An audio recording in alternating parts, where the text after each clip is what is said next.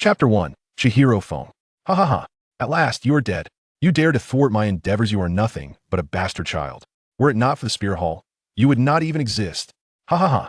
A man, his visage grotesque and eyes bloodshot, his body marred by numerous wounds, cackled maniacally, appearing utterly disheveled. Tragically, this repugnant figure bore 6 immaculate wings upon his back, and behind him, 9 rings of varying hues lay in serene arrangement. Accompanying him were 2 others, equally disheveled, each adorned with 9 rings, albeit of differing colors. This was the Douluo continent, where those rings, known as spirit rings, serve as tokens of a spirit master's advancement, bestowing upon them various abilities. A man, bloodied and sprawled upon the ground, gazed at the deranged figure before him and spoke in intermittent breaths. Cough, cough. You are right, Chihiro-ji. Had it not been for the spirit hall, I might have perished long ago. Yet, this does not grant you the liberty to act as you please. Thus, it is my duty to thwart you. Cough, cough, cough. Chihiro-ji, the current pope of the spirit hall, was known for his malevolence, wielding the formidable spirit of the 6-winged Angela Pinnacle spirit, scarcely seen in a century. Grinding his teeth in fury, Chihiro-ji retorted, Silence. You wish to stop me? Indeed, you are powerful. Even the 3 of us, titled Douluo, could only barely defeat you. Everything was mine before your arrival. Yet now, the members of the spirit hall, regardless of their rank, revolve around you. Why? Just because your spirit surpasses mine? Simply because you're empathetic? Spare me the theatrics. Chihiro Phone, you are merely a dog, raised by my father. Chihiro Phone ceased to respond, listening quietly, though his gaze grew increasingly dim, a harbinger of impending death. Chihiro-ji continued to shout, You are my brother, albeit not by blood. Yet why does father favor you above all else? Without you, I would reign supreme. Bibi Dong, my disciple and your beloved, carries your child. Allow me to share a delightful revelation. I have merely orchestrated this scheme to exploit your affection for her, luring you back to the spirit hall, where I shall ambush and slay you. Ha ha ha. Cough, cough. Injured and kneeling on one knee, Chihiro-ji gasped for breath, his excitement rendering his voice hoarse. Dear brother, you must have realized that among the 3 of us, one serves the Haotian sect, and he operates under my command. I shall pin your demise upon the Haotian sect, inciting war, which will grant me dominion over the entire continent. Before that, my beloved brother, surrender your spirit bones to me. Chihiro Phone laughed, a joyous sound that belied the gravity of his situation. Chihiro-ji, thank you. I have a child. I have a child. Let's proceed. By the end, Chihiro Phone's voice rose to a shout. Very well. A man behind Chihiro-ji swung a hammer downwards. Thud. 3 spirit bones, splendid. Thank you both. You're not gravely injured. Bury him. Chihiro-ji said flatly, devoid of mirth. Ha ha. Your Holiness, you are too modest. Brother, let's bury him. At present, Qinshuan-ji is not yet the pope, but after Qinshuan Feng's demise, the pope will undoubtedly be him. Another burly man behind Qinshuan-ji nodded in agreement. Qinshuan-ji turned around, murmuring to himself, The pope? Ha ha. I shall soon be the pope. My dear brother, I will remember you. Ha ha ha. Casually burying Qinshuan Feng, Qinshuan-ji departed with 2 companions. Yet, unbeknownst to them, a woman in the distance witnessed everything unfold. The woman covered her mouth, tears streaming down her face as if they were of no value. After a long moment, she gritted her teeth and declared vehemently, Qinshuan-ji, I, Bibi Dong, vow that I will eventually kill you. As for the Haotian sect, I shall ensure that you do not escape unscathed. This woman is Bibi Dong. Due to the distance, she only saw the Haotian hammer and did not hear that the man had actually betrayed the Haotian sect, thus harboring hatred for them as well. Reaching the spot where Qinshuan Feng was buried, she dug up his corpse with her bare hands, placing his head upon his abdomen. Brother Feng, listen, the child is calling for his father. Brother Feng, sob, speak to me. Say something. Sob, Brother Feng. Trust me, I will avenge you and kill that scoundrel. Until then, you shall rest in peace. Quietly interring Qinshuan Feng in the tomb of the Wuhuan Temple, a resting place for the past popes and super Douluo, where all the occupants held noble status. Each person possessed an individual chamber point. 6 months later, Bibi Dong is now the saintess of the Wuhuan Temple, while Qinshuan-ji has ascended to the role of pope. Kneeling in her chamber, Bibi Dong caressed her increasingly prominent belly, smiling faintly. My dear, you're now the only one for your mother. The Wuhuan Temple has received word that Qinshuan-ji is set to slay a 100,000-year soul beast that has recently regained its human form. It is said that the beast's husband is also from the Haotian sect. He is even a candidate for the next sect leader. Regardless of who perishes, it is all in service of your father. Are you pleased? However, if Qian Xuanji survives, then we shall seek an opportunity to eliminate him. Half a year later, at the Wuhuan Temple, with the sound of a newborn's cries, Bibi Dong successfully gave birth to a baby girl. Child, you shall be named Qianren Shui.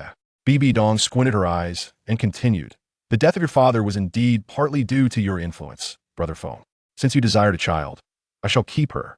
After all, she is a bond between us. Incidentally, that soul beast also gave birth today.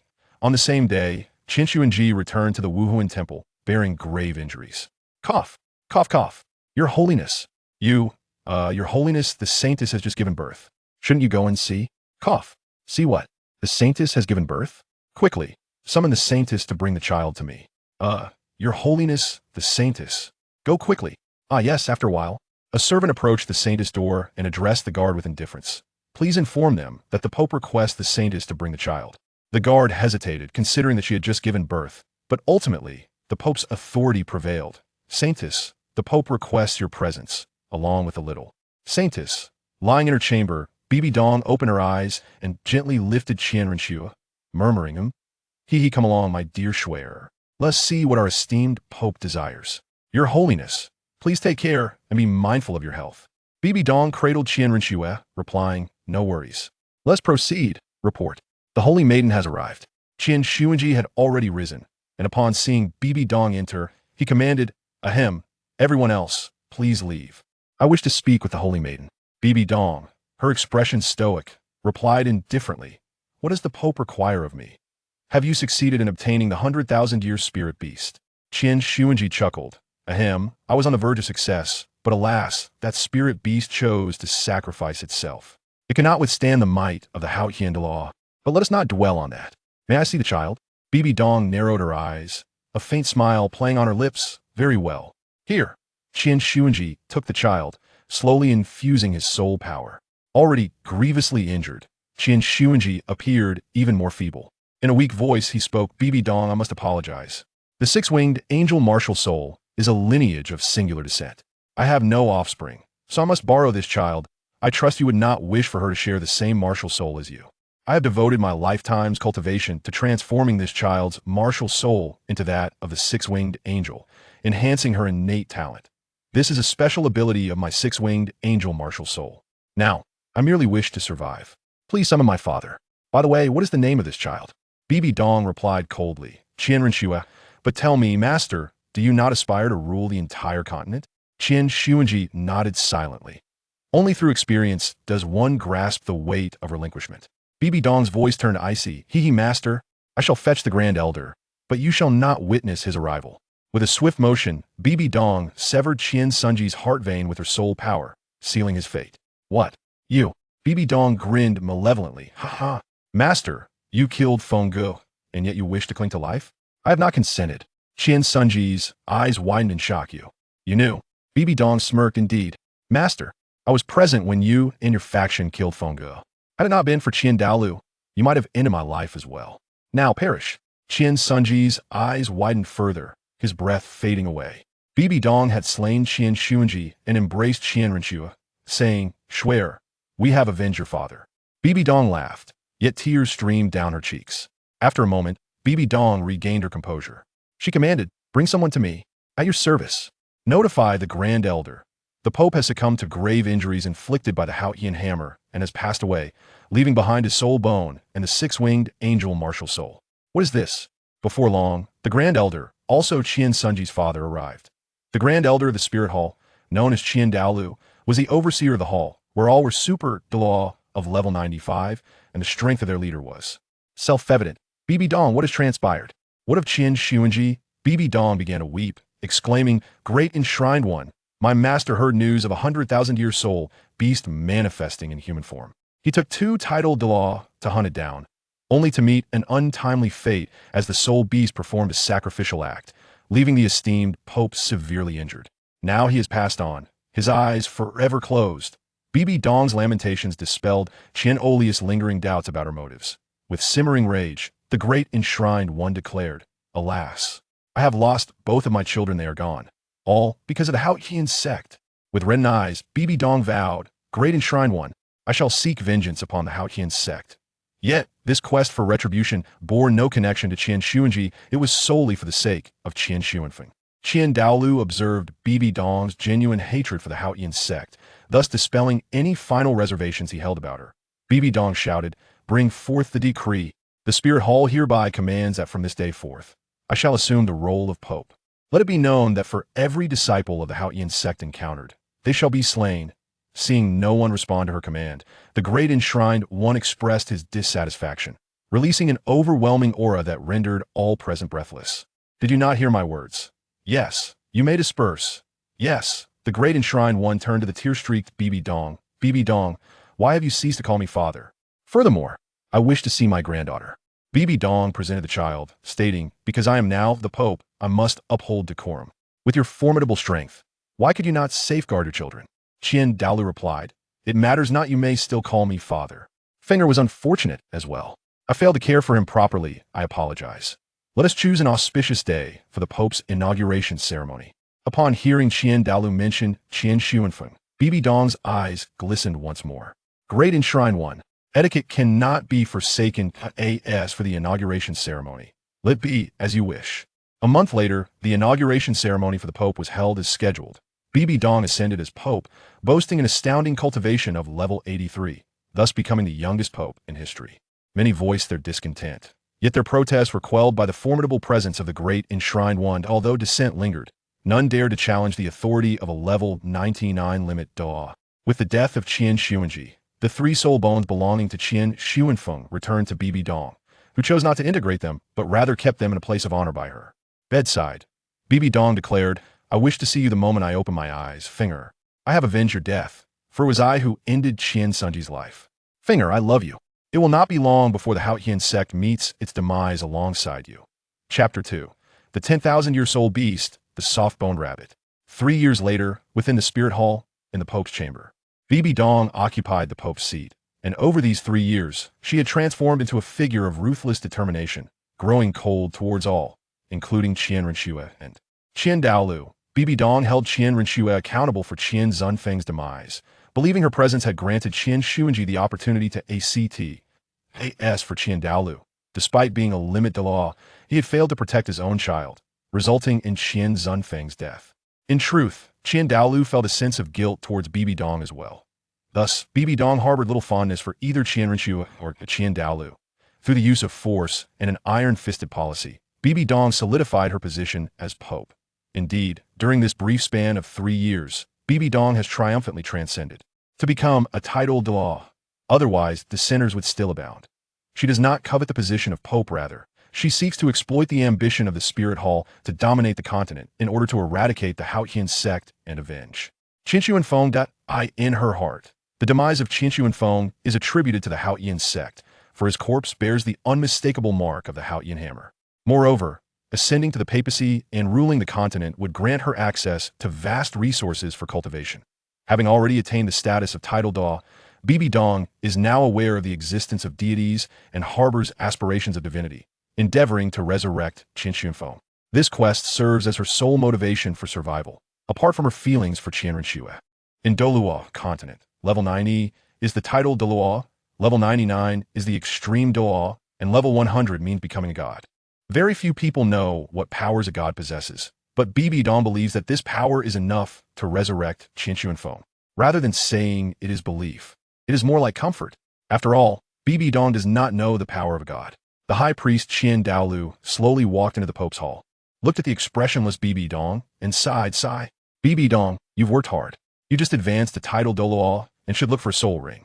Tomorrow, I will instruct 2 priests to accompany you to obtain a soul ring. Find one that is 100,000 years old." Bibi Dong nodded and said, "All right. I've recently heard that there's a solitary 100,000-year soul beast in the Stardow Forest. We will set off early tomorrow. Qian Daolu good. I will go find 2 Super Douluo to prepare. Super Douluo, the powerful title Douluo from level 95 to 98, makes ordinary title Douluo seem like children in the eyes of adults. This shows Qian Daolu's care for Bibi Dong. After all, Bibi Dong is not very strong yet. She is just an ordinary title Douluo. The next day, Bibi Dong, accompanied by the 2 Super arranged by Qian Daolu and a group of Spirit Hall soldiers, march grandly towards the Douluo forest.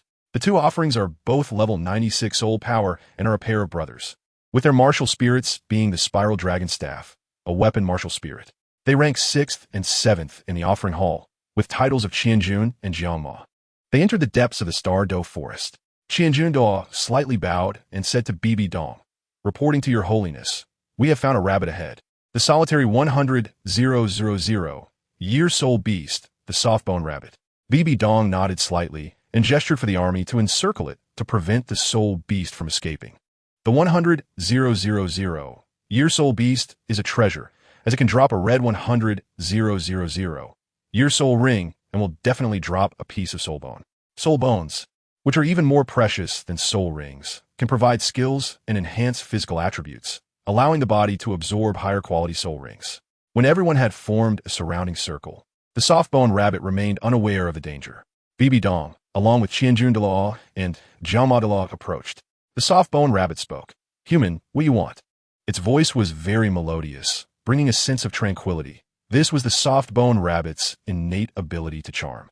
Bibi Dong shook her head and stared at the soft-bone rabbit, saying, "If it were just me alone, I truly wouldn't be your match. But unfortunately, regardless of the type of soul beast, as long as it is over 100,000 years old, any soul master can absorb the soul ring if their body allows it, and will gain a suitable soul skill. Moreover, you will also give me a piece of soul bone. So tell me, what am I here for?" The soft-bone rabbit angrily replied, "You humans are so greedy. Even if I die, I won't let you have it easy."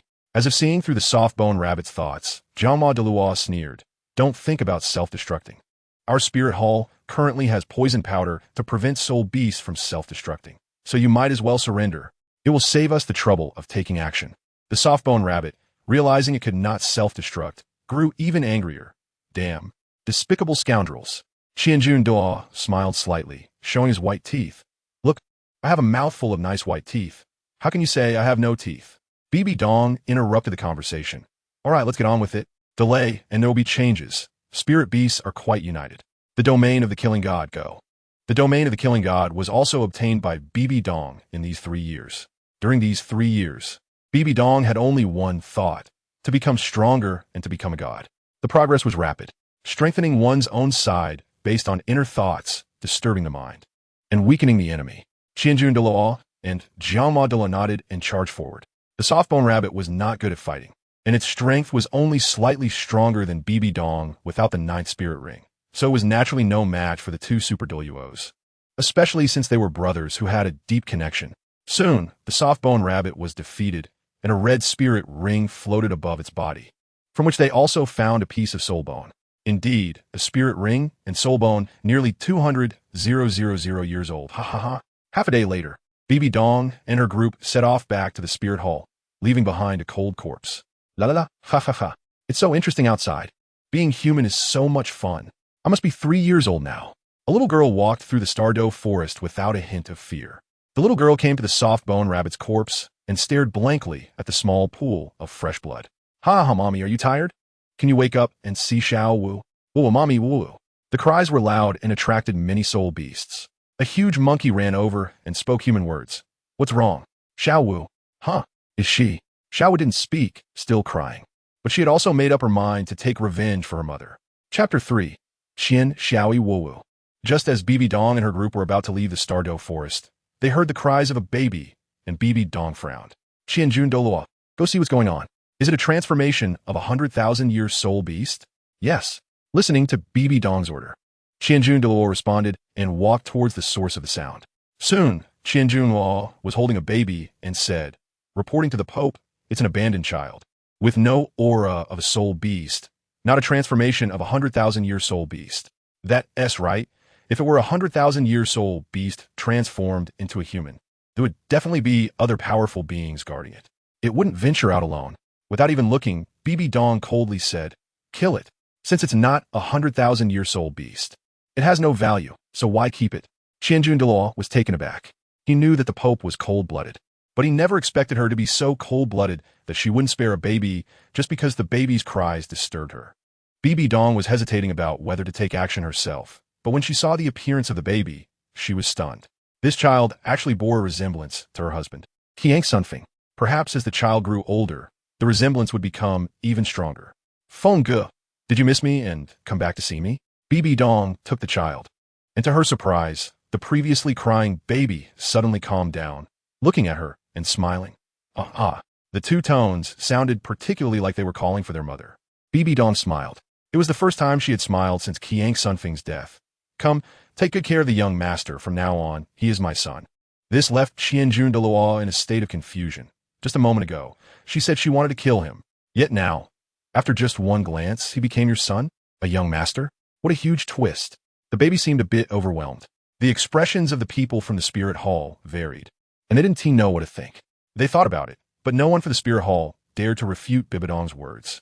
Because those who had previously opposed her were not without consequences, they mysteriously disappeared. Back at the spirit hall, Bibi Dong was smiling all the way, which left Qian Daolu in a daze. He suspected that Bibi Dong might be crazy. However, when Qian Daolu looked at the child in Bibi Dong's arms, who bore resemblance to Qiang Sunfeng, he also smiled. Haha, back in the day, when I picked up Feng, wasn't it just like this? But he really does look like Feng, 6 years later. Spirit Hall. Hope's Chamber. Soon you will go for your soul awakening. Get ready. Bibidong's voice came. Huh? Mom, what is soul awakening? And why today? I still want to play with my sister. The boy's childish voice rang out. The boy was dressed luxuriously, smiling widely, and was clinging to Bibi Dong. Bibi Dong gently patted the little boy's head, smiling tenderly. Silly child, when is it not okay to play with your sister? Here in our Douluo continent, soul awakening is a big deal. After awakening, your martial soul will appear. That will be a turning point in your life. You might soar to great heights or fall to the depths. But don't worry, no matter what martial soul you awaken, Mom will never reject you. Mom will always protect you. The little boy said in a babyish voice. Ear must be a genius. Bibi Dong smiled. Yes, Ear must be a genius. Children can only undergo soul awakening at the age of 6, though there are exceptions where some awaken at birth. However, the vast majority awaken at 6. Your sister's martial soul is a 6-winged angel, a top-tier martial soul left to her by your father's enemy. But Mom has already killed him. Father's enemy? Mom killed him? Bibi Dong nodded, yes. All right, let's not talk about that anymore. Get ready. Okay, Qian Xiaoyi replied and left. Bibi Dong sat alone, watching Qian Xiaoyi's back, murmuring, Feng Ge, this child really looks like you, as kind as you, and has a 4-part resemblance. These 6 years, I have been truly happy. Wait for me. Soon we will meet again. Over the 6 years, Bibi Dong smiled more and killed less. Her ambitions also diminished. All of this was due to the arrival of Qian Xiaoyi. Initially, she was drawn to Qian Xiaoyi because he resembled Qiang Sunfeng, but over the years, she genuinely grew fond of this obedient and sensible child. After a long time, Bibi Dong brought Qian Xiaoyi to the Spirit Hall, the place of soul awakening. Bibi Dong was expressionless as she led the 6-year-old boy into the awakening hall. A middle-aged man said in a low and humble voice, Hope, you have personally come. Although Bibi Dong had been more understanding over these 6 years, it was only in comparison. No one had forgotten the ruthless methods she used to secure her position as Pope. Bibi Dong remained expressionless. I am here for my son's soul awakening. Prepare, don't waste time. Chapter 4. Soul Awakening. It wasn't that Bibi Dong couldn't awaken Qian Xiaoyi's martial soul. Her purpose was merely to satisfy Qian Xiaoyi's curiosity. The middle-aged man's forehead broke out in a fine cold sweat, and he hurriedly said, Yes. Those in line, step aside. The Pope's son is going to awaken his martial soul. Those who are sensible, do it. Wait. Before the middle-aged man could finish, a childish voice interrupted. The middle-aged man's cold sweat drenched his clothes. That reckless one, if you want to die, don't drag me down with you. The middle-aged man said, Shut up. I'm speaking. It's His Highness. Looking at Bibidong's murderous gaze, the middle-aged man was almost scared to death. Although this prince was not her biological child, the Pope was closer to him than to her own daughter. Serving the king is like serving a tiger. Qian Xiaoyi said, Here, everyone is equal, and so am I. We just need to wait a little while. I'm not in a hurry anyway. Mom, is that okay? What started as a serious conversation ended with a bit of a pout. Bibi Dong smiled and patted Qian Xiaoyi's head, saying, Listen to my son. Yes. After waiting in line for a long time, it was finally Qian Xiaoyi's turn. An old man approached and bowed to Bibi Dong, saying, Your Holiness, we can begin. Bibi Dong did not speak, but nodded, signaling to start. This old man was an 86th level Soul Douluo and held the highest position in the Wuhuan Hall's Awakening Hall. However, he still had to be humble in front of the Pope.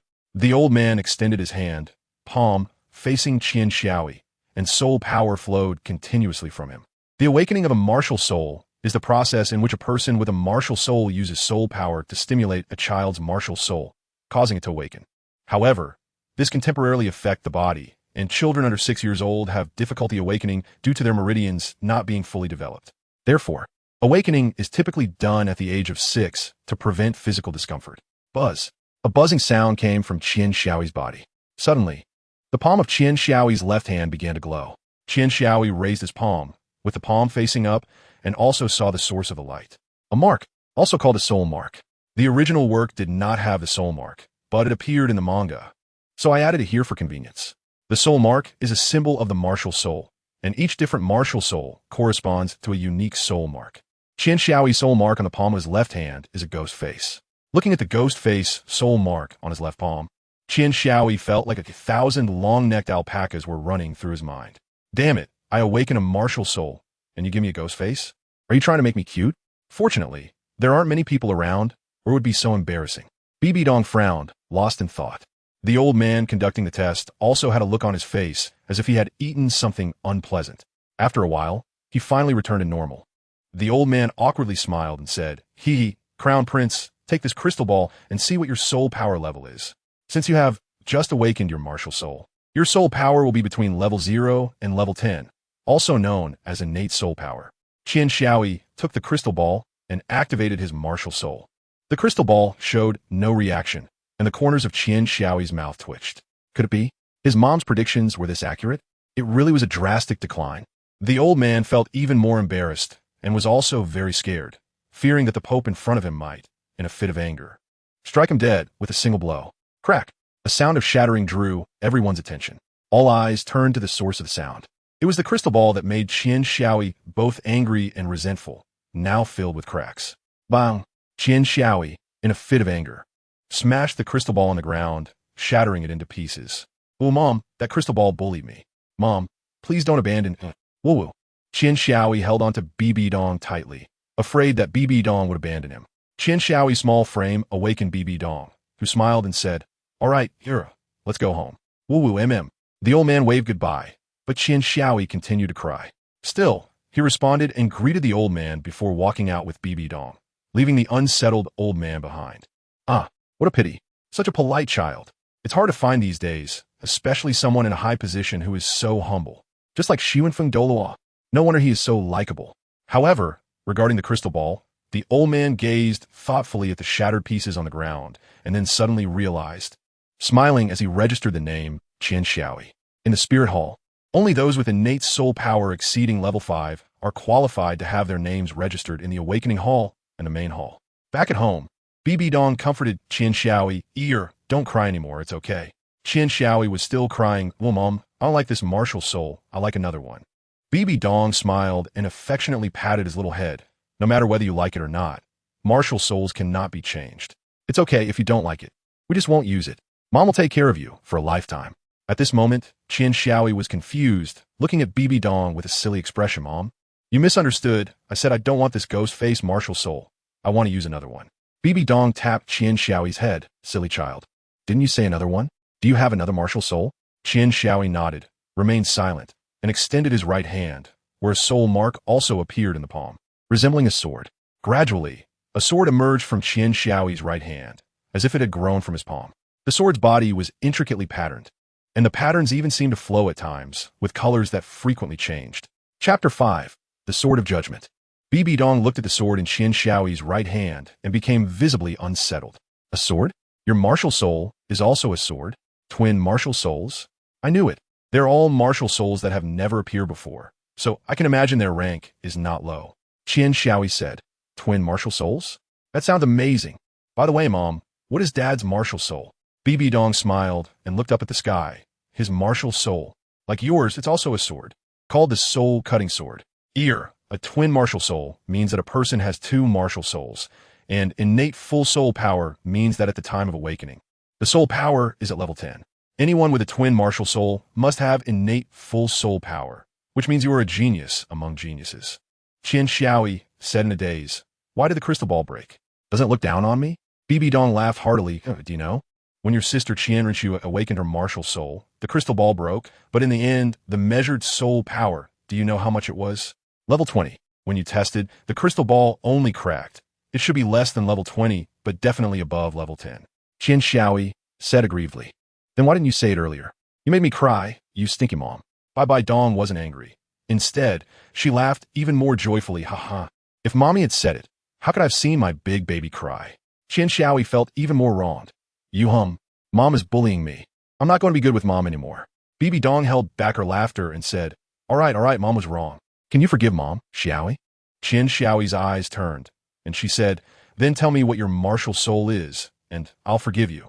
Bibi Dong's expression changed, and she said with some difficulty, Xiaoyi, can we change the topic? Mommy's martial soul is too ugly. It might scare you. Qian Xiaoyi insisted, no, mom is so beautiful. How could she be ugly? Mom is lying. Bai Dong replied, mom didn't lie to you. Mom really became very ugly after the martial soul manifested. Qian Xiaoyi shook her head and insisted, it's okay, mom. No matter how ugly you are, you're still Xiaoyi's mom. Xiaoyi loves you the most. Listening to Qian Xiaoyi's words, Bibi Dong shed tears and fell into memories. Back then, Qian Xuanfeng had said similar words. No matter how ugly you are, you're still my wife. No matter how ugly, I still love you. Unconsciously, Bibi Dong shed tears. Seeing Bibi Dong crying, Qian Xiaoyi thought she was really troubled and said, Mom, don't cry. If it's too difficult, Xiaoyi won't look anymore. Mom, don't cry. Xiaoyi was wrong. Hearing Qian Xiaoyi's voice, Bibi Dong's consciousness returned, and she shook her head, saying, it's okay. Xiaoyi, I don't blame you. I just remembered some memories. Don't you want to see Mom's martial soul? I'll show you right now, but don't dislike me. Martial soul possession. Martial souls are divided into weapon martial souls and beast martial souls. Martial soul possession is a unique ability of beast martial souls. Bibi Dong's body swayed, and she crawled down, her purple-black armor instantly spreading, transforming her into a giant spider. Bibi Dong nervously raised her head to look at Qian Xiaoyi, wanting to know what he truly thought.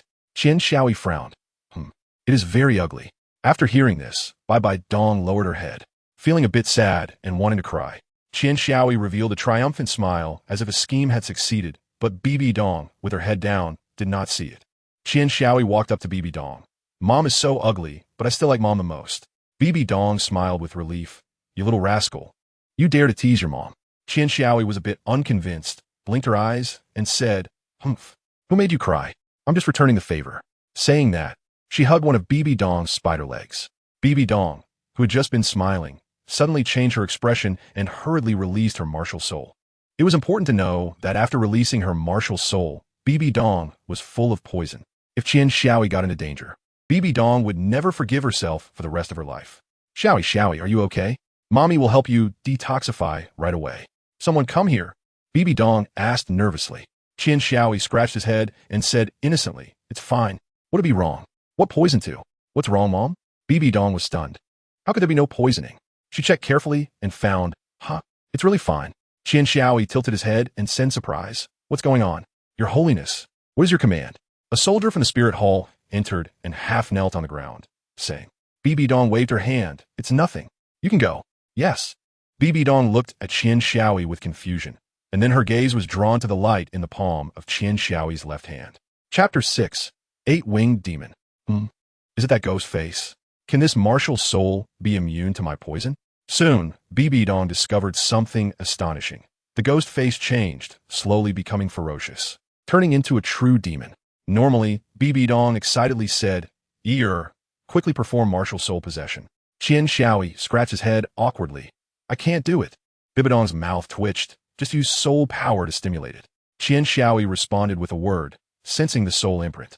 With a loud shout, he called out, martial soul manifested.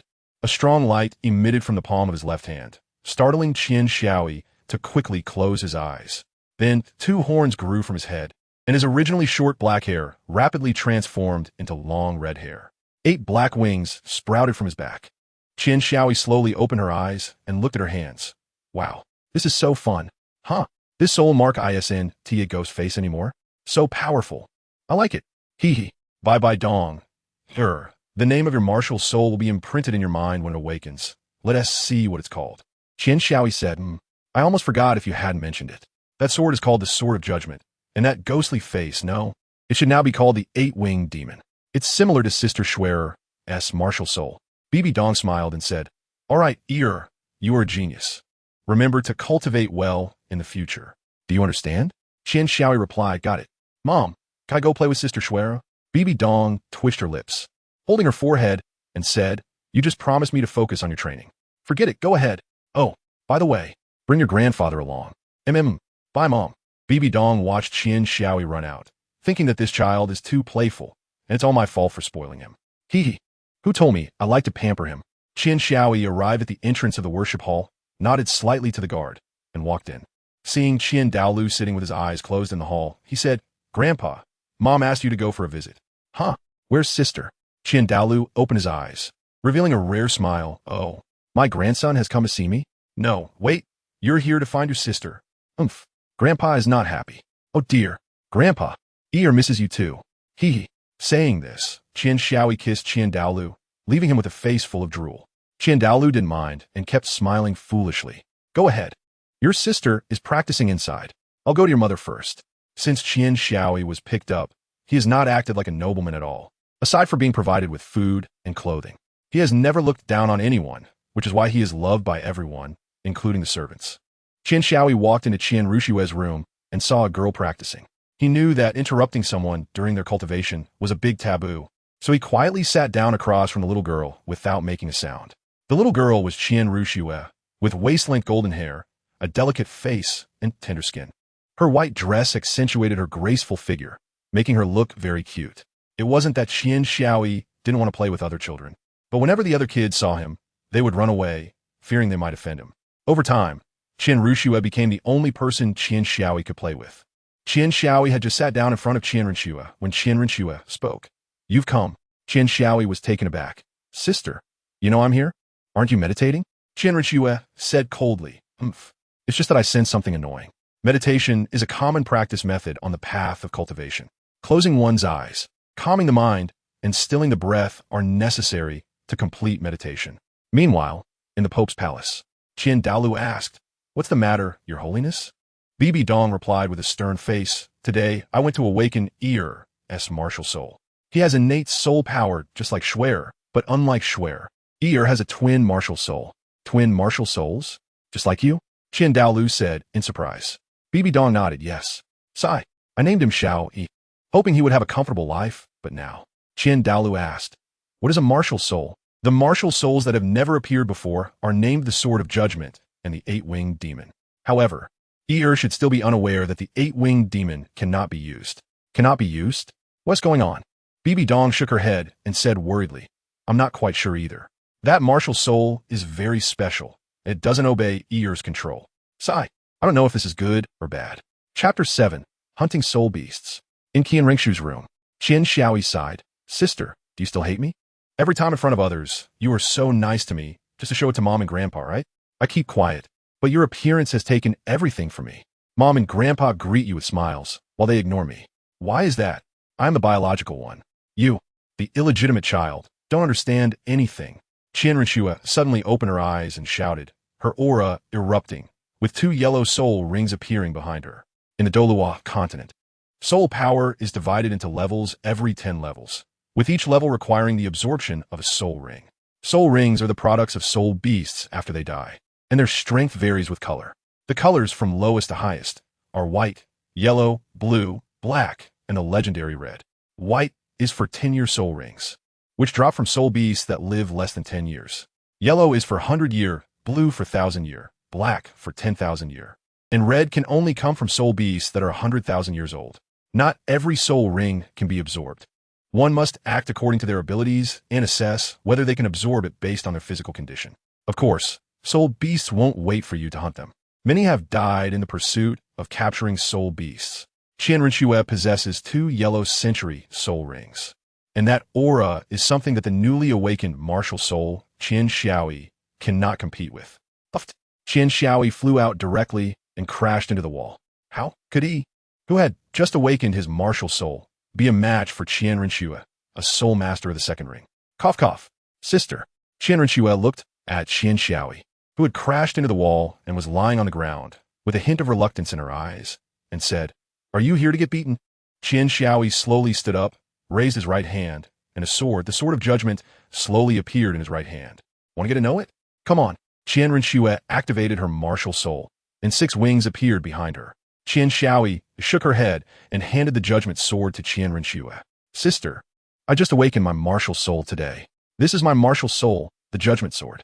I know that you hate me. Hate me for taking everything away from you. You can hit me to vent your anger, but don't use your martial soul. If I get hurt too badly, Mom will find out. Qian Rinxue gritted her teeth and retracted her martial soul, saying, all right. She looked at Qian Rinxue raising the judgment sword, but she hesitated to strike.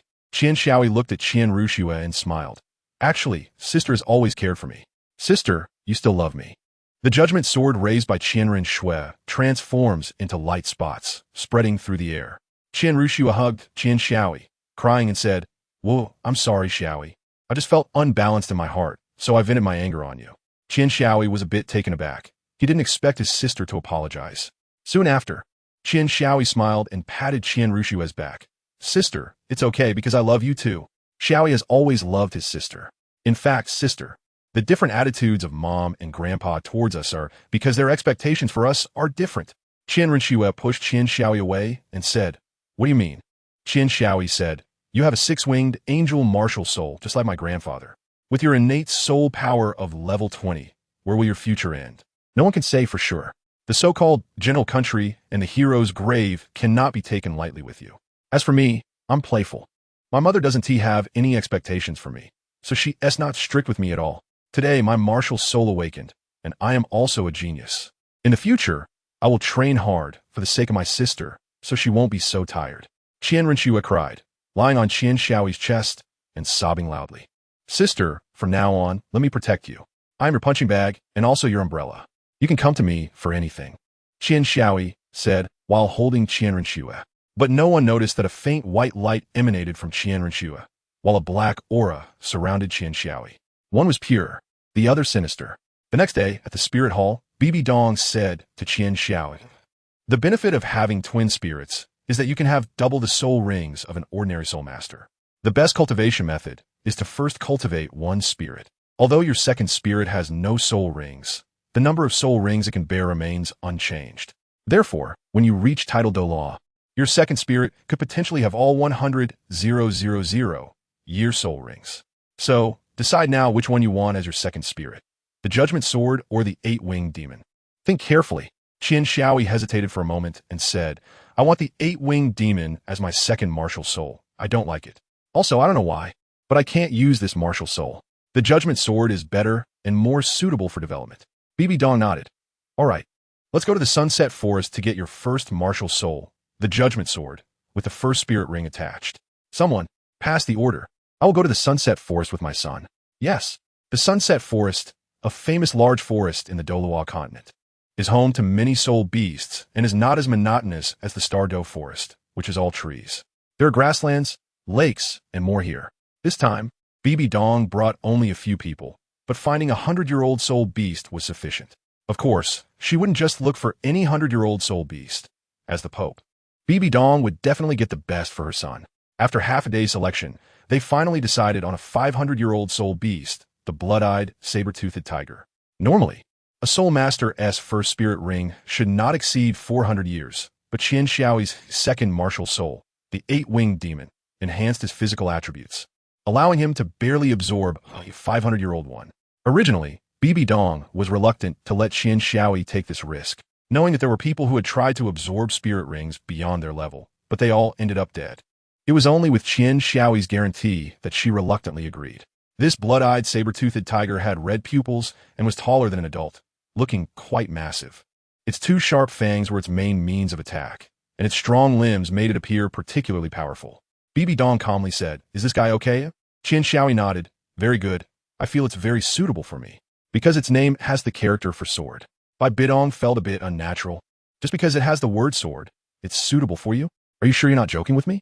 Someone, bring that one. Wait, Mom. I want to try it myself. Qian Xiaoyi interrupted Bai Bidong and said calmly. Chapter 8. The first spirit ring. Wait, Mom, I want to try it myself. Qian Xiaoyi interrupted Bai Bidong and said calmly. Bai Bidong refused without a second thought. Here, be obedient. It's already quite good that Mom is willing to take the risk to let you absorb a 500-year spirit ring. but letting you fight it one-on-one is out of the question. Moreover, the Blood-Eye Sword-Tooth Tiger is one of the best among its level.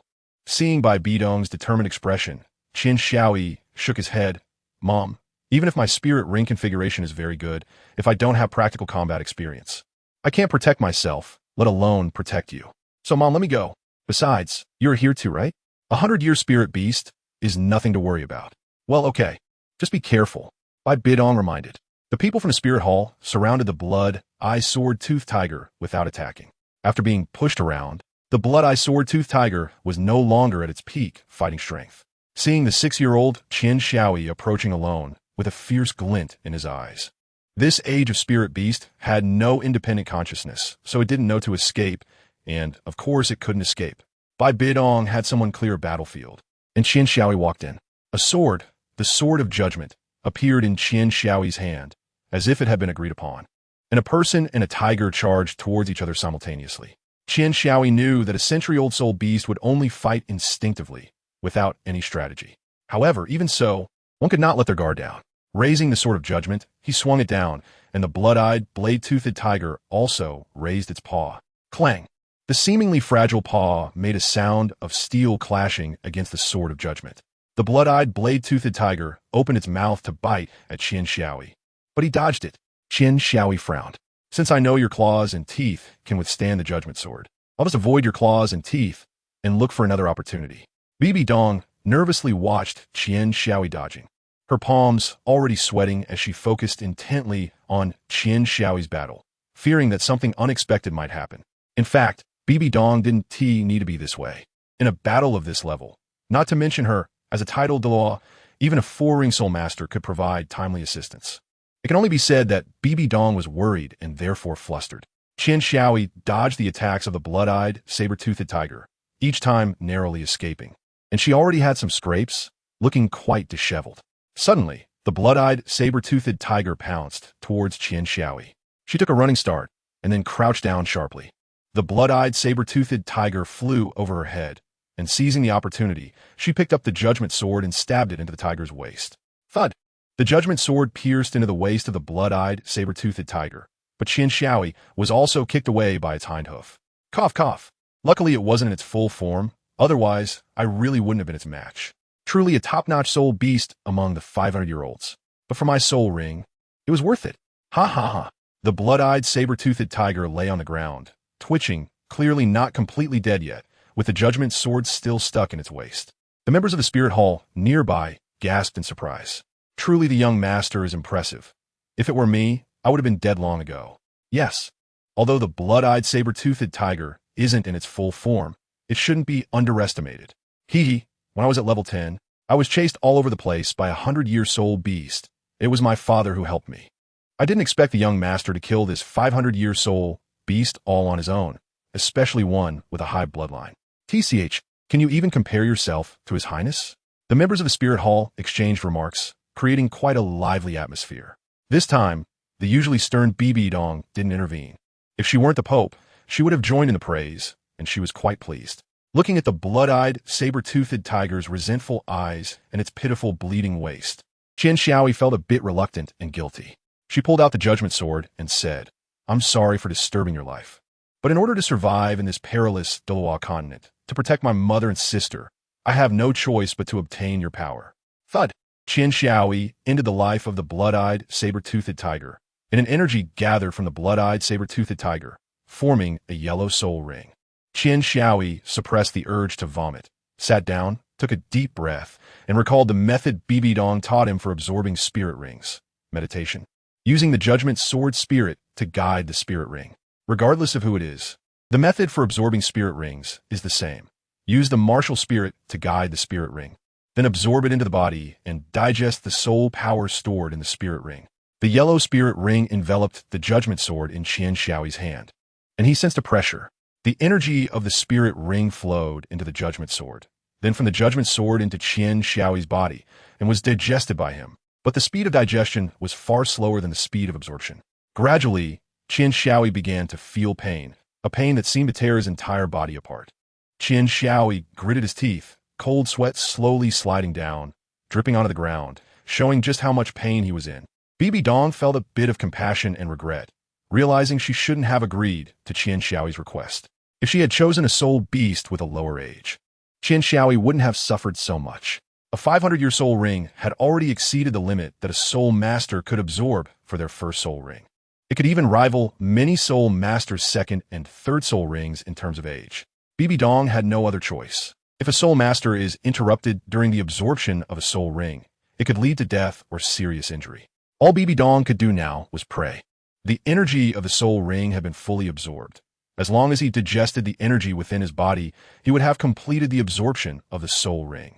After a long time, Qian Xiaoi finally finished absorbing it, stood up, gratefully glanced at everyone from the spirit hall, and finally fixed his gaze on Bibi Dong, whose eyes were already red, clearly too nervous and excited. "Mom, I did it."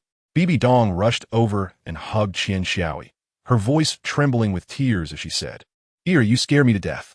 Don't ever do anything you're not sure about again, understand?" Qian Xiaoi nodded. As for what he was thinking in his heart, only he knew. Chapter 9, External Spirit Bone. On the way home, by the way, Ear, what is your first soul skill? After absorbing the soul ring, you will automatically know the soul skill and characteristics that the soul ring brings you. Bibi Dong asked. Qian Xiaoi did not hide anything. The sword of judgment appeared in his hand, and a circle of yellow spirit rings manifested. This spirit ability is called Sword Qi, and its function is... As he spoke, he swung the sword of judgment, and a flash of sword light darted past, causing the trees it touched to split into two sections. He unleashed sharp sword Qi, allowing for long-range attacks. Bibi Dong was slightly taken aback. Normally, the first spirit ring represents a minor application of the martial soul. But this sword Qi was too powerful. The members of the spirit hall widened their eyes in surprise. "Hey, did you see that? The young master's first spirit ability is so strong. It's on par with my third spirit ability. Hee, your third spirit ring is only 100 years old. It's not that different. Very sharp. At least as a two-ring spirit master, I can't do that." The whispers of the soldiers did not catch Bibi Dong's attention. She continued to look at Qian Xiaoi in disbelief. Meanwhile, Qian Xiaoi inadvertently caught a glimpse of a golden-haired beauty flashing by. Back at the spirit hall, Bibi Dong had separated from Qian Xiaoi to sleep in her own room when his martial soul awakened, so Qian Xiaoi had his own room. Bibi Dong returned to her room, while Qian Xiaoi walked over to Qian Renchua's place. Pushing open the door, Qian Renchua looked at the weary Qian Xiaoi and said, "You're here." Qian Xiaoi said, "It seems that my sister knows I am coming." Qian Renchua shook her head and said, "I heard you came back, so I guess you would drop by. Is there something you need?" Qian Xiaoi fell silent for a moment and said, "I plan to leave here." Qian Renchua's eyes flickered slightly as she said quietly, "Why? Is it just because of me? Isn't it good here?" Qian Xiaoi shook her head and said, "Sister, your reason is only part of it. The main reason is Mom. She spoils me too much. Because of this, I can't grow at all." Qian Xiaoi's words were not finished, but Qian Renchua already understood what Qian Xiaoi meant. She said dejectedly, "Can't you stay?" Qian Xiaoi smiled. "Sister, your disappointment proves that you still care about me. You are still the good sister who loves her brother. However, I must go, so that you can have a better life." But Qian Renchua wanted to say something, but was interrupted by Qian Xiaoi. "All right, sister. It's not like you're not coming back. You're just going out to school." Qian Xiaoi walked out, leaving Qian Renchua staring at her brother's back. "Brother, did I really treat you as my brother? It's all my fault for being too willful, while you have been accommodating this so-called sister of yours. Soon, I will have to carry out a mission, and perhaps we won't be able to see each other again." Back in her room, Qian Xiaoi shouted, "Come in." A soldier entered the room and knelt on one knee. "Young master, what are your orders? I need to investigate something. No, go find me a school. This school must be small and poor, otherwise they might recognize me. Since I need to keep my identity a secret, it would be best if it's a bit remote. Do you understand?" The soldier looked a bit troubled. "Understood. However, young master, it may take some time." Qian Xiaoi said casually, "It's fine, no rush. Take your time to find a most suitable one. Anything less won't do." "Yes." The soldier retreated. In the spirit hall, in the Pope's chamber. An academy that is small, poor, and remote? What is Ear planning to do? It's so far away. What if there's danger? No, I need to ask Ear. Saying this, Bibi Dong ran to Qian Xiaoi's room. "Ear, what do you need the academy for?" "Mom can teach you," Bibi Dong asked, her eyes filled with reluctance. "Mom, why are you here?" "Oh, I'm going outside to train and see the outside world. The spirit hall may be big, but it doesn't represent the entire continent. I can't keep bothering Mom," Qian Xiaoi said, looking very determined. Bibi Dong wanted to say something more, but at that moment, Douluo walked in. Your Holiness, strong individuals are never raised in comfort. You hope for him to have an easy life, but why not listen to his thoughts? Bibi Dong looked at Xiaoyi with reluctance. Sigh. Do as you see fit. Xiaoyi hugged Bibi Dong, who was only half his height, so he could only hold her thigh. Mom, it will take a long time to find such an academy. Besides, will come back to see Mom often. Mom, it's not like I'm leaving now. I still have to wait a few years. Bibi Dong nodded and walked out, but no one saw the 2 streaks of tears on her face. The next day, Xiaoyi looked at his left hand, which was completely covered with white, bone-like material, and his fingers had turned into sharp blades. He swung his hand downwards, and deep scratches appeared on the ground. This looks amazing. I should ask Mom what this is. Bibi Dong had just finished her work when she saw Xiaoyi arriving. Xiaoyi extended his left hand and said, Mom, what is this? It appeared after I absorbed the soul ring. How do I get rid of it? Otherwise, I'll become a monster. Bibi Dong stared blankly at Xiaoyi's left hand. An external soul bone? Xiaoyi tilted her head and said, What is an external spirit bone? External spirit bones have an extremely low chance of appearing. Generally, only high bloodline spirit beasts can produce them. It seems that the blood-eyed, sword-toothed tiger is not simple. Let's talk about spirit bones. Spirit bones are a very special type of item, like spirit rings. Spirit bones also come from spirit beasts and have the same age as spirit rings. However, they're vastly different from spirit rings. First of all, the chance of spirit bones appearing is only 1 in 1,000, or even lower. Generally speaking, only spirit beasts that are extremely powerful and experience some special circumstances at the time of death may produce spirit bones after they die. Unlike every spirit beast, which produces a spirit ring. Therefore, spirit bones become extremely rare and valuable. Another difference between spirit bones and spirit rings is that they do not require the one who kills the spirit beast to be the one who can use them. Spirit bones can be found on the spirit beast's corpse, and absorbing them can greatly enhance a spirit master's physique, allowing them to absorb higher-age spirit rings. Attack speed, strength, and other attributes will be enhanced, which is equivalent to having a support-type spirit master by your side at all times. A spirit master can only absorb spirit bones from their limbs, head, and torso. In other words, a typical person can absorb 6 spirit bones, just like a spirit master can absorb 9 spirit rings. Xiaoyi was taken aback. So is this a left arm bone? Bibi Dong shook her head again and patiently said, No, this is an external soul bone. External soul bones are a magical existence, a special type that is different from the 6 major categories of soul bones. The most special aspect is that it evolves along with the soul rings you absorb and grants you unique soul skill. If the chance of ordinary soul bones appearing from soul beasts is 1 in 1,000, then the chance of external soul bones appearing is less than 1 in 10,000. Moreover, the condition for absorbing an external soul bone is that you must first absorb the soul ring dropped by the soul beast that produced this soul bone. The trunk-type soul bones generally refer to the sternum. The limbs usually refer to arm bones and leg bones, and the head typically refers to the skull. However, the soul bone you absorbed is a hand bone. Based on my previous observations, I can confirm that it is indeed an external soul bone. Child, do you know that in the world of soul masters, there's a ranking of the most precious items for soul masters called the Soul Master Dream List? Among them, external soul bones consistently ranks second on the Soul Master Dream List, only behind the first place, which is the almost impossible existence of a 100,000-year soul ring. Xiaoyi said in surprise, Wow, that's amazing. Ha ha, Mom. For now on, I'll protect you. Bye-bye. Dong smiled and patted his head. There are many strong people on this continent. If you want to protect me, you still need to work hard. Let's see the ability of your left palm bone. Xiaoyi excitedly clenched his fist. Crush. It can smash everything it touches into pieces. Bibi Dong was delighted. The stronger Xiaoyi became, the happier she was. Indeed, it was time for to go out and see the world. Sigh. Chapter 10. The Encounter of 1, 3, and 5 3 years later in the Wuhuan Temple. 9-year-old Xiaoyi was practicing swordsmanship when he heard a sound of footsteps. A soldier rushed in and knelt on one knee, reporting, Young master, after 3 years of searching, we have finally found an academy that meets your requirements. If it weren't for a branch hall there, we might not have discovered it. Xiaoyi retracted the martial soul judgment sword. Oh? Which academy? What's it called? The young master replied, This academy is very much in line with your requirements. It's located in a remote mountain, very poor and shabby, with only 3 students. It's the only academy where there are more teachers than students. What's it called? All right, it's called Shrek Academy. How's the teaching quality? Qian Xiaoi asked again. The soldier respectfully replied, "It's very good. All graduates are at least soul masters.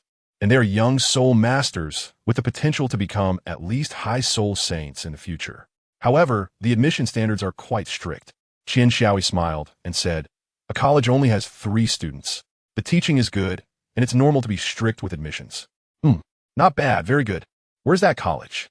The soldier told Qian Xiaoi the address of Shrek Academy. Qian Xiaoi instructed, "You go find the Pope and tell him I'm leaving. I'll pack my things first." Yes. Bibi Dong arrived at Qian Xiaoi's room, followed by Qian Renxue. "Sister, what are you doing here?" Qian Xiaoi asked upon seeing Qian Renxue behind Bibi Dong. Qian Renxue didn't say anything, but her gaze towards Qian Xie was filled with a hint of regret and deep reluctance. "Are you leaving now?" Bibi Dong asked. Her pink eyes also glistened with tears, and Qian Renxue was no better off, shedding tears of her own in reluctance. "Yes, I'm leaving now. Mom, sister, goodbye." After packing her bags, it was actually quite simple, just a little money and a few pieces of clothing. "Let's go. Mom will personally see you off. Take this watch. It not only tells the time, but is also a soul guide device. The soul guide device is a spatial tool used for storage. You just need to inject your own soul power into it." After sending off Qian Xie and watching her figure fade away, Qian Renxue felt extremely complicated inside. "It's all because of me. I'm sorry, Xiaoi. Safe travels. I don't know how long it will be until we meet again." Bibi Dong hurried back to the spear hall. "Someone. The prince has left. Send a title Douluo to protect him. Report to me if anything happens. Don't act unless absolutely necessary. But if something happens to the prince, bring me his head." Meanwhile, in the spirit hall, in the worship hall, Qian Douluo opened his eyes and listened to the report from his subordinate. "You say Xiaoi has left? You can go now. Call the 6th and 7th elders to me." Qian Renxue was hiding in her room, sobbing. Today marked the 6 years since her martial soul awakened when she was 6 years old, and it was the first day she hadn't trained. Now, she realized that she could no longer do without her brother, who always indulged her. She regretted not cherishing the time they spent together like Bibi Dong did. "Hey, have you heard? Our Pope's son has left." "Left? How did he die?" The young master treats everyone equally, not arrogant at all. And yet he has left. It's a pity for such talent." "Idiot. He didn't die. He left to go to school." "Then you should have made it clearer." "I thought." On the journey, Qian Xiaoi was unaware of the commotion his departure had caused. A month later, a 9-year-old boy was walking alone on a path. "Phew, I am exhausted. I've been walking for a month, and I'm finally almost there. But this place is really remote. I'm already in the countryside." From a distance, Qian Xiaoi could see a small village about a mile ahead.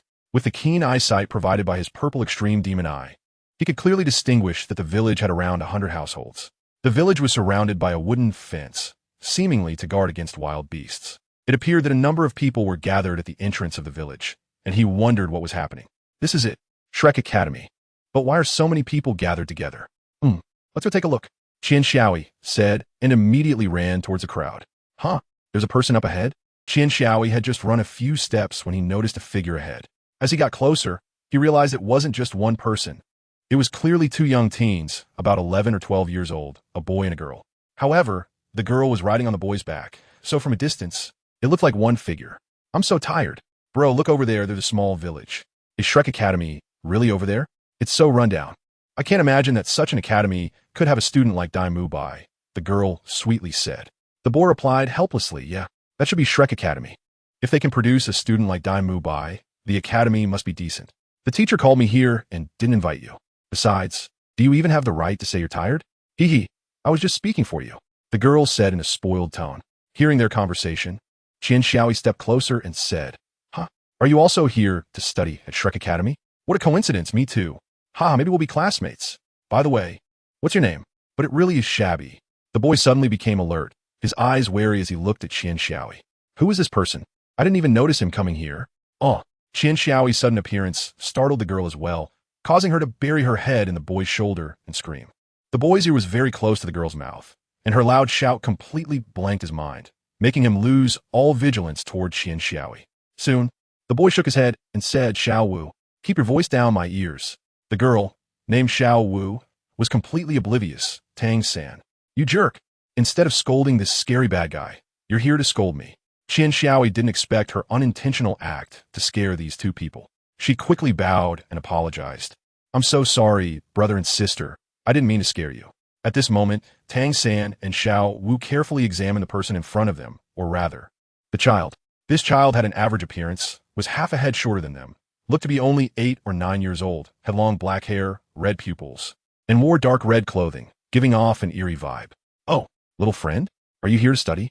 You're so small," Xiao Wu said without thinking. Qian Xiaoyi's mouth twitched unconsciously. "Small? Where am I small?" Tang San patted Xiao Wu and said, "It's okay, little friend. My name is Tang San, and this is my sister, Xiao Wu. Oh, my name is Xiao Yi. You can call me Xiaoyi." After leaving the spirit hall, Qian Xiaoyi wore a human skin mask, so his face was not his own, and his name had also changed to Xiao Yi to prevent others from recognizing him. After all, Qian Xiaoyi, the son of the Pope, was well known throughout the continent, and if that were the case, it wouldn't serve its purpose of training. The friends he made would only be trying to curry favor because of his background, not out of genuine friendship. Qian Xiaoyi has had many people trying to curry favor with him throughout his life, but the only one he truly trusts is his sister, Qian Renxue. Therefore, Qian Xiaoyi must hide his identity by changing his face and name. Xiaoyi, Tang San, Xiao Wu, 135? Let's go together. It's right ahead, Xiao Yi said. Tang San and Xiao Wu nodded and walked over. As they approached, Qian Xiaoyi noticed something strange. There were indeed many people gathered at the village entrance, most of whom were young people around their age, and most had their parents with them. At the entrance, there was a table, behind which sat an old man in his 60s. What shocked Xiao Yi, Tang San, and Xiao Wu was that above the wooden archway at the entrance hung a somewhat tattered sign with 5 simple words, Shrek Academy.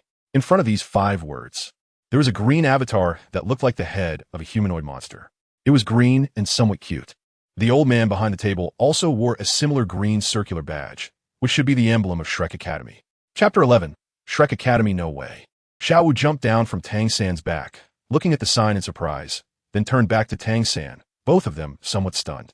Although Xiao Yi already knew about the situation at Shrek Academy, seeing it with his own eyes still made him sigh. "Brother, did Master make a mistake? It doesn't look like an academy to me. It can't be a scam, right?" Tang San smiled bitterly and said, "Since we're here, let's take a look." Xiao Yi comforted him, saying, "Since we've come, we should make the best of it. Since your teacher brought you here, he must have his reasons. I've heard that anyone who graduates from Shrek Academy is not a weakling. Even in the palaces of various countries, they can hold a position." Hearing this, Xiao was somewhat surprised and felt a bit better. After all, soul masters serving in the palace must at least be soul emperors. This shows the quality of education at Shrek Academy. The faces of the parents accompanying the children were filled with disappointment. "Hee, maybe you won't even pass the entrance exam," Xiao Yi said mockingly in a low voice. He had already learned from a spirit hall that getting into Shrek Academy was difficult, and getting out was even harder. Xiao Yi's gaze did not linger too long on the applicants. Instead, he focused on the front of the line, where the registration was taking place. Under the influence of his second martial soul, Xiao Yi's vision and hearing were enhanced, allowing him to vaguely hear the conversations there. The old man at the desk responsible for accepting registrations looked lazy, and his clothes, to put it nicely, were plain. He looked nothing like a teacher from an academy. At this moment, a young boy arrived at the desk to register. The old man lazily said, "The registration fee is 10 gold soul coins. Just put in that box." The boy's father hurriedly took out 10 gold soul coins and placed them in the wooden box made of several boards. "Extend your hand," the old man said. The boy did as he was told, but the old man pinched his hand a couple of times, shook his head, and said, "Your age doesn't meet the requirements. You can go." The father was taken aback by the old man's accuracy and quickly smiled. "Teacher, my son just turned 13. Can you make an exception?" The old man replied impatiently, "An exception? Sure. If you're over 13, you need to reach level 25 or higher. How about it? Have you reached it? Since you haven't, don't waste the time of those behind you." The boy's father said, "What about our registration fee?" The old man said bluntly, "Once registered, it's non-refundable." The father couldn't help but angrily retort, "This is clearly a scam. Refund our registration fee. Otherwise, we won't leave." If we had known that this so-called Shrek Academy was so shabby, we wouldn't have come. The old man glanced at him and ignored him, casually saying, "Mubai, someone wants to refund their registration fee. Handle it."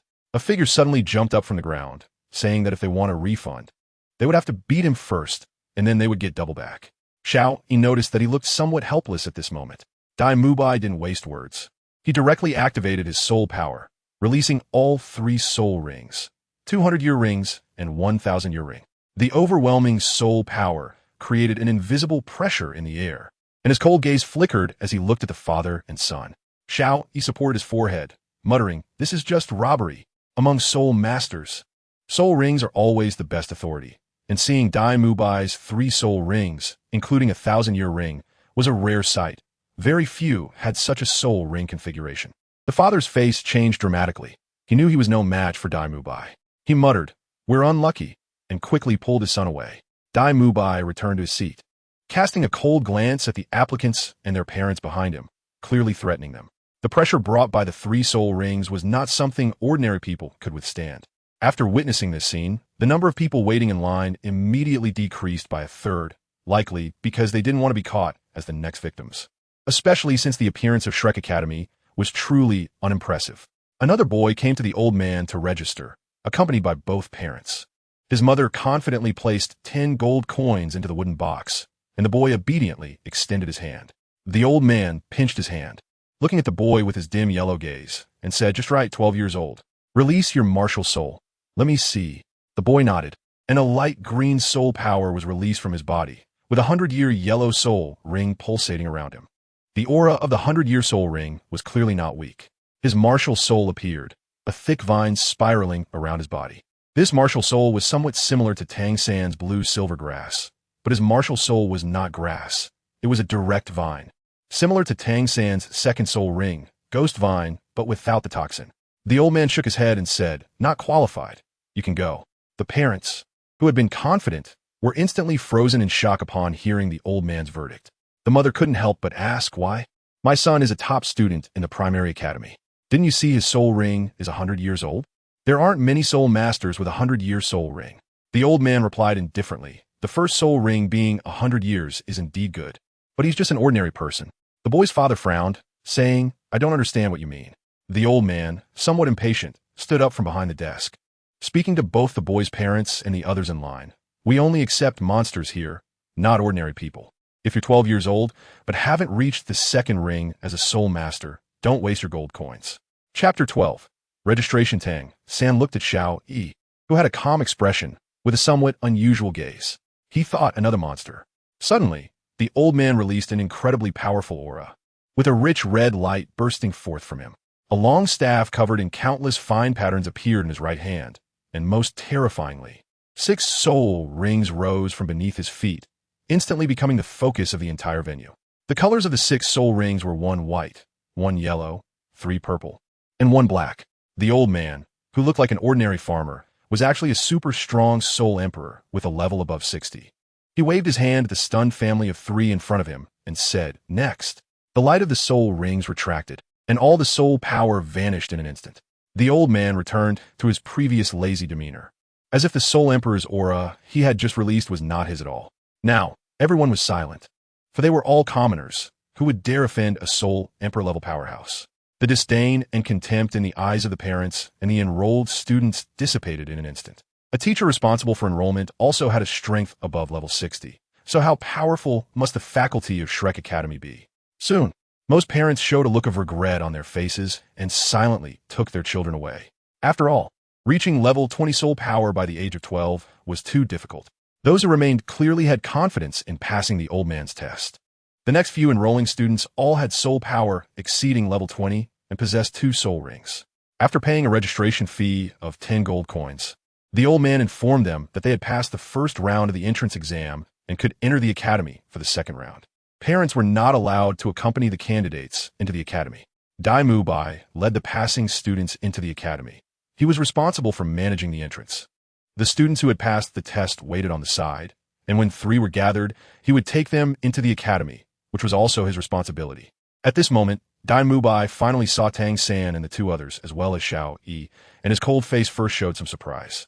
He did not expect there would be such young students here. He then relaxed, as the academy only stipulated that those under 12 could enroll, but did not specify an upper age limit, so Xiao Yi could indeed register. The old man responsible for receiving the applications showed a look of uncertainty as he stood before a girl with short pink hair, who had just retracted her outstretched hand. This girl was alone, without her parents. Wearing a simple white long dress, she gave a clean feeling. Her neat ear-length hair made her shorter than Xiao Wu by about half a head, but only slightly taller than Xiao Yi. Since she was facing away from Tang San and Xiao Wu, Her appearance was not visible, but from the skin on her neck, one could tell that the girl had very good, delicate skin.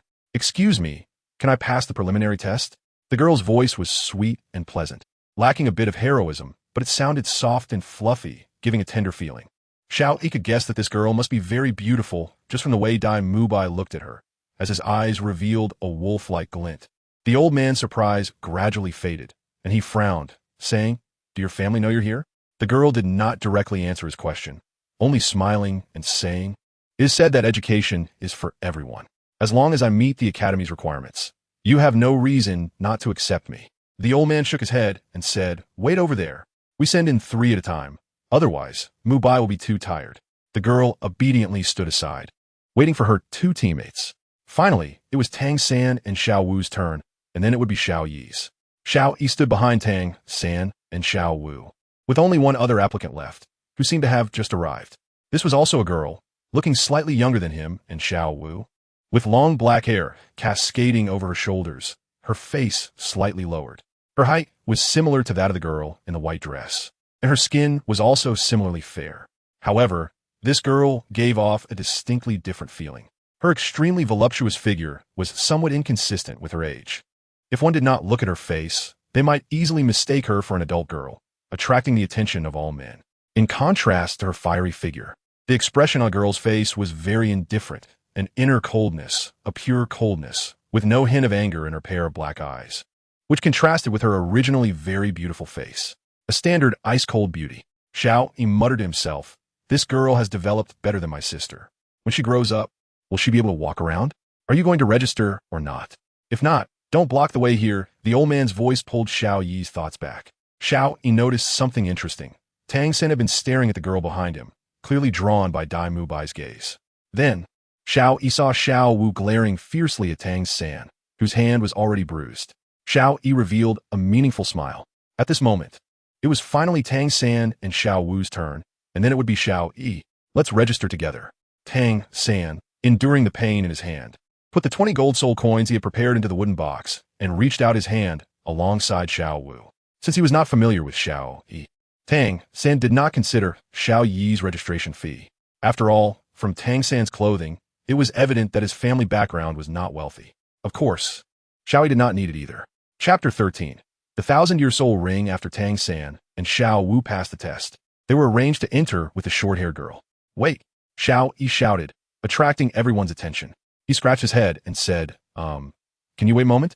You see, there are still 2 applicants left. Let's go in together after we finish. Otherwise, it would be awkward to trouble Dai Mubai again." The old man smiled. "If they have no objections, I don't mind." Saying this, he pointed at Tang San, Xiao Wu, and the girl. Naturally, Tang San and Xiao Wu had no objections. The girl looked at Xiao Yi and also shook her head, indicating that she was not in a hurry. "All right, kid, extend your hand," the old man said to Xiao Yi. Xiao Yi complied, and as the old man felt around, he frowned. "Only 9 years old?" Xiao Yi nodded and smiled. "Yep, that's right. Grandpa, you only specified that applicants must be under 12, but you didn't say how old they can be." The girl looked surprised. 9 years old? Can someone that age come to the academy? Dai Mubai also looked incredulous, originally thinking he was just small in stature. He didn't expect his age to be so young. The girl behind Xiao Yi had an expressionless face, but her eyes showed considerable fluctuation. Meanwhile, Tang San wore a knowing smile. As for Xiao Wu, just ignore her. The old man was taken aback for a moment, then laughed. "Hee, sharp-tongued little guy, it can be done, but let your martial spirit and soul ring out. Because you're only 9 years old, your soul power must reach level 15 and have 1 yellow soul ring." Xiao Yi shook his head. No need for special treatment. Because, swish, Qian Xiaoyi activated the Soul Judgment Sword, and 2 soul rings, 1 yellow and 1 blue, quietly encircled the sword. "I have already met the standards of your academy," Qian Xiaoyi said. The old man stared blankly at Qian Xiaoyi's blue soul ring. 1,000 years? You have 1,000-year soul ring? Not only the old man, but also Dai Mubai, Tang San, Xiao Wu, and the 2 girls all had incredulous expressions. "Yes, I just broke through not long ago," Qian Xiaoyi said calmly. What would their expressions be if they knew that my sister awakened her martial soul at 6 years old and was already level 20? He overlooked the shock that 1,000-year soul ring brought to others. In the 3 years since Qian Xiaoyi awakened his martial soul, he had been practicing very hard. Originally, He had innate soul power, absorbed the first soul ring, and then fed back 2 levels of soul power to himself. Therefore, not long ago, he broke through to become a great soul master.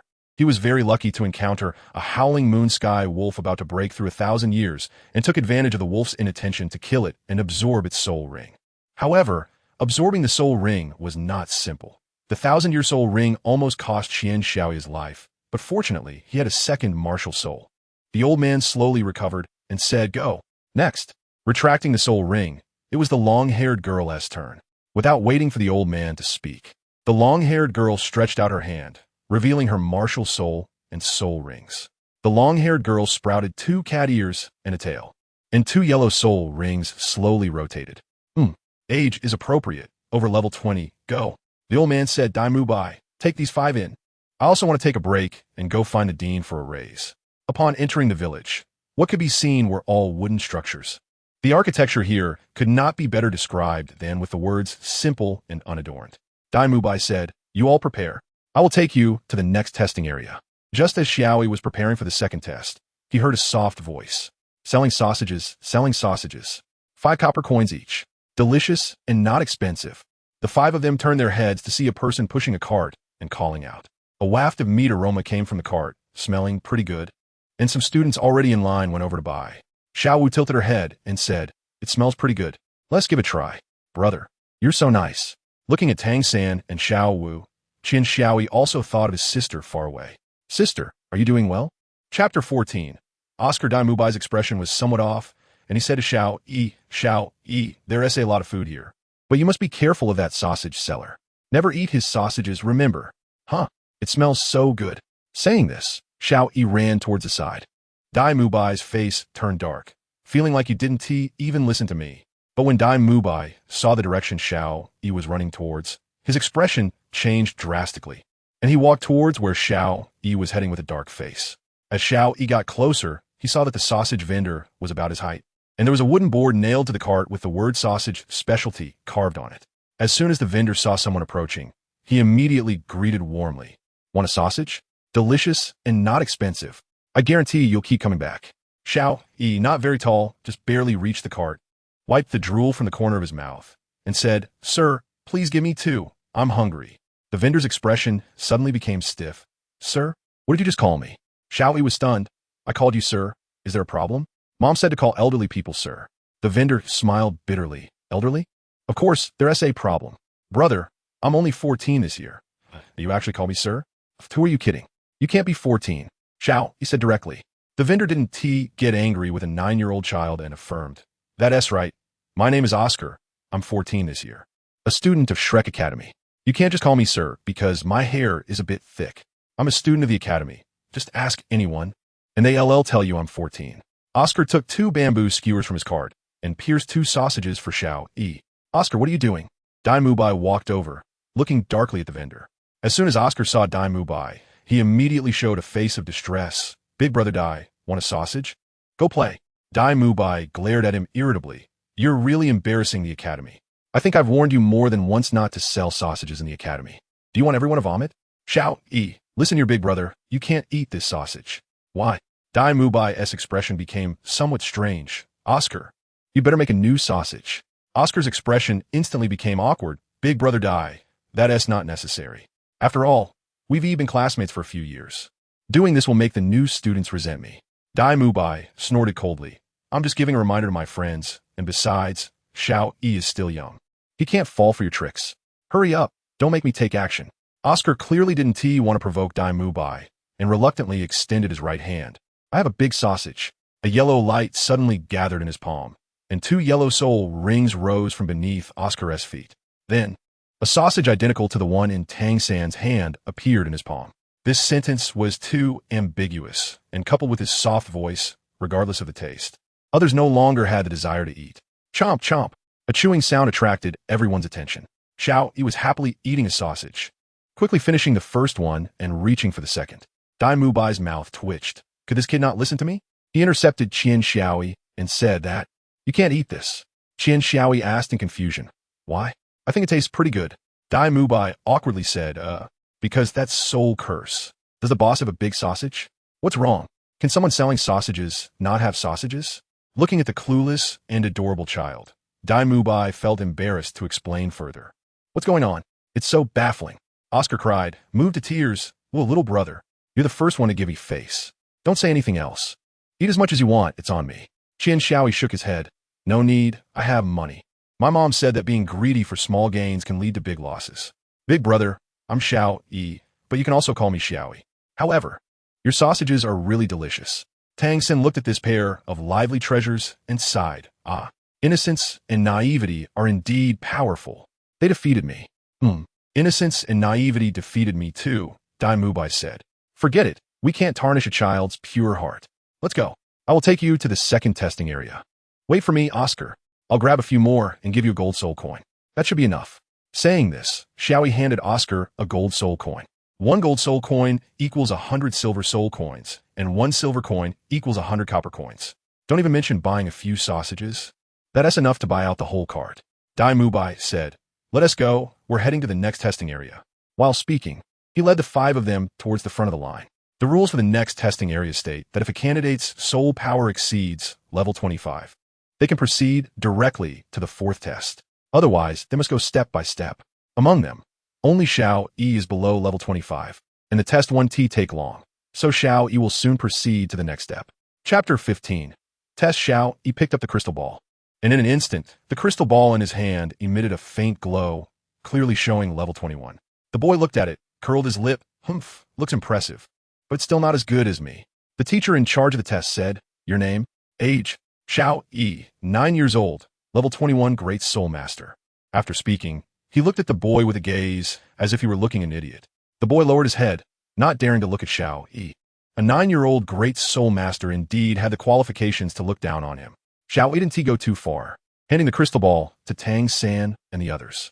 Tang San and Xiao Wu showed level 29, the Ice Girl showed level 27, and the short-haired beauty showed level 26. The testing teacher displayed an undisguised surprise on his face. Monsters come every year, but this year is especially abundant. 5 at once. Good. It looks like I have hope for a raise. Mubai, take them to the 4th test. Yes.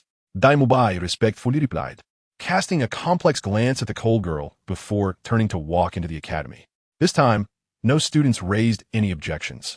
Strength had proven everything. The same martial soul, but different development directions lead to different future achievements. The second test mainly screens the strength of the candidates' martial souls and whether the first 2 soul rings have conflicts that might affect future cultivation. Dai Mubai said, the academy has regulations that if a candidate's soul power exceeds level 25, then regardless of what the martial soul is, they can directly pass the 2nd and 3rd tests. Just like one force can overpower 10 weaknesses, even if your martial soul is of lower quality, with far higher soul power, you can still become a powerful soul master. The 3rd test assesses candidates' application of their martial souls. Just having soul power and developmental potential is not enough. They also need to have control over their martial souls. The higher the level of the martial soul, the harder it is to control, and problems can easily arise. If the control over the martial soul cannot reach a certain level, it proves that the soul master is not diligent enough. Such candidates will not be accepted. The 4th test assesses practical combat experience. Some candidates may have good martial souls and decent control over them, but having grown up in noble families, they have little understanding of the outside world, let alone combat. Such candidates will also not be accepted. The dean has said that pampered children should not be admitted. Xiao Yi chuckled. Interesting, the dean is quite a personality. Dai Mubai smiled wryly and said, since the establishment of Shrek Academy, we have only admitted 42 students. On average, just a little over 2 a year. If all 4 of you are admitted this year, it will set a record. Before this, the Academy hadn't received any students for 2 years. Currently, including me, there are only 3 students studying in the Academy. Dai Mubai self-deprecatingly smiled. In the entire Douluo continent, we could be considered the only academy where the number of teachers exceeds that of students. Even after admitting you, the number of students in our academy will never exceed the number of teachers. Xiao Yi said, no wonder this academy is so run down. Why not recruit more people? Otherwise, it won't make money at all. Dai Mubai showed a hint of respect on his face. The dean has said that it's better to have fewer, but better. No matter when, even if Shrek Academy has to close, we will never accept waste, only monsters. The academy has admitted a total of 62 students. but only 14 have truly graduated. After leaving the academy, each of these 14 became a prominent figure in the world. The dean has said that those not reaching level 41 should not go out and embarrass him. As he spoke, Dai Mubai's emotions clearly became excited. He evidently held great respect for the dean of Shrek Academy. Chapter 16, Immovable King, we're here. Dai Mubai walked towards a man and saluted, saying, Teacher Zhao, I brought people for the 4th test. This year, there are candidates for the 4th test, and there are 5 of them. The middle-aged man turned around, looking at the 4 boys and girls in front of him with surprise, as if he had encountered something incredible. Due to height reasons, Zhao Wujie did not notice Xiao Yi. Hey, there's also this young master here. What is wrong with you? Zhao Wujie looked in the direction of the voice. Whose is this? You bear. I'm a 9-year-old great soul master. And a 9 years old great soul master? Is it you? Teacher Zhao pointed at Xiao Yi and asked, got a problem? Xiao Yi nodded. Teacher Zhao chuckled and said, all right, let's chit-chat, come. Zhao Wude. I'm bored, so I'll personally play with you. Now I'll give you an incense stick worth of time to get to know each other and discuss. After the incense stick burns out, the test will begin. The content of the test is for you 5 to work together to withstand my attack for the duration of 1 incense stick. As long as 1 person can hold on until the end, you all pass. However, don't try to cheat. No one can escape from this area using speed. I can also remind you that relying on individual strength alone cannot withstand my attacks. Coordinating and cooperating is your only chance of success. After finishing this sentence, he seemed to pull out an incense stick from somewhere, flicked his finger on the head of the incense, and surprisingly lit it directly. In a snap, the incense was already planted in the ground, without the slightest tremble. Dai Mubai said seriously, I can't help you this time. I didn't expect Teacher Zhao to personally intervene. Xiao Wu laughed. This Teacher Zhao won't be like the teacher at the entrance, a soul emperor-level powerhouse, right? Dai Mubai shook his head and said no. Xiao Wu smiled and said, then I'm not afraid. After all, the 5 of us are close to level 30. With 5 against 1, as long as the strength difference isn't too great, can't we hold out for an incense stick? Xiao Yi's expression became serious. He knew Zhao Wujie's strength. Dai Mubai said, Teacher Zhao is not a level 60 soul emperor. He is a level 76 soul saint. Beast martial soul, battle soul saint. He is the vice president of the academy. Level 76. Even when facing an army of 10,000, a soul sage level soul master can move freely. Although Xiao Yi had seen many soul sages in the spirit hall, it was his first time fighting against one, so he couldn't help but feel a bit nervous. Xiao Wu said in disbelief, he is level 76? But he looks much younger than the teacher at the entrance. Dai Mubai said calmly, age has never represented strength. Originally, Teacher Zhao was only responsible for supervising the 4th round. Your opponent should have been me. As long as you can hold out against me for the duration of Stick of Incense, you would have passed. But who knew that today he would personally intervene? Dai Mubai spoke about Zhao Wujie's age and strength. The rest was up to these newcomers. Back then, the unmoved king Zhao Wujie had a conflict with the Spirit Hall, and when the Spirit Hall tried to punish him, he broke free from the encirclement of 16 bishops. That incident eventually faded into obscurity. The bishops of the Spirit Hall are at least soul emperor-level powerhouses, but at that time, Zhao Wujie should have only been in his 60s. Xiao Yi wasn't surprised. He had known about Zhao Wujie for a long time. Chapter 17. Battle. Dai Mubai nodded silently and said, at least, I have never seen Teacher Zhao unleash his full power. So, you better pray for good luck.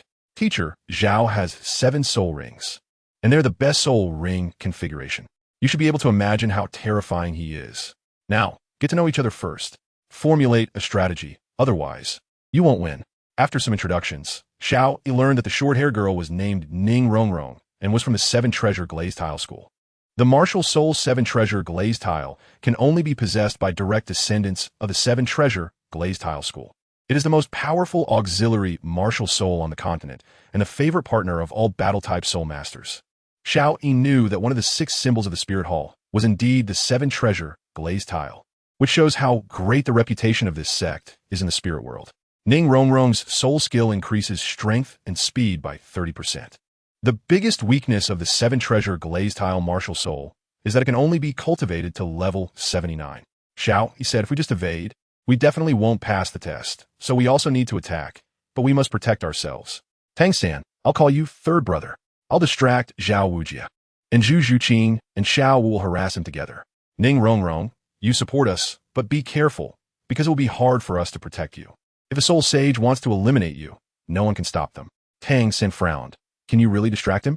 Xiao, he hesitated for a moment and said, Don't worry, Teacher Xiao shouldn't make things too difficult for us. After all, a great soul master is not a match for a soul sage. Plus, I won't directly clash with him. It'll be fine. All right then. Xiao Wu, what about you guys? Tang Xin asked for Xiao Wu and the others' opinions. No problem. This was the best tactic they could come up with in a short time. Have you discussed it? Zhao Wujia's loud voice came, and the four turned to see that the incense on the ground had already burned out. Teacher, we can begin. Dai Mubai nodded to Zhao Wujia and quickly stepped aside to observe. Observing is also a form of learning, and Dai Mubai wouldn't miss any opportunity to learn. Zhao Wujia stood up again, clasped his hands, and moved his wrists. A series of cracking sounds echoed as the invisible pressure increased. Zhao Wujia conjured another stick of incense. But before he could light it, Ning Rongrong had already taken the lead. The seven treasures spun and sparkled. Her body floated and spun in place. Dazzling seven-colored light shining as a delicate seven-layered treasure pagoda appeared in her right hand. Two circles of yellow soul rings rose from her feet, slowly spinning around her. The seven treasures are famous. The first is strength. The first soul ring shone brightly, and under Ning Rongrong's left hand's point. Four rays of colorful light were simultaneously released from the seven-treasure glazed tile, enveloping Tang San and the others. A seven-treasure glazed tile? There's actually one from the seven-treasure glazed tile family among this year's examinees. Haha, the continent's #1 auxiliary martial soul. Just thinking about it is exciting. As he spoke, he casually tossed the lit incense to the ground. The seven treasures are famous. The second is speed.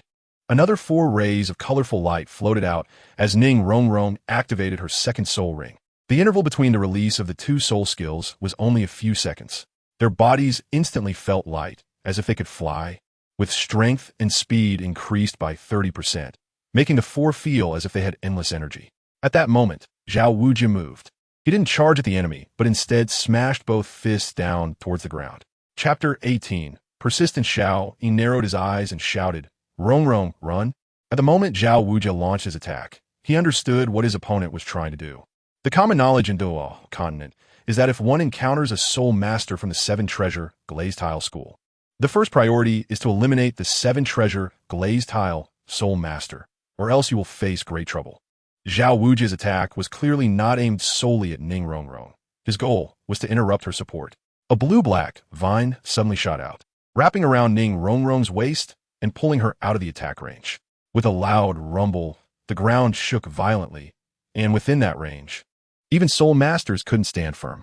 A wave of yellow-brown energy spread rapidly towards Tang San and the others. Xiao Yi drew his martial soul, the judgment sword, and charged at Zhao Wujia. Zhao Wujia laughed heartily. Haha, come on. Let me see your strength. Let's see how many moves you can take from me. Xiao Yi didn't speak. He raised the judgment sword and swung it down. Zhao Wujia wasn't afraid and wanted to test this child's strength, so he chose to take it head-on. Seeing Zhao Wujia prepare to take the hit, Xiao Yi's first yellow soul ring shone brightly, and sword energy erupted. The light of the judgment sword flashed, and before Zhao Wujia was prepared, it struck him on the waist, leaving a red mark. This sword energy, enhanced by 30% from the soul skill, was already comparable to a three-ring soul ancestor's power, but it was of little use against Zhao Wujia, a soul sage. Although Zhao Wujia remained unperturbed, he had already mentally prepared to retaliate against Xiao Yi. The waist was the most vulnerable area, and even a soul sage would feel pain from a cut there. Zhao Wujia raised his fist and struck at Xiao Yi, who dodged, then slashed at Zhao Wujia again. In this way, Zhao Wujia couldn't land a single hit on Xiao Yi, while Xiao Yi gave Zhao Wujia a sword strike after dodging his attacks. Although Zhao Wujia was in a difficult position, he didn't suffer serious injuries. At the same time, two thuds echoed as Xiao Wu's feet accurately landed on Zhao Wujia's shoulders. But Zhao Wujia didn't even sway and smiled. Is that little friend trying to attract my attention? But it seems like you lack strength, little girl. Xiao Wu snorted coldly. Her feet seemed to stick to Zhao Wujia's shoulders. With her toes suddenly retracting, she struck both sides of Zhao Wujia's neck at the carotid arteries, twisting her body with all her strength and spinning in the air.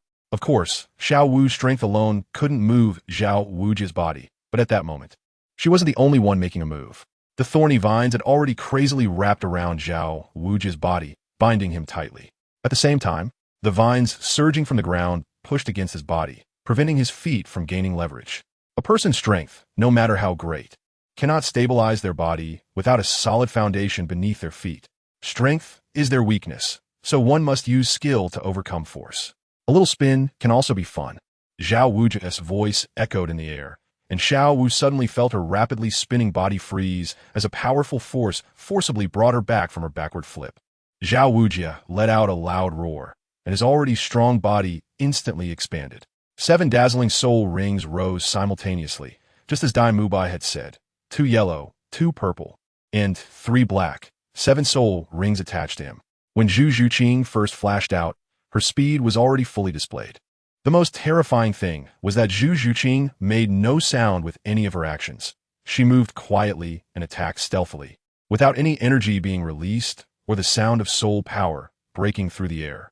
After Zhu Zhuqing activated her martial soul, her cat claws became sharp, and during her movements, she left a faint trail of illusion, making it difficult to pinpoint her exact location.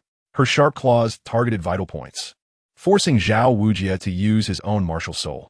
Thus, Xiao Wu and Zhu Zhuqing created distractions while Tang San controlled the situation, making it difficult for Zhao Wujia to focus on Xiao Yi, who had the highest damage output due to Ning Rongrong support. Meanwhile, Xiao Yi was diligently wielding the Judgment Sword against Zhao Wujia, executing techniques like slashing, stabbing, and slicing with great finesse. Zhao Wujia could no longer hold back. You succeeded in forcing me to use 2% of my strength. You should be proud. Zhao Wujia's large hands became exceptionally heavy, resembling giant fans. For a level 76 soul sage like him, a few soul masters in their 20s were simply too weak. He just wanted to play with these kids and get some exercise. He was also someone who appreciated talent, and as long as Xiao Yi and the others could spar with him, that would be enough. However, the strength of Xiao Yi and the others greatly exceeded his expectations. So Zhao Wujia decided to play a little longer to see where their limits were. Kids, come on. Let us continue. Chapter 19. Victory. At this point, the incense was already halfway burned, but Zhao Wujia had become somewhat serious. He directly attacked Xiao Yi. A serious Zhao Wujia was not something a few soul masters could withstand. Even a regular punch from Zhao Wujia was unavoidable for Xiao Yi. Just as he was about to be hit, Xiao Yi felt a force at his waist. It turned out that Tang San's blue silver grass was wrapped around him, pulling him out of Zhao Wujia's attack range. Xiao Yi nodded at Tang San and charged toward Zhao Wujia again. Every time Xiao Yi was about to be hit, Tang San could timely pull him back. The scene unfolded like this. Xiao Yi moved in and out, while Xiao Wu and Zhu Zhuqing surrounded Zhao Wujia to create distractions. Zhao Wujia felt quite uncomfortable, like a live target being attacked by 3 people. Even as a soul sage, he couldn't withstand such relentless harassment. His reflexes and speed were indeed his weaknesses. Roar! Zhao Wujia let out a furious roar, and his powerful aura sent Xiao Yi and the other 2 flying. They fell to the ground, unable to get up. Xiao Wu! Tang San shouted at the fallen Xiao Wu, glaring at Zhao Wujia with anger. Hee, very good, little monsters. You are excellent. However, the incense hasn't burned out yet, Zhao Wujia said proudly. But Zhao Wujia's next words went unspoken. Actually, you have already qualified and exceeded the task. Lying on the ground, Xiao Yi trembled as he got up and said, "Stop hiding your strength. Show what you've got." Zhao Wujia thought to himself, "Good kid. You can still stand up. Your physique is quite good. You're a promising talent." Xiao Wu and Zhu Zhuqing had already fallen unconscious, and Dai Mubai dragged them out of the arena. Dozens of cold lights erupted from Tang San's 10 fingers, shooting toward Zhao Wujia's eyes, shoulders, throat, and heart. All vital points, without any repetition. Although Zhao Wujia could dodge, his character wouldn't allow it. In his dictionary, there was no such word as dodge. Hard steel was the way to go. Zhao Wujia let out a low growl, unleashing all his soul power and fully activating his immovable king body. 10 explosive sounds almost rang out simultaneously as 10 cold lights struck Zhao Wujia's body, but under the overwhelming golden light, they all bounced back and caused him no harm. Although no damage was done, pain was inevitable. Zhao Wujia let out an angry roar, using his soul power to form an invisible wall around him, blocking the cold lights and causing the hidden weapons to stay suspended in midair. At that moment, Xiao Yi raised the Judgment Sword and began hacking at the hidden weapons that were frozen in the air. Zhao Wujia was somewhat puzzled. Did these kids start infighting? What were they doing attacking those hidden weapons? But soon, Zhao Wujia realized something was wrong. The hidden weapons that Xiao Yi had deflected in midair reflected and shot toward Zhao Wujia at sharp angles. By the time Zhao Wujia reacted, it was too late. Those hidden weapons had already pierced his skin. Hee, Teacher Zhao.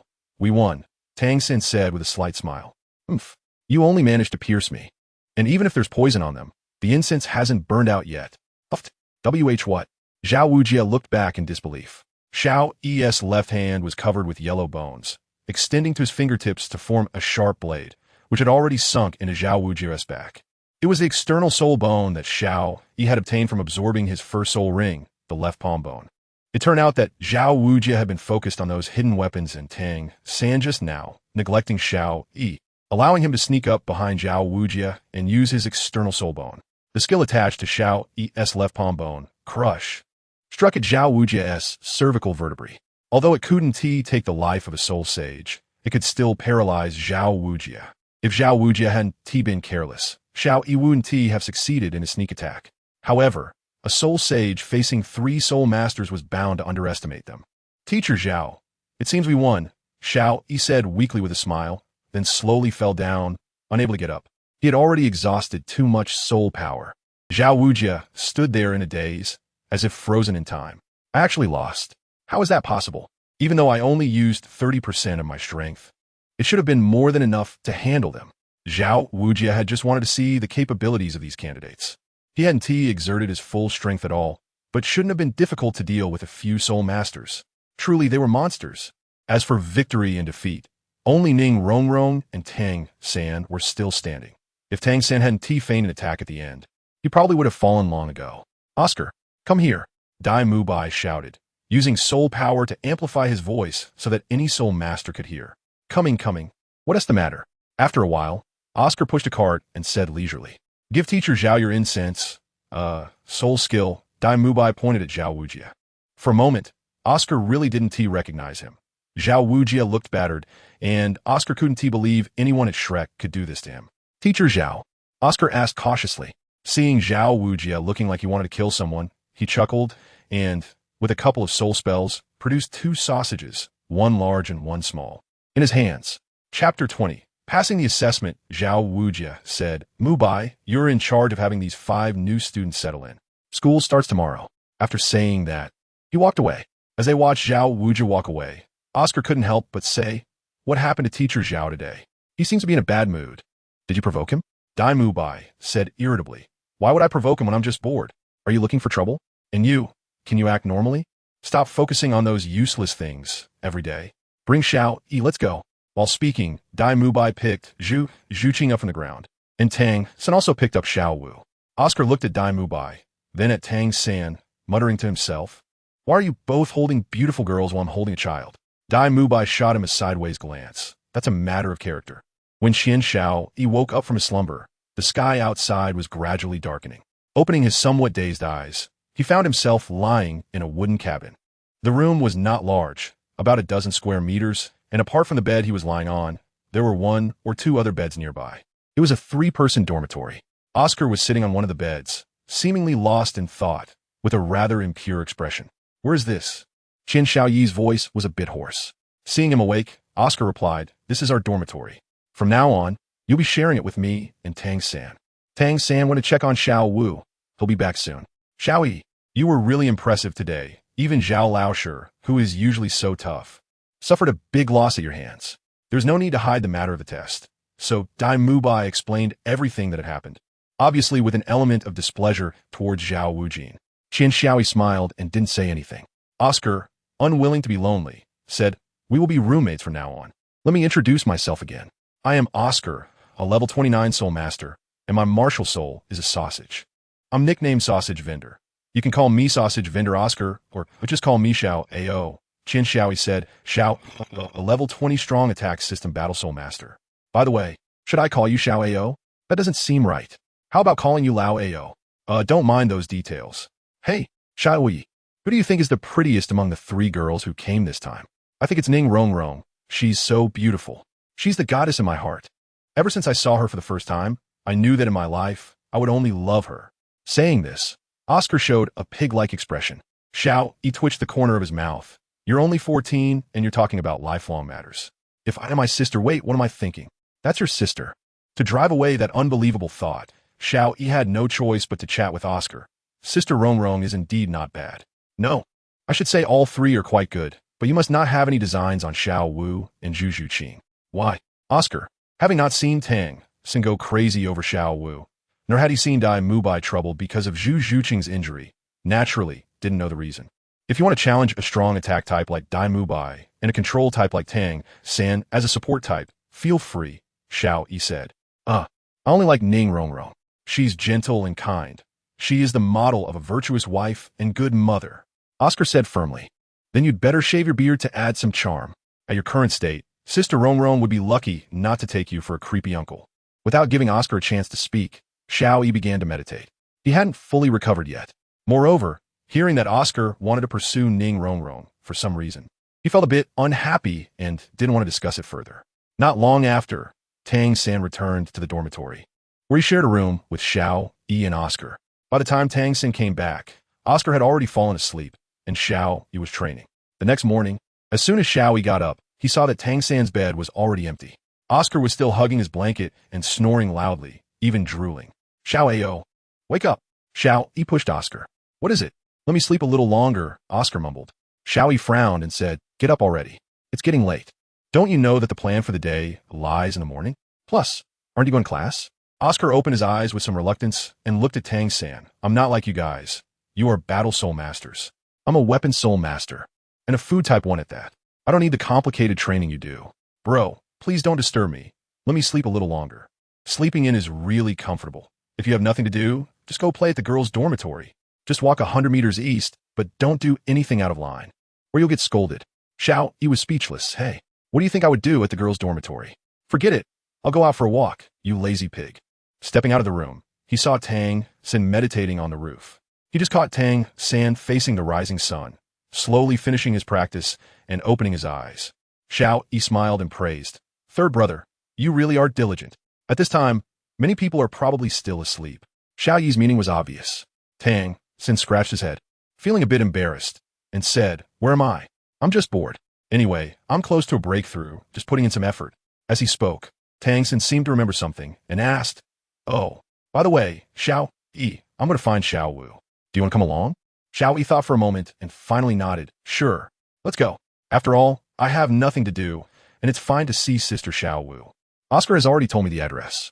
Actually, I know that Shrek Academy doesn't have much money. The whole academy is just a simple construction on a third of the area of this rented village. The so-called school buildings are just the wooden houses of the former villagers. Fortunately, it's close to Soto City, so buying things is relatively convenient. Soon, Xiao Yi and Tang San arrived outside Xiao Wu and Ning Rongrong's dormitory. Should we just go in? After hesitating for a moment, Tang San softly called out, Xiao Wu. Xiao Wu. Xiao Yi chuckled and shouted loudly, Sister Xiao Wu, third brother, is here to date you. Hearing Xiao Yi's words, Tang San broke out in a cold sweat and quickly covered Xiao Yi's mouth, saying, what nonsense. We are siblings. Xiao Yi broke free from Tang San's grip, looked at him suspiciously and said, come on, siblings? Yesterday, when Xiao Wu was injured and unconscious, you were so anxious. Tang San argued, that was because a brother has to take good care of his sister. Then in the future, can I marry Xiao Wu? Xiao Yi said with a nonchalant attitude, provocatively looking at Tang San. Tang San didn't hesitate at all and shouted loudly, no way. Bang! Just as Xiao Yi was about to speak, a loud sound interrupted him. He saw Xiao Wu standing at the door with an imposing manner, dissatisfied, and said, what are you all doing? Can you keep it down? Why are you making noise so early in the morning? Xiao Yi pointed at Tang San and said, it's him. He wants to take you out for a meal. Tang San ignored Xiao Yi and stepped forward, somewhat confused, and said, Xiao Wu, why did you take so long? I've been chatting with Xiao Yi for a while. Maybe Xiao Wu was a bit grumpy after waking up. As she said unhappily, can I change clothes? Does changing clothes not take time? Xiao Wu, are you okay now? Chapter 21. Fatty, it turned out that Xiao Wu had woken up from her coma in the middle of the night. Ning Rongrong was worried that she might have something wrong and had been keeping watch by her side. When she woke up, she told her about what happened yesterday. Xiao Wu excitedly said, the fight yesterday was amazing. Xiao Yi is really impressive. He actually ambushed a soul sage. Hee, it was nothing. Xiao Yi similet siili, which made Tang San shiver. Tang San took Xiao Wu's soft hand and said, let's go find something to eat. You must be hungry since you haven't eaten since you fainted yesterday, right? Yes, I'm indeed hungry. Xiao, do you want to come along? Xiao nodded. And at this moment, she had already regained her lively demeanor, actively linking her arm with Tang San's. Of course. Otherwise, would we starve? People are iron, and meals are steel. If you miss a meal, you'll feel uncomfortable. Do you know where to eat? I don't know. Coincidentally, I don't know either. I should have called Ning Rong Rong to come along. The three were just about to find a farmhouse to buy food when they saw a boy and a girl arguing not far ahead. The young couple looked quite young. The girl seemed to be around 14 or 15 years old, with an ordinary appearance but full of youthful vigor, dressed in simple farm clothes, looking like a villager's child. The boy arguing with her looked even younger, seemingly around the same age as Tang San and Xiao Wu, short in stature, and although he was chubby, he gave off a very sturdy feeling. Xiao, he chuckled. Oh, look at that, Maya. So young and already starting to date? Third brother, let's go take a look. Tang San and Xiao Wu exchanged glances and nodded. Since there was no hurry, it wouldn't hurt to have a look. As they approached, they realized that the chubby boy was forcing the girl. Xiao said, hey, you chubby guy over there, let go of that girl. Let me, never mind. You all continue. Originally, Xiao, he was quite imposing, but upon seeing the disdainful looks from those around him, he immediately changed his tone. The chubby boy named Ma Hongjun glared at Xiao Yi with furious eyes, and seeing that Xiao Yi looked to be no more than 10 years old, he immediately became enraged. Little brat, are you looking for fight? You're the first one to call me fat. As soon as the words fell, Xiao Wu turned to Tang San and said, Brother San, this fat guy is so perverted. Not only does he bully women, but he also bullies children. Shameless, no face. Ma Hongjun's forehead bulged with veins, gritting his teeth, and said, Very well, there's a second person calling me fat so quickly. But you're even worse. If I don't turn you to ash, I want to be called Fat Ma Hongjun. Phoenix possession. Hearing the word Phoenix, Xiao Yi and the others felt a chill in their hearts. The Phoenix, no matter where it is a high and mighty existence. Is the king of all birds, ruling the sky. Is also a being that is on par with the dragon. The Fire Phoenix spirit not only grants the host the ability to fly, but also bestows powerful fire-based attack power. It is the best among combat-type spirits. However, looking at his appearance, Xiao Wu chuckled. Is there a phoenix that fat? No matter how I look at it, he looks like a country chicken. Xiao Yi's eyes twitched involuntarily. Damn, is this a phoenix? Heaven, earth, don't tarnish the beautiful image of a phoenix in my heart. After the spirit possession, Ma Hongjun's round body had long purple-red feathered arms, and his upright hair looked like a comb. If he were a phoenix, others would definitely smile slightly. Are you kidding me? A country chicken is just a country chicken, and Zhang Hong Mao is a phoenix? Then if I wear a yellow robe, am I the emperor? Ma Hongjun seemed to have touched a reverse scale, becoming furious. Who are you calling country chicken? If I don't teach you a lesson today, I'm not Fat Ma Hongjun. Raising his hands, the first soul ring on his body suddenly lit up, and he opened his mouth wide, spewing a fine purple-red flame in Xiao Wu's direction. The terms country chicken and fat were his taboos. Was he going to say country chicken just now? I don't know. Let's just deal with it first. The high heat distorted the air, and the purple flame looked not very intense, shooting out like an extending fire line in the air. The phoenix, like the dragon, is divided into many kinds, but the most powerful and noble bloodline is still the fire phoenix. The fire phoenix uses not just simple flames. Its flames can only be extinguished by specific methods. Otherwise, they are eternal and burn everything to ashes. This flame has a name, the eternal flame. Xiao Yi began to take Ma Hongjun seriously. Ma Hongjun's spirit was indeed the fire phoenix. Although the flame was difficult to extinguish purple, not as perverse as the eternal flame, it was still a top-tier spirit. A sword energy flew across, cutting the purple fire line in half, extinguishing both. Xiao Wu, unwilling to be lonely, said, Hey, who told you to make a move? I could easily defeat him, you know? Chapter 22, Evil Fire, Ma Hongjun. What are you doing? Dressed in white, with neatly combed hair, Dai Mubai was walking toward them. Boss Dai, you're here? Ma Hongjun's expression was somewhat unnatural, looking quite afraid of Dai Mubai. Xiao Wu pointed at Ma Hongjun and the girl, dissatisfied, saying, This fat country chicken bullies good women. Aren't you going to do something about it? A smile suddenly broke through Dai Mubai's stern face. Xiao Wu, I think you misunderstood. Miss Tsuehua, can't you stand him anymore? Tsuehua's face turned red, nodded, and then ran away. This time, Ma Hongjun didn't try to stop her, just looking dejected. Xiao Yi walked to Dai Mubai's side and asked curiously, What's going on here? Dai Mubai looked at the fat guy and said, You say it yourself, or shall I say it for you? Ma Hongjun glanced at Dai Mubai, lowered his head, and said, You say it. Dai Mubai laughed. What? The dead fat guy can be shy too? All right, I'll say it for you. Dai Mubai nodded. This fat guy is also a student of Shrek. Although I didn't see what happened just now, I can guess. It's not the first time. Actually, none of this can be blamed on the fat guy. It's just that his chicken spirit is really. As soon as he finished speaking, Ma Hongjun yelled angrily, Your spirit is a chicken. My spirit is a phoenix. Dai Mubai's smile didn't fade. Phoenix? Then I'll reluctantly call it a phoenix. The fat guy's spirit is actually a mutated spirit. Mutated spirit? What kind of spirit mutated from what spirit? Tang Sen asked. Xiao Yi directly answered Tang San's question. When a spirit awakens, it may undergo mutations. Once mutated, there are only two situations. One is becoming extremely powerful, and the other is being weakened. The spirit of Ma Hongjun in front of us clearly belongs to the benign mutation type. Xiao Yi had stayed in the spirit hall for 9 years and knew a lot about spirit knowledge. Spirit mutation was not something rare, so he naturally knew it. Dai Mubai said, No one knows the specifics of Ma Hongjun's spirit. I only know that he was brought back by the dean 3 years ago.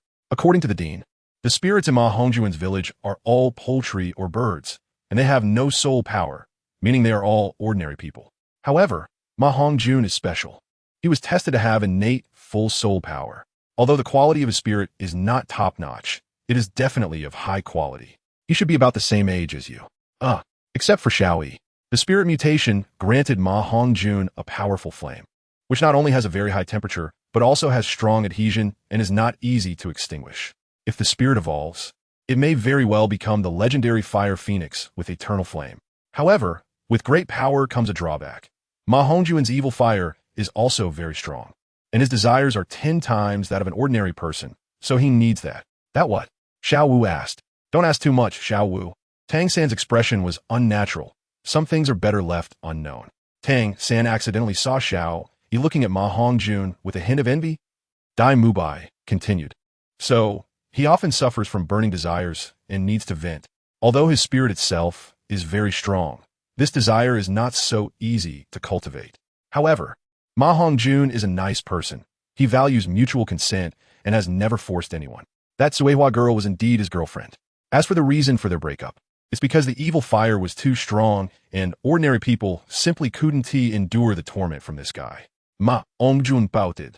If I were as handsome as you and Oscar, would I be in this situation? I would have wanted to enter those places like you long ago. Dai Mubai's eyes sparkled mischievously, and he hurriedly looked back, lowering his voice. Fat guy, you can eat your fill, but don't talk nonsense. Keep your voice down. Xiao Yi chuckled and said, I didn't expect Brother Dai to be so flirtatious. Could it be that your spirit also has special flaws? No. Tang San couldn't help but say, Ma Hongjun, since you don't have a girlfriend now, what will you do in the future? Stop cultivating? Ma Hongjun shrugged. What else can I do? My life is the most important. I'll ask the dean later if he has any solutions. Xiao Wu said, Do you know where the academy eats? I'm starving. It's been a long time since I've eaten. Dai Mubai said, This was my oversight. Follow me. Ma Hongjun, do you want to join? Or do you want to go directly to the dean? Of course I want to eat. Otherwise, if I don't fill my stomach, how can I have the strength to lose weight? The 5 returned to the Shrek Academy area, and Dai Mubai led them to the Academy cafeteria. The so-called cafeteria was actually just an agreement between the Academy and the village, hiring a few villagers to take care of everyone's meals. Although breakfast is a bit simple, it is plentiful, so there's no problem with getting full. Chapter 23. Becoming strong when they arrived at the cafeteria, Ning Rongrong and the cold girl Zhu Zhuqing were already there. Zhu Zhuqing looked a bit pale, but other than that, she seemed fine. Perhaps because they had teamed up yesterday, the two girls nodded at Tang San, Xiao Wu, and Xiao Yan, directly ignoring the chubby Ma Hongjun. Zhu Zhuqing was colder, but Ning Rongrong's expression was clearly friendly, smiling and revealing 2 dimples, looking particularly charming. Ma Hongjun stared at the 2 girls with wide eyes, unabashedly swallowing a mouthful of saliva. Dai Mubai elbowed him and whispered, Behave yourself. It's best to keep your desires in check. Ma Hongjun retorted, Why? Are you going to make a move again?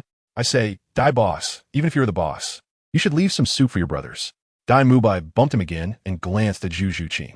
Zhu Zhuqing seemed unaware of them, slowly eating her breakfast, her expression still cold.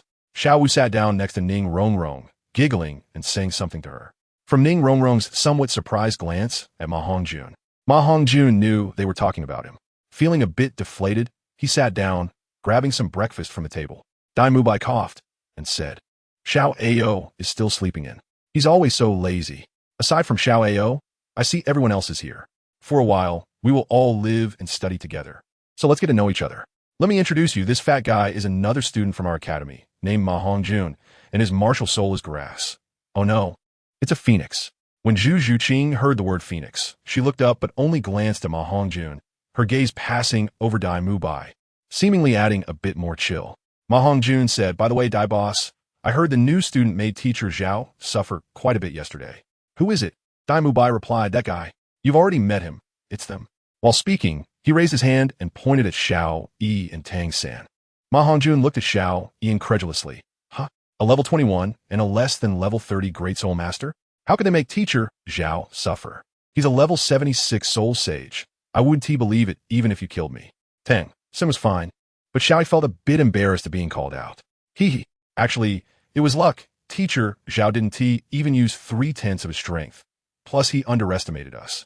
So Tang San suddenly remembered something and said, by the way, if you didn't mention it, I would have forgotten. How did you change the trajectory of my hidden weapons? Xiao Yi wiped his mouth and said, oh, I was born into a big family and have seen many soul masters who rely on soul power to clash head-on. The only technical aspect is soul skills. The smarter soul masters have a brain.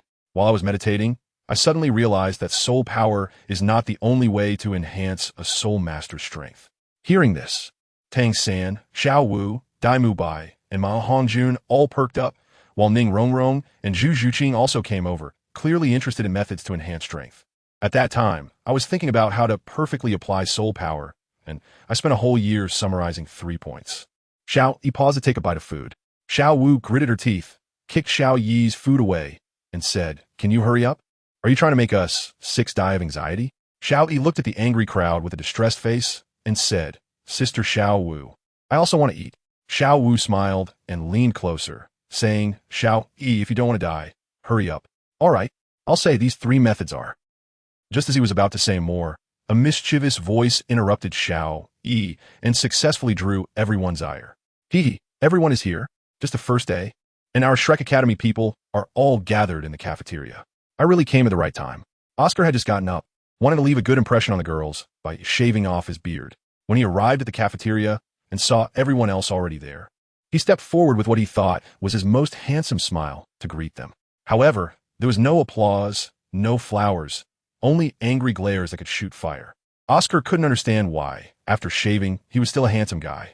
With deep-set eyes and a profound look, a face as beautiful as jade, handsome and harmonious. With moderately thick eyebrows and a playful smile, he looked just like a dashing nobleman. Logically, he should have attracted a lot of compliments. But what was with those angry looks? Oscar felt a bit awkward. You guys. Xiao Wu slowly retracted her right leg, looking expressionless at Xiao Yi and coldly said, continue speaking. Finish in 3 minutes. Xiao Yi nodded vigorously, thinking, who wants to be beaten up? Especially when there's a life-threatening situation. All right, I'll say, my martial soul is the judgment sword. After awakening, I began to practice sword skills. Get to the point. Soul power intensity, application, and technique. Is that it? Yeah. Didn't you ask me to get to the point? Xiao Wu clenched her fist and glared fiercely at the innocent Xiao Yi, saying, little boy, I seriously suspect you're messing with me. Can you be a bit more specific? Seeing everyone's murderous expressions, Xiao Yi nodded. Tell me, in the case of the same level, what is the key to determining victory or defeat? Dai Mubai, being impatient, was the first to answer, of course, if the soul rings, martial souls, and soul bones. Xiao Yi nodded and said, right? But not entirely. No matter how strong the soul skills are, if they can't hit anyone, it's useless. Just like Ma Hongjun's purple fire line, I can completely avoid it and take advantage of the delay after he releases his soul skill to defeat him. It's not just soul skills. Even Dai Mubai's punches can be avoided, and the control of soul power. Soul masters often clash with soul power head-on. But that's the stupidest method. In fact, soul skills are a form of soul power control. Why is it always about Ma Hongjun? Oscar had now joined the 7 of them and said. Xiao Yi shrugged and replied, I can't help it. For now, he's the best example. Xiao Yi continued. Ma Hongjun's purple fire line is actually a compression of flames. Ma Hongjun, I suggest you try rotating your fire line. Its power will definitely increase a level. Tang Sen nodded, yeah. Just like my hidden weapons, if they could spin at high speed, their power would increase significantly. Xiao Yi acknowledged, exactly. Technique and soul power control are quick methods to become stronger. Sometimes, they can even challenge higher levels. Chapter 24. Soul Flow, I'm just giving you a suggestion. It doesn't have to be high-speed rotation, compression, or deformation. Follow me, and I'll show you how I apply soul power. Saying this, Xiao Yi unleashed his martial soul, the Judgment Sword, and led the 7 people outside. Ma Hongjun hesitated a bit, but finally seemed to make a significant decision, gritting his teeth and saying, damn, another meal wasted. Ningrong glauket, bwahaha. I thought you had something important. Ma Hongjun retorted. Isn't eating important? If life doesn't involve eating, what's the point? Xiao Wu glared at Ma Hongjun and said, then you can eat slowly. We're leaving. By then, you'll be the weakest one. Let's see if you still have the face to show up. Who said I'm not going? I'm just reminiscing about my breakfast. My lovely breakfast. Don't worry, I'll make sure to eat you back at noon. Sweat. Xiao Yi, what are you looking for? Oscar asked. Xiao Yi replied. I'm looking for something sturdier. Otherwise, I won't be able to demonstrate. How about a stone? Ma Hongjun asked blankly. That won't work. We can't just pile up stones. Brother Dai, it's up to you. Xiao Yi soudainly realized. Dai Mubai nodded and said, all right, just watch me. Saying that, Dai Mubai stacked 2 relatively flat stones to form a stone pillar.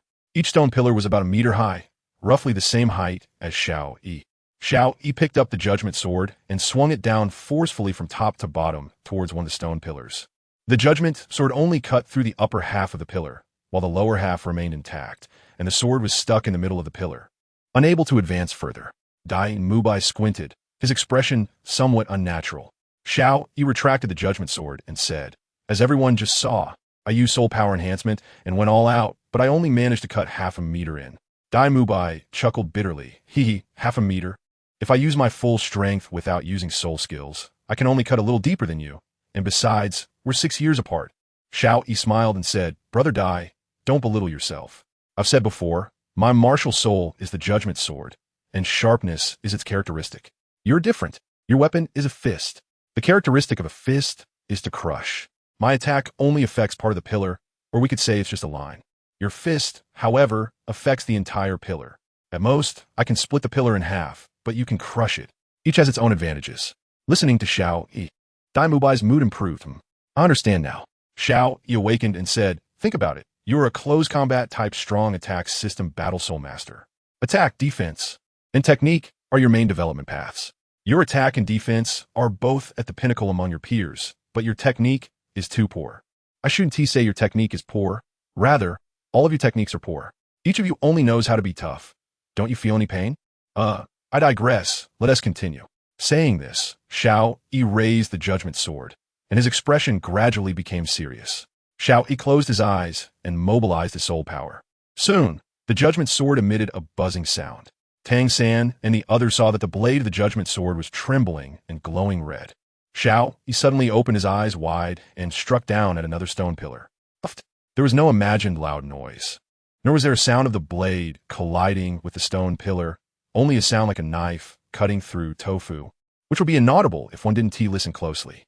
The Judgment Sword sliced through the pillar from top to bottom, like cutting tofu, and even left a deep scratch on the ground beneath the pillar. At that moment, everyone had an incredulous look, including the unflappable Tang San and the cold as Jade Zhu. Wow, that is amazing. This guy is hiding his strength really well. Xiao Yi walked over, looked at the cross-section of the stone pillar, shook his head, sighed, and murmured, sigh. Still not practiced enough. Hearing Xiao Yi's words, Dai Mubai's mouth twitched. Damn, you still haven't practiced enough? Have I wasted these past few years? Still not practiced enough? Xiao Yi, be content. Yeah, be content. None of us can do that. It's really urgent, and you've already surpassed us. Don't be anxious. Let us see. Xiao Yi pointed at the stone pillar's cross-section and said, this is how I apply my soul power, flow. Everyone knows that martial souls are products of soul power. They can maximize our soul power.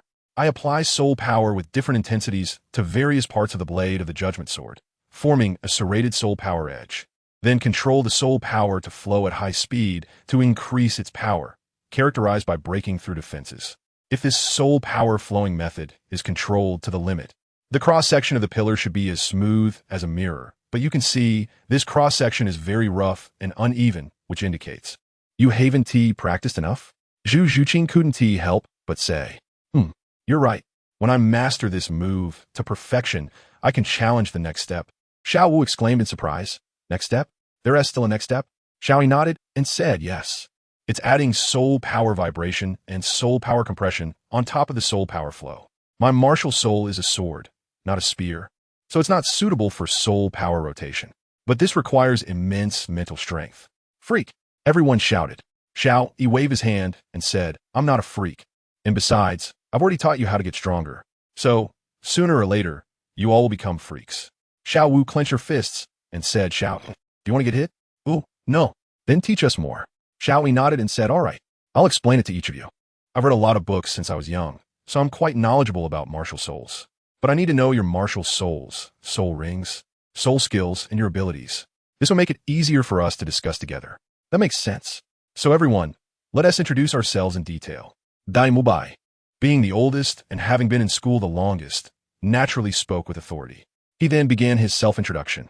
I'm Dai Mubai, about to turn 15, 37th level close combat strong attack system soul master, martial soul, evil eye white tiger. My first soul ring is a 100-year soul ring, and my soul skill is white tiger shield, which increases my attack and defense. My second soul ring is also a 100-year one with the soul skill, white tiger blaze wave, which releases a powerful wave of light with a shattering effect. My third soul ring is a 1,000-year one, white tiger diamond transformation, which greatly increases my attack and defense. Ning Rongrong smiled and said, that is quite specific.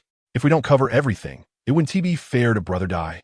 Just as Xiao Wu was about to speak, Oscar stepped forward and said, I'm Oscar, 14 years old, 29th level food system support soul master, martial soul, sausage. Both of my soul rings are 100 years old. I want to mention the names. My first soul skill is to restore stamina and soul power. My second soul skill is to remove negative effects, but it's not absolute. If the enemy soul power is too high, it can't be removed.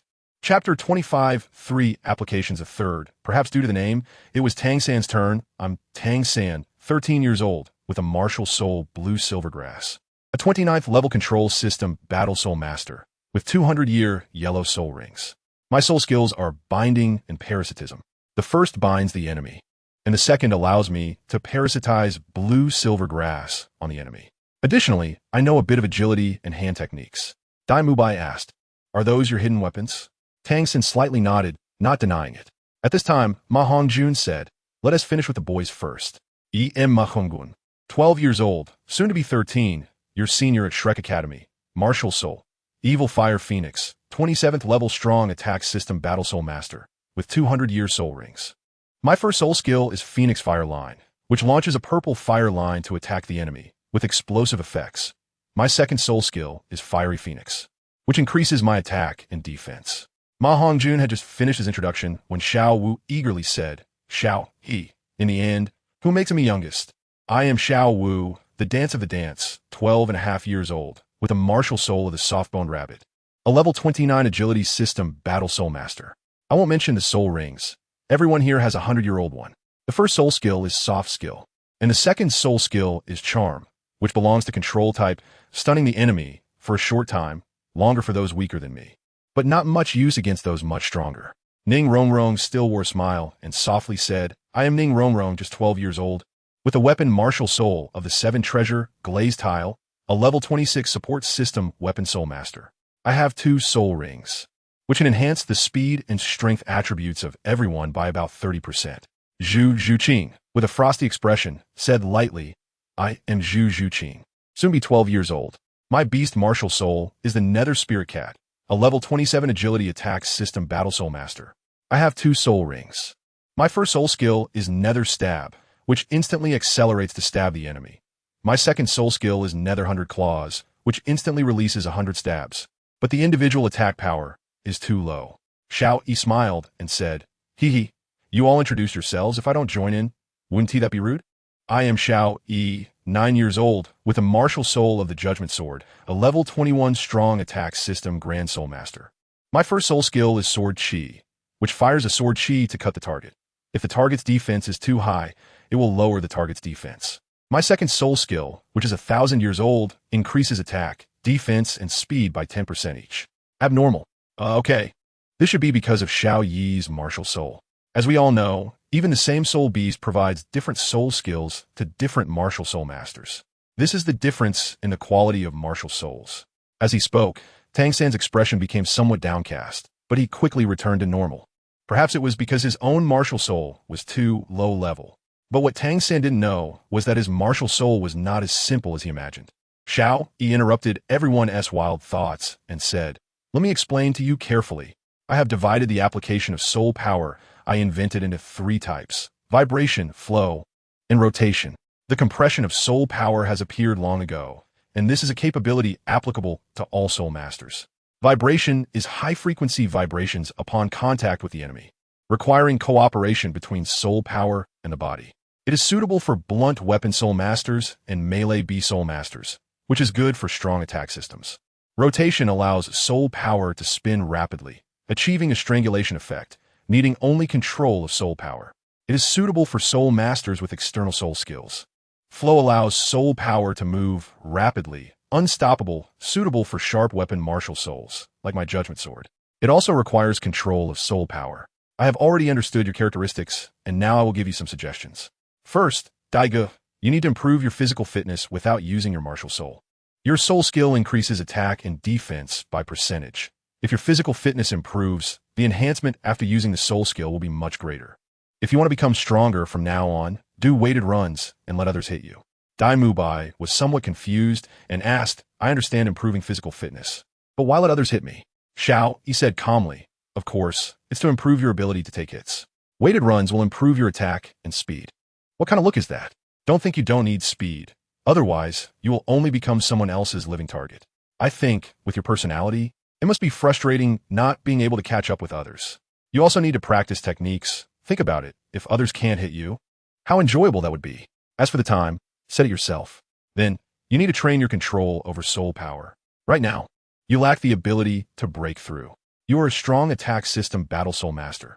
Your weapon is not only your fists, but also your palms." Dai Mubai looked puzzled. "Palms? Yes, but not ordinary palms. Have you heard of knife hand?" "Oh, you mean I can?" Xiao Yi nodded. "Yes. If you add soul power compression, it would be even better." Dai Mubai appeared very excited. According to Xiao Yi's idea, this was already considered a self-created soul skill. Just thinking about having a self-created soul skill made him happy. However, Dai Mubai thought too simply. Without long-term practice, it wouldn't work. Next, let's go from the biggest to the smallest. Oscar, let Ning Rongrong join too. You're all support systems, so the shortcomings are the same. Tell me, what should support systems do? Support teammates. Oscar said, looking like it was too simple. Ning Rongrong rolled her eyes, so dumb. Our support system has many weaknesses. Without special soul skills, support system soul masters are live targets on the battlefield, with slow movement speed and low defense, making them the easiest to eliminate. Xiao Yi nodded. That's right. So what do you think you lack? Oscar didn't speak because he didn't know much growing up in a mountain village. Ning Rongrong site. I am a support. There are only a few things a support can do. Assist teammates at the right time and protect themselves. So we need to learn to divide our attention. Xiao Yi praised him. Very impressive. On the battlefield, support systems are often the key to victory, sometimes having a greater effect than control systems. Just as you said, protecting yourself means you should increase your stamina and speed. It is well known that support systems are the weakest in one-on-one fights. Why? Because they lack attack skills. Therefore, in everyone's mind, support system soul masters are soft targets. But if Ning Rongrong, Oscar, you had attack skills, what would happen? Attack skills? Can we? Oscar said in surprise. No support system soul master wants to be forever in the logistics, but the format doesn't allow it. Tang San frowned and asked, how is that possible? Even if they train attack skills, it would inevitably affect their training, resulting in nothing accomplished in the end. You should know that it's about quality, not quantity.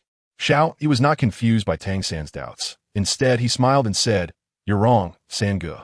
The attack skills I want to teach them are based on controlling soul power. Practicing this attack skill will also increase their control over soul power, allowing them to use their soul power without wasting a bit on the battlefield. This is also a form of training, isn't it? Tang San nodded slightly and did not deny it further. If such a skill really existed, it would be good. Ning Rongrong had always wanted an attack skill. Xiao, he said it would not delay training and would even be beneficial, so she certainly would not miss this opportunity. Ning Rongrong etsitedlisait. Then what are we waiting for? Hurry and teach me. Then can we learn? Xiao Wu asked expectantly. Xiao, he shook his head. This method is only suitable for support systems. You standing soul masters already have your own paths. It's about quality, not quantity, but you can still learn from it. Chapter 26. Choice Xiao, he felt a bit shy at this moment and stammered. Actually, I have only researched the flow of soul power. I haven't yet got the vibration and rotation. So this is just my hypothesis. Cough, cough, but we should give it a try. What if it succeeds? Looking at Xiao Yi's unnatural expression, everyone asked suspiciously, Xiao Yi, you're not just going to teach us your hypothesis, are you? Yes. Actually, the attack skills I want to teach Ning Rongrong and Oscar are the basics you need to learn, Xiao Yi answered honestly. Ma Hongjun said, I suddenly feel like you were joking with us. Not at all. Watch me. As he spoke, Xiao Yi raised his right hand, releasing his soul power, which gathered in his palm. The expressions of the crowd became serious. It was difficult to achieve pure soul power release without the use of soul skills and innate talent. The ball of soul power in Xiao Yi's hand slowly began to spin, getting faster and faster, until it eventually formed a vortex resembling water. Xiao Yi furrowed his brows and muttered to himself, what is wrong? It should be a sphere. Why is it a vortex like water? How can I achieve the effect of strangulation? Strangulation. Dai Mubai and the others shook their heads. Although the soul power release was impressive, it wasn't what they wanted. The 7 of them planned to go for weighted runs to increase their speed and strength. Just as they took a few steps, Xiao Yi burst into laughter. Haha, I got it, strangulation. Hearing Xiao Yi's laughter, everyone stopped in their tracks and turned to look at the crazed Xiao Yi. Xiao Yi shouted loudly, Brother Dai, come back, I figured it out. Hearing Xiao Yi's call, everyone paused and whispered among themselves. Should we go back? I don't know. Let us go back and take a look. It's not like we have anything else to do. Xiao Wu clenched her fist and said, Speak. What did you figure out? If you dare to tease us, well, I know where I went wrong. It was my arrogance. That too. I was just thinking if it spins in the same direction, it won't achieve the strangulation effect. But if it spins in different directions, the crowd was again attracted by Xiao Yi's words. Don't keep us in suspense. Just say it. Similarly, I can't do this either. Because it's just my guess, but you can give it a try. Are you serious? Xiao Yi said, I'll tell you my thoughts now. First, release the soul power, gather it in the palm, and let it spin chaotically. Wait, chaotically spin? What do you mean? Xiao Yi smiled. It means spinning in different directions, not just left or right, but also up and down, etc. Xiao Wu couldn't help but say, is that even possible? Spinning in 2 directions is already not simple. Xiao Yi smiled, precisely because it's not simple that we should learn it. Moreover, don't you think challenging the limits is very interesting? Just imagine, Ma Hongjun's first soul skill, Phoenix Fire Line. If it were to spin chaotically, its power would be no less than a 3rd soul skill.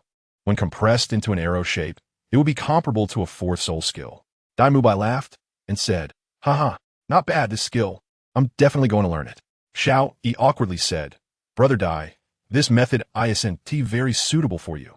Not just for you, but for any soul master without a radiative soul skill, it won't be suitable. Dai Mubai asked somewhat unhappily, why? There's no way. It's hard to finally learn a skill you like only to find it's not suitable for you. No one would feel good about that. Xiao Yi said, the one I just mentioned is actually just an application of spinning. As I said, besides that, there's also flowing and vibrating. Vibration and compression are the most suitable for you and Zhu Zhuqing. Moreover, the vibration of soul power is just my imagination, and it's also very challenging. Regarding herself, Zhu Zhuqing couldn't help but ask why. Can't beast martial souls learn it? It can be done, but it's not suitable. Sister Zhuqing, from your battle with Teacher Zhao, it's clear that your weapon is claws. To be precise, it should be fingers, focusing on sharpness, with the attack method being stabbing. Just think about it. If you use soul power to spin on your fingers, your sharpness would be rendered useless. That would be counterproductive. But if when you stab someone, you compress the soul power to the tips of your fingers and then vibrate it at high frequency at the moment of contact, your attack would multiply several times. Even Dai Mubai, under his 3rd soul skill, wouldn't be able to defend against it. Dai Mubai looked at Zhu Zhuqing, who had a crazed look in her eyes, and unconsciously took a step back. Just like you, Brother Dai, vibration and compression are your paths. The 2 applications are the best. Otherwise, you'll be overreaching. Besides, Brother Dai, do you want to take a different path from Zhu Zhuqing? As he spoke, Xiao Yi winked at Dai Mubai. Ning Rongrong placed her finger on her lips and said, then why do you practice flowing and also want to practice vibration and compression? Xiao Yi said, That is because I only need to attack, and my attack isn't like Sister Zhuqing's point, but a line. Both flowing and vibrating can be used. It's the advantage of my martial soul. Besides, I have a second martial soul. Xiao Wu looked at this and that and said, then what about me and third brother? We are the only ones left. As she spoke, Xiao Wu pouted. And me. Ma Hongjun added. Xiao Wu snorted. Pig, Xiao Yi has already said it. You're suited for spinning. I really don't know how you could spin with that body shape.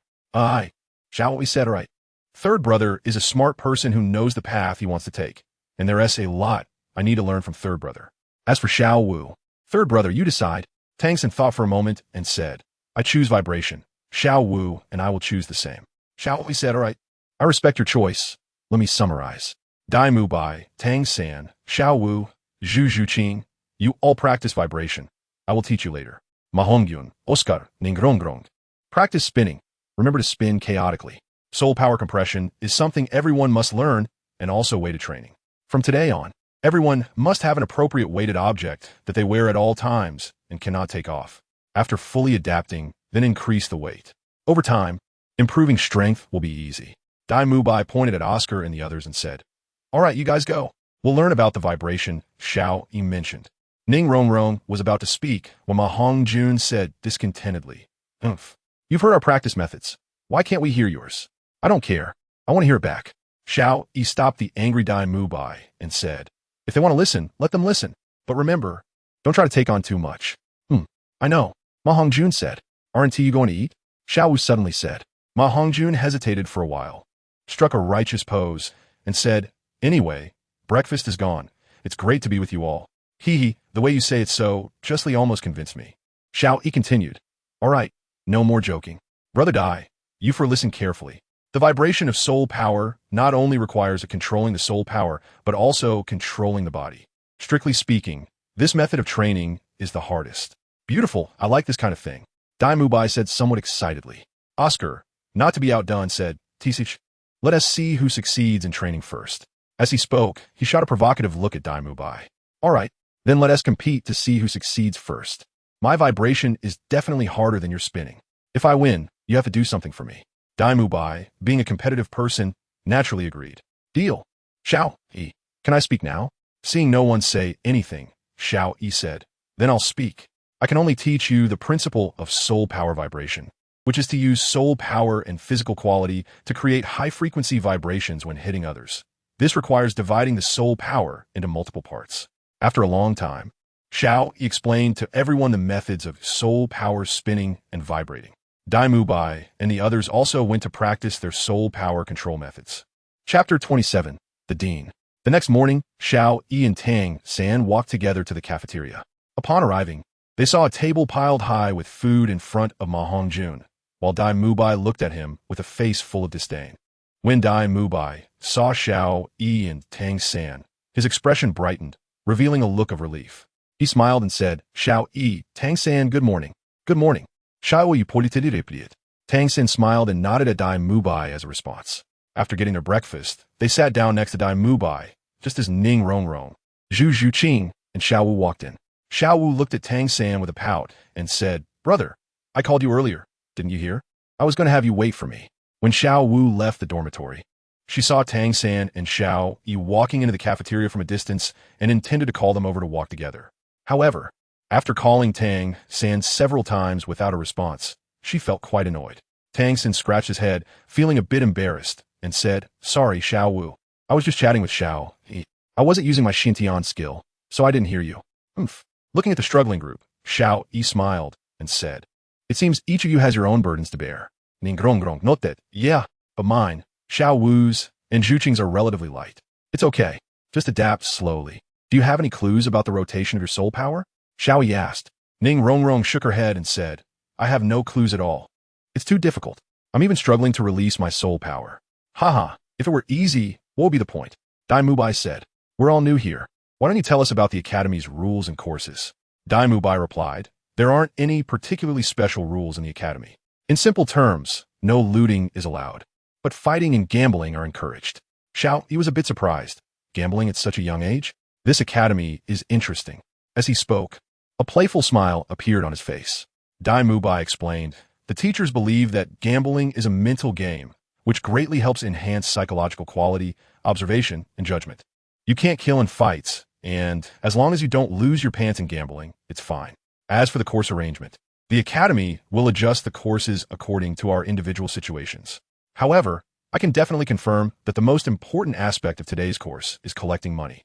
The tuition fee for the Academy is 100 gold coins per year. For you guys, who are all at the Great Soul Master level, it shouldn't be a problem. The subsidies for Soul Masters are provided by the Spirit Hall, but Soul Masters of the Soul Sect and above cannot receive any subsidies from the Spirit Hall. Otherwise, just a few teachers would be enough to cover the Academy's expenses. The Empire stipulates that subsidies are only meant to encourage and assist lower-level Soul Masters in their training. After reaching level 40, Soul Masters can enlist in the military or serve a powerful entity to earn a considerable amount of money. However, the teachers at Shrek prefer freedom and don't want to work for others, which is why they're currently broke. Ningrongrong tuklet. How old are you to be talking about women? When class time arrived, the 5 of them arrived at the playground, where sleepy Oscar was already there, holding a sausage he made and eating it. Previously, because Xiao Yi was teaching, everyone hadn't paid much attention to Oscar, since they had spent all day preparing for weighted training yesterday, and Oscar hadn't returned all night. When they took a closer look at him now, they almost didn't recognize him. Oscar was indeed handsome, with deep-set peach blossom eyes giving him a profound look, a face like a crown jade, and eyebrows of moderate thickness, with a nonchalant smile on his face. Your beard? Tang Sen walked over and pointed at Oscar's face. Oscar chuckled, quickly finished his sausage, and whispered, Aren't there a few new beauties? If I don't look a bit more spirited, how can I catch their attention? You have no experience in this area, do you? Dai Mubai clearly has his eye on that cold girl, and Xiao Wu is yours. The fat guy's fiery demeanor won't attract girls, so my target is Ning Rongrong. You won't compete with me for her, will you? Xiao Yi looked at Oscar, curled his lips, and asked, How old are you? Oscar replied without hesitation, I'm 14. What's wrong with that? My dad had me when he was 14. How impressive. Oscar, you should learn from your dad. Ha ha ha. Just then, a middle-aged man walked over from another direction on the playground. Xiao Yi curiously stared at the man, wondering what kind of teacher he was, while Tang San and Xiao Wu's faces turned uneasy for some unknown reason. The man looked to be in his 50s, with a strong build and a very distinctive face. Slightly protruding chin, wide cheekbones, a flat face, and a bit of a hawk-like nose.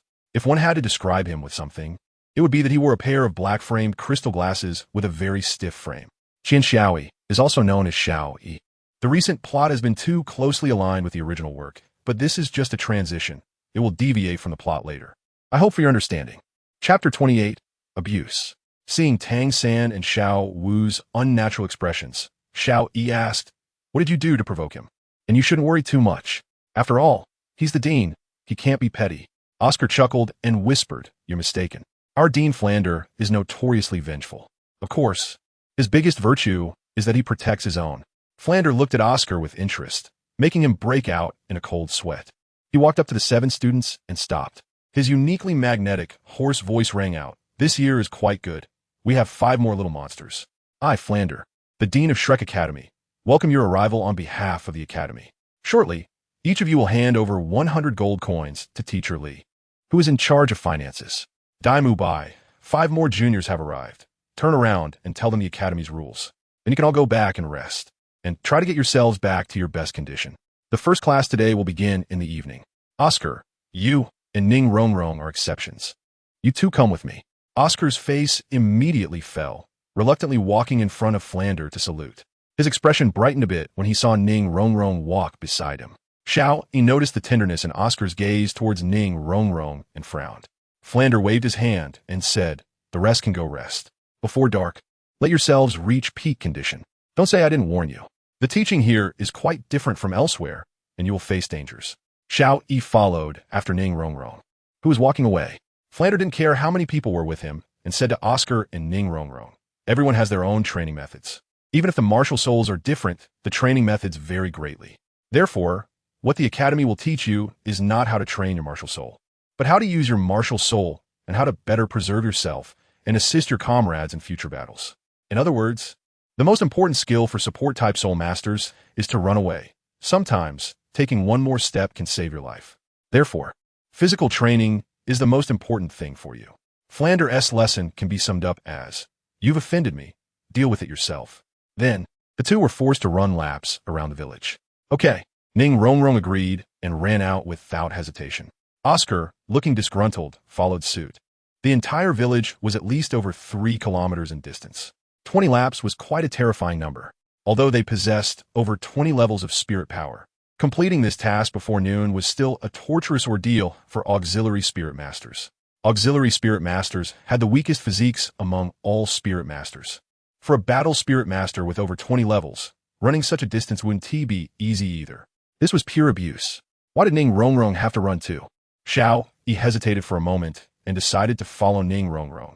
He wanted to see how 2 auxiliary types could manage to run such a long distance. He arrived at the village entrance to wait for Oscar and Ning Rongrong. This entrance was the only path for Oscar and Ning Rongrong to run, so it wouldn't be long now. After a while, Xiao Yi saw a figure slowly enlarging in the distance. "They're here," Xiao Yi exclaimed. "Huh, why is it only Oscar? Where's Rongrong? She should have arrived by now, even if she was running slowly." Chapter 29, Little Witch So Slow Oscar. Xiao Yi said lazily. After running for a while, Oscar's breathing was just slightly heavy. "Slow? I'm not a battle spirit master like you. How fast can I go? This speed is already quite good. What about Sister Rongrong? Did she fall behind?" Xiao Yi murmured. "Rongrong? She left. She'll be back in a bit." As he spoke, Oscar showed a look of disappointment on his face. "What's wrong? You don't look too good. What happened?" Xiao Yi asked. Oscar sighed. "When Rongrong and I started running, she was full of confidence, but when she heard 1 lap was far, she stopped running, saying she was hungry and wanted to go check outside the school." "I'll go ahead." Xiao Yi looked at Oscar, who continued to run away, frowned, and shook his head as he returned to the dormitory. 7 Treasure Glazed Tile School. Council Hall.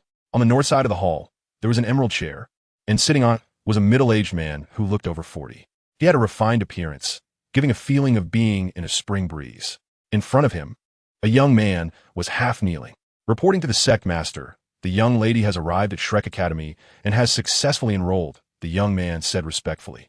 The middle-aged man nodded and said helplessly, "Let this little witch go out to train.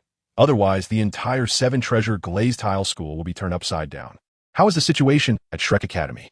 "Shrek Academy has 2 soul saints, several soul emperors, and the teaching quality is top-notch. The students they accept are also considered monsters. I have already delivered the message you instructed to their dean." A slight smile appeared on the middle-aged man's face. "All right, you can leave now." "Yes, sect master," the young man replied and retreated. A strong voice echoed in the hall, shaking it slightly. "Fengji, Rongrong is still a child. How can you bear to send her away? Can you really trust her to be on her own? What if something happens?" With the appearance of this voice, an old man with white hair and beard walked out from the back hall, casually sitting down in a chair next to sect master Ning Fengji. Ning Fengji had a helpless expression. "Uncle Jian, do you think I want to? You and Uncle Long spoil her too much. This girl is almost getting out of control at home. Letting her go outside to receive some education and suffer a bit might bring some change. Otherwise, if she gets married with this temper, her partner won't tolerate her." Uncle Jian snorted angrily.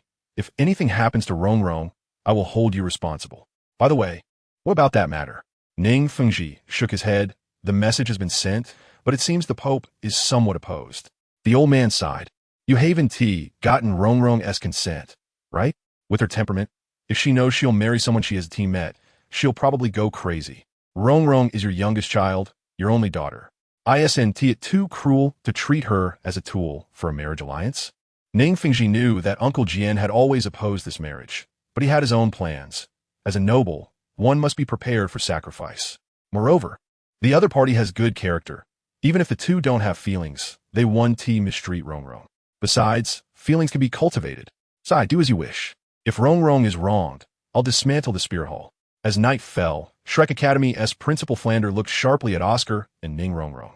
"Oscar, have you finished running 20 laps?" Flander's gaze gave a sharp feeling, making it hard for anyone to meet his eyes. He looked at Ning Rongrong. He knew she hadn't really run. After returning to the dormitory and feeling uneasy about Ning Rongrong, he followed her to check. Ning Rongrong returned only by evening, meaning she hadn't run at all.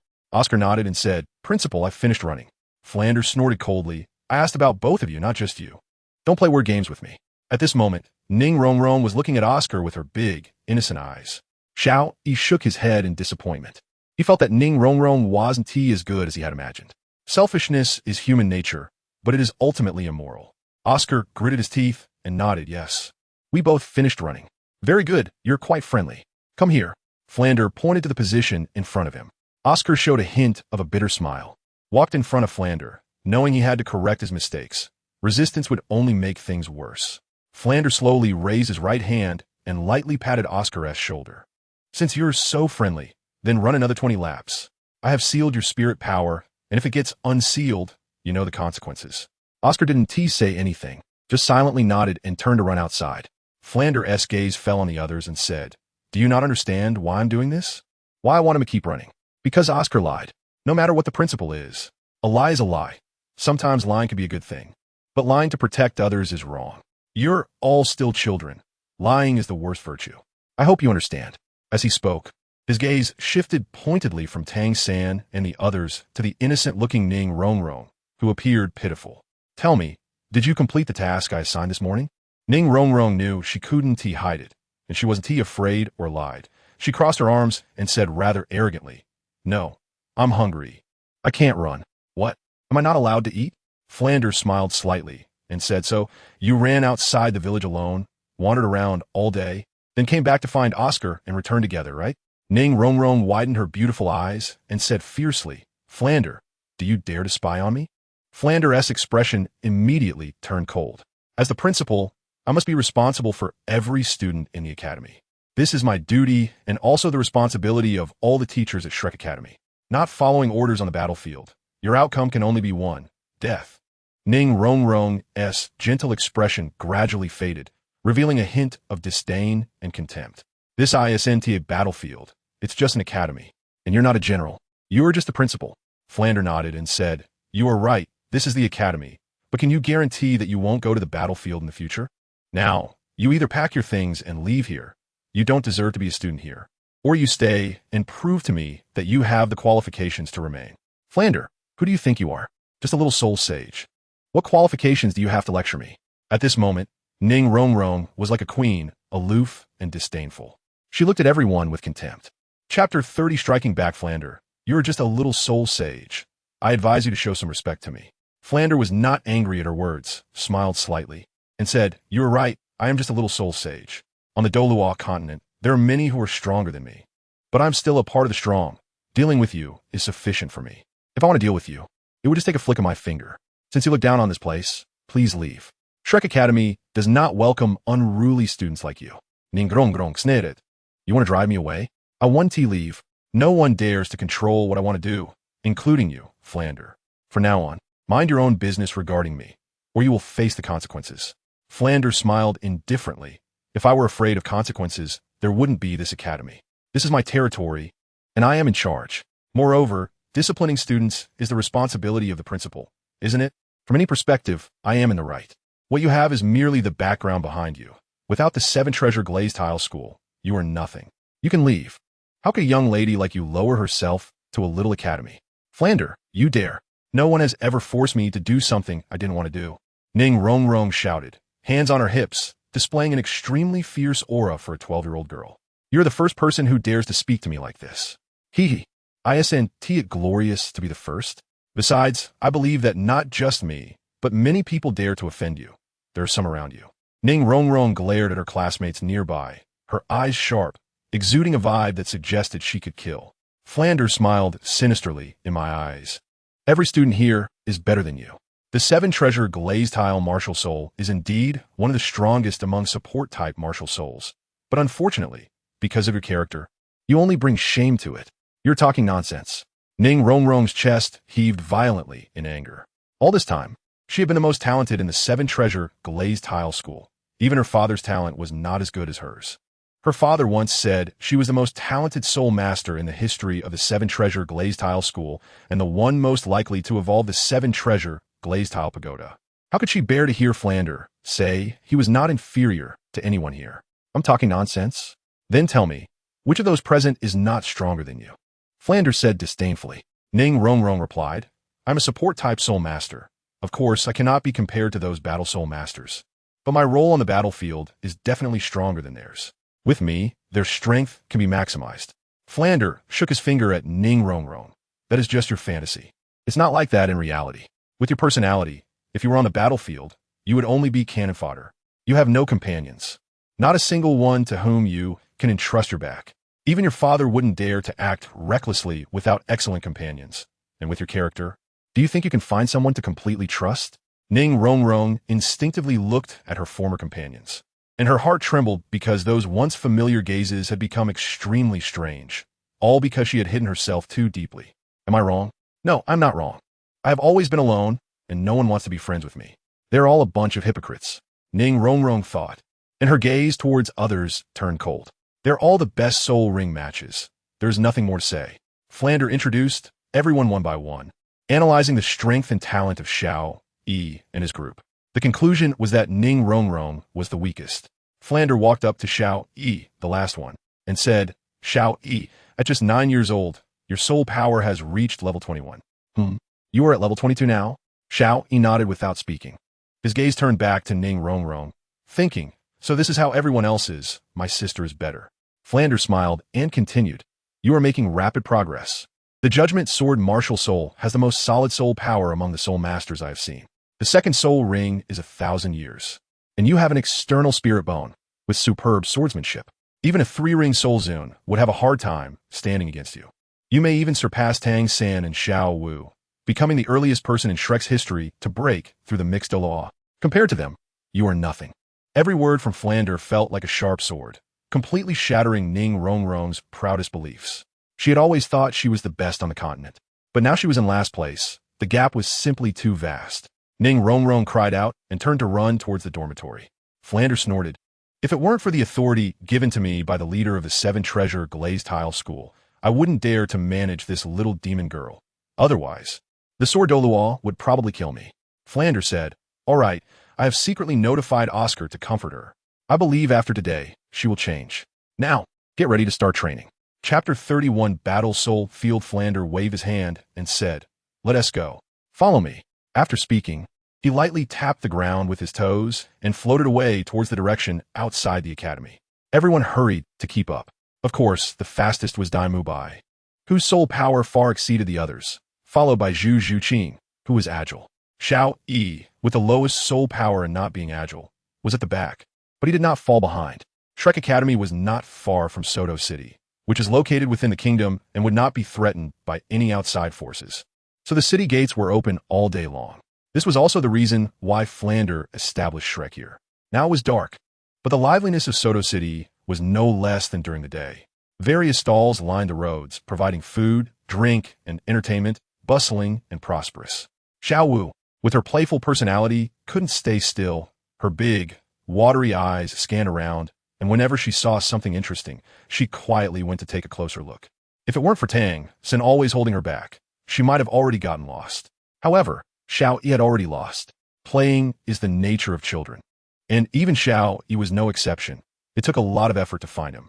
Because of this, Flander gave him a good scolding. But whether it had any effect was unknown. Flander said, today, this will be your classroom. While speaking, he raised his hand to point outside. Following the direction of his finger, there was a large building nearly 100 meters high, massive and dark against the night sky. From that huge building, faint lights flickered. Flander said lightly, that is the Soto Great Battle Soul Field, where battles may even lead to death. However, you are all monsters, and you must have the training methods of monsters. Moreover, those who die inside are not monsters. If you're not a monster, you don't qualify to stay here, understand? At this point, he paused and said solemnly, the school can teach you many things, but it cannot teach you practical combat experience.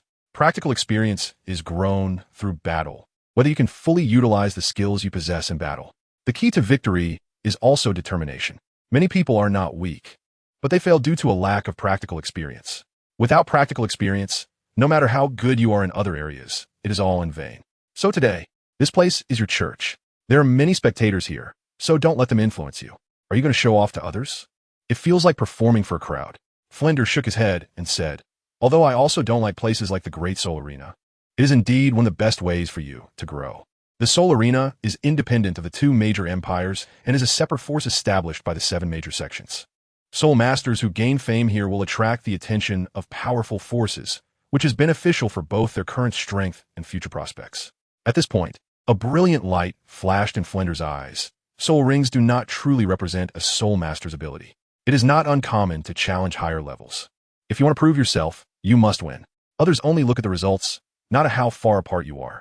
The badge levels are distinguished by the quality of minerals, starting with the Iron Badge, which is the Iron Soul, followed by Copper Soul, Silver Soul, Gold Soul, Purple Gold Soul, Sapphire Soul, Ruby Soul, and Diamond Soul. There are a total of 8 levels. To upgrade, you must win matches to earn points. Flinder's gaze swept over the 5 people in front of him. If you don't get the Silver Soul badge, don't even think about graduating. Otherwise, I'll be embarrassed. Don't think that getting the Silver Soul badge is an easy task. Dai Mubai has fought for a year and still hasn't earned 10 points. Although he challenges high-level soul masters to train himself. Without a winning streak, it would take at least 10 years to graduate. However, a winning streak shouldn't be difficult for you, right? Time's about up. Let's go. We'll discuss the rest later. Chapter 32. Killing Intent. Signing up for battles at the Soul Arena is very simple. You just need to spend 10 gold soul coins to register and fill out a form to receive the initial Iron Soul badge. The Soul Arena also specially measures the soul power levels of soul masters to facilitate opponent selection during matches. The Soul Arena is divided into the main arena and the sub-arenas. The spectators in the main arena are all of high status.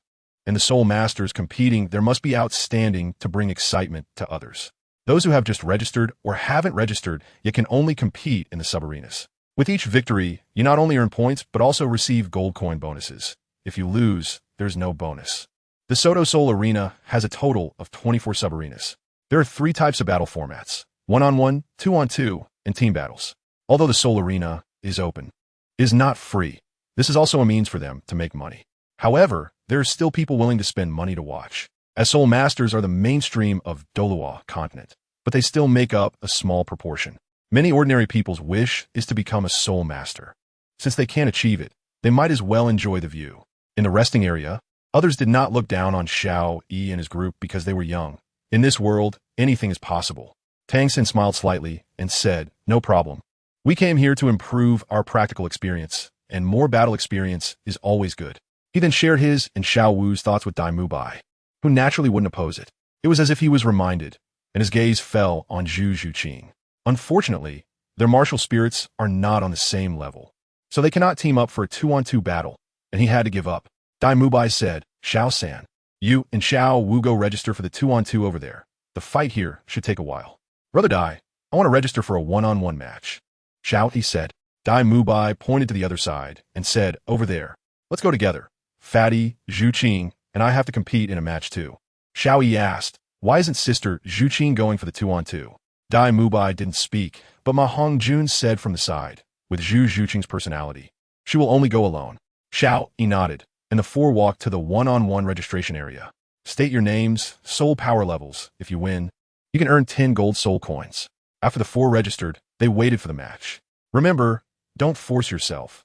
Learning to admit defeat is also a form of progress. Dai Mubai reminded them as they were leaving. Dai Mubai, Ma Hongjun, and the others went to compete, and Xiao Yi was the last one. After a long wait, the host's voice came. "Next, please welcome Xiao Yi from Shrek Academy to face off against Xiao Lu." Xiao Yi from Shrek Academy is a level 22 Great Soul Master, while Xiao Lu is level 29. In comparison, I favor Xiao Lu.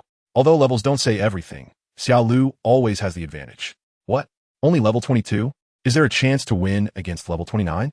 Wait, did you see? This Xiao Yi seems to be under 10 years old, wearing a mask that conceals his appearance. It seems that Xiao Lu is already over 40 years old, with much more experience than Xiao Yi. I really don't understand how the Soul Arena would let these two meet. At this point, Tang San had also finished his match and was nervously watching Xiao Yi. Even for him, defeating a level 29 Great Soul Master without using trump cards is not easy, let alone Xiao Yi, who is 7 levels lower. Xiao Yi ignored those strange looks and stepped onto the soul fighting stage, where he saw a middle-aged man with a disdainful look on his face. The match begins. Xiao Lu, not in a hurry, said slowly, "Kid, it's better to admit defeat early. Otherwise, I won't show any mercy." Xiao Yi was not angry and replied, "Xiao Lu, that's low. Your name is good. It has depth." Xiao Lu, often mocked for his name, hated it when others mentioned it, and he instantly flew into a rage. "Kid, since you're looking for death, then I won't be courteous. Don't worry, I won't give you a chance to admit defeat. You look pretty good. I wonder if you have an older sister? If not, it's okay. Having a mother is enough." Ha ha ha ha. Like a gorilla, Xiao Lu was just venting his anger, mainly refuting Xiao Yi's sarcasm, but it cleverly provoked Xiao Yi's anger.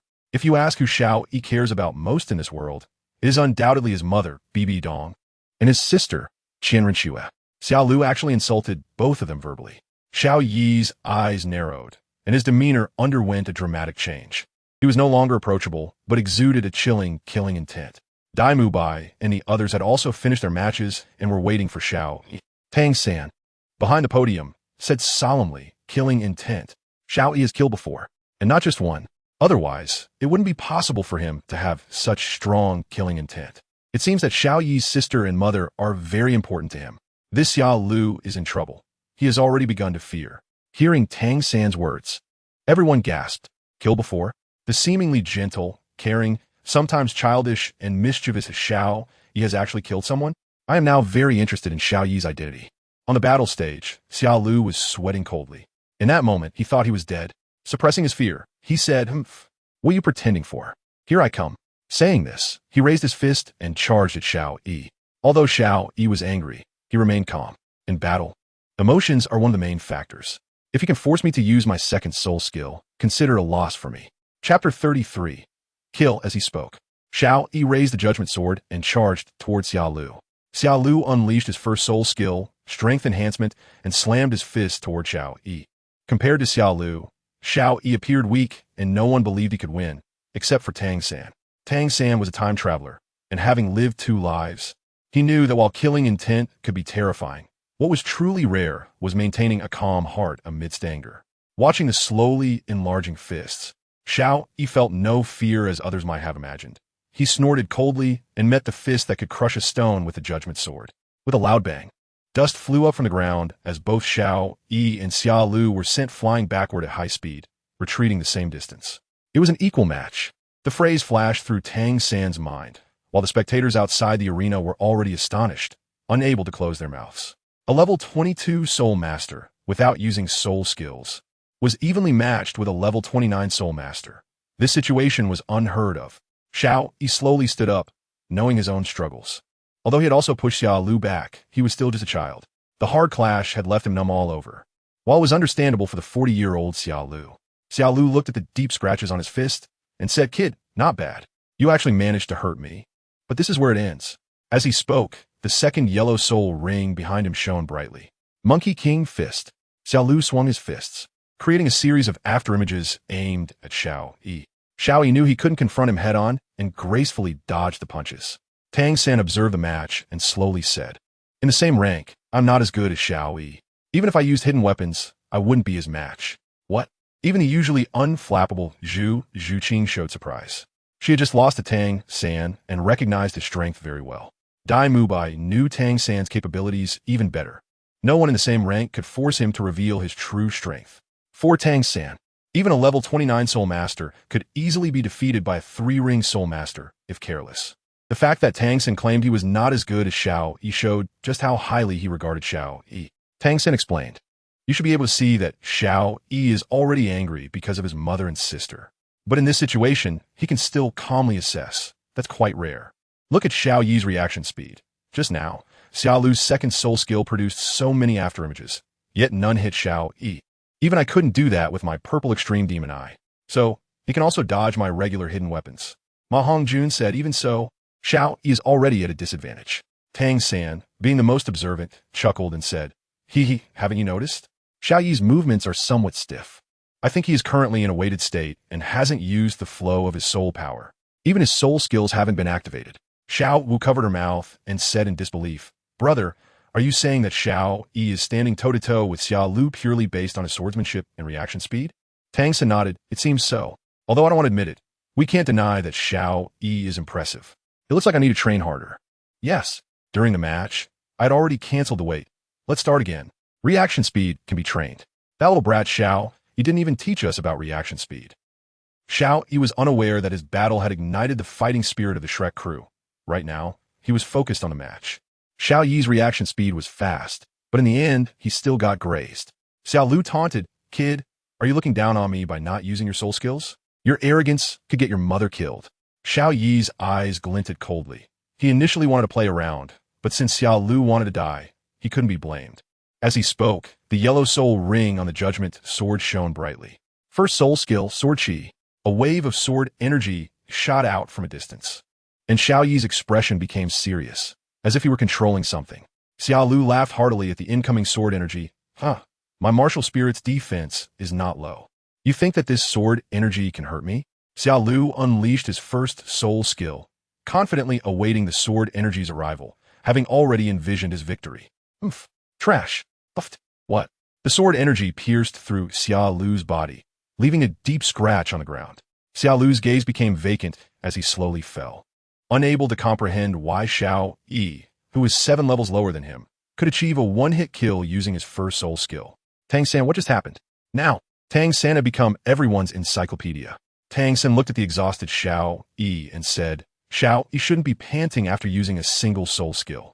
If I'm not mistaken, that sword energy was crafted using the flow and vibration of soul power. He has mastered soul power vibration. Xiao Lu is dead. What? Xiao, he killed someone? The expressions of the crowd turned somewhat unnatural. After all, they were just kids, and it was normal to be afraid of death. At that moment, the host's voice brought the shocked spectators back to reality. What a thrilling battle. In Douluo continent, having strong soul power does not necessarily mean strong abilities. Today, Xiao Yi from Shrek Academy has proven this to us. Now, I announce that Xiao Yi is the victor. With the host's declaration, the audience became lively. Haha, this match was really interesting. It was wise not to go to the Soul Master Arena today. Yeah, it's just a pity for Xiao Lu. TCH, what's there to pity? Just from his name, you can tell he is not a good person. But that Xiao Yi is really strong. Xiao Yi panted heavily, shaking his dizzy head. The previous soul skill had drained a lot of his energy, using both the flow of soul power and the vibration of soul power, which had also greatly exhausted his mental strength. Xiao Yi forced a smile. Hee, I got overconfident. Forcing the use of soul power vibration consumes too much mental strength. Never mind, I should focus on mastering the flow of soul power first. Can't be greedy. I'll deal with compression and vibration later. Zai Mubai, Dang Shan, and the 6 others stepped onto the arena. Xiao Yi, are you okay? Xiao Yi shook his head. I'm fine. It's just that my mental strength is too drained. A little rest will do. You all finish your matches, right? Yes. Only Zhu Zhuqing lost to Tang San.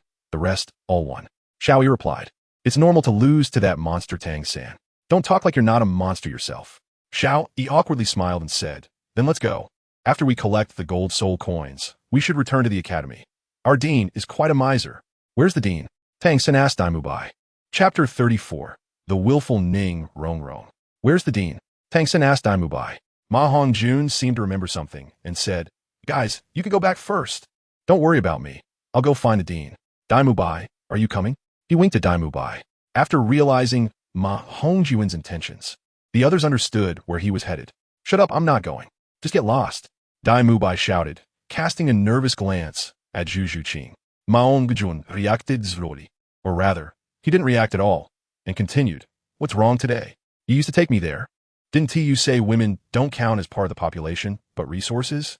Daimubai's face turned pale with anger. He hated encountering such a fool. Get lost. I don't have such poor taste as you. Ma Hongjun didn't dare to commit crimes in the wind, muttering in dissatisfaction as he turned to leave. Big brother Dai, where did that lecherous fat guy go? Xiao Wu asked. Tang San replied. Xiao Wu, it's better not to know some things. Zhu Zhuqing, who had been silent, finally spoke up, saying lightly, indeed, men are all dirty. Xiao Wu giggled and said, Sister Zhuqing, don't be too harsh. Tang San is very clean. He's nothing like Dai Mubai and Ma Hongjun. Xiao Yi said, and me, I'm just a kid. Dai Mubai retorted, all right, your Tang San is pure and clean, and we are all dirty. Is that enough?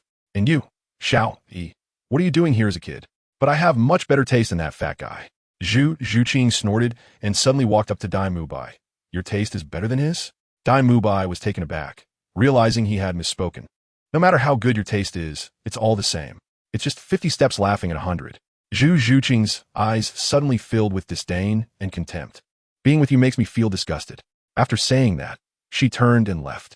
The usually proud Dai Mubai could no longer suppress his inner anger and shouted, stop right there. Zhu Zhuqing ignored him and quickened her pace, as if trying to distance herself from him.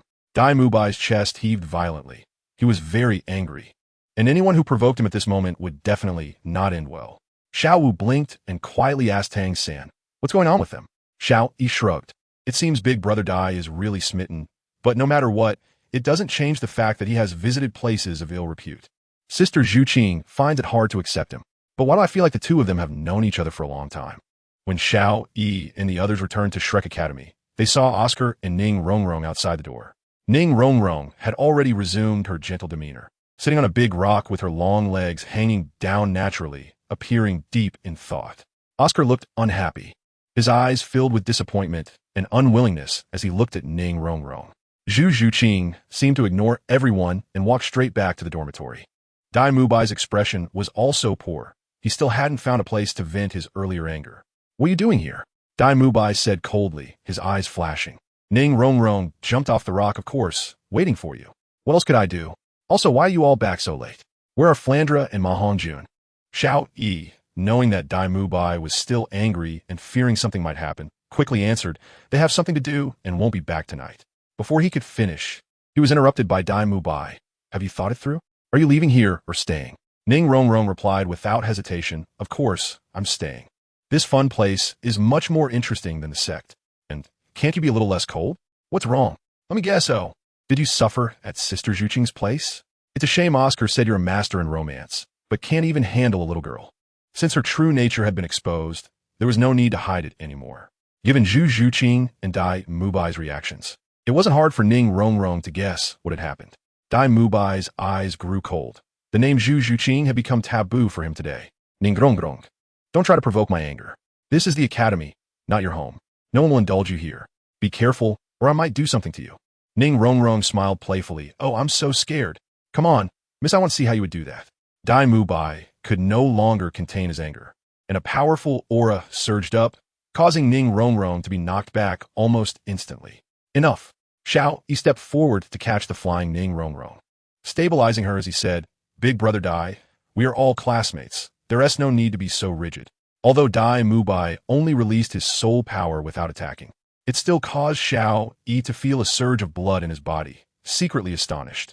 This was likely Dai Mubai's true strength, much stronger than his level 37 soul power. "All right, Xiao Yi, I'll give you face." Ning Rongrong, remember, if there is a next time, I want to care who you are. If you anger me, you won't have a good outcome either. Dai Mubai said, trying to suppress his anger as he left for the dormitory. Ning Rongrong, who had never suffered such a loss in her life, couldn't tolerate it. Moreover, Dai Mubai had genuinely intended to harm her. Although she was caught by Xiao Yi and unharmed, the pain in her body made her unable to swallow her anger. She glared fiercely at Dai Mubai's back. "Xiao Yi." Ning Rongrong wiped away her tears and suddenly shouted his name. Xiao Yi, having just finished a match and feeling dizzy from the mental exhaustion, looked at the tearful Ning Rongrong. Ning Rongrong said fiercely, "Help me kill him. I want him dead. No one has ever dared to lay a hand on me. As long as you kill him, you'll be a VIP of our 7-treasure glazed tile school. You can set your own price, and the 7-treasure glazed tile school will provide unconditional support in the future." Everyone looked at Ning Rongrong in disbelief. No one expected the seemingly gentle and considerate Ning Rongrong to harbor such murderous intent. As one of the 7 major sects of the contemporary world, the 7-treasure glazed tile school was the second most powerful among them. Any soul master with their support could rise in the Douluo continent. Xiao Yi shook his head and walked slowly in front of Ning Rongrong, looking deeply into her eyes. "Ning Rongrong, not everything in this world can be exchanged for money and power. Money only makes life richer. You have wealth and power, but ask yourself, are you truly happy? We're all classmates. It is right for classmates to help each other, but you have let your pride lead you to murderous thoughts. If you continue to be arrogant and look down on others, I advise you to leave here and find a school that will pamper you, and then live your life in mediocrity. Do you know how powerful our 7-treasure glazed tile school is?" Ning Rongrong glared at him unwillingly. Tang San, frowning, couldn't help but say, "What does that have to do with us? Xiao Yi, Xiao Wu, let's go. We are not the same kind of people." Xiao Wu looked at Ning Rongrong with pity and then followed Tang San away. Xiao Yi did not leave. He continued to calmly watch Ning Rongrong, knowing that sometimes a calm gaze could be the most lethal. Watching Tang San and Xiao Wu leave, Ning Rongrong collapsed to the ground, her eyes becoming hollow. The pity in Xiao Wu's eyes when she left, and Xiao Yi's calm gaze hit her harder than Dai Mubai's provocation. Ning Rongrong, quietly sopet. Her tears flowing in a continuous stream. Letting Ning Rongrong sit on the ground, after a long time, Xiao Yi spoke. "Do you know why Xiao Wu's eyes were filled with pity?" Ning Rongrong did not respond, and Xiao Yi continued, "Because your personality will be your downfall. Your father is right. Your talent is top-notch even across the continent, but your personality will make you lose friendships. Without companions around you, no matter how strong you are, you're just a decoration. From the moment I arrived at Shrek Academy, I have been paying attention to everyone. At first, like everyone else, I thought you were a gentle and considerate big sister. But you hide too deeply.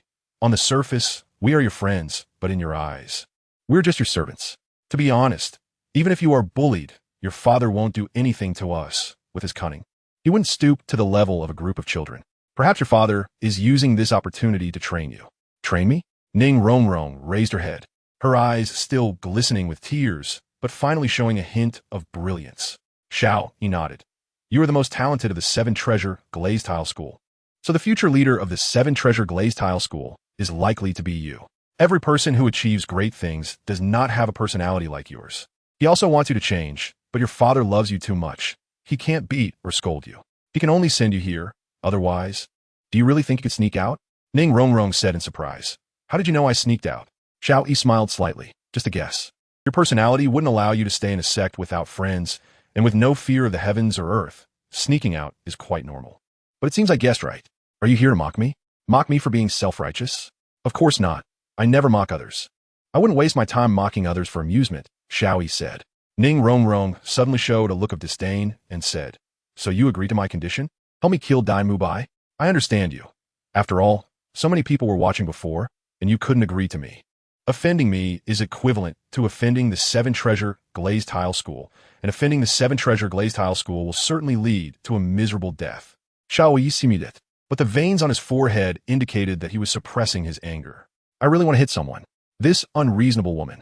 Xiao Yi said lightly. It seems you completely forgot the dean's words today. The 7 Treasure Glazed Tile School is powerful, but that doesn't mean you are powerful. The 7 Treasures Linglong Tower Martial Soul is the strongest, but that doesn't mean you can look down on others. In the end, you're just a willful and weak support. Ning Rongrong stared blankly at Xiao Yi, who raised his sword, and then at the judgment sword by her neck. For the first time in her life, she felt death. Chapter 36. Sharing a pillow, Ning Rongrong felt for the first time how close death was to her. Sister Rongrong, do you know? No matter who you are in this academy, anyone who wants to kill you can do it easily, including Oscar. This means you are the weakest here. Before you learn to control your soul power, you can't threaten a soul master's attack at all. And such a weak you want to think about killing. How ridiculous. Xiao Yi withdrew the judgment sword from Ning Rongrong's neck, and only then did Ning Rongrong notice a strand of hair quietly lying on the sword's body. After collecting the severed hair, Xiao Yi smiled and said, No one is here to help you. If you want to achieve your goals, you can only rely on yourself. Only by becoming stronger can you do so. This strand of hair is like the old you. The current you need to learn to change. Rather than make others accommodate you, you need to let your teammates know that you can help them, and they can trust you. That way, you will truly integrate into this collective. The 7 Treasures Linglong Tower is strong, but it is the weakest in one-on-one. Alone, you can accomplish nothing. So try to trust your companions. This time, Ning Rongrong really cried, no longer holding back, no longer caring about that ridiculous young lady image. Xiao Yi looked at Ning Rongrong's trembling shoulders and knew she had realized what to do. Perhaps today, she would change a bit. As the saying goes, it is easier to change mountains and rivers than one's nature. Changing Ning Rongrong's personality is not something that can be achieved overnight. Flinder's expectations are too high, but it's not his fault. A monster of a dean must have a monster's mindset. Slowly walking towards Ning Rongrong, just as he was about to drape a coat over her, unexpectedly, Ning Rongrong suddenly stood up and pounced on Xiao Yi, burying her pretty face in his chest and crying loudly. Xiao Yi instinctively embraced Ning Rongrong and smiled slightly. This feels really good. Xiao Yi was slightly shorter than Ning Rongrong, but at that moment, Ning Rongrong felt that Xiao Yi's small frame was exceptionally broad. I was really wrong. After a long time, Ning Rongrong calmed down, but still did not leave Xiao Yi's embrace. Sister Rongrong, Sister Rongrong? Xiao Yi gently pushed Ning Rongrong away a bit, only to realize that she had already fallen asleep, with tears still hanging at the corners of her eyes, giving her a hazy beauty. Xiao Yi couldn't help but stare. Children get sleepy after crying, especially at night. Xiao Yi looked at his clothes soaked with Ning Rongrong's tears and couldn't help but smile wryly. At this time, Xiao Wu and Zhu Zhuqing had already fallen asleep, and Xiao Yi obviously couldn't disturb their rest for Ning Rongrong. Otherwise, Tang San and Dai Mubai would be unhappy.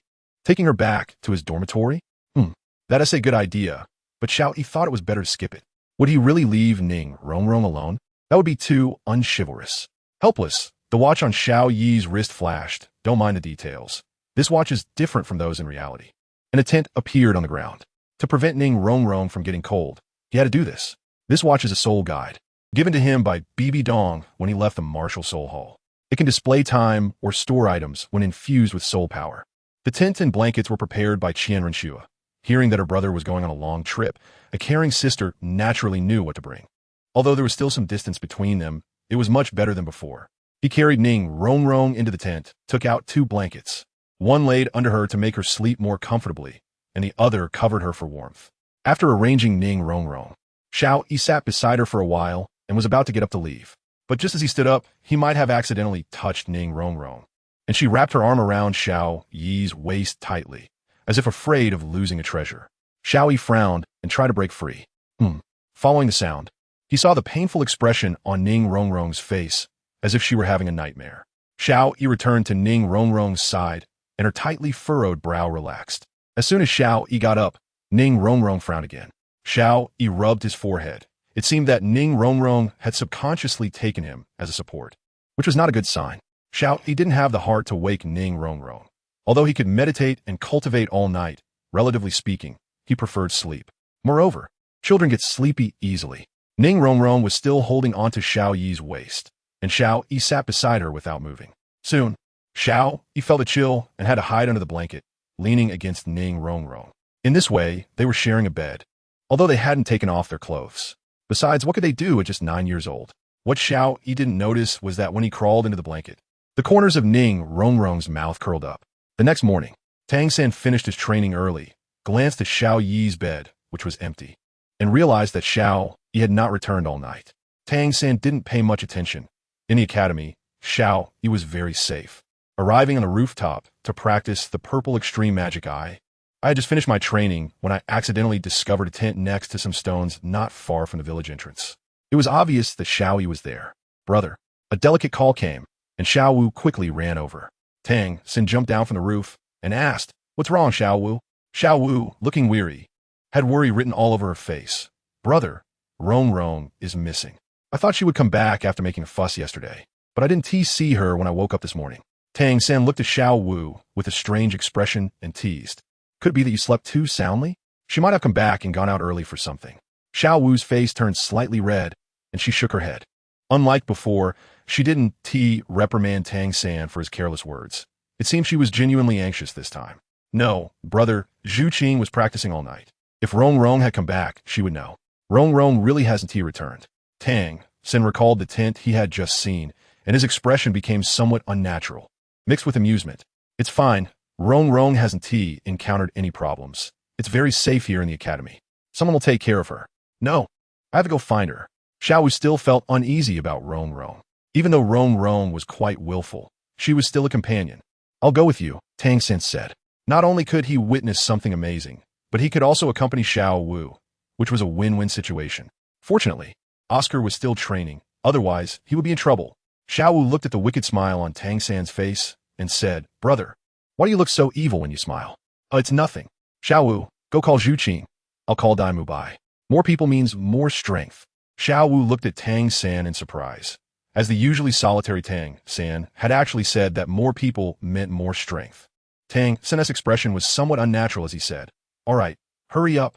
Xiao Wu nodded and went to find Zhu Qing. Tang San smiled slightly as he watched Xiao Wu's back and went to find Dai Mubai. How exciting. Not long after, Xiao Wu brought Zhu Qing, while Tang San brought Dai Mubai, along with Ma Hongjun. Originally, Tang San hadn't intended to call him, but he insisted on coming.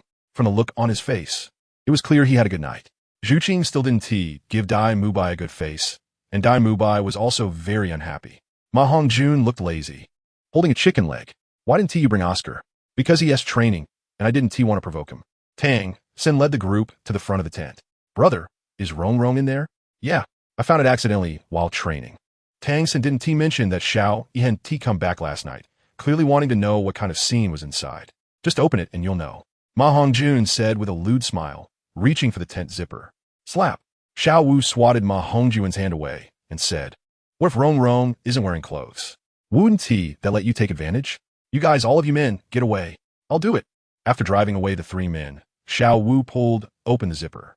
Rip? Huh? You all. Chapter 37, ambigu. This wrong you. Xiao Wu pulled open the tent zipper and looked at the scene inside, her mouth instantly agape. Xiao Wu's exclamation drew everyone's attention, and the three who had been driven away returned, all staring in disbelief at the scene inside the tent. Inside, Xiao, he was lying on one side, naked, hidden under a blanket, so it was unclear if he was wearing pants.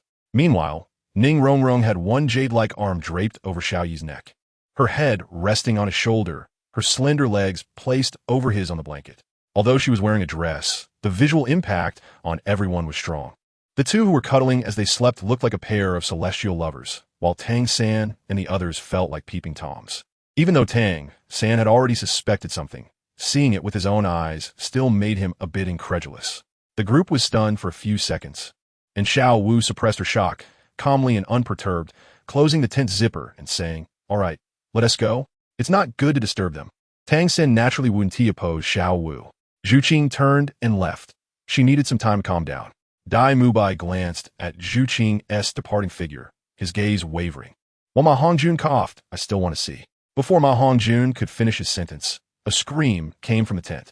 In the morning, Xiao Yi opened his eyes, murmuring, "Ugh, so heavy. I didn't sleep well today. I feel like there's something on me. Rong, where's my clothes?"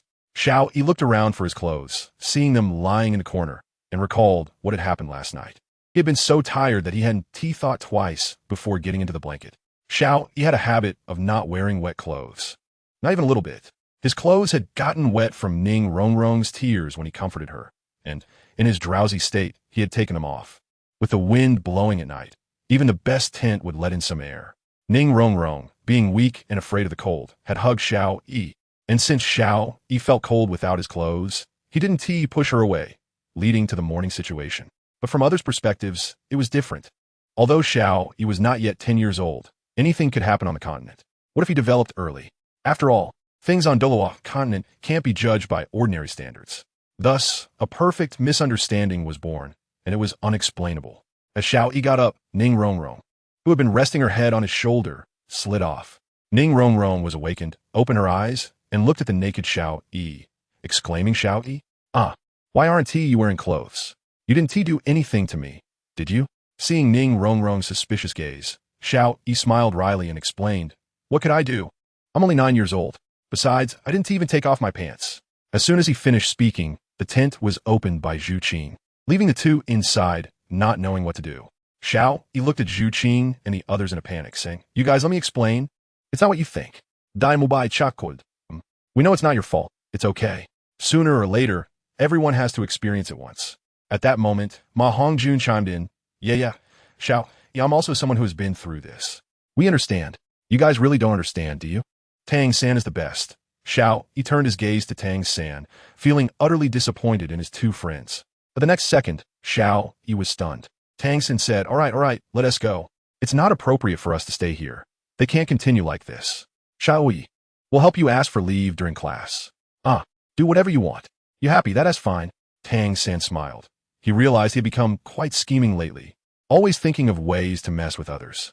Xiao Wu quietly approached Ning Rongrong and said, "Rongrong, those guys are so dirty.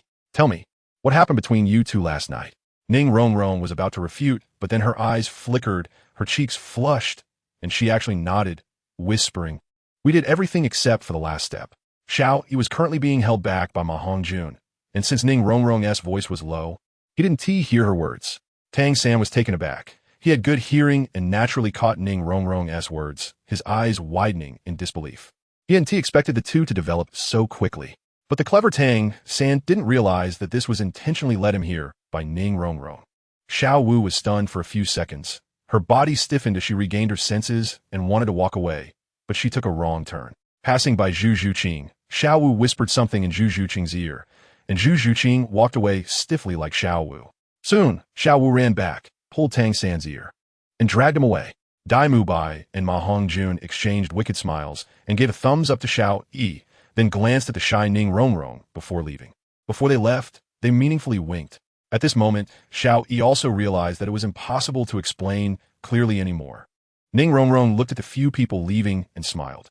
She knew everything from last night, knew that Xiao Yi was tired and hid under the quilt, and also knew that Xiao Yi did nothing. But she had her own thoughts. She wanted everyone to misunderstand her relationship with Xiao Yi. This was not difficult, especially in front of the experienced Dai Mubai and Ma Hongjun. There is a rule in the Seven Treasure Glazed Tile School that the Soul Master of the Seven Treasure Glazed Tower Martial Soul must find a powerful attack-type Soul Master to be their partner. This way, the two would complement each other and could stand undefeated.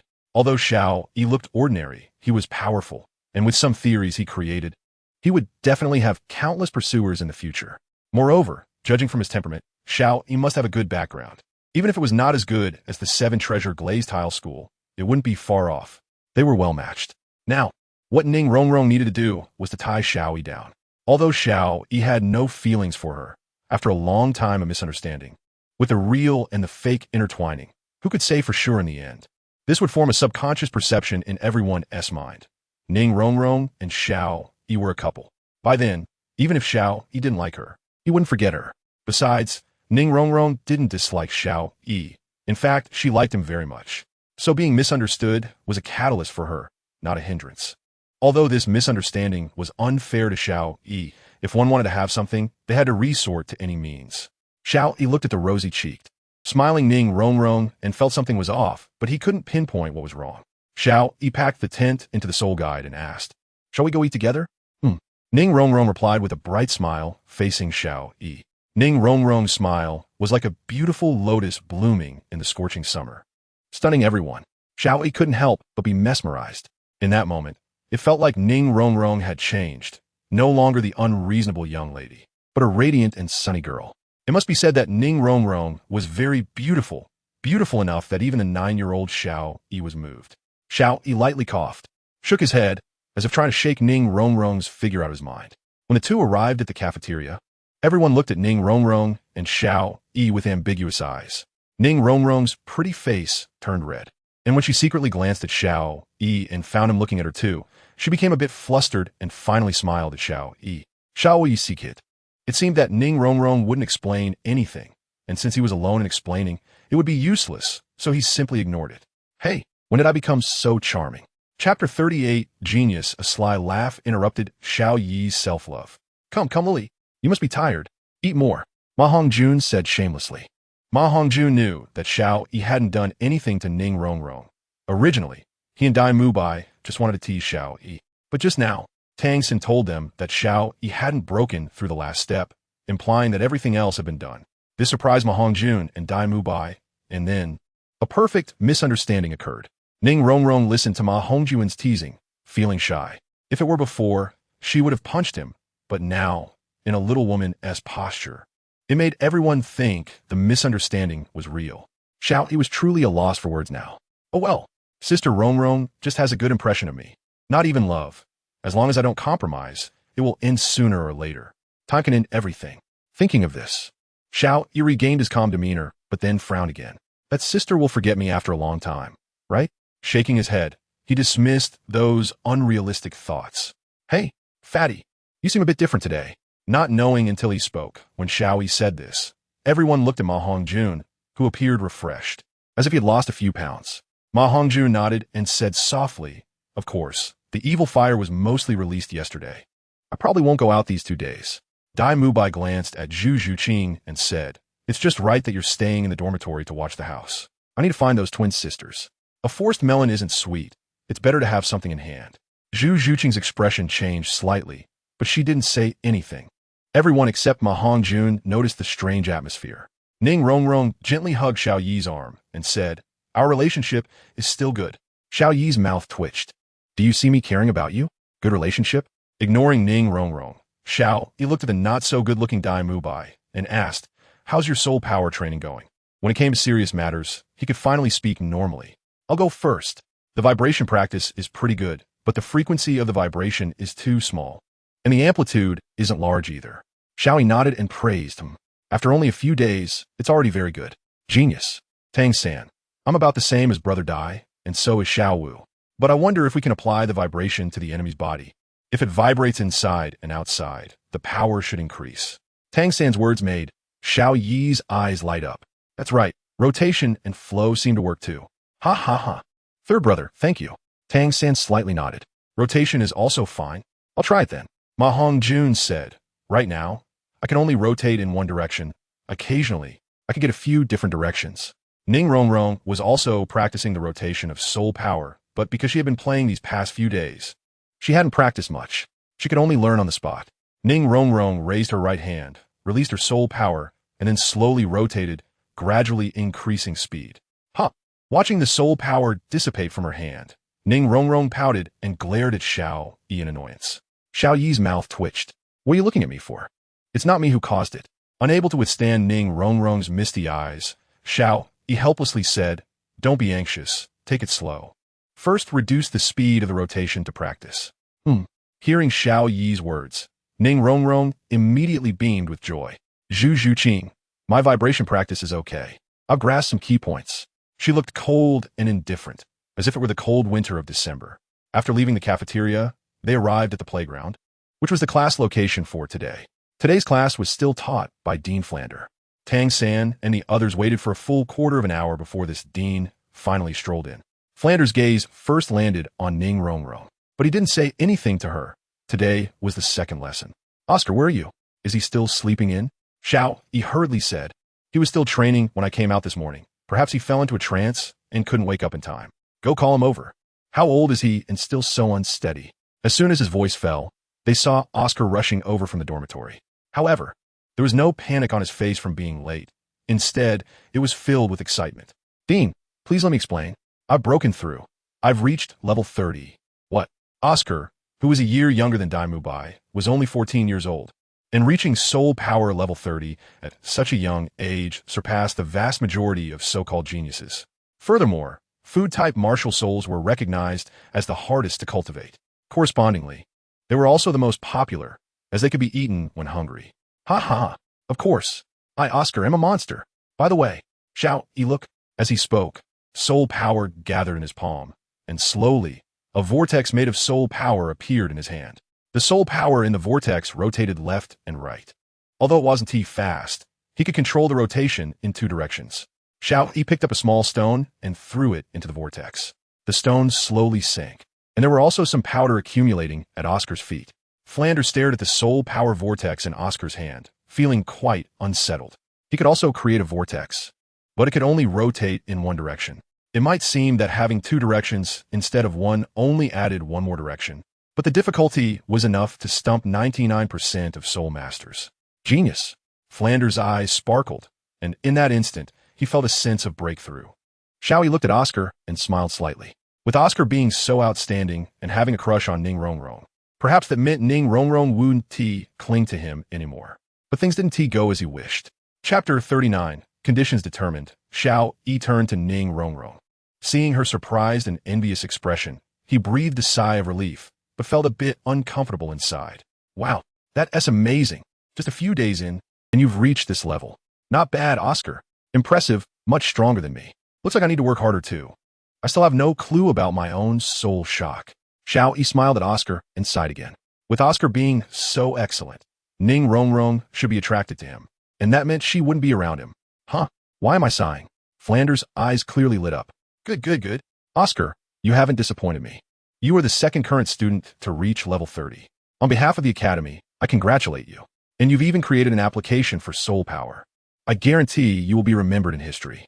Oscar awkwardly said, Dean, this is what Xiao Yi taught us. We didn't believe it at first. Flander widened his eyes in shock. What? Xiao Yi? Ning Rongrong then hugged Xiao Yi's arm. Yes. Dean, Oscar's rotating soul power is just one of many applications. Ignoring Ning Rongrong's resentful gaze, Xiao Yi pulled his arm away, scratching his head in embarrassment. Actually, it's not that many. Flander interrupted. Oh? Just 3. 3 isn't a lot, is it? 3? Isn't that still a lot? It's already impressive if a normal person can create one. And you created 3? Flanders' expression shifted from calm to shouting. Ning Rongrong, who was trying to adjust her personality, still reacted. Hey, what are you shouting about? It's not a competition of who has the louder voice. Flanders' lip twitched, thinking to himself, I can't compete with you in volume. All right, today's lesson starts now. Flanders' voice pulled everyone back from congratulating Oscar. Today's lesson is simple. Each of you must eat at least one sausage made by Oscar's soul power. At this moment, Oscar was already beaming with joy. and his eyes clearly revealed a lecherous gleam, especially towards Ning Rongrong. Xiao Yi frowned, feeling inexplicably annoyed by Oscar's look. Ning Rongrong, seeing Oscar's gaze, frowned and retreated to Xiao Yi's side. When Xiao Yi relaxed, she suddenly hugged him. Xiao Yi didn't expect Ning Rongrong to be so bold. He tried to push her away with his hands, but after 2 attempts, he couldn't push her off. Ning Rongrong let out a soft huff, feeling the softness in her hands. Xiao Yi was stunned for a moment, looking down. I'm sorry, that wasn't intentional. It turned out he had grabbed something he shouldn't have. Although Ning Rongrong hadn't developed as much as Zhu Zhuqing, she still had some curves. And Xiao Yi had just touched it, feeling quite nice. Ning Rongrong's cheeks flushed, and lowering her head, she softly said, "It's okay, Xiao Yi." Hearing her words, Xiao Yi was momentarily dazed. What's going on? Could Rongrong actually like me? Just because of that strong consolation last night? Hey, you all enough, Flanders said. Ning Rongrong ignored him and continued hanging on Xiao Yi, who couldn't push her off. Helpless, he could only let it be. After all, it felt quite comfortable. Oscar looked at the pair and sighed. In the end, they were not on the same wavelength. He thought of his soul spell. I have a big sausage. I have a small sausage. One thick and one thin. 2 sausages with distinctly different flavors appeared in Oscar's palm.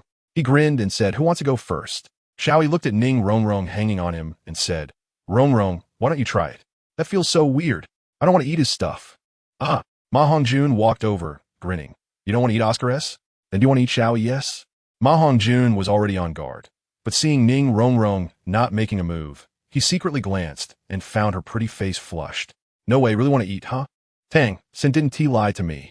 Xiao Yi's face darkened. What was Ning Rongrong trying to do? Ning Rongrong looked at Xiao Yi and said, "If you want me to eat, it's fine, but you have to agree to one condition." Xiao Yi thought for a moment. If he didn't agree, he couldn't refuse Ning Rongrong's request anyway. It was better to agree to her. "All right, but I want to do anything I don't want to do." Ning Rongrong immediately protested. "What? Then what use is this condition? If you don't want to do it, I'll be at a disadvantage." Xiao Yi thought for a moment and said, "How about this? It must be agreed upon by Dai Mu Bai and the others." "Okay." Agreeing, Ning Rongrong walked over, took 2 sausages, swallowed them down, and gagged a few times. Chapter 40. Bodyguard Oscar tentatively asked, "Are you hungry?" Ning Rongrong licked her pink lips and revealed a gentle smile. "I'm hungry, you jerk. Don't forget, you owe me one chance, Xiao Yi." Xiao Yi helplessly rubbed his forehead. This young lady was something else. Let us just treat it as appeasing her. After everyone struggled to eat the sausages, Flander nodded in satisfaction. Remember, living is the hard truth. To live is to do what you want to do.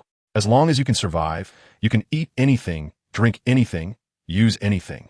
Living is the capital. Oscar has broken through to Soul Sovereign and is just in need of Soul Ring. Tomorrow, Zhao Wujie will take you to the Star Do Great Forest to hunt soul beasts for him, but he won't help you. Hunting soul beasts is solely your own responsibility. During this journey, just ignore him. Don't think you can do whatever you want just because Zhao Wujie is with you. Understand? Understood. Dismissed. Oscar and Tang San returned to the dormitory. Originally, Xiao Yi was supposed to go back too, but Ning Rongrong insisted on pulling him away under the pretense of training. "Xiao Yi, quickly teach me about training," she exclaimed. "Oscar is almost catching up to me. He has always been above you."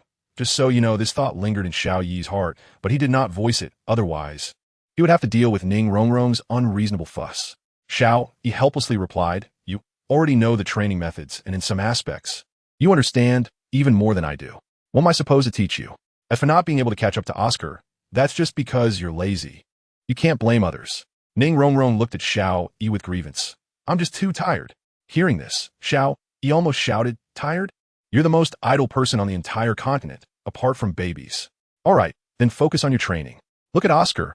Aren't you envious?" "I'm a bit envious, but I still have confidence in myself." In the evening, Ning Rongrong slowly opened her eyes. "Oh, Xiao Yi, I didn't expect your guess to be correct." She created 2 opposing whirlpools with her right hand, then began to fuse them together strand by strand. After only half a day's training, she managed to achieve a dual rotation, although it was just a strand. Xiao Yi, being a child, couldn't help but feel a bit elated. "Actually, I was just guessing. I thought they would cancel each other out. I didn't expect to succeed. If I practice for a while longer, I can definitely surpass Oscar. In any case, if you have any questions in the future, just ask me." Ning Rongrong's eyes flashed with a hint of cunning as she smiled slightly. "You said it. So I'll be bothering you from now on. Xiao Yi's expression instantly froze.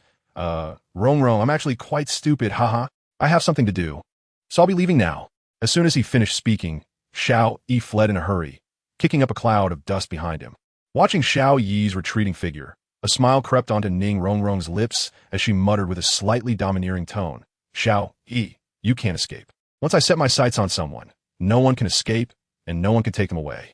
On his way back to the dormitory, Xiao Yi suddenly turned around, frowning. Why do I always feel like someone is following me? Is it just my imagination? As Xiao Yi gradually walked away, a figure slowly emerged from the bushes, wiping the sweat from its forehead. Sigh, the young master's perception is really sharp. I thought I was discovered. Another voice came from the void beside the shadow. Oof. Although the young master is a genius, he is still too weak. If it weren't for your carelessness, I wouldn't have to waste soul power to help you.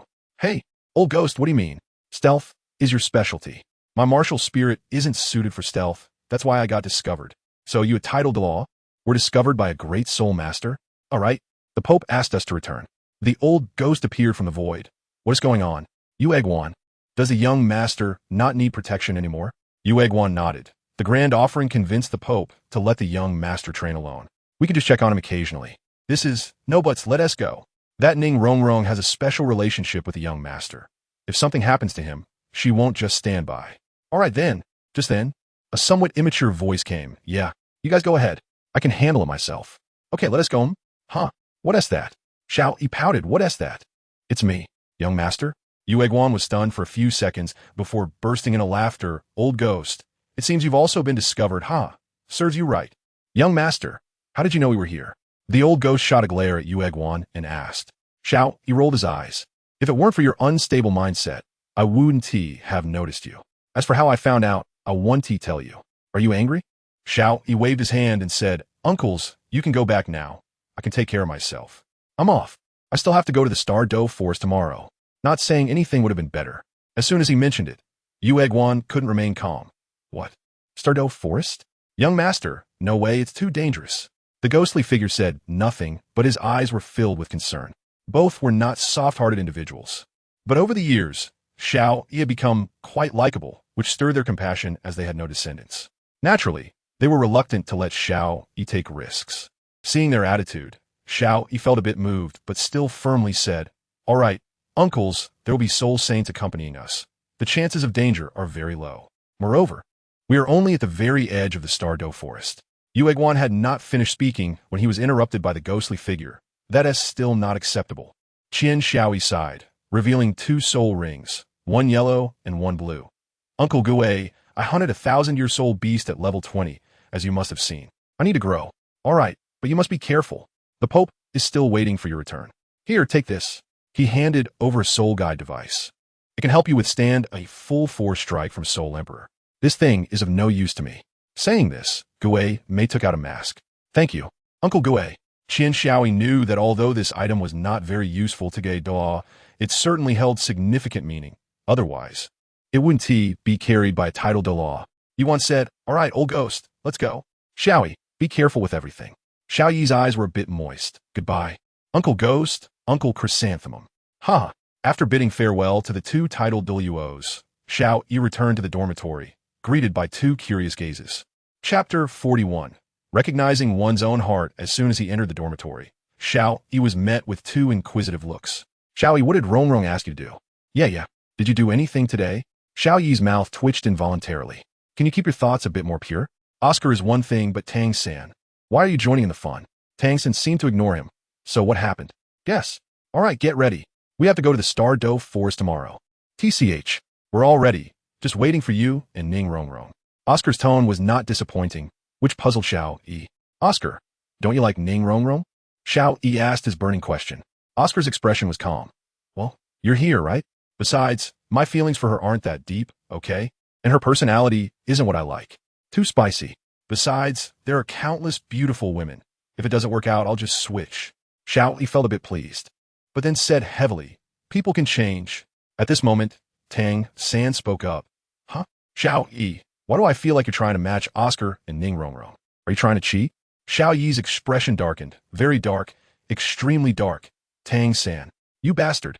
Tang-san remained unfazed and said, Then why are you encouraging Oscar to pursue Ning Rongrong? Because Xiao Yi was taken aback. Why couldn't he say it out loud? To tell them he had no feelings for Ning Rongrong. Tang San smiled. He actually knew from the beginning that Xiao Yi had no feelings for Ning Rongrong, but he had to make Xiao Yi and Ning Rongrong get together. First, Ning Rongrong was interested. Second, it was obvious that Xiao Yi's background was quite good, making them a good match. Third, and most importantly, Ning Rongrong had already shared a bed with Xiao Yi. Although they were still young and hadn't done anything, it had already affected both of them. Xiao Yi was fine, but if Ning Rongrong married someone else in the future, it would be hard to explain how she had slept with Xiao Yi. Therefore, Tang San wanted Xiao Yi and Ning Rongrong to be together, and the rumors became a boost to Tang San's plan. He played along. At the same time, Tang San could also see that Xiao Yi's feelings for Ning Rongrong had subtly changed after that night. Now Tang San's job was to help Xiao Yi recognize his own heart. Xiao Yi was still young. Children at this age needed attention the most.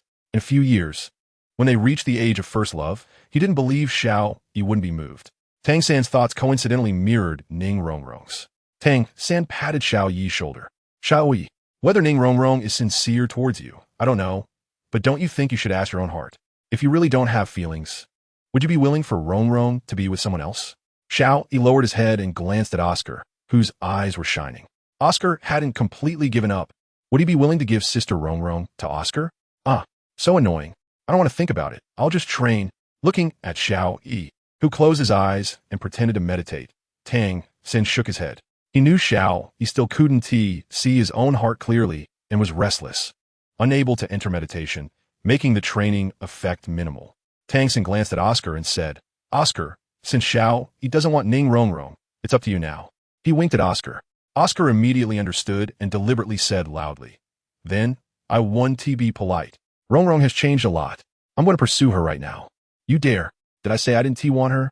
Xiao Yi jumped up from his bed, angrily staring at Oscar. Then he froze. Why was he reacting so strongly? Did he really have feelings for Sister Rongrong? Tang San smiled slightly. So you want her? I don't need you to worry about that. Xiao, he said a bit arrogantly. Tang San waved his hand. Okay, I won't worry. Ha ha ha. Humph. Xiao Yi huffed and sat aside, lost in thought. After a while, Xiao Yi spoke up. Sangu, do you think my feelings for Ning Rongrong are too shallow? Tang San thought for a moment and said, I only know that Rongrong is serious this time. And you may not be. You just have a crush on her. To truly understand your feelings, a period of separation will tell. A period of separation? If either you or Ning Rongrong changes their heart, the feelings won't be strong. However, I can firmly tell you, you will definitely change your heart before Ning Rongrong does. You maybe sound like a scumbag, as if you're not a scumbag. The next morning, after breakfast, when everyone gathered on the playground, Zhao Wujia was already waiting for them. All right, everyone, let's set off. The Stardow Forest is fraught with danger, so always stay alert. Don't be careless, don't start fires, and absolutely don't have internal conflicts. After a round of speeches, the group set off on their journey.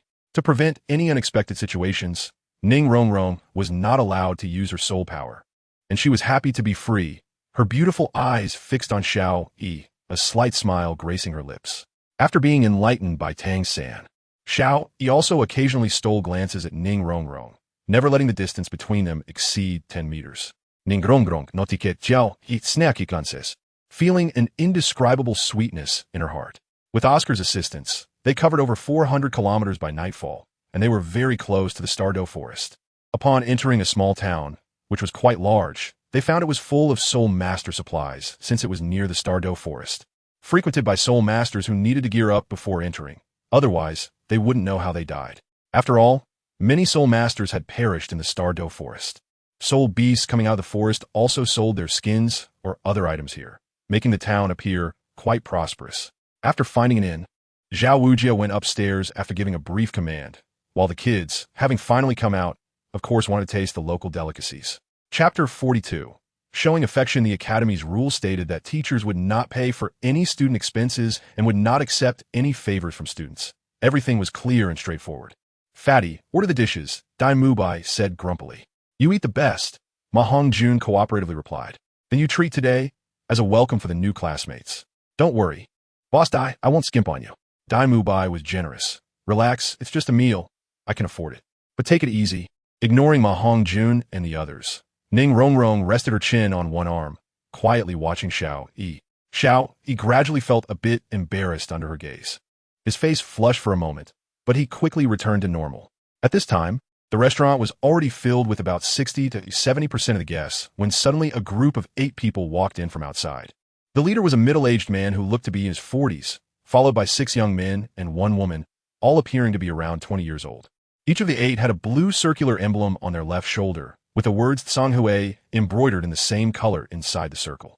From their attire, it was clear that they were all soul masters. In contrast, Xiao Yi and his group were dressed casually, while these newcomers were dressed more formally, clearly from a certain academy. Upon seeing them enter, the restaurant owner hurried over, bowing and greeting them with excessive politeness. Boss Dai, that girl is quite attractive. Ma Hongju's small eyes were fixated on the only female from Tsanghui Academy. She could be considered a beauty, although not as pretty as Ning Rongrong or Xiao Wu. But her more mature figure was something that the younger girls couldn't compare to. For Ma Hongjun, a mature body was even more important than a pretty face. His desires were merely suppressed, not eliminated, and it was hard to resist such a body. Xiao, he couldn't bear to watch any longer and said, Hongjun, your image. Mind your image. Here, take some paper and wipe your mouth. Sorry, I lost my composure. He continued, by the way, this academy is quite arrogant. Dai Mubai curled his lips. It's just a small Tsanghui academy. What's there to be arrogant about? Neither Ma Hongjun nor Dai Mubai lowered their voices. And soul masters had better hearing than normal people. Although the restaurant was a bit noisy, the leader still heard them. Oscar, sitting next to Tang San, chuckled softly. Looks like we have a good show to watch. Tang San glanced at him in confusion. What good show? Oscar whispered, this is part of our training. Dean Flanders said that a soul master who doesn't dare to cause trouble isn't a good soul master.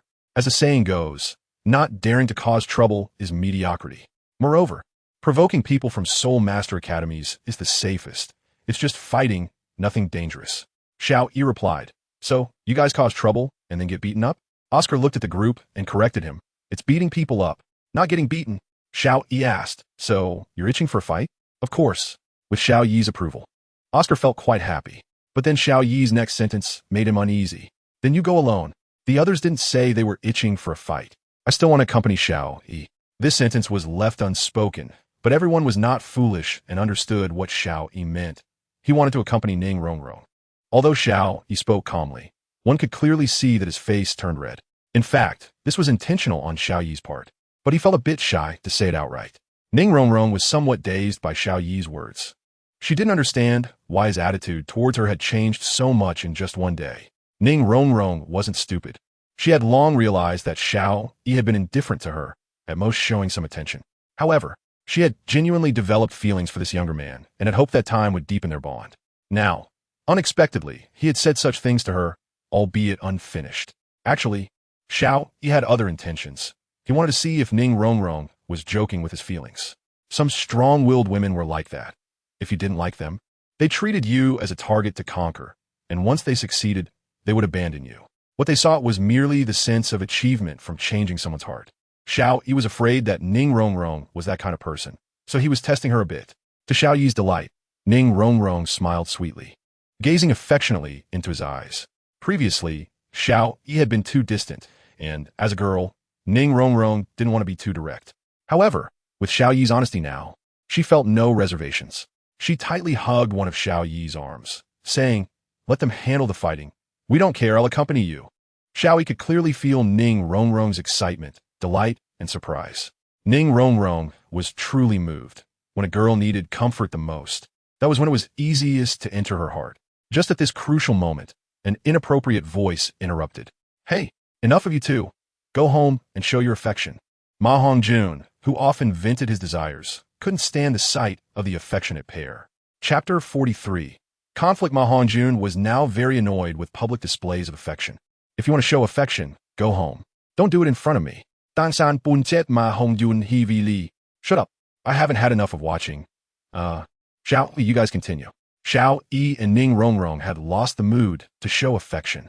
Ning Rongrong withdrew her hand from Xiao Yi's grip. Her previously open demeanor now replaced with a shy blush. Xiao Yi felt even more helpless, not knowing what to do, and could only vent his frustration on Ma Hongjun. One of the young men from Tsanghui Academy stood up, heading straight for Dai Mubai. Dai Mubai showed a hint of disdain. After all, he was a soul respect. Through his spiritual perception, He knew that this young man's cultivation was beneath his own, and if he got played by him, he would be laughed at by his classmates. The young man glanced around and then turned his attention towards Xiao Yi, thinking that even if Xiao Yi had great talent, a 9-year-old child couldn't cause much trouble. He wanted to let these kids know that looking down on their seniors would come at a cost. While Xiao Yi was engaged in a tussle with Ma Hongjun, if this young man attacked, Xiao Yi could be caught off guard and likely knocked out. Although it wouldn't be harmful, it would still be embarrassing. Ning Rongrong felt a bit nervous. She wasn't clear about the young man's strength and naturally worried about Xiao Yi, who was only in his 20s. Xiao Yi also noticed the young man, but didn't pay him any mind, knowing that someone would step in. For example, some of the more combative individuals. Just as the young man kicked towards Xiao Yi, Dai Mubai moved. How could a tiger's temper be good? Someone was plotting against him, and it was already quite impressive that he hadn't exploded immediately. Moreover, after having endured a lot from Zhu Zhuqing in recent days, Dai Mubai had pent-up frustration, and Wu Ti let this opportunity pass. Dai Mubai blocked the young man's kick aimed at Xiao Yi, simultaneously using his soul shock, causing the young man's thigh to go numb. If Dai Mubai had mastered soul shock, the young man's leg would have been ruined. What goes around comes around. Dai Mubai fully embodied this saying, delivering a punch to the young man. The young man didn't react in time and was sent flying with a punch, arching his back. The middle-aged man from Songhui Academy's expression changed, and he hurriedly stood up to catch the young man. The young man's face paled, and he spat out a mouthful of blood, becoming much more disheveled. Dai Mubai straightened his body and stretched lazily from his earlier movement, saying, "I'm really sorry. I lost control." The evil-eyed white tiger revealed its true colors, with a face full of disdain and contempt, radiating strong arrogance, looking quite deserving of a beating. As for why Dai Mubai was looking for trouble, it was obviously because he hadn't had enough of a fight. The restaurant was in an uproar, with most people keeping their distance from the two groups to avoid being caught in the crossfire. But most people didn't move too far away, excitedly watching the scene unfold. Normally, one would have to go to the Grand Soul Arena to witness a duel between soul masters, which comes at a considerable cost. So being able to watch for free was naturally thrilling for ordinary people. Seeing their teammate injured, the remaining 6 students glared angrily at the table of Shrek Academy. They wanted to rush over, but were stopped by a middle-aged man. The middle-aged man helped the young man he had just caught sit down, then sternly shouted at Dai Mubai, "Which academy are you kids from?" Dai Mubai's evil eyes flickered. "You think you're worthy to ask? Not even close." With that, he returned to his seat. By this time, the food had already been served, and the fat guy was quick to act, especially when it came to eating. He quickly left Xiao Yi's side, went to the table, and started devouring his meal, commenting as he ate, "The flavor is decent, just a bit undercooked. It'll have to do." Ning Rongrong and Xiao Yi felt a bit awkward, with Ma Hongjun sitting between them. The fat guy was so focused on eating that he didn't notice the color others were giving him. Nor did he realize he was the light in the darkness, a light bulb. After Xiao Yi expressed his feelings, the two became less intimate, partly because they were still young and such things were hard to let go of. Humans are like that. Sometimes, being honest can make both parties feel restrained. Just like when you're getting along well as friends, but once feelings arise, you become somewhat at a loss in front of the other person. But Sanyu suggests that if you like someone, it's better to be honest. If you don't say anything, your chances of success are almost zero. The teacher from Songhui Academy saw a group of kids ignoring him and was furious. He was a well-regarded soul master. When had he ever been treated like this? His face turned an iron shade of blue. A bunch of arrogant kids. Teach them a lesson. The Songhui Academy students were waiting for him to give the order, and under their teacher's lead, they all surrounded the Shrek Academy table. Except for the girl Ma Hongjun had his eye on, and the injured young man. "Fight? I like that." Xiao Wu jumped up excitedly from her seat and rushed over without hesitation. Tang San sighed. This sister just couldn't sit still and loved to fight. Xiao Yi glanced at Ma Hongjun, who was stuffing his face, and then stole a look at Ning Rongrong, thinking, these people are really bloodthirsty. In Ma Hongjun's eyes, food was the most important thing, right? He'd probably exercise after finishing eating. Sure enough, after Ma Hongjun finished eating in a whirlwind, he rushed towards the sports field, leaving Xiao Yi and Ning Rongrong sitting in their original spots, blushing and at a loss. Despite the Songhui Academy students being around 20 years old, their highest level was only around level 28, which was decent on the continent. But in Shrek's eyes, they were trash. Thus, the battle ended in just a few minutes. During the fight, Xiao Yi also noticed the soul rings of the opponents. Almost everyone had a white one, indicating a 10-year soul ring. "Stop. The teacher from Tsanghui Academy finally couldn't hold back any longer and stood up, waving at his students, "You all back down." The teacher from Tsanghui Academy was extremely shocked and felt a great imbalance. How could there be such a huge difference between students? He had been fairly satisfied with his own students, but now, compared to others, they seemed like useless trash. "I am Yi Jiqiu, the director of the Foreign Affairs Department of Tsanghui Academy. May I ask which academy you belong to?" "We are from Shrek Academy," Ma Hongjun replied. As he spoke, his fiery gaze fixed on the only female student from Tsanghui Academy. Yi Jiqiu paused for a moment, a thoughtful look in his eyes. Clearly not very familiar with the name Shrek Academy. "Shrek Academy? I haven't heard of it." Dai Mubai snorted coldly. "That's because you're ignorant." Knowing they had no significant background, Yi Jiqiu no longer hesitated. His eyes flashed as he released his martial soul, the black tortoise, and activated it. The beast martial soul, black tortoise, with 5 soul rings, 1 white, 2 yellow, and 2 purple. This director of the Foreign Affairs Department of Tsanghui Academy was actually a Soul King level expert above level 50. Even if he were weak, he was not someone a group of great soul masters could contend with. Yi Jiqiu spoke beautifully. "You kids don't understand. Don't talk nonsense in the future. Call your Academy-S teacher out." The fat guy let out a strange cry. "With you, an old turtle. You think you can be our teacher? We can handle you ourselves." Yi Jiqiu had the black tortoise martial soul, but he was most averse to being called a turtle. Offending his taboo wouldn't end well. "All right, I'll teach you all a lesson on behalf of your teacher. Let us go outside." With that, he turned and walked outside, the large black tortoise shell on his back swaying humorously, but the soul power he released was quite substantial.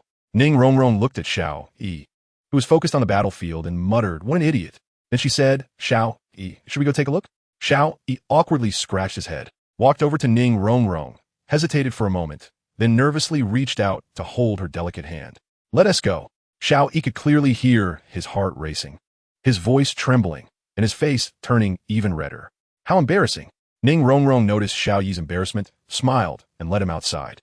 It was the perfect moment to change the subject as she watched the various soul skills being displayed, saying, "Do you think Dai Mubai and the others can win? You have to know that Old Turtle is a soul king." Old Turtle? Xiao Yi's head was in a jumble, and he didn't even notice that Ning Rongrong had changed the way she addressed him from Xiao Yi to Yi. Now, Xiao Yi wasn't even in the mood to pay attention to Tang San and their battle. His focus was entirely on the hand he was holding with Ning Rongrong. He responded somewhat perfunctorily with a hum outside. The fight was heating up, while the feelings between Xiao Yi and Ning Rongrong were also intensifying. Chapter 44. I don't understand love. Xiao Yi held Ning Rongrong's delicate hand, completely focused on her, with a flushed face, head down, not knowing what he was thinking. Ning Rongrong was in a similar state. Although her gaze was on the battlefield, her dreamy eyes and rosy cheeks revealed her inner unrest. Ning Rongrong was also a bit puzzled. She didn't understand why his attitude towards her had changed so quickly overnight. But then she relaxed because it no longer mattered. Although Xiao Yi had only expressed some feelings and hadn't truly confessed, Ning Rongrong still knew that Xiao Yi had developed feelings for her. Since he had feelings, she was afraid of him running away. With the strength of her 7-treasure glazed tile school, Ning Rongrong was confident she wouldn't let Xiao Yi escape. If all else failed, she could just tie him up. Thinking of this, Ning Rongrong nodded slightly, very much in agreement with her own thoughts. Of course, the premise was that she didn't know Xiao Yi was actually the young master of the Spirit Hall, Qian Xiao Yi, unconsciously squeezing Ning Rongrong's soft little hand. Just this small action made Ning Rongrong's ears turn red. Puff! Looking at the lovely Ning Rongrong, Xiao Yi couldn't help but smile. And a thought emerged in his mind. Being with her isn't bad at all. Ning Rongrong's gaze faltered a bit as she asked, "What are you laughing at?" At that moment, Xiao Yi seemed to have opened up, teasingly responding, "I'm laughing at you, Rongrong." Ning Rongrong was taken aback, and tears blurred her vision. Normally, Xiao Yi called her Sister Rongrong, and even after his confession just now, he hadn't changed the way he addressed her. Regardless, the title Sister Rongrong clearly felt less intimate than just calling her Rongrong. Although Ning Rongrong didn't express it openly, she cared deeply about it. But now, hearing Xiao Yi call her Rongrong with his own lips meant that he had truly recognized her from the bottom of his heart. In the face of Xiao Yi's puzzled yet disappointed gaze, Ning Rongrong broke free from his grip. Then, she suddenly leaped toward Xiao, wrapping her arms around his neck and resting her head on his shoulder, silently crying. With a slightly choked voice, she said, "I've been waiting for you to say those 2 words for a long time." It took Xiao Yi a long time to react, while feeling heartbroken. He was also filled with deep affection. He embraced Ning Rongrong's slender waist, inhaling the fragrance of the girl, and apologized. I'm sorry. Rongrong, I'm sorry. I shouldn't have taken so long to realize my feelings. Ning Rongrong didn't speak, still crying on Xiao Yi's shoulder. But the smile at the corners of her lips indicated her happiness. Overjoyed to the point of tears, Xiao Yi held Ning Rongrong's shoulders and gently pushed her away, looking into her tear-filled eyes as he said, Rongrong, I don't know if I love you. Being with you might be my possessiveness. Or maybe I'm just too good at something. Enough, Xiao Yi. I'm willful, I'm headstrong, but that's not a reason for you to play with my feelings. What do you take me for? Ning Rongrong soped loudly.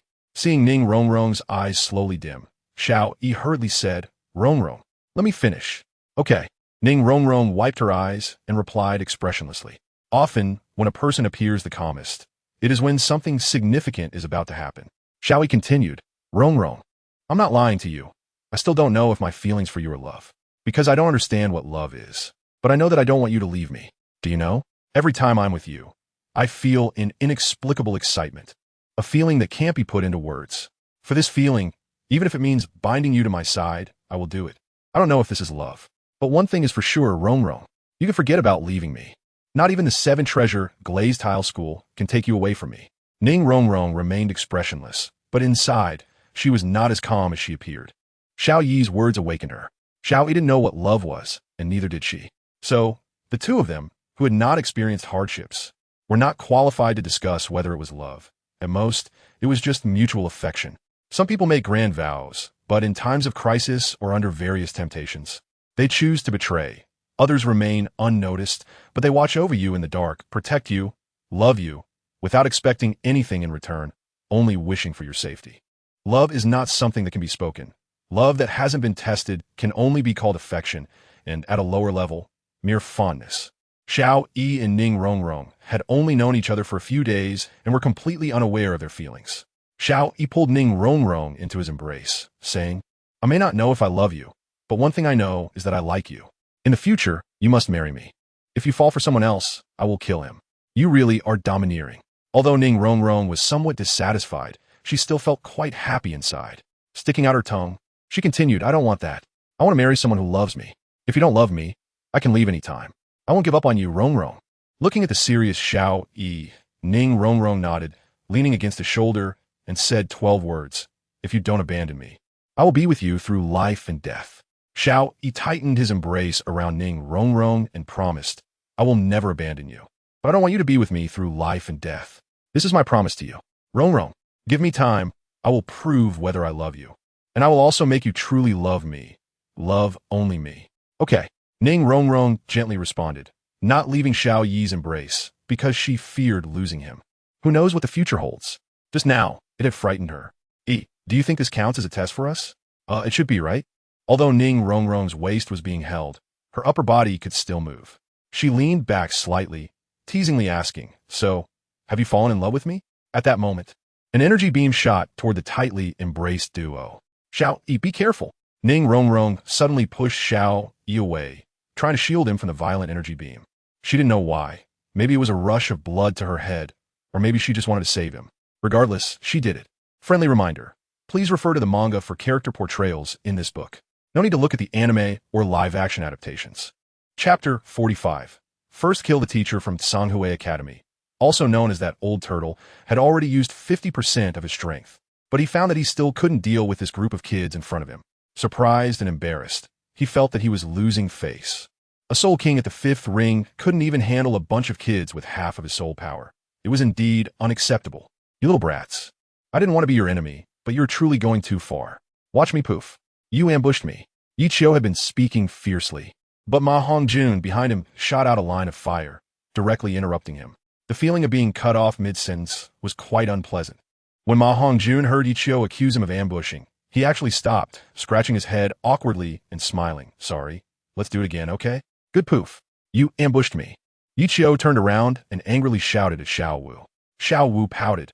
If she could win by ambushing, why waste energy to withstand a head-on? That makes sense. Poof. Enough. How can you ambush me too? Yi Qiu couldn't stand it any longer and glared at Tang San. Tang San put on a good-natured expression. Didn't you agree with Xiao Wu's point of view? I was planning to go head-to-head with you. Yi Qiu gritted his teeth, the killing intent in his eyes slowly condensing. Suddenly, he fired an energy beam at Zhu Zhuqing. Zhu Zhuqing had been focused on Yi Qiu, so when the energy beam was fired, she reacted immediately. As a speed-type soul master, avoiding this beam wasn't difficult for her. However, did she really dodge it? Zhu Zhuqing didn't notice that right behind her were Xiao, Yi, and Ning Rongrong. The energy beam she dodged shot straight toward the tightly embraced duo. Ning Rongrong was facing the battlefield, so she naturally noticed the danger before Xiao Yi. Get away. Saying this, she pushed Xiao Yi away. If nothing unexpected happened, Ning Rongrong would certainly be in great danger if hit by this energy beam. This was a soul skill from a soul king with murderous intent. But an unexpected event occurred. Xiao Yi's martial spirit was a sword, a close combat soul master. As a close combat soul master, the most important thing is reflexes. Xiao Yi couldn't claim that his reflexes were unbeatable, but dodging a soul skill was still possible. With a princess carry, Xiao Yi lifted Ning Rongrong, who was in front of him, and jumped to the side. Boom! A large pit appeared where Xiao Yi had originally stood. Xiao Yi glanced at the shocked Ning Rongrong and immediately felt a surge of anger, staring furiously at Yi Qiu. He could clearly sense that Yi Qiu had murderous intent, specifically towards Ning Rongrong, which made Xiao Yi extremely annoyed. Of course, Yi Qiu was currently single because he had devoted his entire energy to the academy. Being provoked by a group of children and feeling helpless, his anger had extinguished his will. He instinctively thought that Xiao Yi, who was still young, and the frail Ning Rongrong were the weakest, so he decided to kill the two of them first. Xiao Yi was also very unhappy. He had just felt comfortable holding Ning Rongrong, and now was interrupted. Moreover, judging by the situation, it seemed like he was going to kill Rongrong. There are limits to what one could tolerate. His right hand glowed with the spirit mark, and the judgment sword appeared in his hand. It wasn't that Xiao Yi didn't want to use his second martial spirit. Rather, for some unknown reason, his eight-winged, evil, ghost martial spirit had become unusable since his martial spirit awakening. Xiao Yi feared that Bai Bai Dong would worry, so he hadn't mentioned it. Even if he did, Bai Bai Dong might not understand the situation, as there had been no precedent of a martial spirit awakening but being unusable. It was better not to mention it to avoid causing her concern. Besides, if he did mention it, Bai Bai Dong would likely be overly cautious and might not allow him to go out for training. Two beams of light shot towards Xiao, and he did not resist, letting the beams fall upon him. He knew that Ning Rongrong would not harm him. Speed and power increased by 30%. It was Ning Rongrong who had regained her composure and provided Xiao Yi with a boost. Without hesitation, Xiao Yi charged forward, and two soul rings appeared behind him, one yellow and one blue. Yi Qiu finally came to his senses. The second soul ring was blue, which meant he was either from a prominent family or had exceptional talent. Provoking someone like him was the beginning of the end. However, the arrow was already on the bowstring and had to be released. Since he had already offended him, there was only one way to go: kill to silence. Yi Qiu mobilized all his soul power, and the fifth blue soul ring flickered, a sign of using his fifth soul skill. Xiao Yi knew that Yi Qiu had murderous intent and looked gravely at the old turtle in front of him. He could clearly feel the pressure of this soul king. Compared to the uncles from the spirit hall, Yi Qiu was much weaker. But this was a soul king who was going all out. It was completely different from the playful fights. A careless mistake could cost him his life. Xiao Yi raised the judgment sword and charged, while Yi Qiu also raised his claws to strike at Xiao Yi. But Xiao Yi easily dodged it. Clang! The judgment sword struck Yi Qiu's shell, sparking slightly but leaving no scratches. Yi Qi laughed arrogantly. Ha ha ha. Kid, you're still too weak. If you were at level 40, I would have no choice but to run. But unfortunately, you're not. So, are you ready to die? Don't worry after you die. I will enjoy that little girl over there, and then send her to accompany you. As he spoke, Yi Qiu pointed at Ning Rongrong. Having dodged Yi Qiu's attack, Xiao Yi narrowed his eyes and muttered, I really want to kill him. Feeling something, Xiao Yi smiled slightly and said, It's a bit of a pity, but I'm not alone. Hearing Xiao Yi's words, Yi Qiu also remembered that there were others in the academy. Just as Tang San and the others were about to join the fight, a furious shout came. What are you all doing out here at night instead of resting? Zhao Wujia walked out, looking extremely displeased. Dai Mubai, who was preparing to unleash his third soul ring skill, instinctively stopped when he heard the voice, retreating to create distance between him and Yi Qiu. Everyone go back to sleep. Zhao Wujia didn't even glance at the Tsanghui Academy side, waving his hand to order all the Shrek students to return to the hotel. With his interference, Yi Qiu was not pleased. He was in the heat of the moment. And what if he couldn't vent his anger? Wait a minute. Who was Zhao Wujie? He was once a notorious troublemaker in the Soul Master world. Although not the strongest, he was still a terrifying presence. Facing someone at level 50, he naturally wouldn't take the opponent seriously. You have something to say? Or just want to fart? I'm busy. Yichio was furious and walked straight towards Zhao Wujie, looking ready to stir up trouble. Zhao Wujie turned around and addressed the 7 boys who had gathered around him. A bunch of useless trash. Can't even handle an old turtle. I'll deal with you when we get back to the academy. Let us see whose strength speaks louder. Zhao Wujie looked down on them, not even using his martial spirit, and slapped out. Yichio was thoroughly enraged at this moment, releasing his soul power fully while turning his body to block Zhao Wujie's palm with his hard shell. In his view, a soul master who didn't use their martial spirit was no different from an ordinary person. He wasn't afraid of ordinary people. The next second, Yichio's body was sent flying by Zhao Wujie's slap, soaring over 10 meters before crashing heavily to the ground. Zhao Wujie threw a dismissive glance in Yichio's direction before turning to lead the Shrek students toward the hotel, muttering to himself as he walked. Not using martial spirits to slap people feels pretty good. No wonder what? Of course, it's because of the director's abuse. Yichio, with the help of many Tsanghue Academy students, managed to get up, spitting out a mouthful of blood. His back felt as if it were pressed down by a mountain, making it hard for him to breathe, and he couldn't help but feel terrified. He knew his own defensive power too well. The opponent hadn't even used their martial spirit, yet a casual slap had managed to injure him, even if the opponent was a power-type soul master. The difference in strength couldn't be less than 15 levels, or even more. Thinking about the opponent's soul master level, Yichio couldn't help but shudder, looking resentfully at the direction where the Shrek Academy students had left before leading his students away in defeat. Among them, a female student even glanced back at Dai Mubai as they left. Oscar had facial hair. Tang San's looks weren't particularly outstanding. Xiao Yi was decent, but already had a girlfriend, and was also too young. Dai Mubai's devilish eyes were clearly the most attractive. As for the fat guy, he was typically ignored by girls. Of course, Dai Mubai didn't notice her. It wasn't that the white tiger was particularly pure, but rather that he was too proud, having seen many beautiful girls, and his taste was far beyond what the fat guy could compare to. Stop. Just as Ichio turned around, a white blade pierced through his chest. Strangely, there was not a drop of blood on the blade. Ichio stared blankly at the judgment sword in front of his chest, not expecting that this seemingly 9-year-old child would dare to kill, and with a single strike hit the vital point. If it weren't for Xiao Yi's sudden attack, Yichio wouldn't have been caught off guard. In fact, not only he, but even Zhao Wujie hadn't expected Xiao Yi to be so ruthless. The expressions of both sides, students turned pale, especially the sheltered young lady Ning Rongrong. Yichio weakly said, You dare to kill? If I want to kill, no one can stop me. No one. Defiling Rongrong deserves death. All spoiled by Bai Bai Dong, too possessive. Xiao Yi retracted the judgment sword, and Yichio gradually lost his breath. Sigh.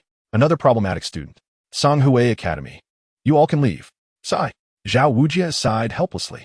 He didn't care about Yichio's life or death. It was just a nuisance. Rongrong. Ning Rongrong's pretty face turned pale, trembling as she pointed at Xiao Yi. Xiao Yi, you kill someone? Xiao Yi walked towards Ning Rongrong. Rongrong, don't come over, demon. Ning Rongrong held her head, and before she could finish speaking, she fainted. Chapter 46. Shadow Xiao Yi walked over and picked up Ning Rongrong, heading towards the guest room. Teacher Zhao, you all go to the Stardow Forest. I no longer need training, and as for Rongrong, her mind is still too young.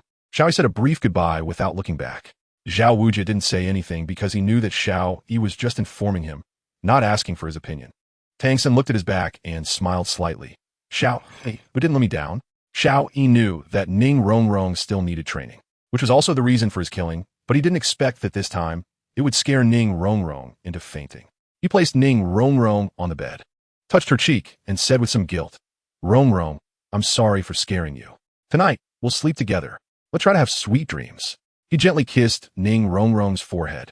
Xiao Yi hesitated for a moment, looked at the closed door, and gave Ning Rongrong a quick kiss on the lips. Then he licked his lips. So delicious. In the middle of the night, the shaking bed woke Xiao Yi. He raised his head and saw Ning Rongrong huddled in the corner of the bed. Ning Rongrong looked at him with a gaze full of affection, reluctance, but mostly fear. Rongrong, you. Xiao Yi.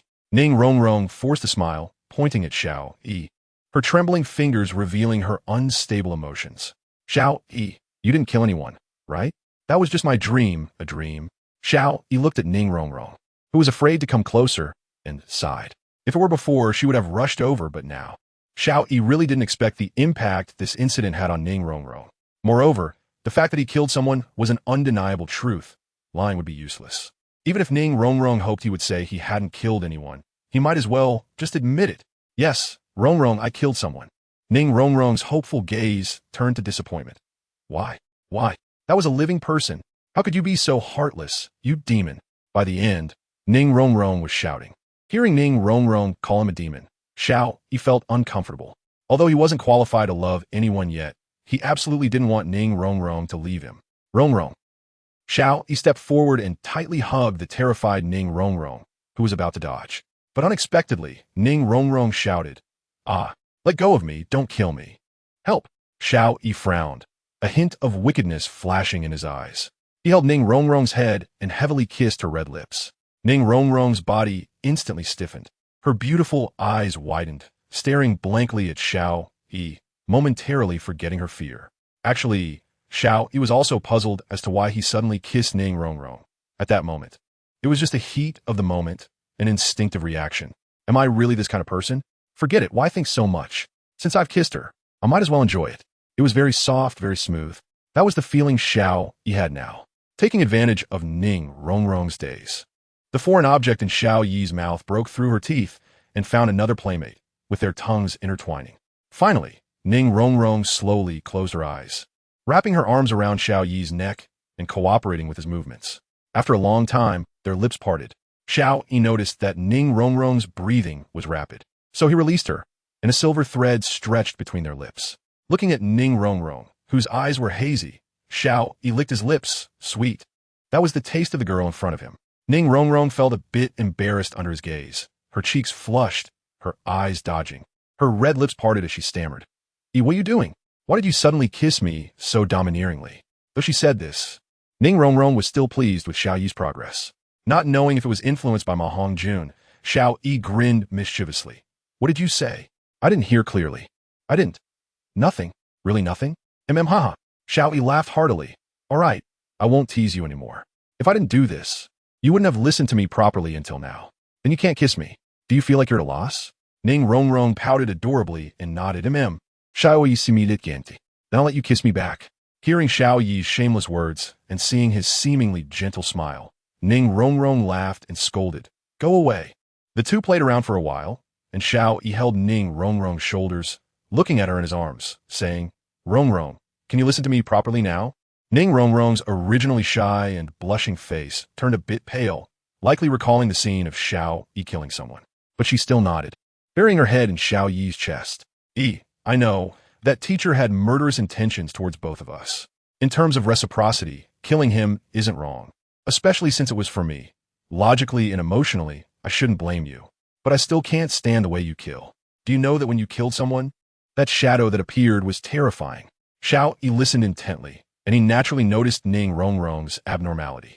When she mentioned that shadow, he could clearly feel her delicate body trembling, a shiver of fear, and Xiao Yi was puzzled. Shadow? What shadow? Chapter 47. Returning to the Academy Shadow? What shadow? Xiao Yi could guess that the shadow was the source of Ning Rongrong's fear. When it came to that shadow, Ning Rongrong tightened her grip on Xiao Yi's arm, clearly terrified. When you killed someone, that shadow appeared behind you. It was so scary. It had 2 horns on its head and 8 black wings on its back. When I discovered it, it was also looking at me. In that instant, I felt like I was being targeted. Patting the trembling Ning Rongrong, Xiao Yi's expression became serious. 2 horns on its head, 8 black wings, and related to him. There was only that second martial soul that he had never used and couldn't use. 8-winged demon. The first time he saw this martial soul, it was merely a soul imprint, and even then, it startled Xiao Yi. No wonder the timid Ning Rongrong was so frightened, especially since it smiled at her. Just think about it. A winged ghost smiling at a girl in her teens is terrifying. Since Xiao Yi's second martial soul awakened, he had never been able to use it, and as for the reason, he didn't know. Because it didn't pose any harm to him, he had never cared about it. But it seemed that the situation was a bit serious now. After a moment, Ning Rongrong continued. Actually, that demon occasionally appears at night, but it's transparent. If you don't look closely, you won't notice it at all. So, I used to think it was my illusion. But today, when you killed someone, it was also night. And this time, it was especially clear. Isn't this an ominous omen? Please don't kill anyone anymore, okay? By the end, Ning Rongrong's tone became urgent, filled with worry and a hint of pleading. Xiao Yi looked at the tearful Ning Rongrong expressionlessly and said, I might be cursed. Rongrong, let's break up. Break up. Slap. Ning Rongrong was stunned for a moment before she slapped Xiao Yi's face with a loud smack. It might not be Ning Rongrong's first time hitting someone, but hitting someone on the face was a first for her, and she did not regret it. Xiao Yi, what do you mean? Just because of this little incident? You want to chase me away? What do you take me, Ning Rongrong, for? I may be scared, but I have the courage to face our feelings. And you? What are you doing? You're just avoiding it. I know you're worried about me, but if you push me away for my safety, Ning Rongrong, will hate you for a lifetime. As she spoke, Ning Rongrong's tone softened. She touched Xiao Yi's face where she had hit him and continued, My heart is with you. I love you. Instead of letting me hide away and be sad, I might as well die for a quick end. Xiao Yi was taken aback by Ning Rongrong's words. He had never expected her to say such things. After a long time, Xiao Yi smiled and pulled Ning Rongrong into his arms. Rongrong, don't speak so pessimistically. That ghostly shadow is just my martial spirit. Martial spirit? Isn't your martial spirit the judgment sword? You're a twin martial spirit?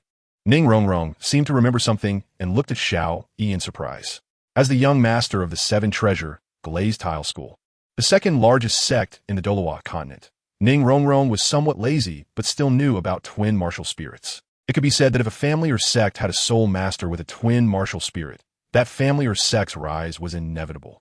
As a soul master with twin martial spirits would surely become a top powerhouse in the continent. However, Ning Rongrong couldn't understand which family was so bold as to allow a twin martial spirit to roam freely. Either Xiao Yi did not belong to any faction, but from his behavior, it was clear he was not just a simple country bumpkin, or this faction had people secretly protecting him. Such a secret could not be overlooked, but also could not be known by too many people, so someone must be protecting him in the shadows. Thinking of this, Ning Rongrong felt reassured for many reasons. First of all, in the Seven Treasure Glazed Tile School, it was stipulated that inner disciples were not allowed to combine with support-type soul masters. As a power-type soul master, Xiao Yi naturally ignored this rule. If Xiao Yi was indeed a twin martial spirit, then if they were together, the Seven Treasure Glazed Tile School would definitely support them wholeheartedly. Secondly, that ghostly shadow was still a martial spirit. The martial spirit was part of the body, and it must bring more benefits than drawbacks to Xiao Yi. Overall, if nothing unexpected happened, they could already get engaged. While Ning Rongrong was secretly delighted, she suddenly remembered something and stared at Xiao Yi, saying, Hey, Yi, you knew that ghostly shadow was your martial spirit all along, right? Xiao Yi felt that something was off in the atmosphere, but couldn't pinpoint what it was. He didn't think much of it and replied, Yeah, I knew at the moment you described what that ghostly shadow looked like. Ning Rongrong kissed Xiao Yi's cheek, right where she had hit him, and said with a smile, Then why did you chase me away? Xiao Yi touched his cheek where she had kissed him, grinning foolishly, and said instinctively, of course, it was just to tease you. Who knew you would? Realizing what he had just said, even if Xiao Yi was not very smart, he understood that he had slipped up. Ning Rongrong had cleverly seized the moment, causing Xiao Yi to unconsciously reveal the truth. Unconscious words are often the true thoughts from the heart. So, Xiao Yi felt a chill. What do you mean? You were serious about this, weren't you? How could you joke about such things? Why are you biting me? Rongrong, I was wrong, stop. Ning Rongrong bit into Xiao Yi's shoulder, causing him to wince in pain, and she felt a bit sorry, so she released her bite. Oof, that's what you get for joking with me. Pulling down her collar, she saw the bite mark, and Xiao Yi felt quite wronged. Ouch, that hurts. You could bite through my clothes like this. Rongrong, you're so fierce.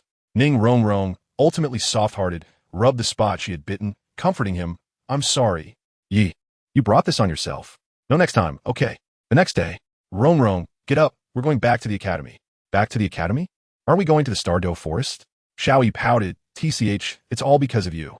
I left a long time ago, and poor me has to take care of you back to the academy. Xiao Yi did not tell Ning Rongrong that he had stayed voluntarily, and that he was the one who suggested not bringing her along. He didn't want her to be stimulated again in a short time. What? You don't want to take care of this young lady? Ning Rongrong pretended to be angry, pouting. Of course not. Taking care of my young lady is my greatest happiness.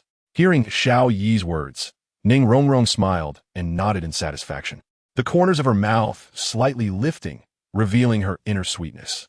Back at the academy, they just told Flanders that they wouldn't be going to the Douluo forest. And as for Flanders' attitude, it was something that Xiao Yi and Ning Rongrong could ignore. They didn't even consider how Tang San and the others were doing in the Douluo forest.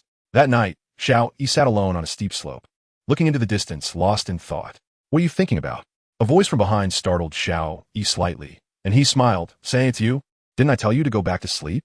Ning Rongrong walked over and sat next to Xiao Yi. "I can't sleep. I want to be with you." "Yi, I feel like you're hiding something from me."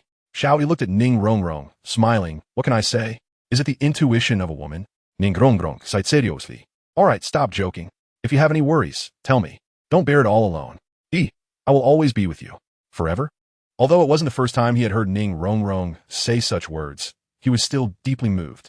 "Rongrong, sometimes I wonder if I'm worthy of you." Ning Rongrong frowned and said excitedly, "Why do you say that? I think you're great. You are great.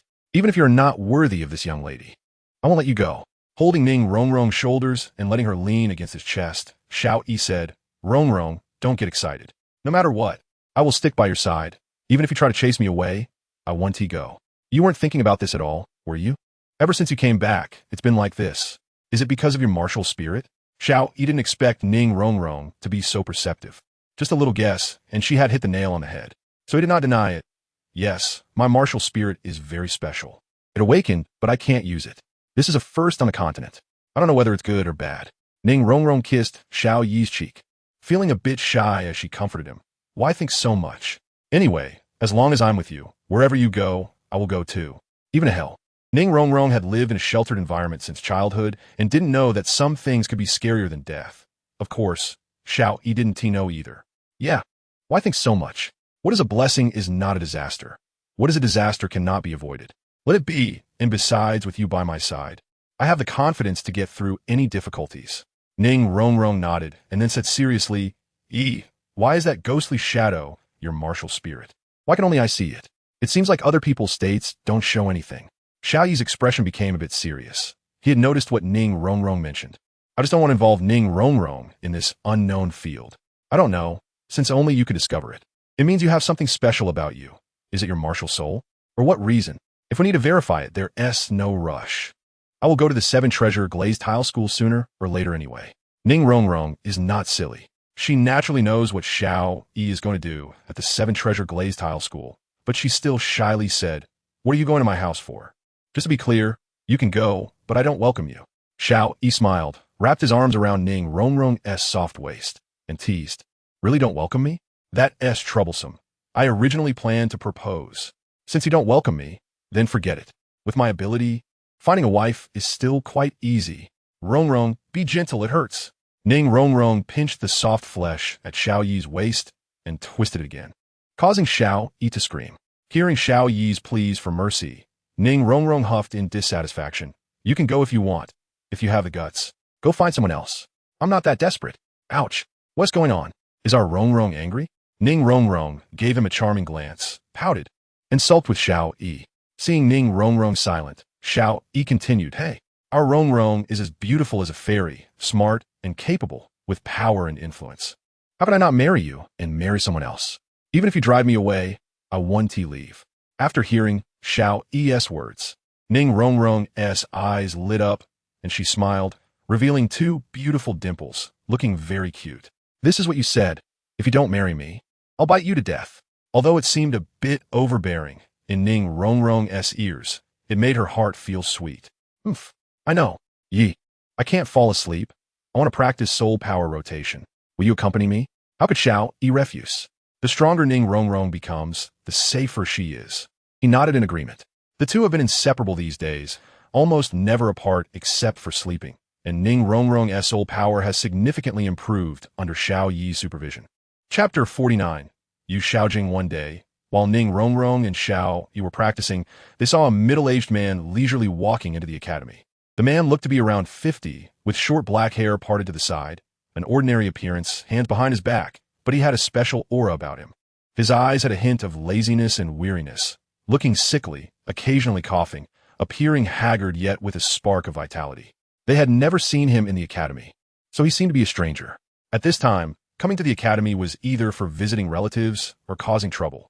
Ning Rongrong, with her cheerful personality, Although a princess of the Seven Treasure glazed tile school, knew to give respect, so she didn't look down on the middle-aged man. Unkle, who are you looking for? Ning Rong Rong asked the haggard middle-aged man who was looking around. The middle-aged man glanced at Ning Rong Rong, a flash of light in his eyes, and then spoke without any small talk, Flander. He only said 3 words, as if saying one more word would drain a lot of energy. Xiao, he stepped forward, half his body shielding Ning Rong Rong behind him, and smiled slightly. Uncle, what is your relationship with our principal? What do you want with him? Is it to collect a debt? He is quite greedy. The middle-aged man showed an approving gaze, changing his demeanor. Young man, you are good. You are polite to strangers, yet cautious, speaking smoothly with a hint of probing. You protect the girl behind you very well. Even if I am a soul king, I couldn't attack that little girl in a short time. And I am a soul king. If I attack you, the little girl will have enough time to escape or even call for help, right? Xiao Yi nodded, taking half a step back, his expression becoming serious. Xiao Yi could sense that this person's soul power level was higher than his own, but definitely not above level 30, at most 29. Xiao Yi was confident he could defeat him, but the middle-aged man's wisdom was the highest Xiao Yi had ever seen. Even Bibi Dong, who was well-read, could not compare to him. He analyzed a person thoroughly with just a few actions and words.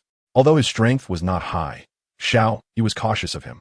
Ning Rong Rong, however, didn't think that much. She was touched at this moment.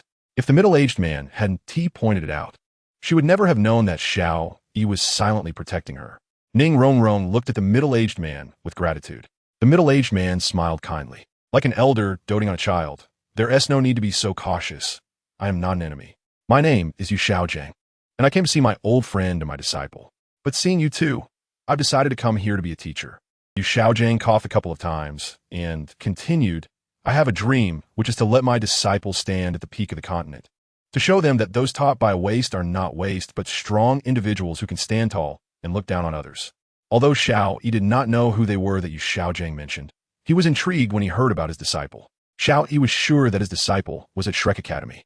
However, Xiao Yi still did not let his guard down. After all, words are not proof. May I ask who your disciple is? Yu Xiaojiang revealed a proud smile. Tang-san. Ning Rong Rong wanted to say something, but was interrupted by a loud laugh. Ha ha, Xiaojiang. I thought you would never come to see me in this lifetime. However, when I saw the soul tool on Tang-san, Yu Xiaojiang replied with a straight face. The name of the 24 bridges under the bright moon is named by Xiao-san. Good name. When I saw the 24 bridges under the bright moon, I knew you would come. Xiao Yi, it's fine. He is my old friend, right? Xiaojiang, Flander said. Yu Xiaojiang did not respond. But Xiao Yi did not intend to stay here any longer. Since Flander was here, he didn't need to worry about the rest. Whatever happened was none of his business. Xiao Yi took Ning Rong Rong's hand, said goodbye, and gradually walked away. Watching the backs of Xiao Yi and Ning Rong Rong, Yu Xiaojiang smiled and said, interesting, not arrogant nor impatient. Flander, you've seen another monster. Flander was naturally happy to hear his good friend praise his student. Ha ha ha. Xiaojiang, this batch of students is the most satisfactory since I established the academy, especially Tang-san and this Xiao Yi. In Flander's mind, monster meant a compliment. Yu Xiaojiang nodded with a smile. I can see that Tang-san is excellent. This Xiao Yi's talent must not be weak, and his character is not inferior to Tang-san. He's a good seed, Flander said with a mysterious smile. I feel that this Xiao Yi is stronger than Tang-san. His second soul ring is 1,000 years. 1,000 years? Interesting. Flander, I want to be a teacher. Flander's eyes lit up, excitedly saying, Xiaojiang, are you serious? Although Yu Xiaojiang had mentioned wanting to be a teacher before, hearing in person was still thrilling. Flander's greatest hope was for Yu Xiaojiang to live for himself, not to drift aimlessly. If it weren't for Tang-san's appearance, Yu Xiaojiang might still have no desire to live now. Yu Xiaojiang pretended to be angry. What? Not welcome? Then I'll leave. Flander hurriedly stopped him. No. I welcome you. A warm welcome. If others were to know that a great spirit master actually dared to joke with a spirit sage, they wouldn't even want to laugh. But Flander knew that although his brother's strength wasn't great, his theoretical knowledge was definitely top-notch in the Douluo continent, and that's exactly what the students needed. Flander smiled and said, Xiao Gang, it's been over 20 years, and you haven't joked at all. It's clear you're very happy today. Yu Xiaojiang looked into the distance, as if trying to see someone across 1,000 miles. This can be considered my motivation to keep living. Flander sighed. Why do you have to be so obsessed? Forget it. No need to discuss it. I estimate that Tang San and the others will be back tomorrow, so you should prepare a bit. After all, you're a teacher now. Yu Xiaojing grinned and said, all right, just watch me squeeze you, the miser dry. Don't tell me you haven't scammed Tang San before. If you say you haven't, I won't believe it. If Xiao Yi were here, he would definitely say, as expected of a master and disciple, this smirk looks like it's been carved from the same mold. Chapter 50. Identity at this moment. The two of them were of course unaware that they had left a deep impression on the dean's friend, Yu Xiaojing. Ning Rongrong was immersed in deep emotion. Although she was smart, she couldn't keep track of everything. If it weren't for Yu Xiaojing pointing it out, she probably wouldn't have realized that Xiao Yi was constantly paying attention to her and protecting her. As the young lady of the Seven Treasure Glazed Tile School, there were many people who cared for and protected her. On the contrary, there were quite a few. However, most of these people were only doing so because of her identity as a young lady and the responsibilities of her subordinates. The only ones who genuinely hoped for her well-being were her father, mother, and a few others. But Xiao Yi was different. It was evident that his background was quite good, and he didn't need to cling to the Seven Treasure Glazed Tile School. Or rather, Xiao Yi didn't care about the status of such a large sect at all. The fact that someone like him was willing to invest in her could only mean one thing. Xiao Yi had true feelings for Ning Rongrong. Whether intentional or not, Ning Rongrong was already content. In this world where the weak are preyed upon by the strong and profit is the only motive, true feelings are a cheap commodity. If it weren't for the lack of mate selection requirements from her family, being with someone she loved would be extremely difficult. Thinking of this, Ning Rongrong became curious about Xiao Yi's identity. She linked her arm with Xiao Yi's and said softly, Yi, I've always been curious about who you really are. Xiao Yi found a chair to sit down and contemplated whether to tell Ning Rongrong his identity, whether to say he was the young master of the Spirit Hall. Qin Xiaoyi. It wasn't that Xiao Yi didn't want to say it, but rather that his identity was too sensitive, inevitably attracting some ill-intentioned individuals. However, he didn't know why, but he just didn't want to hide or deceive Ning Rongrong. Being cautious was fine, but trusting companions was also important. Ning Rongrong sat beside Xiao Yi. Seeing that he wasn't speaking, shook his arm, pouted, and coquettishly said, Yi, tell me, okay? I promise I won't tell anyone. Xiao Yi smiled, tapped Ning Rongrong's forehead, and said, silly, I didn't plan on not telling you. There's no need for us to hide anything from each other anymore. I originally planned to wait a while, but since you asked, I'll just tell you. But you better not be shocked later. Ning Rongrong touched her forehead where Xiao Yi had lightly tapped and felt an indescribable sensation in her heart. However, she liked this feeling, but Ning Rongrong didn't show it. Pouting and saying, what's there to be shocked about? Are you the young master of the Spirit Hall, or something? Qin Xiaoyi is much stronger than you, and his background is also very good. If it weren't for meeting you, my father would have arranged a marriage for me. Xiao Yi imbratet Ning Rongrong's frakrant sobulder. Allowed her to lean on his shoulder, and said, Xiao Yi is actually my alias. My real name is Qin Xiaoyi. You're right. I am the young master of the Spirit Hall. How about it? Do I match you? Saying this, Qin Xiaoyi winked at Ning Rongrong. Ning Rongrong was now in extreme shock. Guessing was one thing, but hearing Xiao Yi admit it was another.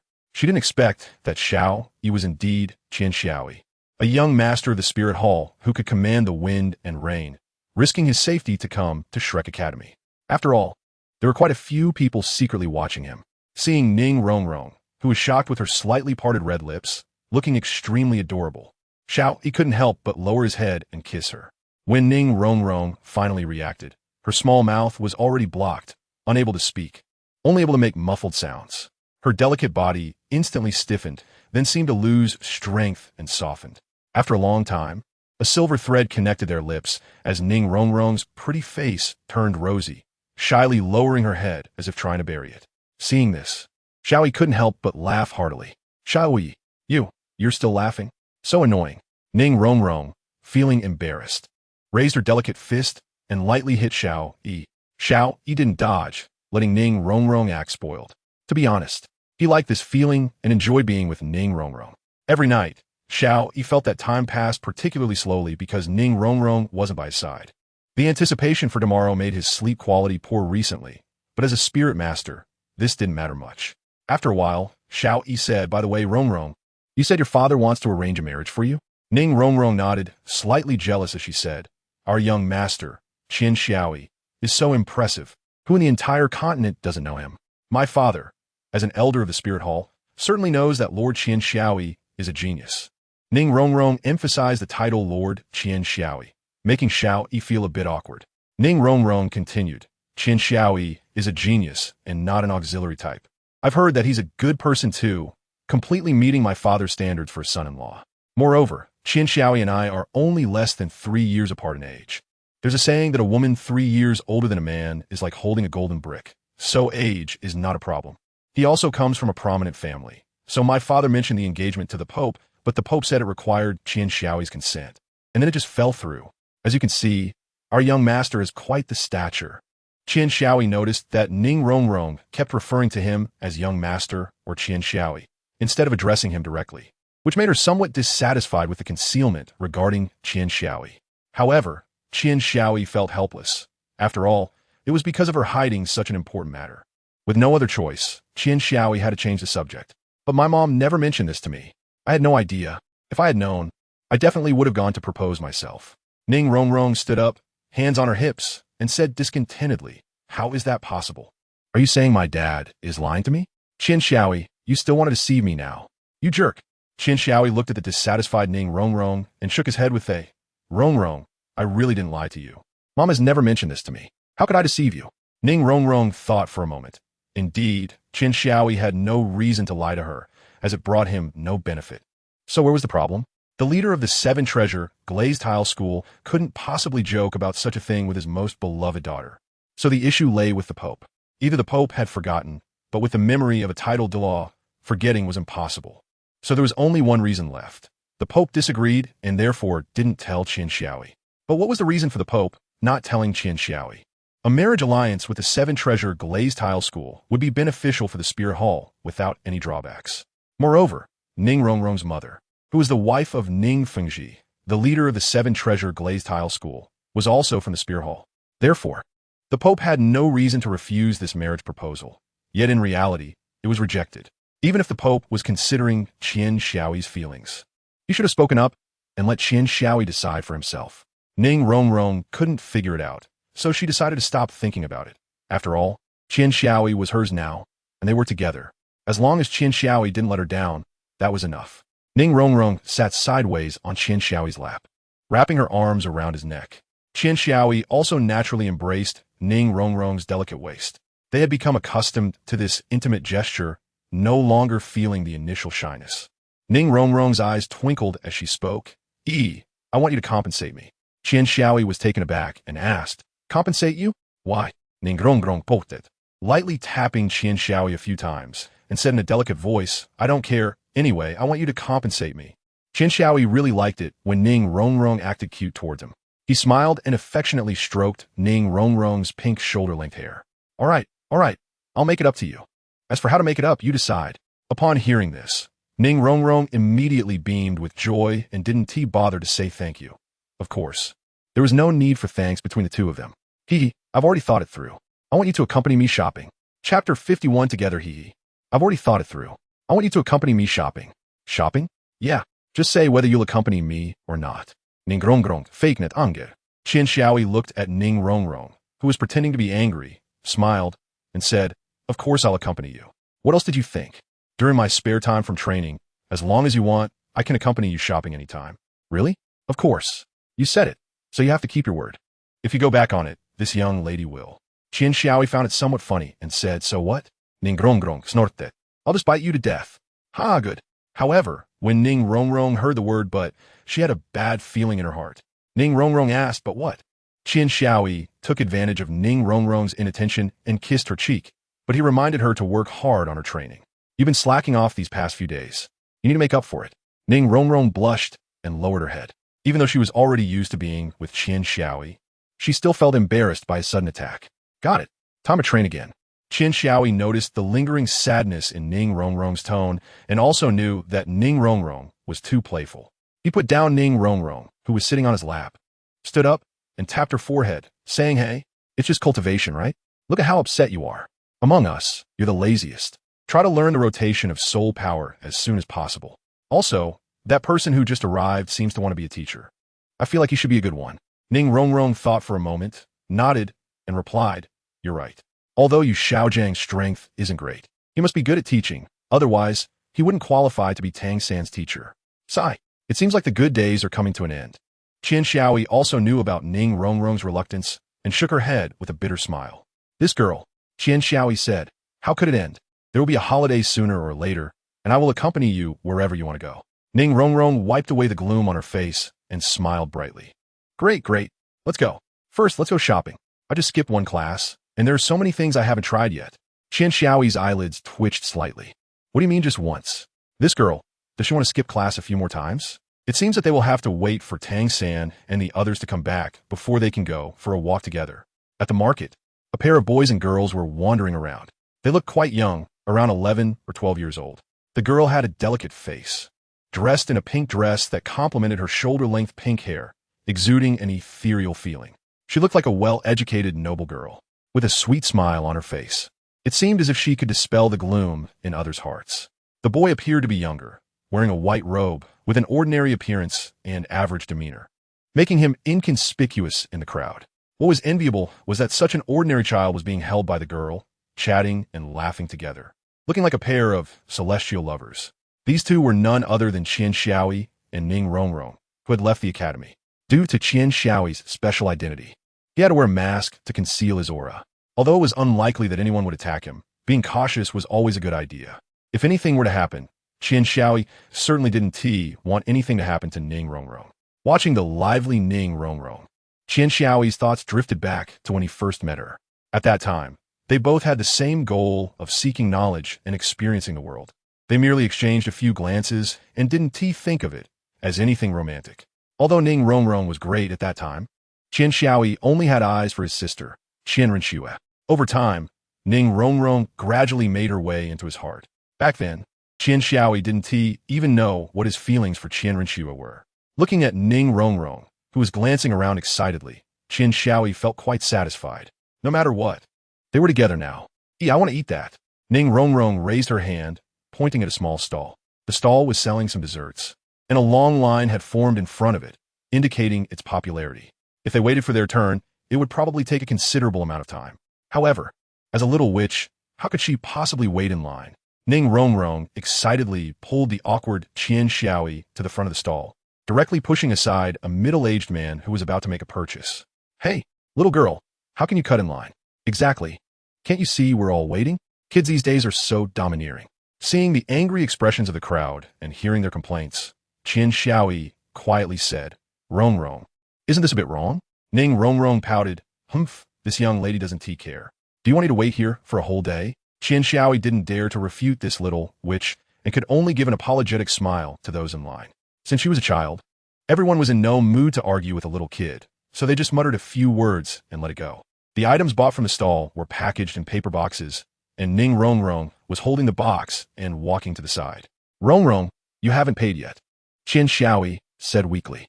Ning Rongrong turned back and glared. I'm not short on money, but as my boyfriend, how can you let me pay? Qian Xiaoi was taken aback for a moment, realizing that what was said was indeed correct. No problem at all. After paying, Qian Xiaoi caught up with Ning Rongrong. Want to teach her a lesson for being so disobedient. Rongrong you. Ning Rongrong seemed to know Qian Xiaoi's intentions, looking at him unfavorably, and replied faintly. What is up? Is there something? Nothing. If there is nothing, then let us go. Over there, I'll buy you a few pieces of clothing, Ning Rongrong said, pointing to a clothing store not far away. You're buying for me? Shouldn't I be the one paying? Seeing Qian Xiaoi's dazed expression, Ning Rongrong chuckled, silly Xiaoi. I can't always be asking you for things. It's mutual between both sides. Don't always spoil me. Qian Xiaoi smiled and wrapped his arms around Ning Rongrong's waist, saying, if it's you, I'm willing to pamper you forever. Ning Rongrong felt a wave of emotion and buried her head in Qian Xiaoi's chest. Thank you, Between us, why would there be a need for thanks? The setting sun had already gone down, and the sky still retained a fiery glow. A man and a woman stood at the entrance of Shrek Academy. The man was panting, holding several large and small bags. In contrast, the girl seemed relaxed, her hands empty, but her gaze towards the boy was filled with concern. Let me help you carry some of these. Look how tired you are. Ning Rongrong had offered to help Qian Xiaoi more than once, but each time she was refused. She couldn't even take them away from him. Qian Xiaoi smiled wearily and said, how can that be? You are my woman, and as long as I am here, I won't let you get tired. The two enjoyed a day out, both very happy, with the only regret being that Qian Xiaoyi's pocket money was gone. Because it was her first date, they bought too many things, and even Qian Xiaoyi was exhausted. As for why they didn't use a soul guide device, it wasn't that he didn't want to. There was simply no room left in the soul guide. Just as the two were about to continue being affectionate, a serious voice rang out. Ahem, you two. Hurry back and rest. You have classes tomorrow, said Yu Xiaojing sternly. Chapter 52. Devil Training. I am now your teacher. You won't be disobedient children, will you? Yu Xiaojing had already become a teacher at Shrek Academy, which the two had guessed during the day. They had long noticed that the dean was more excited to see Yu Xiaojing than to see a gold soul coin, indicating that Yu Xiaojing was more important to the dean than money, certainly in the top 3. Therefore, they had no doubts or surprises about Yu Xiaojing becoming a teacher. After all, it was a done deal. Okay, teacher. Got it. The next day, as dawn broke, 8 children stood on the playground of Shrek Academy. Zai Mubai, Dang San, and the others had returned the night before. During their trip to the Douluo forest, not only did Oscar obtain his 3rd soul ring, but Tang San and Xiao Wu also broke through and advanced to the soul master rank, successfully acquiring their soul rings. However, it was also a dangerous journey. When Oscar obtained his soul ring, he encountered a girl who looked to be about the same age as him, and was also in need of a soul ring after just leveling up. Although her talent might not be as good as the others, it was still commendable. She was also a genius. She happened to be hunting for a soul beast. But coincidentally, both of them had their sights set on the same soul beast. The soul beast targeted by 2 geniuses might feel honored, but the soul ring produced would definitely be impressive. A good soul ring is extremely important for a soul master as it determines a person's life. So, they could only communicate privately. Oscar wasn't a combat type, so he had to call on Zhao Wujia. The girl, however, was formidable, directly summoning the Dragon Grandpa from the Soul Douluo level and the Snake Grandma from the Soul Sage level. What now? Are you convinced? Individually, they weren't incredibly strong, but their martial soul fusion technique was indeed something that Zhao Wujia, a soul sage, couldn't compare to. If it weren't for Tang San's cleverness, combining soft and hard tactics, retreating to advance, Oscar's soul ring would already be in someone else's hands, and it was uncertain whether he could get it back. Later, Xiao was captured by a 100,000-year Titan giant ape. The Titan giant ape stands at the pinnacle of soul beasts, under the same cultivation level. Only a few species can defeat it. A 1,000-year Titan giant ape can overpower 10,000-year soul beasts and still emerge victorious. The 100,000-year Titan giant ape could destroy a country without fail. At that time, Zhao Wujia was still complaining. Why is a 100,000-year soul beast not playing well in the Douluo forest but coming out here? This land is barren. Isn't it better inside where there are mountains, water, and forests? Fortunately, although it injured everyone, it didn't kill them. It only took Xiao Wu away, but Tang San wouldn't allow that.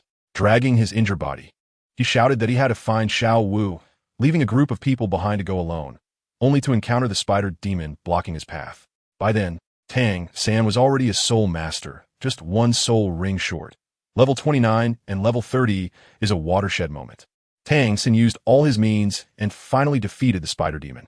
In truth, he knew that he couldn't possibly snatch Xiao Wu back from the Titan giant ape alone. Even with Zhao Wujia, the entire Shrek Academy couldn't do it either. Because he couldn't protect his sister, Tang San craved power and took the risk to absorb the spider demon's soul ring.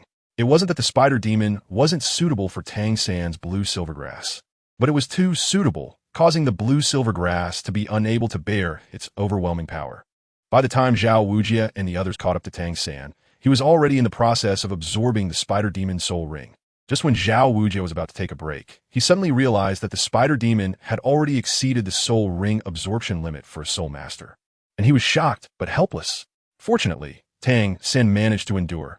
If it weren't for his strong body and firm mind, he would probably not have made it back. When Tang San opened his eyes, Xiao Wu had also returned. For some reason, the Titan giant ape let Xiao Wu go, perhaps looking for a playmate. The real reason was known only to the Titan giant ape and Xiao Wu, but they were unwilling to say, and you couldn't force them, could you? Although they were battered and bruised, they were all safe and sound, which was a blessing in disguise. The 8 stood in a row, with Yu Xiaojing standing opposite them, his expression serious. He noticed that Tang San was a bit excited, but only a bit, and he didn't come forward to greet him. Instead, there was more blame for him taking risks to save Xiao Wu, yet also some relief that he valued his companions. Tang San was already very excited. If it weren't for his teacher's unusually serious demeanor, he would have run over.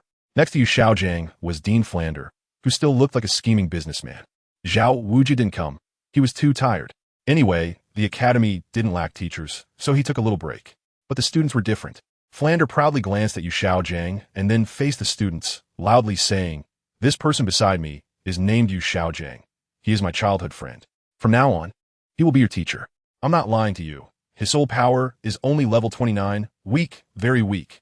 But if you follow him, you will definitely learn deeper knowledge, because he is stronger than me. Except for his soul power not being higher than mine. He is better than me in every other aspect. Maybe you don't think much of it, but if you don't respect your teacher, then you're not respecting me. And you should leave this academy. Our academy does not welcome people of such character. I believe you're all good kids. Tell me, can you completely obey?" "Yes." "Speak louder. Haven't you eaten?" "No." Right. I didn't let them eat breakfast before calling them over." Flander felt a bit embarrassed, but didn't show it on his face. Without changing his expression, he continued shouting, "Even if you haven't eaten, speak louder." "All right." Yu Xiaojiang couldn't take it anymore and kicked Flander aside. Looking at the 8 in front of him, he calmly said, "To make a long story short, I am Yu Xiaojiang, and from now on, I am your teacher. You must listen to me. I will conduct devil training for you. If you can't endure it, you can drop out." As he spoke, he intentionally glanced at Ning Rongrong. Yu Xiaojiang already knew about Ning Rongrong's background. Generally, people of such status are pampered, afraid of difficulties, and reluctant to endure hardships, making it hard for them to persist. Moreover, they tend to have a bad temper and can't tolerate others speaking against them. He probably felt that a glance was enough to let Ning Rongrong know he was targeting her. To Yu Xiaojiang's surprise, Ning Rongrong indeed caught his gaze. But she just smiled. If it were before, she might have flown into a rage, but people can change. She didn't want to be looked down upon by Qian Xiaoyi and definitely didn't want to leave him due to dropping out. Yu Xiaojiang subtly nodded. It was just a test for Ning Rongrong. Although he wouldn't expel her for failing, reforming her wouldn't be easy and would waste time. Now this was just fine. Yu Xiaojiang's eyes gradually became sharp. Tang San smiled bitterly. Every time his teacher showed such an expression, it marked the beginning of their descent into hell. Although his strength is not high, his training skills are quite strong. Tang San considers himself very diligent. But after enduring the high-intensity training from Yu Xiaojiang, he still felt quite exhausted. Compared to Yu Xiaojiang, training at Shrek Academy was simply easy. However, your good days are over. Chapter 53. Invincible Among Peers. Tang San guessed correctly. Yu Xiaojiang indeed started the devilish training. After just one day, no one doubted Yu Xiaojiang's teaching ability anymore, as his unique insights and applications regarding martial souls conquered them. Even Xiao, Yi, and Ning Rongrong, who came from good backgrounds and received higher education, had never encountered such profound lessons. Even Bibi Dong's understanding of martial souls was not as deep as Yu Xiaojiang's. On this day, Yu Xiaojiang lectured for half a day, and the group practiced for the other half. Don't underestimate this half day of practical training. Dean Flandre, under Yu Xiaojiang's sharp gaze, reluctantly took the stage himself. After years of absence, he felt he had to give face, especially since Flandre did not want to scare away this best teacher. By evening, even the physically strongest Dai Mubai was starting to struggle, let alone the weakest Ning Rongrong. Ning Rongrong fell several times, which made Xiao Yi very distressed. But he felt helpless because Yu Xiaojiang did not allow it. He respected Yu Xiaojiang quite a bit and did not want to argue. It was also a chance to toughen Ning Rongrong up, preventing her from being so fragile. To everyone's surprise, even when she was unable to continue, this young lady Ning Rongrong did not complain excessively. At most, she let out a few screams, which was quite normal for a girl. This led to a significant change in how everyone viewed Ning Rongrong. They couldn't help but look at Xiao Yi with strange eyes, as if asking, "How did you educate this little princess to be so well-behaved?" Xiao Yi could only awkwardly smile. There was no way to explain it well. Yu Xiaojiang also knew that Ning Rongrong's physical fitness needed improvement, and during the session, he allowed her to rest alone. After the training ended, they gathered. Yu Xiaojiang looked at the 8 exhausted faces with an expressionless face, a hint of pity flashing in his eyes, followed by determination. If you want to remember what I say, the best way is not to memorize it mechanically, but to apply what I teach. The more you apply it, the more naturally you will remember it. This is also the reason I trained you harshly for most of the day despite your fatigue. All right, today's lesson ends here. You're dismissed. Learning is the same. If you mechanically memorize those knowledge points, it's useless. You'll forget them in no time. Instead, spend that time doing more practice questions, and when you encounter knowledge points you don't understand, look them up in books. Over time, even if you want to forget, it will be difficult. Although everyone already knew they would be dismissed next, the feeling of hearing it confirmed was wonderful. As soon as Yu Xiaojiang finished speaking, Ning Rongrong collapsed into Xiao Yi's arms. It was evident that she had just held on until the end. Ning Rongrong, exhausted, glanced at Xiao Yi, knowing his true identity. Thinking of this, she couldn't help but smile. Still smiling, look at you, so tired and sweating profusely. You say you, with a poor constitution, still holding on. What if you wear yourself out? Xiao Yi wiped the sweat from Ning Rongrong's forehead and said with a hint of reproach. Ning Rongrong ignored Xiao Yi's reproachful tone and gently said, Yi, take me back. I want you to carry me. Dai Mubai and the others had already left, intentionally leaving time for the two, and of course, there was the reason of not wanting to see them. After all, no one likes to eat dog food. Xiao Yi, disregarding Ning Rongrong's dissatisfaction, tapped her forehead, saying, You just like to torment me. Get on. With that, Xiao Yi squatted down, turning his back to Ning Rongrong. Ning Rongrong climbed up, her legs dangling, mumbling, I just want to torment you, bully you, what about it? Got a problem? What did I have a problem? Don't make a fuss. Oof. Xiao Yi took Ning Rongrong back to the dormitory, which was spacious enough for 3 people, neatly arranged, with all the necessary facilities. For some reason, Xiao Wu and Zhu Zhuqing were not present, likely giving way to Xiao Yi. He placed Ning Rongrong on the bed, where there was a bear doll about 1 meter tall at the head of the bed, which Xiao Yi had bought for her yesterday. Since bringing it back, Ning Rongrong had been unable to part with it.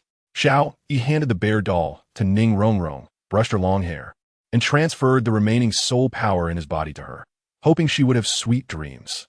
Rongrong, go to sleep quickly. With teacher Yu Xiaojiang's temperament, tomorrow will not be easy either. Ning Rongrong gently looked at Xiao Yi, saying softly, Allow me to be willful once. Can you stay until I fall asleep? Qian Xiaoyi kissed Ning Rongrong and said, This is what I should do. He stayed with Ning Rongrong until she fell asleep, then returned to the dormitory. Tang San and Oscar were meditating. After a long day, meditation was the best rest for soul masters. Of course, there were lazy people who preferred to sleep. Qian Xiaoyi didn't wake the two up and returned to his own bed to sleep. He was that kind of lazy person. This kind of life continued for several months. With only 1 day off each week, his teammates faced battles, challenged teachers, and were constantly subjected to various special training methods. However, there was one common point. They were all exhausted every night. Yu Xiaojiang showed no mercy, while Flander watched with pity.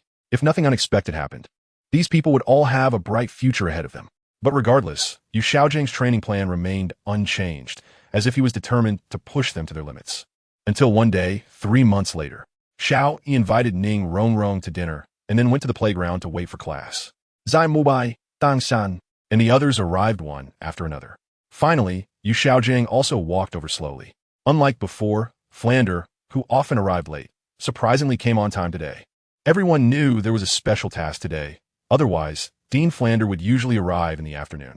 Yu Xiaojiang stood in front of everyone with a displeased expression alongside Flander, and said, In the next few days, I plan to give you a break. At this point, Yu Xiaojiang looked at everyone's reactions. Although there was a day off each week, who would feel they had too many holidays? If it were any other teacher saying this, the 8 of them would have been overjoyed, but coming from Yu Xiaojiang, it carried a different meaning. Thus, everyone remained expressionless, waiting for the next words.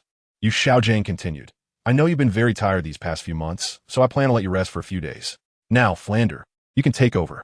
Flander nodded and grinned, saying, Hee, kids, you won't be training today because the school is short on funds and won't accept any support from your families. So, you need to go earn money at the Soul Arena. Get ready, dinner is at night. The implication was that they had to go compete. After hearing Dean Flander's words, the 8 of them brightened up. They had competed before. Honestly, they preferred competitions over Yu Xiaojiang's training, as competitions felt much easier. Seeing his confident students, Yu Xiaojiang smiled. This was his intention. The high-intensity training had significantly improved their abilities. Among peers, they were definitely outstanding, with few rivals. Dismissed. As Yu Xiaojiang and Flander walked along the road, Yu Xiaojiang asked, What is our school motto? Only train monsters, not ordinary people. What do you think? Yu Xiaojiang smiled but didn't say it was good or bad, yet Flander knew Yu Xiaojiang agreed. After a long while, Yu Xiaojiang added, and one more point. What is it? Unrivaled among peers. Chapter 54. Back to the Soul Arena at night, in front of Shrek Academy. Yu Xiaojiang looked at the 8 of them and said, It has been 3 months since I started teaching you. With the supervision and help of the teachers, you have made significant progress. However, for an excellent soul master, this is still far from enough. so you need to become stronger. During the previous 3 months of grueling training, the other teachers were also not idle and were secretly monitoring them.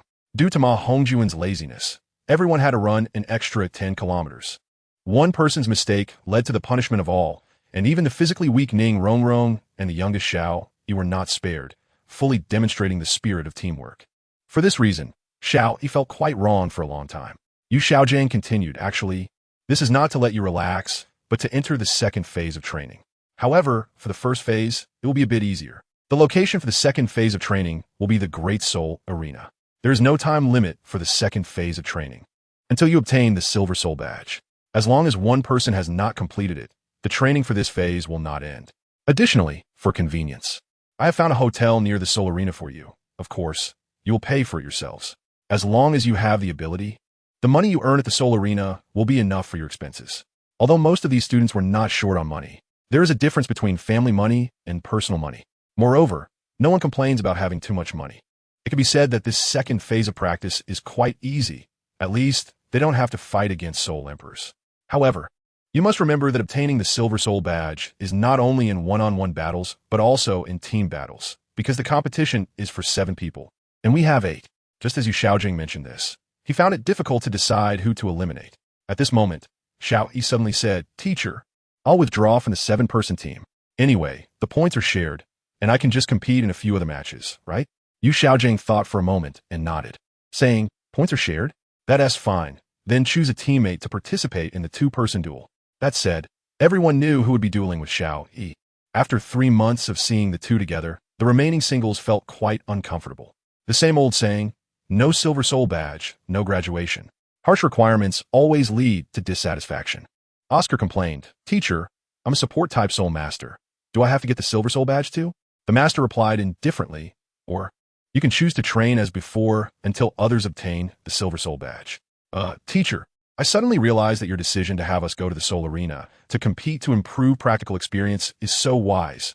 Please ignore what I just said. Yu Xiaojiang was always decisive. After letting all the students quickly pack their things, he immediately led them to Soto Academy, accompanied by 2 deans. The other 3 teachers stayed at the academy.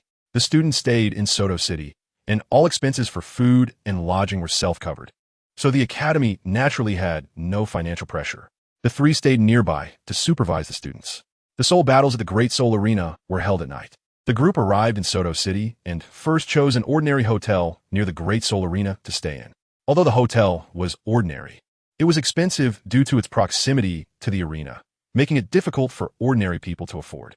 However, for Soul Masters, it was just a drop in the bucket. After arranging for the students to settle in, the Master called the 8 of them to his room.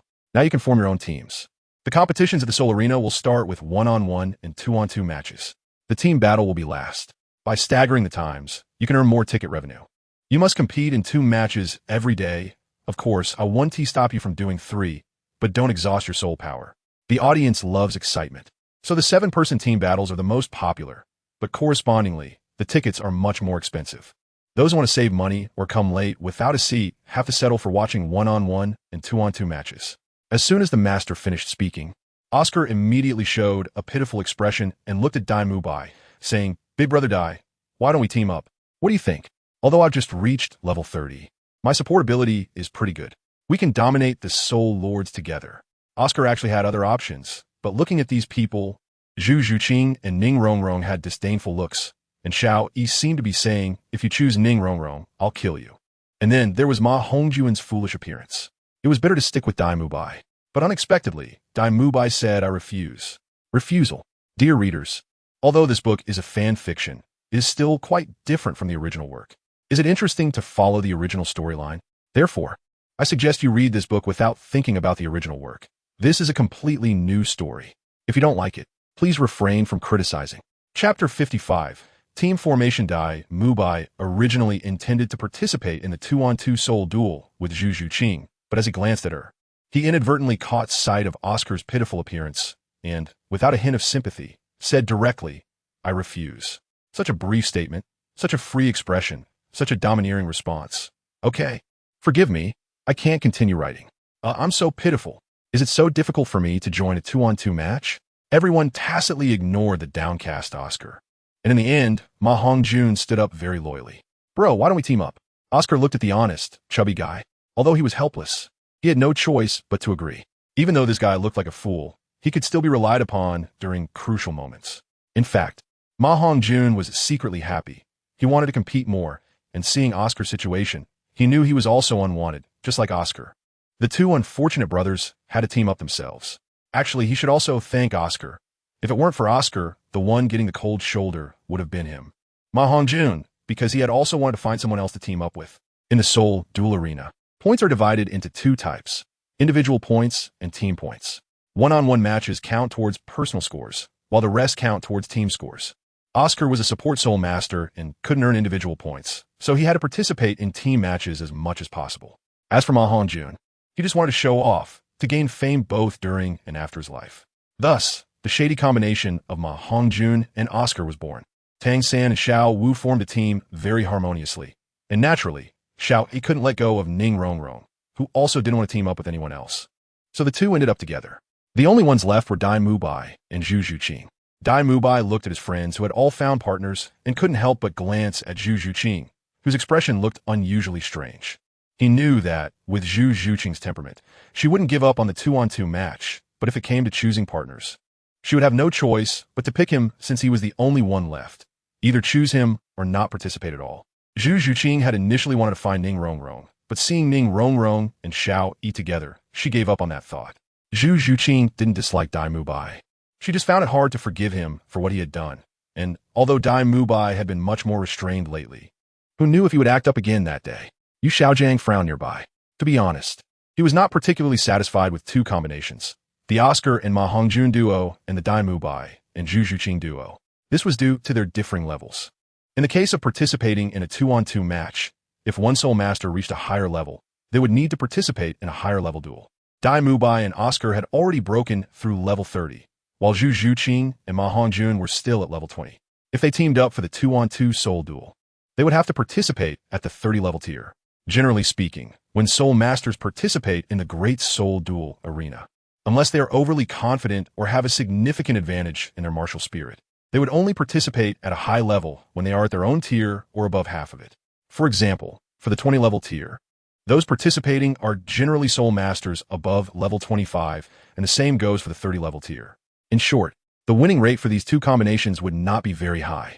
However, everything has two sides. A low winning rate also provides an opportunity for training. Otherwise, if they crush their opponents every time, what are they practicing for? What Yu Xiaojiang wanted was not to win, but to gain experience from failure. If he weren't concerned about their safety, he would have preferred them to challenge higher levels. Moreover, Dai Mubai and Zhu Zhuqing's martial spirits should have some connection. Others might not know, but Yu Xiaojiang did. The royal martial spirit of the Star Luo Empire was the evil White Tiger. This meant that Dai Mubai was a prince of the Star Luo Empire, and he could fuse with the noble Phantom Cat martial spirit, which could work well together. Oscar and Ma Hongjun were also a decent combination. If they performed their support role well, it wouldn't be difficult to outmaneuver their opponents. Furthermore, the training over the past few months had not been in vain. Even if they were to challenge higher levels, it would be a form of relaxation for them. And if anything unexpected happened, with Flinder's abilities, he would be able to save the situation. Thinking of this, Yu Xiaojing nodded and approved the 4 team combinations. How to participate in the Soul Duel is up to you to decide. This is given to you. No one will join you, so manage well during the Soul Duel. At the same time, try to speak less on stage. Try not to let your opponents know your ages. While saying this, the master took out 8 pre-prepared masks from his Soul Guide bracelet. The masks were familiar to everyone. They depicted the emblem of Shrek Academy, the green monster Shrek image. Dai Mubai took a mask and put it on his face. Although the craftsmanship of the mask was average, it fit well after being placed on his face, exposing his eyes, mouth, and nose, which wasn't a hindrance. When participating in team battles, you will use the combination of the Shrek 7 monsters. Since Xiao Yi isn't participating in the 7-person team battle, he doesn't have any special title. When participating in your respective individual soul duels, you can come up with your own titles for the 2-on-2 match. In 1-on-1 matches, I have thought of a nickname for each of you. Just state it when you register, and your real names won't appear in the Soul Duel Arena. Everyone could still understand the master's intention. After all, they were still too young, especially for Tang San and Xiao Wu, who had already reached the rank of Soul Master at level 30 by the age of 12. Just taking one of them and placing them in the Soul Master world would be shocking, especially once they became famous in the Great Soul Duel Arena. The Spirit Hall would likely be the first to come knocking. Although Xiao Yi wasn't afraid, he also didn't want to expose himself so early. Oscar curiously asked, "So what will our titles be?" The master replied, "Dai Mu Bai will use his original evil eye White Tiger, and you will still be your sausage specialist. As for Xiao San, how about calling him Thousand Hands Silvergrass? It sounds a bit unpleasant. Should we change it?" "That's not good. Change it," Xiao Wu interjected. "It's not cool at all. Silvergrass sounds too ugly."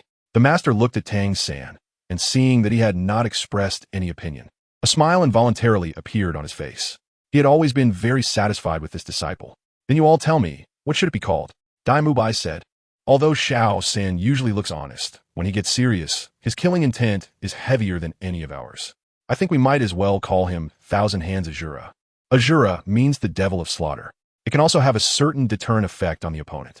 The master asked Tang San, "What do you think?" Tang San replied, "I don't mind. You decide, teacher." The master said, "Then let's call him Thousand Hands Azura." "Ma Hongjun, I have also thought of your title. How about calling you Evil Fire Phoenix?" The chubby guy chuckled. "Thank you, master, this is good. After all, I'm also a phoenix."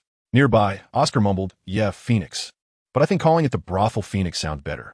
The chubby guy got angry. "Xiao, oh, we are teammates after all. Are you deliberately trying to sabotage us?" At this moment, Xiao Wu had already approached the master, putting on a pitiful look. "Master, what should I be called? You must give me a nice-sounding name." The master smiled and said, "You use soft techniques. Your whole body is as soft as if it has no bones, plus your rabbit martial spirit and charm skills. How about calling you Soft-Boned Enchanting Rabbit? It matches your martial spirit perfectly." "It sounds good." Xiao Wu immediately smiled happily. Rong Rong's martial soul is the 7-treasure glaze tile, and nothing describes you better than the 7-treasure glaze tile, while also providing some concealment for you. After all the martial souls of the direct disciples of the 7-treasure glaze tile sect are this. As for Zhu Zhuqing, her martial soul is the most suitable name for her. The Nether Cat is indeed a good name. As for Xiao Yi, your title will be Chapter 56, Departure. Xiao Yi, your martial soul is the Sword of Judgment, so your codename will be Judgment Swordsman. As soon as Yu Xiaojiang finished speaking, Xiao Yi shook his head and said, "No, calling me Swordsman feels awkward. I've already thought of my codename. Just call me the Judge." Yu Xiaojiang did not object. "Your codename is up to you. I'm just making a suggestion. As long as you like it." Now the 8 of them are all beginners, so they are all at the Iron Fighting Soul level. Among them, Dai Mu Bai has 3 points, Oscar has 0, and Tang San has 2 points because he and Xiao Wu participated in one 1-on-1 and one 2-on-2 match. Ma Hongjun also defeated his opponent last time, so he has the most points among everyone, reaching 10, with 3 consecutive wins. Xiao Wu and Tang San both have 2 points, Ning Rongrong has 0, and Zhu Zhuqing lost her last match against Xiao San, so she currently has 0 points.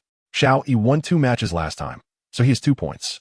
To advance from Iron Fighting Soul to Copper Fighting Soul, one needs 100 points, and to reach Silver Fighting Soul, one needs 1,000 points. They still have a long way to go to reach the goal of this second stage training. Since Dai Mu Bai, Ma Hongjun, and Zhu Zhuqing are already considered high-level within the same tier, along with their excellent martial souls, they decided to first participate in a 1-on-1 fighting match, and then a 2-on-2. At this time, Oscar's role becomes fully apparent, with his big sausages as supplies.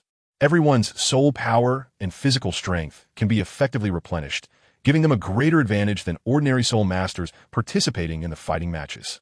Therefore, participating in 3 fighting matches in one night is not impossible, provided they don't exhaust too much soul power in the earlier matches. Tang San and Xiao Wu both have top-notch soul skills, so even though they just broke through level 30, they still decided to participate in 1-on-1 fights. Over the past 3 months, Tang San once defeated Dai Mu Bai with his unexpected 3rd soul skill, so he is quite confident. Xiao Wu, with her special ability that makes it very difficult for opponents to resist once she gets close, is also very confident. Xiao Wu's strengths and weaknesses are equally obvious. Her strength lies in being nearly invincible at close range, but her weakness is that she can only face one opponent at a time. Once there are multiple opponents, her strength is hard to unleash, and when the opponent's strength exceeds the power of her waist bow, all her skills will become completely useless. Although Dai Mu Bai and Zhu Zhuqing have an unknown rift, they will not act out in formal competitions. Zhu Zhuqing, though a 2-ring Great Soul Master, is confident she can contend with the Soul Sovereign based on her speed. The training over these months has not been in vain. She also wants to see the gap between her and the Soul Sovereign. Oscar and Ma Hongjun being in a team is expected to have the lowest win rate. As a Soul Sovereign, Oscar has to participate in matches of the same tier, but since Oscar has just recently advanced and is still a support type, Ma Hongjun's low soul power level makes it difficult for him to deal winning damage to opponents. To win, they can only rely on attrition. On the contrary, Xiao Yi and Ning Rongrong's team is recognized to have the highest win rate. Although Xiao Yi is only a great soul master, everyone knows his strength. Yu Xiaojiang even considered letting him participate in the Soul Sovereign tier matches with his great soul master strength. With Ning Rongrong's 30% boost, they even have a fighting chance against high-level Soul Sovereigns. Yu Xiaojiang certainly thought of this, but he didn't mention it for a reason. Because although Xiao Yi and Ning Rongrong can challenge high-level Soul Sovereigns together, the risk is too great, and Xiao Yi is still young, even with a mask. It cannot hide his small stature. Having few opponents in the same level is already astonishing, and if he challenges higher levels, it might provoke jealousy from some stronger individuals. Therefore, Yu Xiaojing ultimately decided to let the two participate in the two-ring Great Soul Master matches, and of course, the requirements have also become stricter. Your strengths are unquestionable, and there are few opponents at your level. So, I want your win rate to be above 95%. Can you do it? Yu Xiaojing looked at Xiao Yi and asked. Yes, came a strong and confident reply. Let's go. The Soto Great Fighting Arena was bustling with activity every night.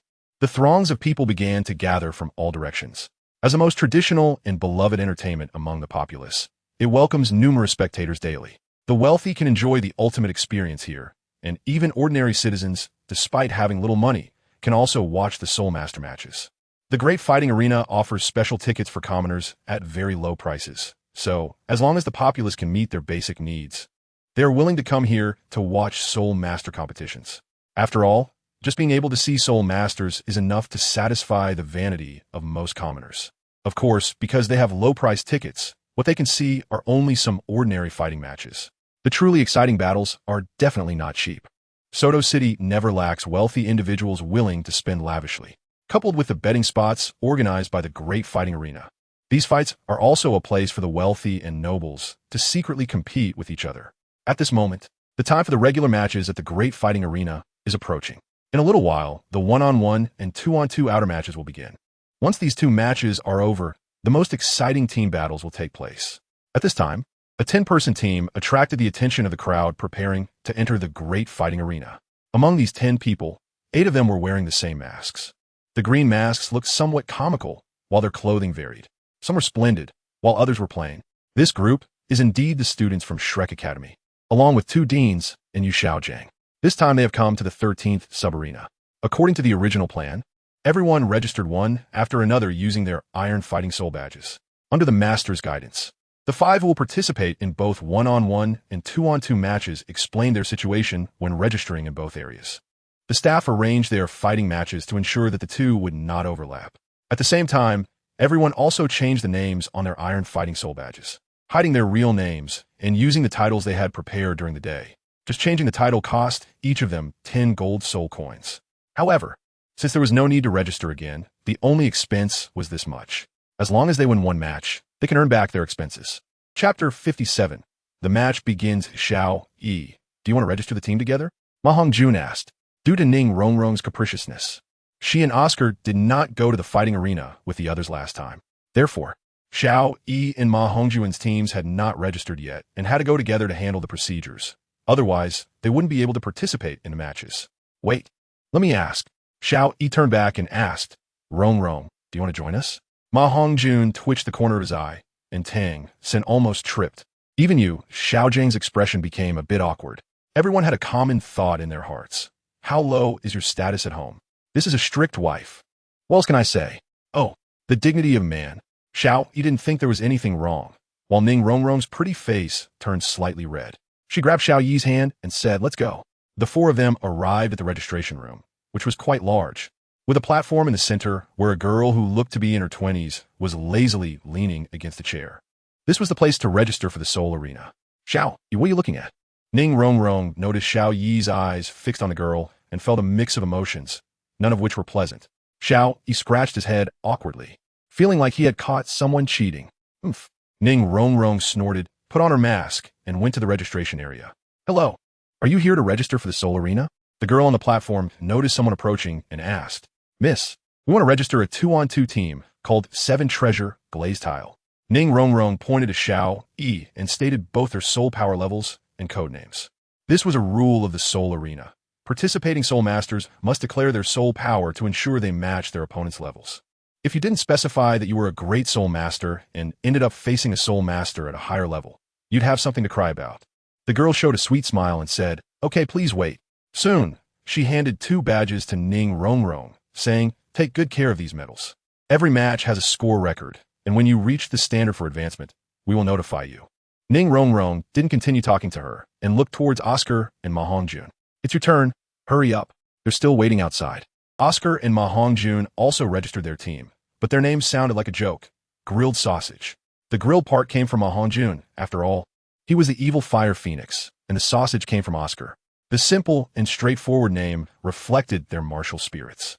Today was a weekend for ordinary people, so there were especially many spectators in the Seoul Arena. Most of these were commoners, and they were already excited from the first match, with cheers echoing everywhere. When the 4 returned to the spectator stand, they heard the announcement.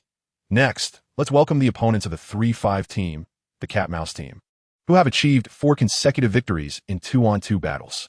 With their powerful strength, they have achieved unprecedented success in the Seoul Emperor level matches. If they can defeat today's opponents, the 3-5 team, they will complete 5 consecutive wins. Perhaps the next time they appear in the Soto Great Seoul Arena, they will enter the Central Seoul fighting area. That is a great honor for Seoul fighters. Hearing about Tang San's opponents, Xiao Yi smiled and said, although Tang San might lose to others, this match is definitely a win. Yu Xiaojing nodded, just from the name of the opposing team. It was clear that today's opponents would be a pair of agile attack-type Soul Masters. Whether it was a cat or a mouse, both excelled in speed. As a control-type Soul Master, Tang San was exactly the nemesis of agile attack-type Soul Masters. The reason Xiao Yi said Tang San might lose at the Soul Emperor level was that Tang San could encounter a martial spirit that restrained his blue silvergrass, such as fire. Moreover, the opponent's level would have to be close to level 40, especially in terms of intelligence. Otherwise, it would be impossible to win against Tang San. With a burst of enthusiastic cheers, the 3-5 team and the Cat-Mouse team took the stage. There was no need to watch. So Xiao Yi simply closed his eyes and pretended to nap. Next to him, Ning Rongrong was lively, although she knew Tang San wouldn't lose this match. She couldn't sit still in the excitement, continuously cheering for third brother and Xiao Wu. As expected, in a short time, Tang San and his team crushed their opponents. And under the announcer's declaration, the 3-5 team achieved a good result of 2 consecutive wins, with both of their scores rising to 3 points. The audience on stage cheered again, despite the match lasting only a brief moment. The audience was fair and would not skimp on their applause. The 3-5 team quietly left the stage amidst a sea of cheers. The matches continued one after another. In the 2-on-2 format, not only did the 3-5 team win, but the Underworld White Tiger team also emerged victorious. Dai Mubai's weakness was speed, but Zhu Zhuqing could fully compensate for that weakness. The two worked together seamlessly, easily overcoming even Seoul Emperor level enemies. Even the Grilled Sausage team, in their final match at the Seoul Emperor level, with Ma Hongjun's long-range output and Oscar providing him with blue recovery, plus his third soul skill, kept the opponents from hitting them. Although it was tough, they ultimately won. Because they registered the latest, the 7 Treasure Glazed Tile team was also in the last match. Next, we have the final 2-on-2 match of the night. What's left are the individual and team matches. Interested spectators can stay here. This was the cleverness of the Seoul Arena, placing the most popular 7-member team at the end and the least popular individual matches in the middle. So many people would reluctantly watch the individual matches to avoid wasting their time. Now let us welcome the last pair of contestants. The 7 Treasure Glazed Tile team versus the Grilled Sausage team. A very interesting name. I wonder if they know the Grilled Sausage team.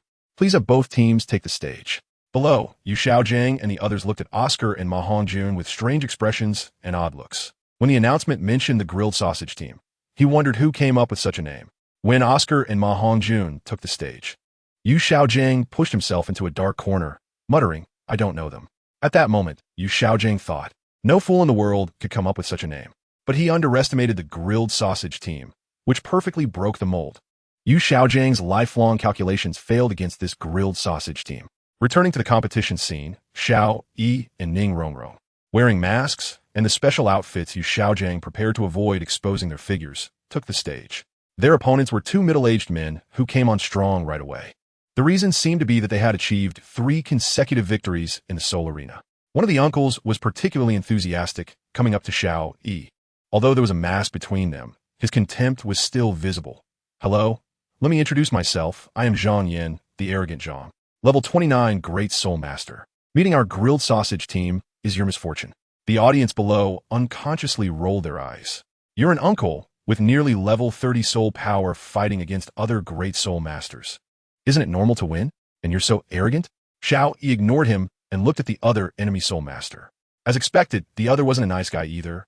Grinning with a sinister expression, you don't need to know me. I'm level 29, be careful, or you might die. All talk and no substance.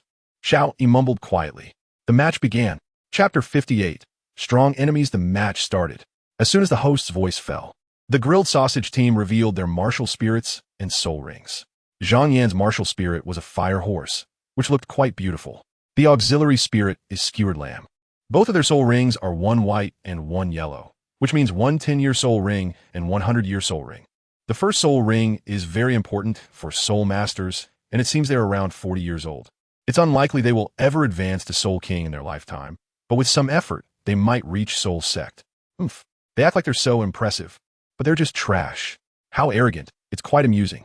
Xiao Yi smirked and said to Ning Rongrong beside him, Rongrong, get ready. Dai Mubai and the others are still waiting. Let's make this quick. Okay, when we get back, I want you to play with me.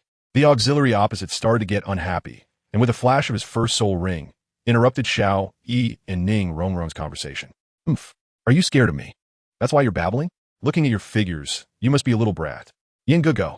By Skewered Lamb. The last phrase, by Skewered Lamb, was the auxiliary soul master's soul skill.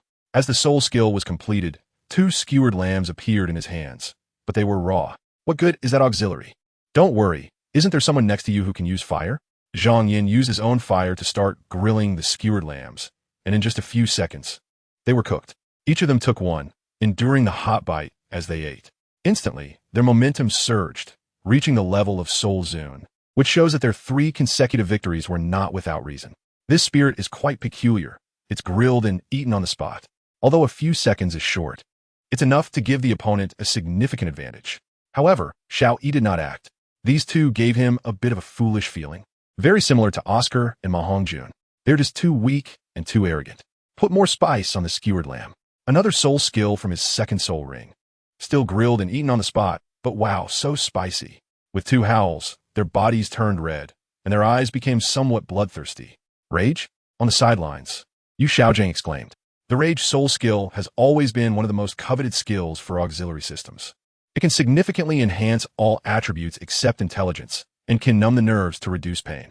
However, typical Rage skills have a weakness. Excessive activation of one's potential can lead to temporary weakness. Even so, Rage is still very rare and powerful.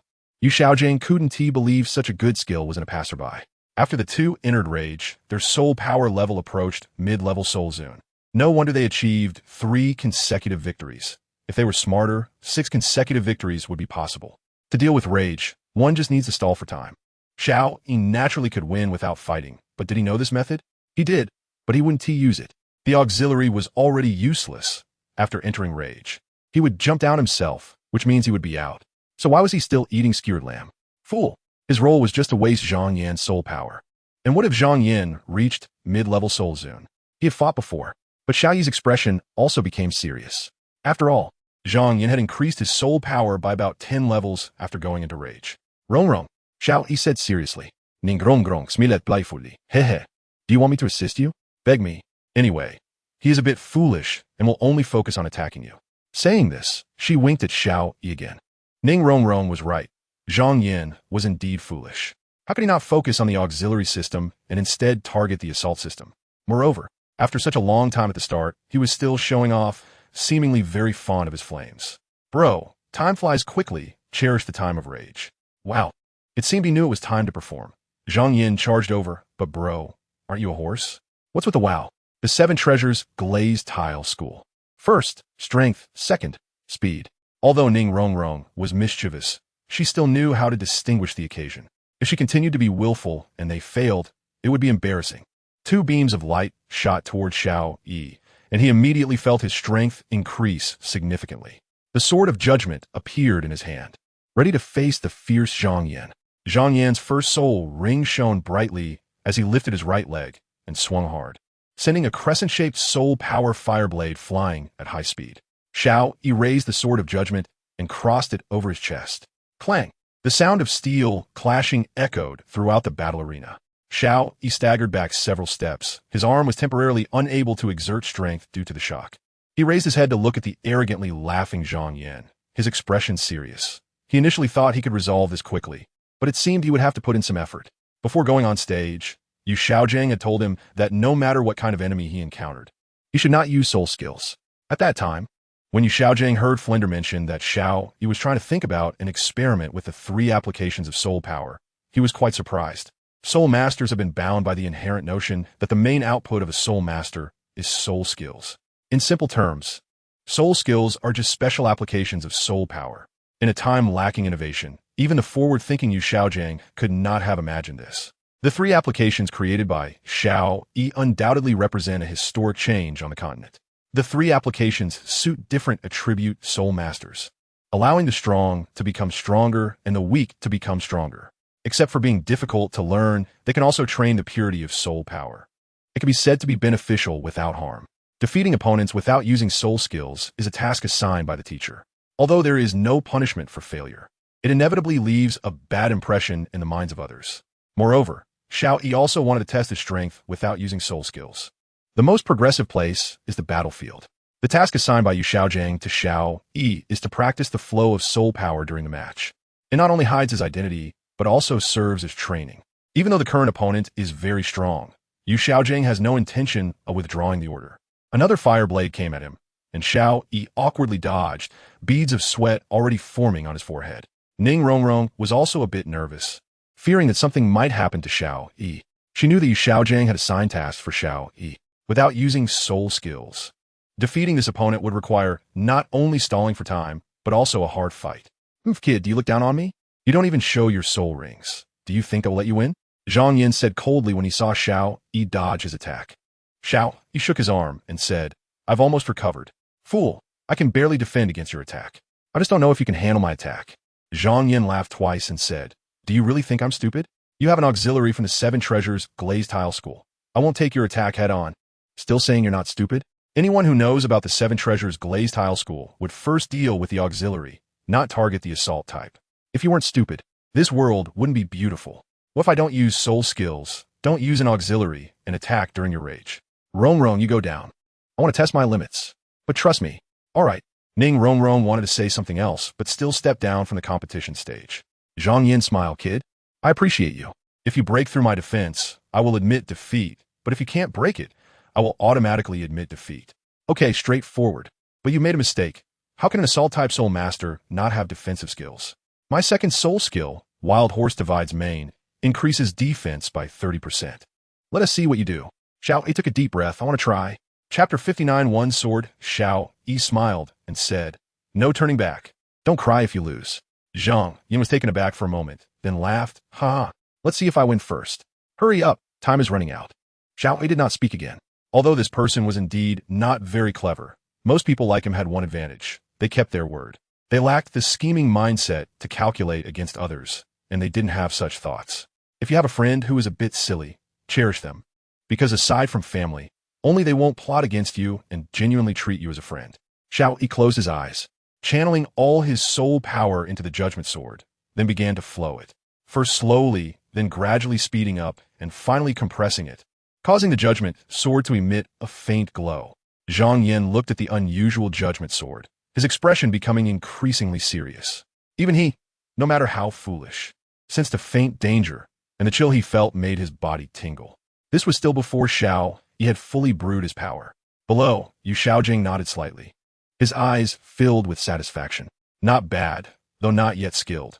It seems he needs to increase training requirements once they return. Behind him, the 7 monsters stood in a row, unaware of Yu Xiaojing's thoughts, chattering incessantly. Dai Mubai looked at Tang San and said, Xiao San, you have the best talent and you're practicing vibration. Can you share some tips? Tang San smiled bitterly and shook his head. This has nothing to do with talent. As for tips, didn't Xiaoyi mention it? But high frequency is really too difficult, and every frequency has to hit the same spot, which makes it even harder. I dare say I've been practicing vibration every day, but even now, I can only manage to vibrate a dozen times in a short period. Xiao Wu, being the liveliest girl, couldn't sit still. Three brother, they're doing well enough. Don't talk about short periods. I can't even vibrate my soul power a dozen times without moving my body for a long time. Tang San, slightly dissatisfied, said, how many times have you practiced? Always slacking off. Xiao Wu stuck out her tongue and smiled cutely. Hee. Zhu Zhuqing, who preferred silence, did not speak. But she knew in her heart that her progress was about the same as Xiao Wu's. Dai Mubai then looked at Ma Hongjun and Oscar. What about you guys? I remember you were practicing rotation, right? Oscar nodded. Yeah, I'm progressing a bit faster than you guys. I can barely manage to rotate in two directions simultaneously. Ma Hongjun's face turned a bit red. He had spent most of the past few months eating and hadn't really trained in rotation, so he stayed silent. Yu Xiaojiang snorted. It seems you've all had too much rest. Look at you. How many are actually training in soul power application? When you're not eating, you're sleeping. Where's the seriousness? Starting tomorrow, the difficulty will increase. In peer battles, you can only use your first soul skill. Ma Hongjun weakly said from the side, old teacher, what about me? Oscar and I are fighting soul masters. Yu Xiaojiang thought for a moment, then looked at Zhu Zhuqing and said, Dai Mubai cannot use his third soul skill. You and Oscar have no restrictions. Just as the two were secretly breathing a sigh of relief, Yu Xiaojiang suddenly said, but within 6 months, I want to see your self-created soul skills or enhanced soul skills. And Ma Hongjun, you need to break through to Soul Master. Sigh. At this rate, when will we graduate? Xiaoyi didn't know that Yu Xiaojiang had increased the difficulty for them, but it didn't matter to him, as he couldn't use even one soul skill. Xiaoyi was brewing his own soul power flow, and upon hearing the buzzing sound from the judgment sword, with a chilling airflow surrounding him, he finally opened his eyes. Zhang Yin was already on high alert, assuming a defensive stance and a horse stance. His second soul skill increased his defense, and combined with his berserk state, even if he stood still, ordinary second-ring soul masters wouldn't be able to break his defense. But the person in front of him gave him an inexplicable sense of fear, as if he might be killed by the sword at any moment. An absurd thought surged in his heart. I can't fight this. Shaking his head, Zhang Yin clearly didn't believe anyone could defeat him with the strength of a great soul master, let alone someone who was a low-level great soul master. Xiaoyi held the sword with one hand, and the sword wind occasionally cut into his skin, causing blood to occasionally flow from the wounds, but he paid no attention, his gaze calm and unwavering as he stared at his opponent. At this moment, Xiaoyi had a faint realization, understanding the meaning of the sword. Yu Xiaojiang looked at Xiaoyi's wounds, stunned for a moment, then laughed heartily, disregarding his image, drawing strange looks from others. Under the gaze of a group of people, the 7 monsters inevitably felt a bit embarrassed. Tang San asked, Teacher, what's wrong with you? Tang San had never seen Yu Xiaojiang lose composure. Even when he first met his proud student, even during dangerous encounters with soul beasts, he only showed excitement in his eyes, still maintaining his usual poker face, never laughing heartily. Yu Xiaojiang excitedly said, Tang San, I have always believed your talent and insight are among the best on the continent. But now it seems my vision was too narrow.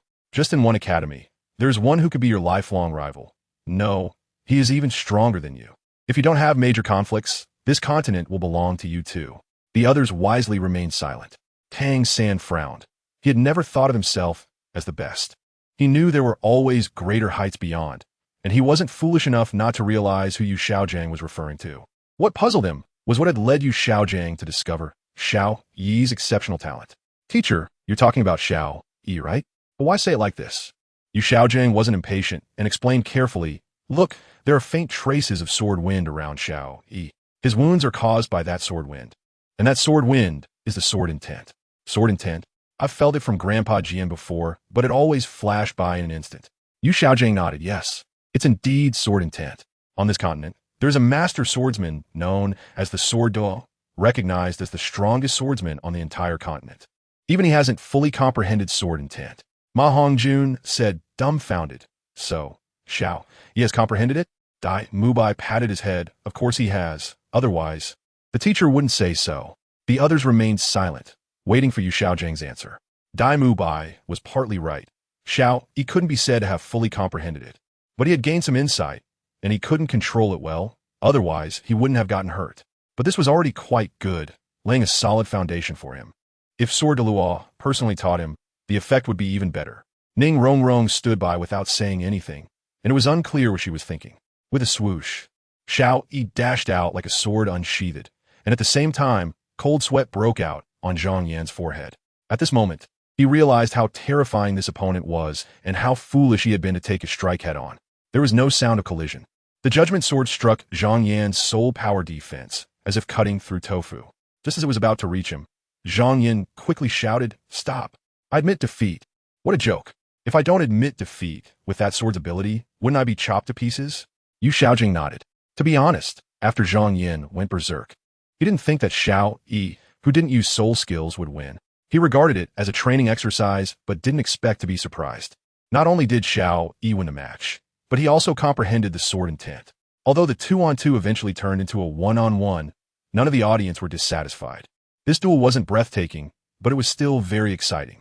It also inspired the Soul Masters on the scoreboard. Even with a low soul power level, they could defeat powerful opponents. However, no one noticed that in a dark corner, a figure quietly disappeared. Chapter 60. The Imperial Battle in this match. Although it seemed that Xiao Yi won easily, he had already reached his limit.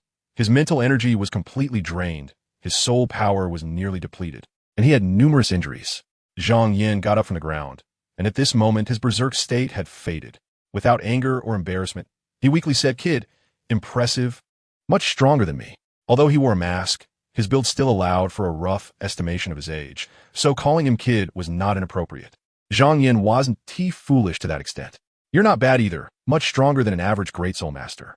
Although both of us are in support roles, I must say you're quite good. Respect is mutual. Polite people are often the most popular." The host finally reacted, and his voice echoed throughout the arena. What an exciting match. Now I announce that Shrek Academy, 7 Treasure Glazed Tile School, has won. Although the result was known, cheers erupted from the audience. Most people overlooked one thing. Xiao Yi had never used a soul skill from the beginning of the match until now. Whether it was 1-on-1 or 2-on-2. Before Yu Xiaojing could speak, the 7 monsters rushed over, helping the weak Xiao Yi and showering him with various greetings. It wasn't that Yu Xiaojing didn't allow Xiao Yi to join the Shrek 7 monsters, but rather that Xiao Yi disagreed. He said he wanted to be the person behind the 7 monsters. Moreover, he wasn't the type of person to be flamboyant. The one who lived the longest isn't necessarily the strongest. A smart person can be too, because they understand forbearance and know how to be low-key. You see, the boss behind the scenes is usually unrecognizable, while those shouting loudly are often the little brothers or henchmen. Tonight, Shrek Academy had another 7-person team match, and their opponent was a very powerful team, the Frenzied Battle Team. All members of this team were 3-ring Soul Emperors, while 3 of the 7 monsters were still some distance from becoming Soul Emperors. This was a test for the 7 monsters. Many people believed Shrek would lose. After all, they were a newly registered team. In the eyes of the public, whether it was coordination or soul power, they were inferior to their opponents, so losing was normal. But only the observant knew that the exciting matches today were almost all from Shrek Academy students, and the 7 monsters had confidence in defeating their opponents. In the lounge, Xiao Yi sat aside, listening to Yu Xiaojing guide the 7 monsters. Since he wasn't participating in the 7-person team battle, he didn't need to take the stage and was enjoying his leisure time. He also didn't think Shrek's 7 monsters would lose. Each of them had their own trump card and characteristics. As expected, although it was somewhat difficult, the 7 monsters still won. In today's matches, Shrek had no defeats. A complete victory. Flinder was extremely happy. This was all money. Given his greedy nature, he couldn't help but laugh heartily, while Yu Xiaojing remained his usual self, seemingly indifferent to everything.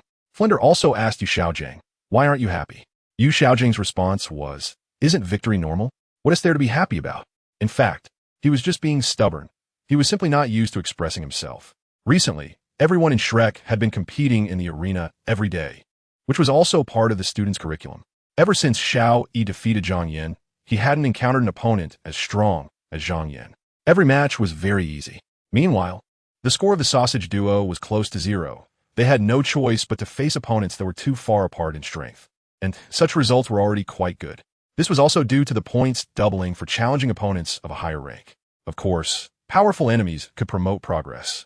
Over this period, the sausage duo made rapid advancements. Oscar not only stabilized his soul power, but also leveled up. Ma Hongjun even reached level 28, showing significant progress. Not just them, others also gained some experience to varying degrees. With matches every day, today was no exception. Tonight, the Shrek 7 monsters faced a very strong opponent, the Imperial Battle Team. In fact, Shrek 7 monsters' opponent wasn't necessarily them. It was a request made by the arena manager.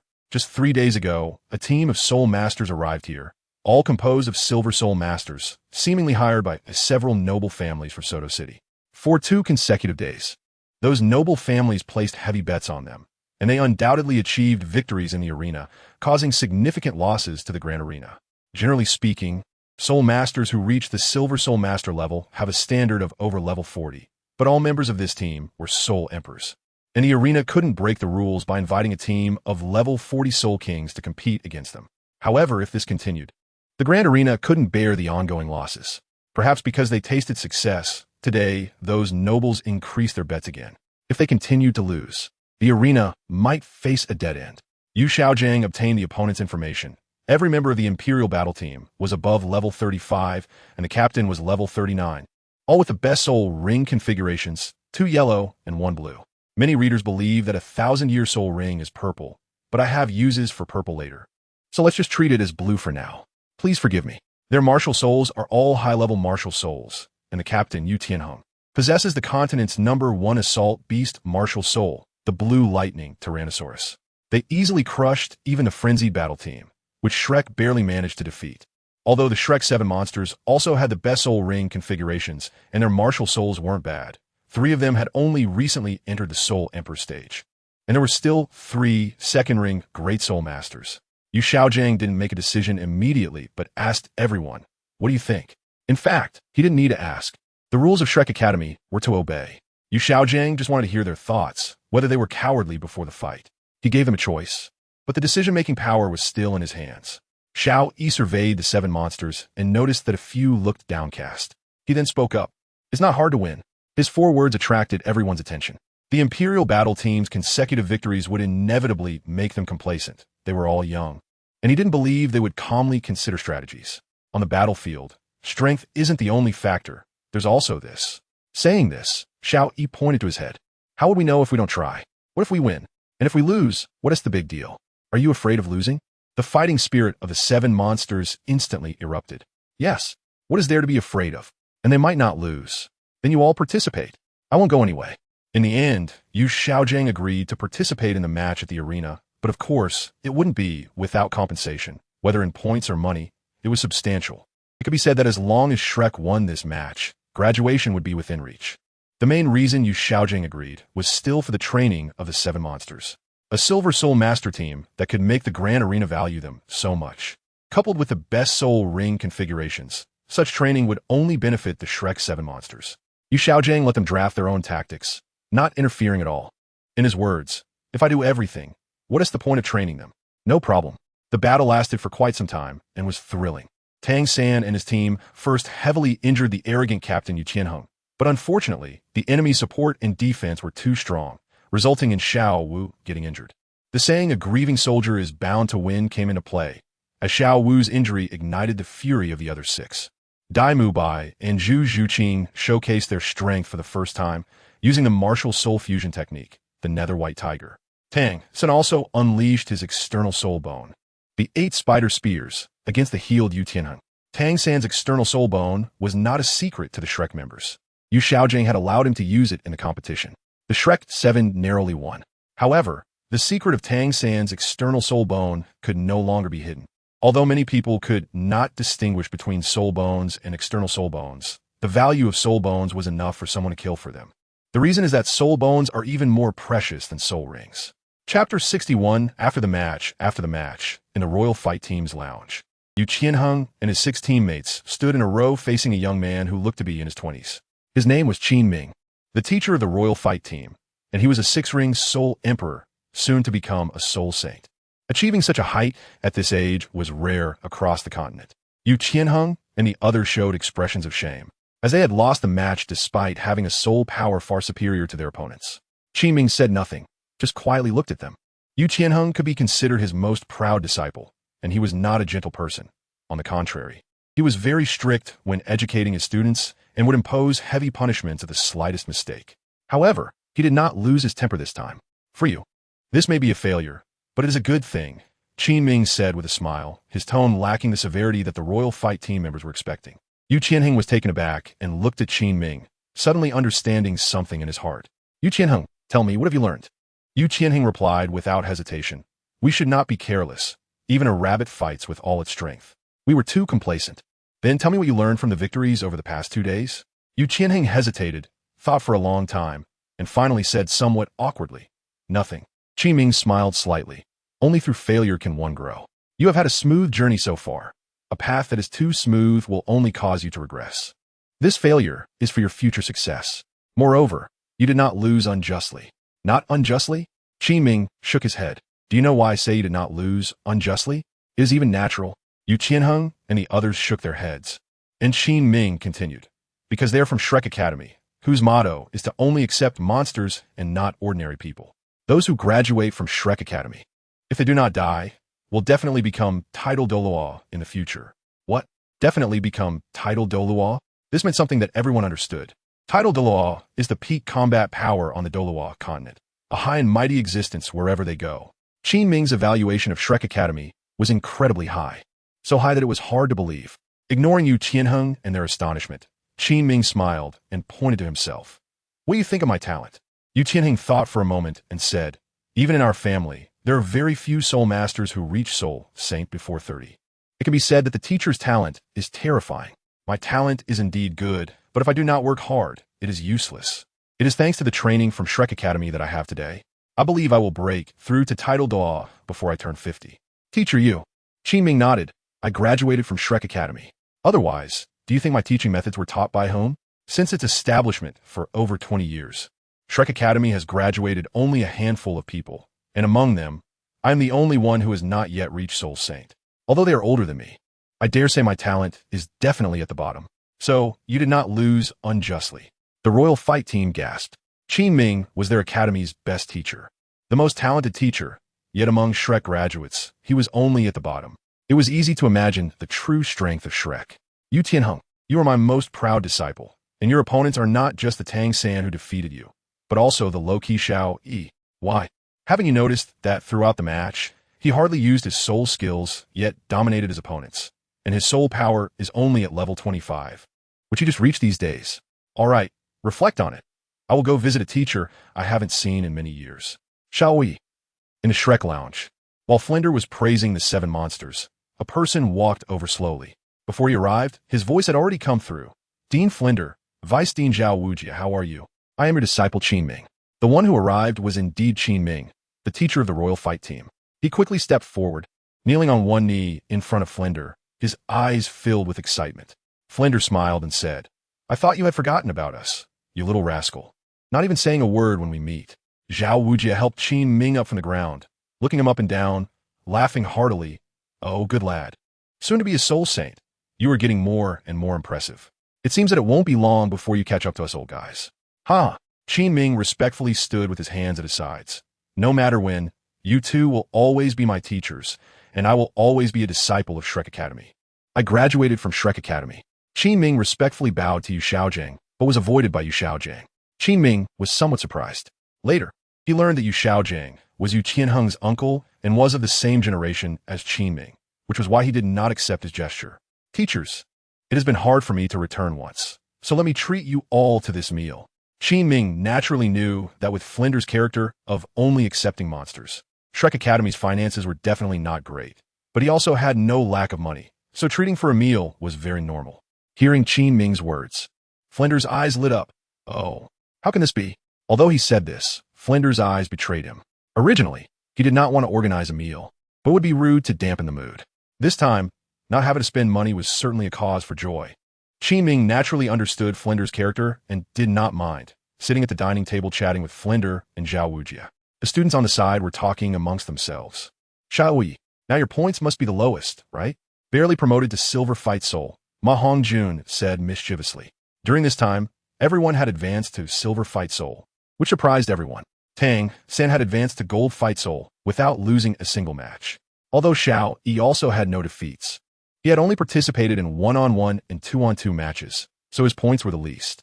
Before Xiao Yi could speak, Ning Rongrong next to him was already unhappy. Tisich, are you very strong? Aren't you just relying on the team competition to earn points? Look at your two-on-two. How many points do you have? Oscar was also unconvinced. He was in a group with Ma Hongjun, so saying Ma Hongjun was equivalent to saying him. We are challenging at a higher level. That's already pretty good. TCH. Ning Rongrong did not feel the need to argue. She knew that the grilled sausage combination winning was already pretty good, even excellent. Qi Ming looked at Xiao Yi and asked Flender, Teacher, didn't this child participate in the team competition? Flender nodded. That's right, he didn't want to participate. But his strength is enough to contend with soul respect. If it weren't for you Xiao Jiang having a special task for him, I would have signed him up for the soul respect category. Special task? Is it that he can't use soul skills? That is indeed impressive, stronger than Tianheng. I wonder how my student feels about him. Qi Ming is not stupid. Flander knows a little and can figure out what the special task is. Xiao Yi wiped Ning Rongrong's greasy mouth and smiled, saying, Senior students are also good, but I'm not interested in anyone except for that healing system. Yi Lingling. Tang Xin nudged Xiao Yi and pouted towards Ning Rongrong. Xiao Yi then realized that Ning Rongrong was already gritting her teeth and said a bit flustered. It's just that her martial soul, haha, is interested in her martial soul. Qi Ming felt that the teaching environment for the junior students was not good, so he suggested that they go to the Heaven Do Royal Academy for study. After discussion, Flander agreed. The honors obtained by the students would belong to the Heaven Do Royal Academy, but the students would always be from Shrek. Chapter 62. Going home to take a look after Flander came to terms with it, his mood naturally improved. He hugged Yu Xiaojiang and said, Xiaojiang, did you just see your nephew? Yu Xiaojiang did not hide it and nodded. That kid did not disappoint me. Ha ha ha. How could your nephew be bad? Come. Let us drink. The next day, the Shrek group returned to that small mountain village, and Qi Ming took his students back to the Royal Academy. Soon after arriving at the academy, Flander gave a command. Prepare. Set off for Heaven Do. At this moment, Xiao Yi was sitting alone on the roof, watching the busy Shrek Academy. He murmured, the training is over. I should go home and take a look. I wonder how Mom and my sister are doing. Xiao Yi went to Flander's office and knocked on the door. A voice came from inside. Come in. Flander and Yu Xiaojiang were discussing Shrek's future development plans. When they saw Xiao Yi come in, they were puzzled.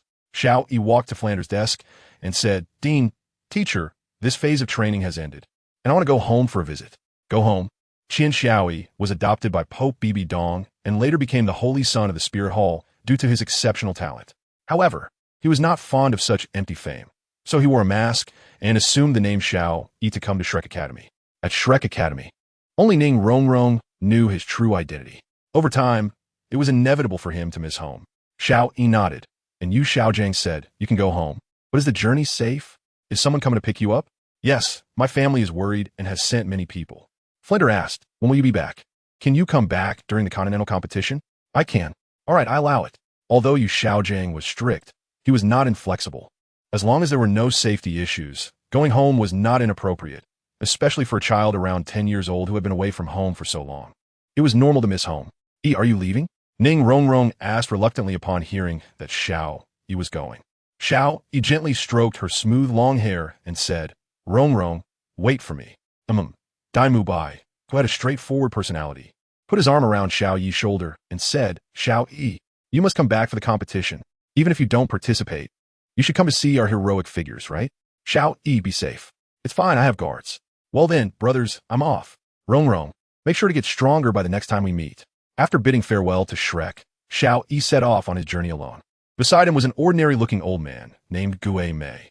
He was one of the elders of the Spirit Hall's offering hall, where all the offerings were titled Douluo. And Gue Mei's title was Ghost Douluo. Along with another title Douluo, Yueguan, and Zhu Douluo, who were the Pope's right-hand men. They had watched Qian Xiaoyi grow up. Qian Xiaoyi was very sensible, although he liked to pull others' beards, which forced Gue Mei to shave his beard off. However, Gue Mei genuinely liked this child from the bottom of his heart. Having no children of his own, he treated Qian Xiaoyi as his own. Besides Bibi Dong, he spoiled Qian Xiaoyi the most. Recently, the Pope sent him and Yueguan to visit Qian Xiaoyi, originally intending to observe him secretly, but they were awkwardly discovered shortly after. Just a few days ago, Bibi Dong said that Qian Xiaoyi would be returning, and Gue Mei volunteered to personally pick him up and bring him back to the Spirit Hall. Bibi Dong, worried about any accidents, did not refute him. Xiaoyi, how have you been lately? Have they bullied you? Gue Mei said powerfully, with a hint of a challenging tone. Qian Shaoi shook her head and said, Uncle Ghost, am I really that easy to bully? It's already good enough that I don't bully others. The ghost spirit laughed heartily. Yes, you're quite impressive. But how come I've heard that you often get bullied by a girl from the Seven Treasures Glazed Tile School? Is that just a rumor? Qian Shaoi's face suddenly turned crimson, and she awkwardly said, I was just letting her win. Good men shouldn't fight with women. Gue Mei smiled and said, I know that girl, the young lady of the Seven Treasures Glazed sect. She's indeed quite good, both in talent and status, worthy of you. Tell Uncle Gue. Have you two already, you know? What? That? Which one? Be clear. Ugh, you're so inappropriate. What are you thinking? We're still young. I'm not talking to you anymore. Ha. Gue Mei wasn't angry at being scolded. He even pulled out his beard, so why bother with this? By the way, Uncle Gue, how are my sister and mom? Qian Shaoi, feeling weak, had to change the subject, and she did so perfectly without any flaws. The Holy Father is doing well. But the young lady? Qian Shaoi's heart tightened, and she excitedly said, What's wrong with my sister? Gue Mei touched Qian Shaoi's head and replied, It's nothing. Your sister is just on a mission and isn't at the spear hall. It might take a long time for her to come back, but don't worry. The pufferfish and the snake spear are always by her side, and with their strength, she's very safe. So that means I won't be able to see my sister this time when I go home? Pretty much. By the way, the Pope has found you a teacher. A teacher? Who is it? It's a secret. Uncle Gue, that's the worst. In a room, there sat a woman with golden long hair, a delicate face, and dressed in a yellow robe. She was noble and cold. She held a book and was reading. On either side of her stood a plump person and a thin person, silently guarding her. Suddenly, a voice came from outside the door. Master, we have intelligence. The woman slowly spoke, unhurriedly saying, Come in. As she spoke, a human mask appeared on her face, and her golden long hair turned into short hair. The person who entered knelt at the door and said, Master, news has come from a spirit hall that Qian Shaoi has returned. The prince's body trembled imperceptibly, and he softly replied, You may leave. Yes. After the person left, the thin one beside him spoke up, Young master, Shaoi is back. Should we go take a look? With our skills, we won't be discovered. What's there to see? No need to go back. All right, you two can leave now. Let me have some peace. The two exchanged glances and shook their heads, thinking he really wasn't being straightforward. Young master, there's one thing I forgot to tell you. The informant reported that Shaoi is together with a young lady of the Seven Treasure Glazed Tile School. The young master suddenly stood up. Together? How old are they? Then, as if realizing something, he slowly sat back down. What does it have to do with me? He pretended to be calm. Every time Qian Shaoi was mentioned, the young master would feel uneasy. They, too, understood why, and were curious because the young master had clearly disliked Qian Shaoi before. What had caused the change? Qian Renshua sat on the chair, her gaze fixed on the book in her hands, but her thoughts seemed to drift away to an unknown place. Qian Shaoi and Gue Mei safely returned to the spear hall. Bibi Dong had been waiting outside with her people, and when she heard that Qian Shaoi was coming back, she was incredibly excited. After waiting for so long, she was finally relieved that Qian Shaoi returned safely. In fact, Bibi Dong was just worrying unnecessarily. With a title Douluo around, what could go wrong? Chapter 63, Master Ah. Finally home. Mom. Bibi Dong smiled and gently patted his head, her eyes filled with affection. It had been a long time since she last saw her precious son. He had grown taller and become stronger. It seemed that Shrek Academy was not bad. In such a short time, he had managed to reach nearly level 30. He must have endured a lot of hardships. Qian Shaoi also became lively. Are you okay?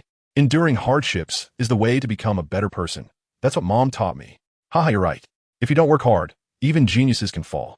But now that we're home, take off your mask. You two siblings are both wearing human masks. Qian Shaoi took off the human mask, revealing a handsome face. Although still a bit immature, he could already be considered a high-quality young man. Mom, what is my sister's task? It's a secret.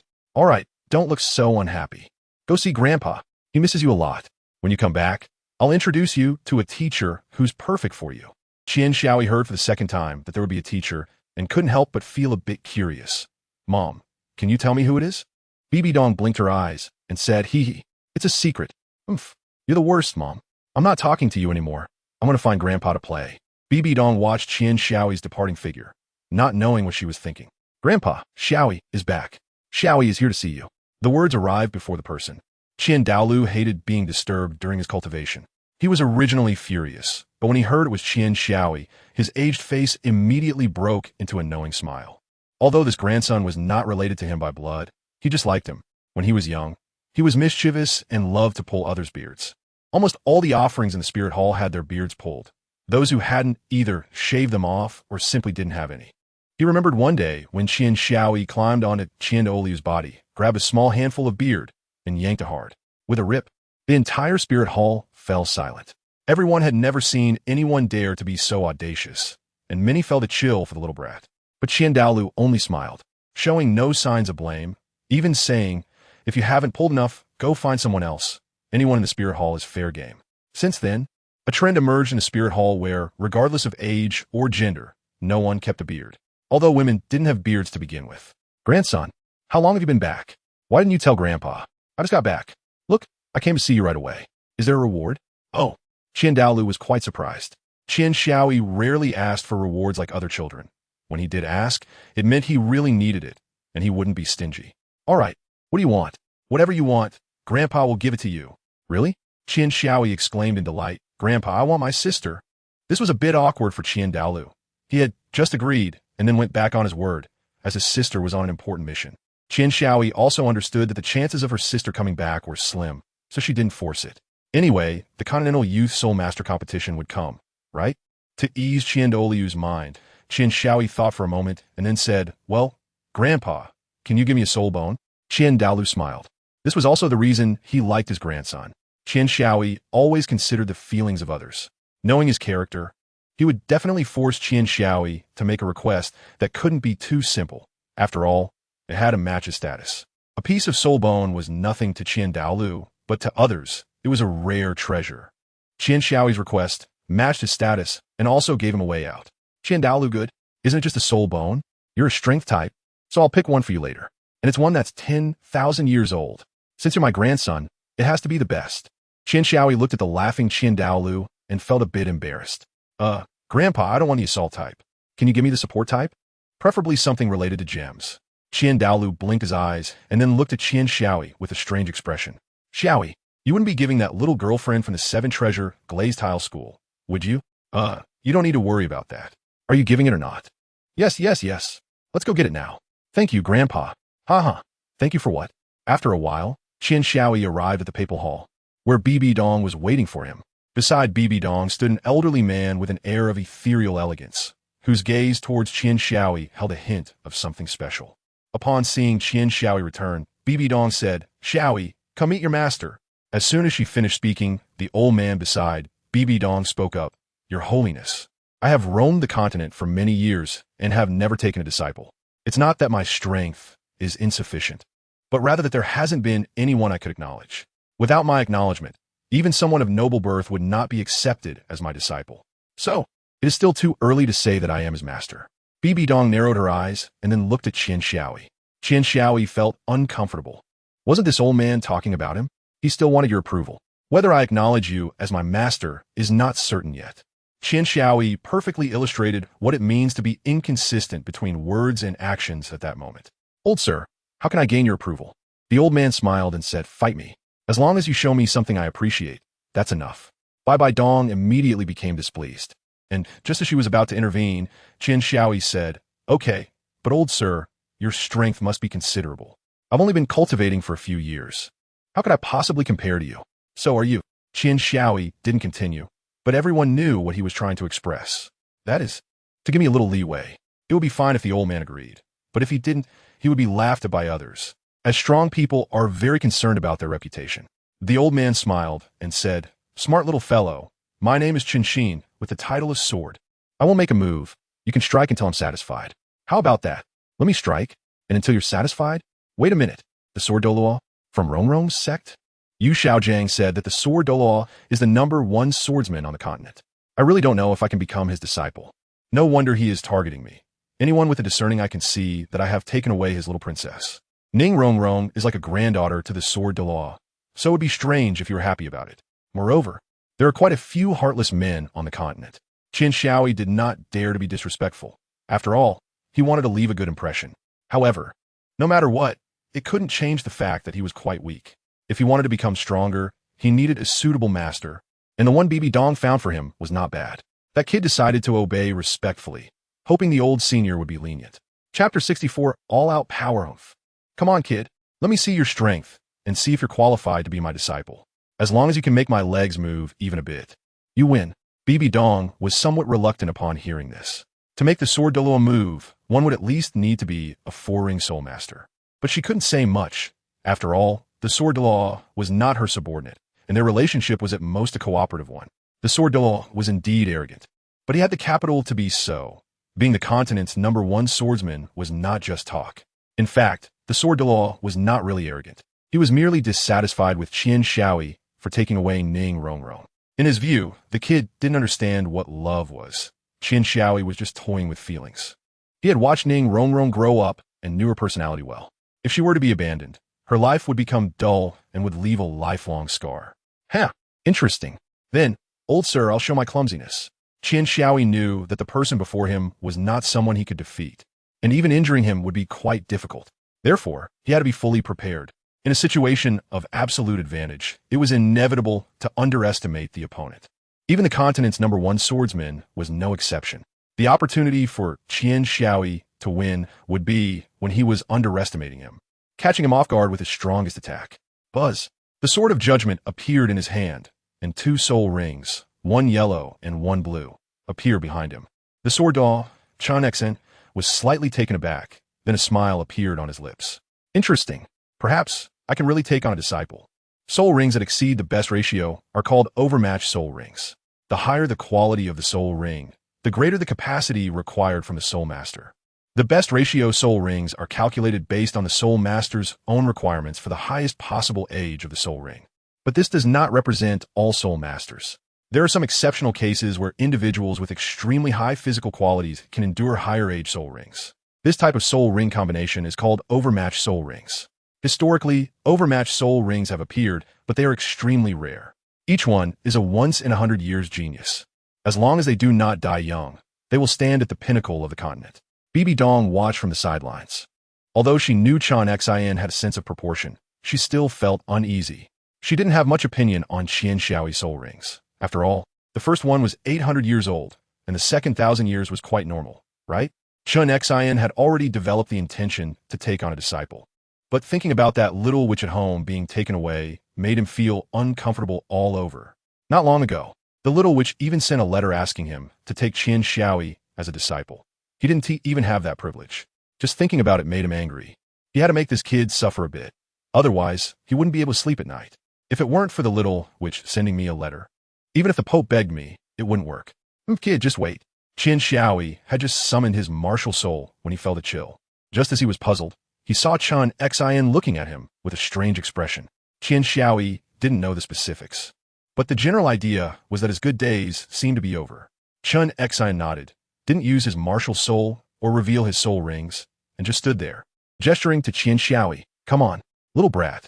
With a strong push off his back foot, he dashed out like lightning. In terms of speed among great soul masters, only agility-type soul masters could compete with him.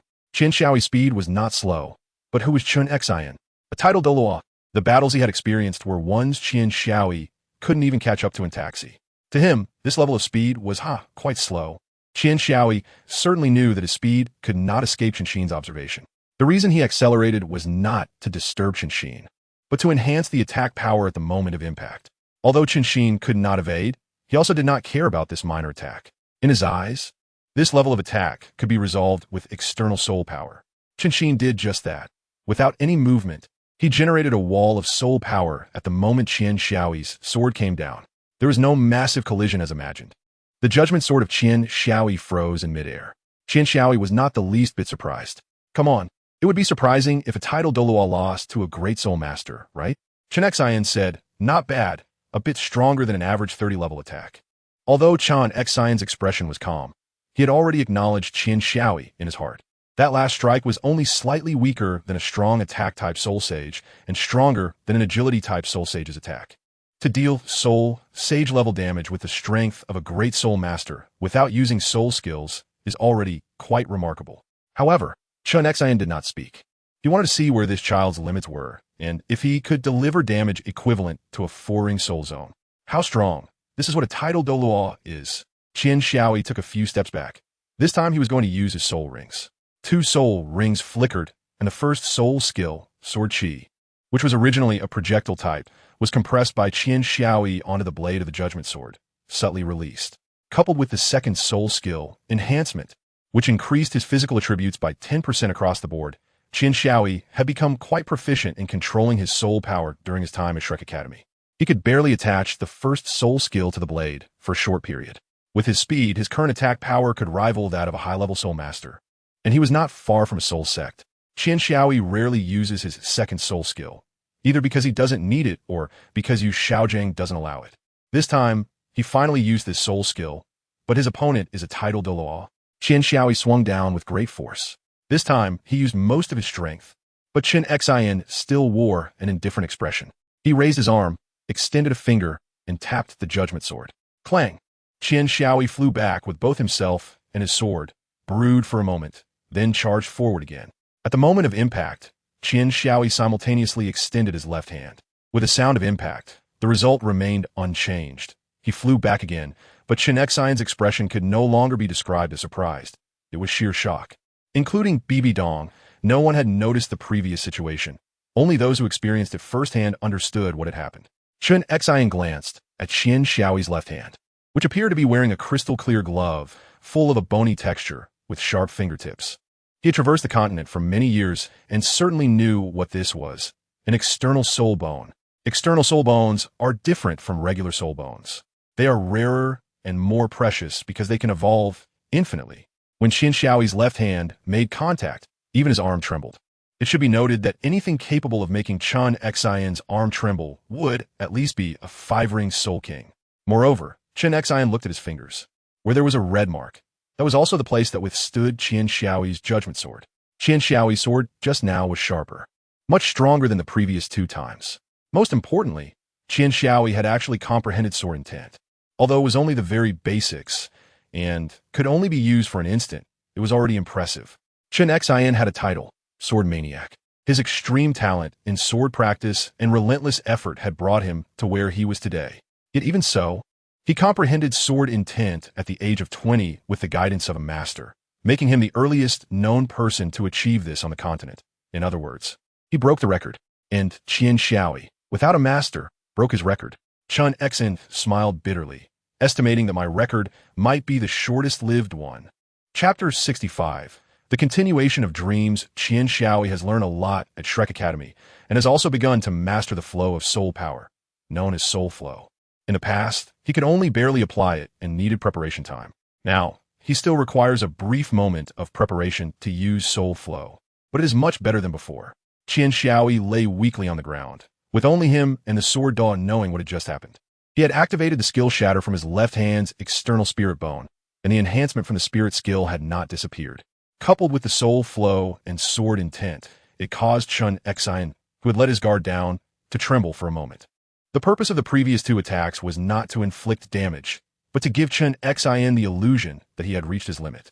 This would cause Chen Xian to relax in his overconfidence. At that moment, launching a full-force attack would take him by surprise. However, the price was that Qian Xiaoyi had exhausted all his spiritual power, soul power, and physical strength. Hee kid, you couldn't make my legs move, so you lost. Bibi Dong and Qian Xiaoyi sighed. Still not enough? But I've decided to take you as my apprentice. Huh? Chen Xian smiled and said, I said you lost. But I never said that losing means you can't take an apprentice, right? We didn't team make a bet. You don't really think that as a great soul master you could defeat a title Douluo, do you? In this match, you had no chance of winning at all. If you were a soul king, there might have been hope. Qian Xiaoyi twitched the corner of his mouth, wondering what was wrong with this old man. How could he be so shameless? He felt inferior.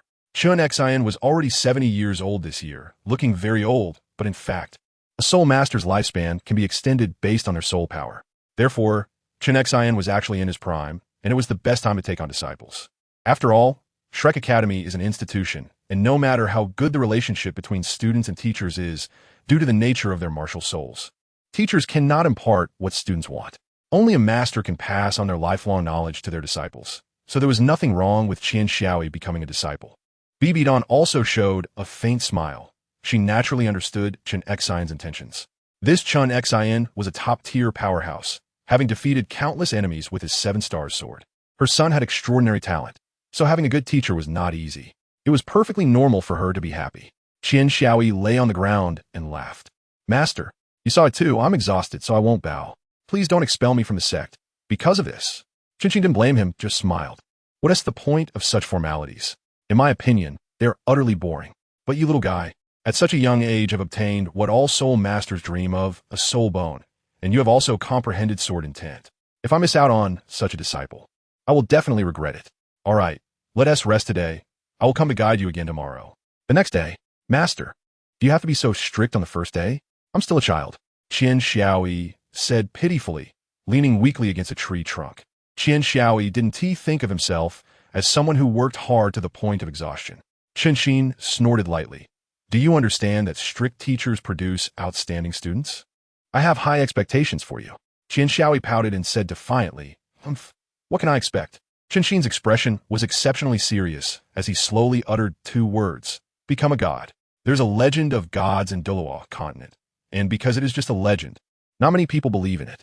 However, for those like Qinxin who stand at the pinnacle of soul masters, it might be a fact. I want to cultivate you into a god. For soul masters like us who stand at the top and live freely, the ultimate dream is to become a god. I don't know if I have any hope left, but I feel that you definitely do. Therefore, I will be strict with you. Qinxin suddenly grasped Qian Xiaoyi's shoulder and smiled. And you expect me to go easy on you after running off with our little princess? That was your true intention, right?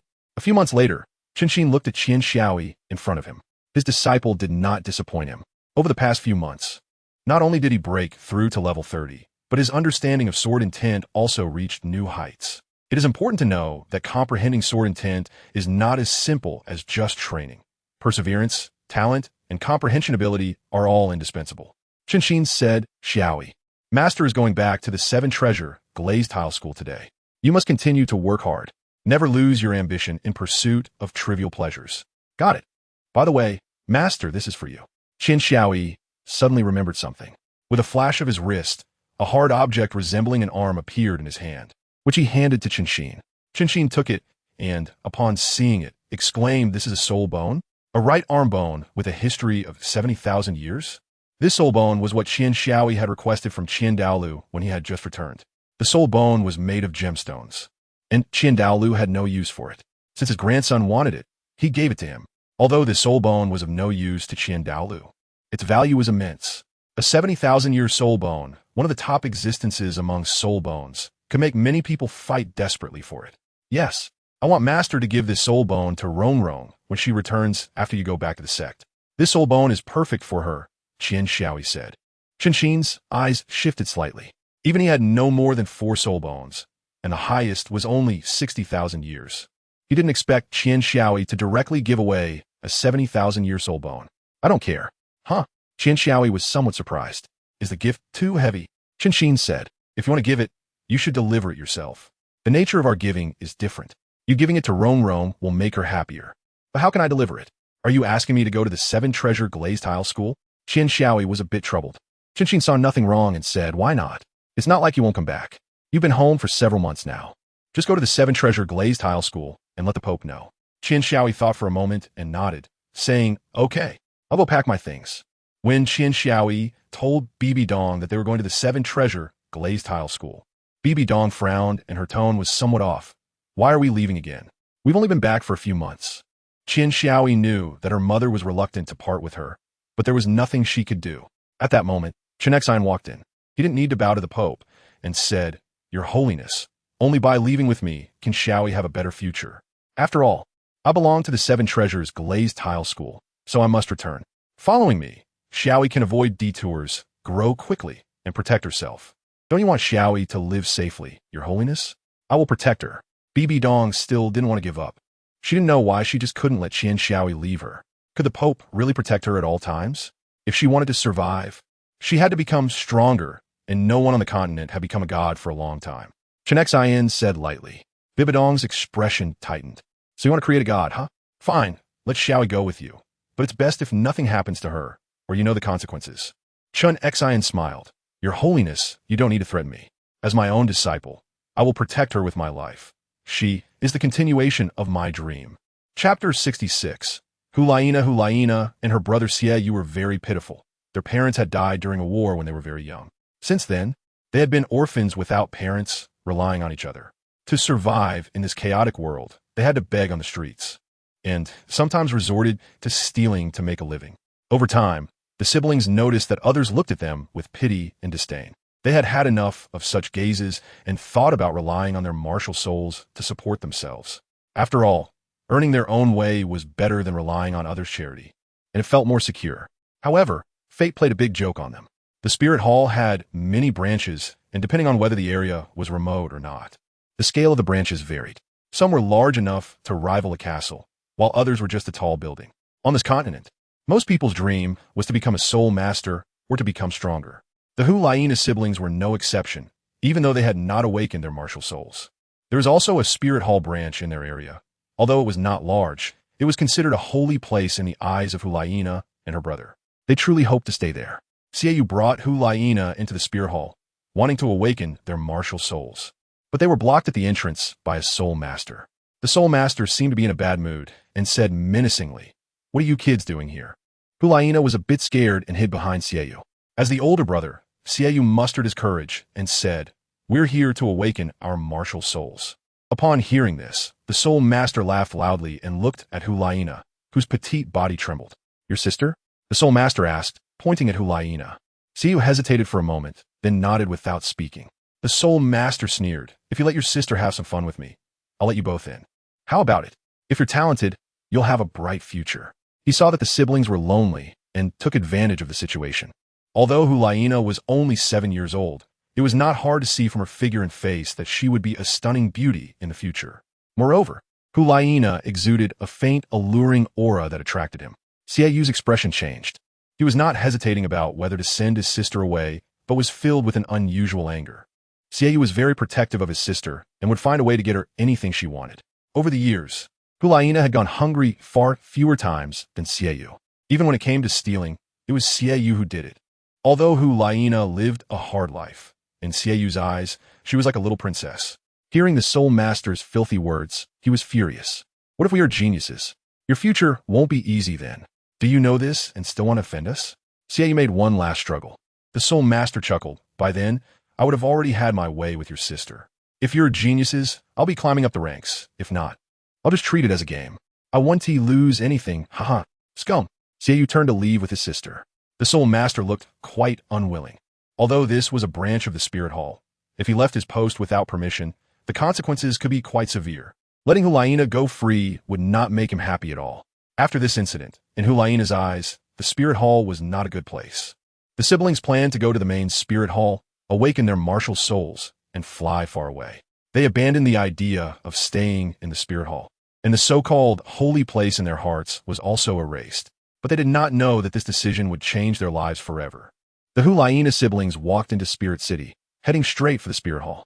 The people in Spirit City were all related to soul masters, and their living conditions were quite decent. In contrast, the Hulaina siblings were poorly dressed and looked dirty, making them stand out awkwardly. The siblings didn't think much of it. They just wanted to awaken their martial souls quickly and leave this place. Not far along, they saw a well-dressed, lively little boy who looked around as if he was searching for something. Others looked at him with envy, jealousy, respect, and malice. But no one dared to act recklessly because this was Spirit City. Listening to the discussions around them, Hulaina realized that this boy was Qian Xiaoyi, the son of the Pope of the Spirit Hall. To be honest, Hulaina was really jealous of Qian Xiaoyi.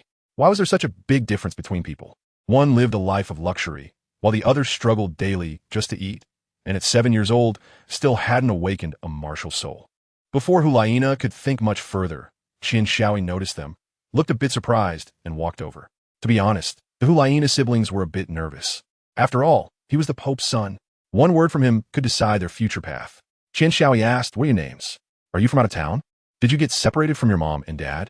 Hulaina pushed aside Xiaoyu, who was about to speak, and for some reason, she looked quite displeased with Qian Xiaoyi. Perhaps it was jealousy. "I'm Hulaina, and this is my brother, Xiaoyu. We don't have parents, unlike you, who are so lucky." Xiaoyu felt a bit anxious. He was afraid that Qian Xiaoyi would be angered by his sister's disrespect, and if that happened, both siblings would be doomed. Hulaina also realized she had misspoken, but she wasn't too nervous. A woman's sixth sense told her that Qian Xiaoyi was easy to bully. Unexpectedly, Qian Xiaoyi scratched his head and gave an apologetic smile, saying, "I'm sorry. I didn't know. Can you forgive me? I'll treat you to a meal." Hulaina was taken aback for a moment, then smiled and said, "Sure. I'm actually hungry." Xie didn't expect to get a meal so easily, but he remained cautious, keeping an eye on Qian Xiaoyi's every move, afraid that Qian Xiaoyi might do something. He didn't let his guard down just because Qian Xiaoyi was younger, and of course, Qian Xiaoyi didn't mind that. Looking at the somewhat scruffy siblings, Qian Xiaoyi said, "Let us take a shower and change clothes before we eat. It'll taste better that way." Without waiting for their consent, he took Hulaina and her brother with him. Naturally, they wouldn't object. Who wouldn't want to dress better? At least they could change out of the clothes they had worn for several years.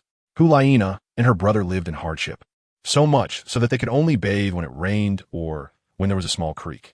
Therefore, they had no intention of arguing. Of course, they bathed separately by gender. After watching Hulaina finish her shower and change into new clothes, Qian Xiaoyi couldn't help but be stunned. Pink seemed to be Hulaina's exclusive color.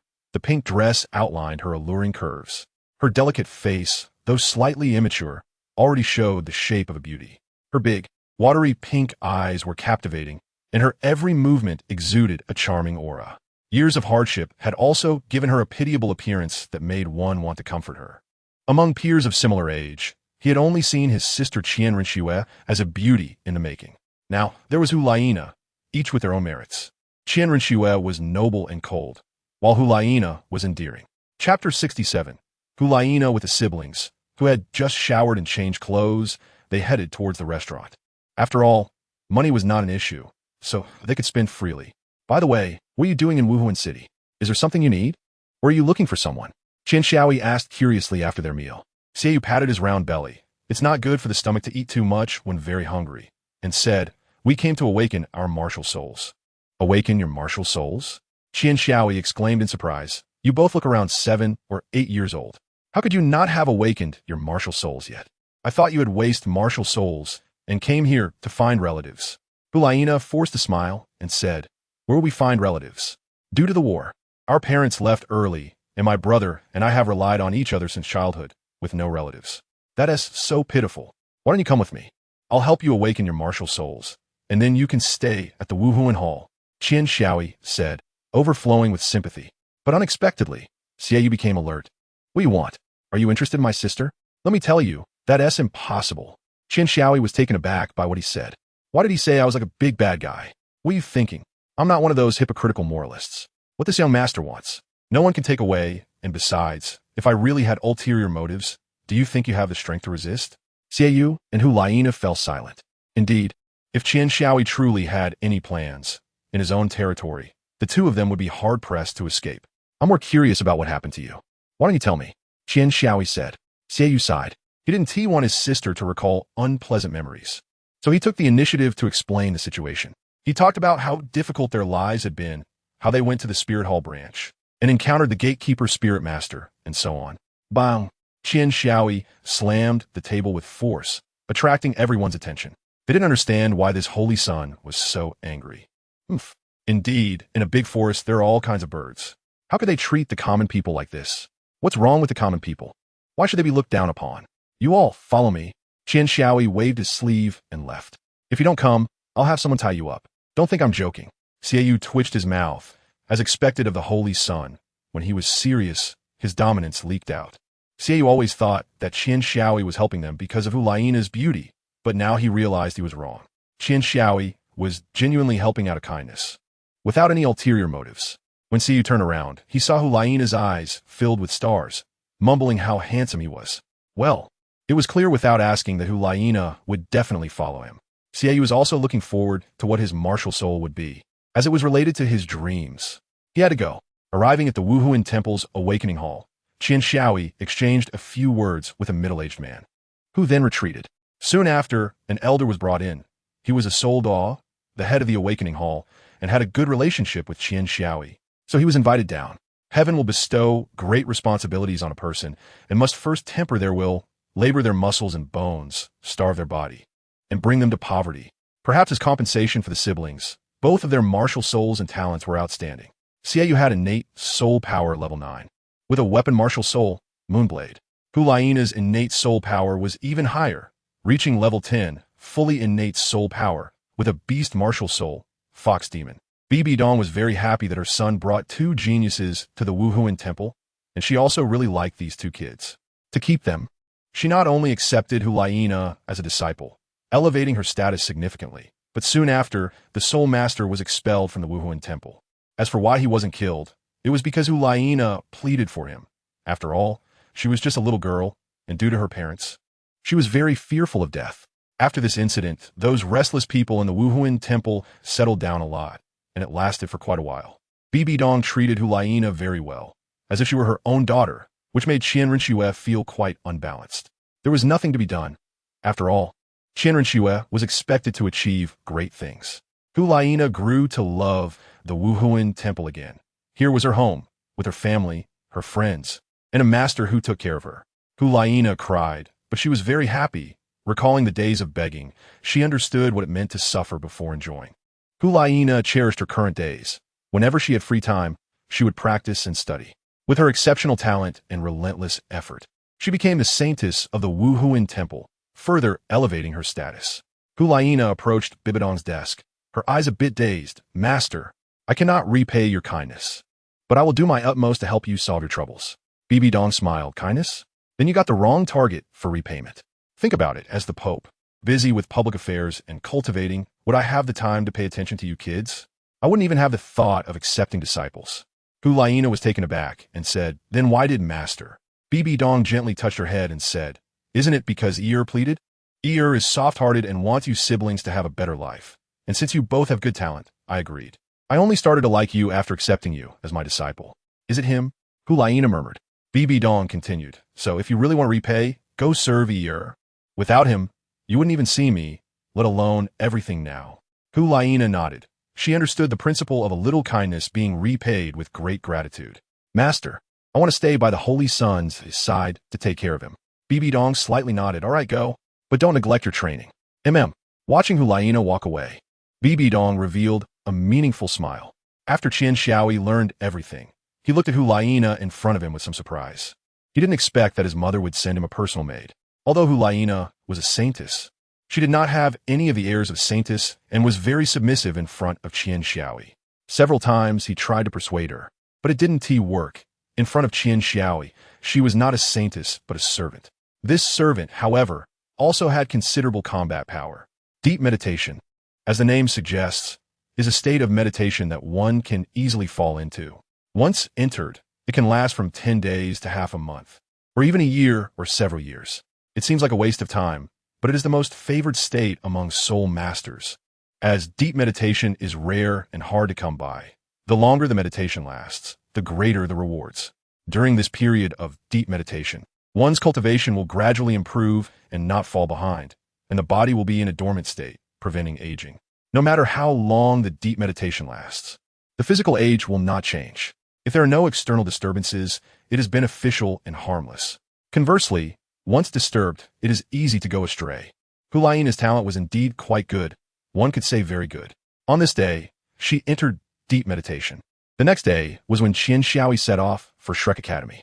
Hulaina missed the chance to bid farewell, and she felt guilty about it. Her master had left, and the servant was unaware, which was quite improper. Of course, no one blamed her. After all, she was a saintess. When Qian Xiaoi returned, she perfectly entered deep meditation again. Fortunately, this time it didn't last long. She woke up a few days before Qian Xiaoi was to leave and insisted on following him, making it impossible for anyone to stop her. Bibi Dong felt quite awkward. The young master Qian Renxue was out on a mission. The saint was going to the seven-treasure glazed tile school, and the high priest Qian Douluo was absent due to other matters. She was helpless and had to give up the idea of going out for a walk. Otherwise, there would be no one left in the spirit hall. Chapter 68. Seven-treasure glazed tile school. Click, click, click. A flash of sword light passed, cutting through large trees smoothly and neatly. Qian Xiaoi, panting, knelt on the ground holding the sword. That sword light was his first soul skill, Sword Qi. But the difference was that his first soul skill was enhanced with soul flow. Qian Xiaoi, Hulaina, and Chen Xian have been at the seven-treasure glazed tile school for half a year now. During this time, Qian Xiaoi has become a 33rd level soul master. Thanks to his excellent talent and hard work, driven by pressure, in cultivation, reaching this level is only natural. His control over soul flow has become increasingly proficient, and he can now initially incorporate soul power into soul skills, significantly enhancing their power.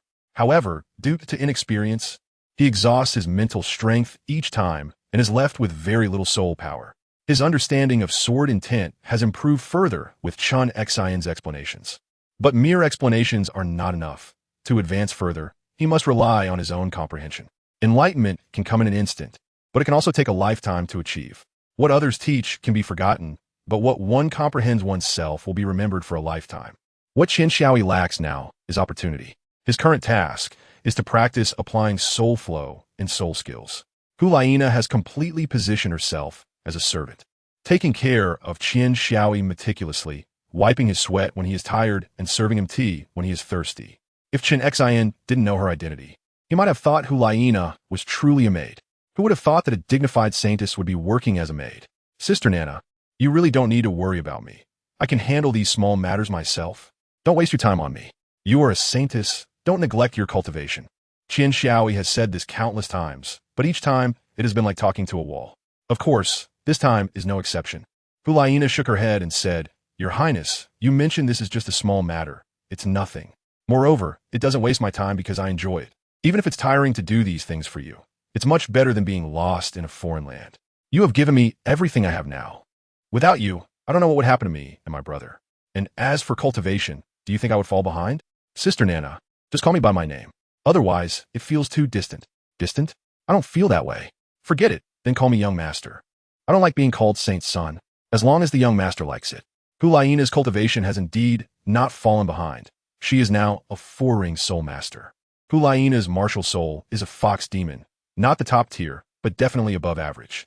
With every additional soul ring, she gains another tail. Achieving title Douluo means having 9 tails. Each additional tail significantly enhances her strength and also increases Hulaina's own charm. However, she is unaware of this fact. Now, Hulaina has 4 tails, exuding an almost imperceptible charm that she doesn't even realize, but that doesn't mean others are oblivious. For example, Qian Xiaoyi. One of the reasons Qian Xiaoyi asked Hulaina to take a break is because she is too charming. Over time, he doesn't know what might happen. The key point is that they are currently at the 7 Treasure Glazed Tile School. The 7 Treasure Glazed Tile School is where Ning Rongrong's family is. In front of his girlfriend, he can't do whatever he wants. But the temptation is indeed quite significant. Chun Xian, who was watching everything from the side, had a somewhat displeased expression, looking at Qian Xiaoyi as if he were a scumbag. Then his expression turned sinister, making Qian Xiaoyi shiver. Little rascal, daring to flirt with others while at Rongrong's home. Fortunately, Rongrong isn't here. Otherwise, that girl would be crying again. Just wait for me to train you to death. If Qian Xiaoyi knew Chun Xian's thoughts, he would definitely cry out in injustice. How could I be flirting? Would I dare to do that at Rongrong's home? Maybe in other places, but not here. Hee. After the training, master, you said Rongrong will be back? Qian Xiaoyi said excitedly. The two haven't seen each other for almost a year. Although they often communicate through letters, it is definitely not as satisfying as meeting face to face. And missing each other is inevitable. Chun Xian nodded slightly, yes. The sect master went to pick her up in person. The sect master of the 7 Treasure Glazed Tile School went personally? What happened? Qian Xiaoyi became nervous, fearing that Ning Rongrong might have encountered some accident. It seems that Rongrong's martial soul has mutated. Mutated? Is it a good mutation? Although Qian Xiaoyi was asking, it was clear that he was concerned. After a martial soul mutation, there can be both good and bad outcomes, but most of the time, it is bad. The fall of a genius often happens in an instant. It would be impossible for Qian Xiaoyi not to worry. Qian Xiaoyi cares about Ning Rongrong, and Chun Xian naturally delights in this. One of his purposes for taking Qian Xiaoyi as his disciple is to bring them together. Once Chun Xian and Ning Rongrong set their minds on something, they would never give up. To avoid hurting the little witch, he had no choice but to keep Qian Xiaoyi by her side. The martial soul has evolved, transforming into the legendary 9 Treasure Glazed Tower. The 7 Treasure Glazed Tower is the strongest support on the continent, but it has a drawback. Its owner can only cultivate up to 7 rings, meaning level 79 is the limit.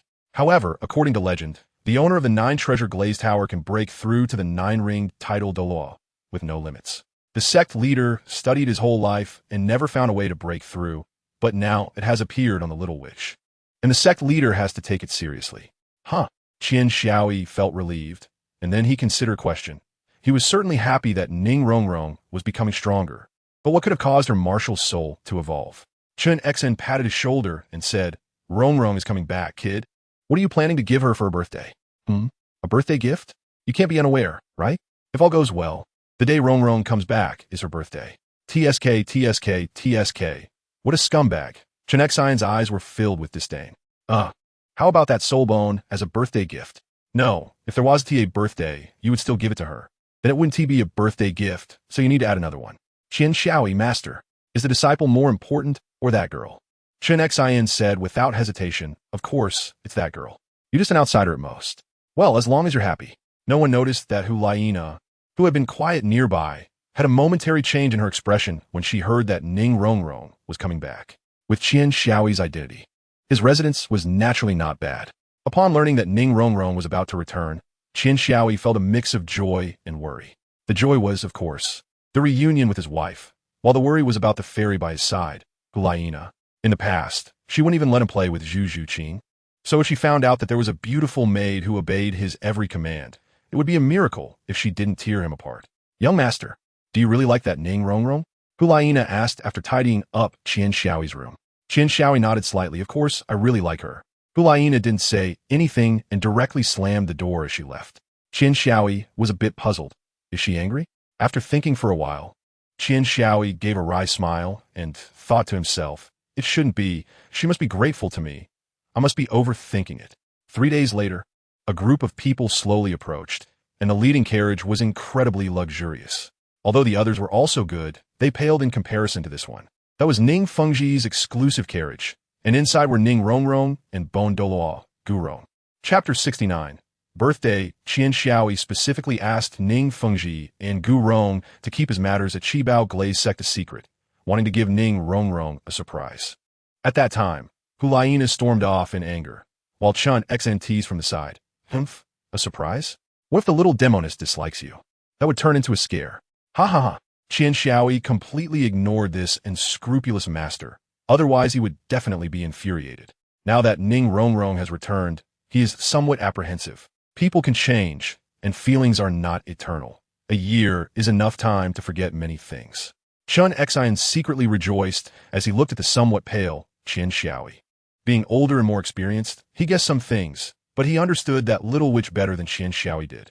Although the Little Witch was mischievous and loved to bully others, she was unwavering in her feelings. For some unknown reason, Ning Fengji returned a day late, which means today is Ning Rongrong's birthday. Inside the carriage, Ning Rongrong appeared somewhat unhappy. She disliked feeling constrained, but the evolution of her martial soul would inevitably bring her endless troubles. Once she possessed the 9-treasure glazed tile pagoda, she would surely be groomed as the sect's heir and would no longer be able to return to the academy.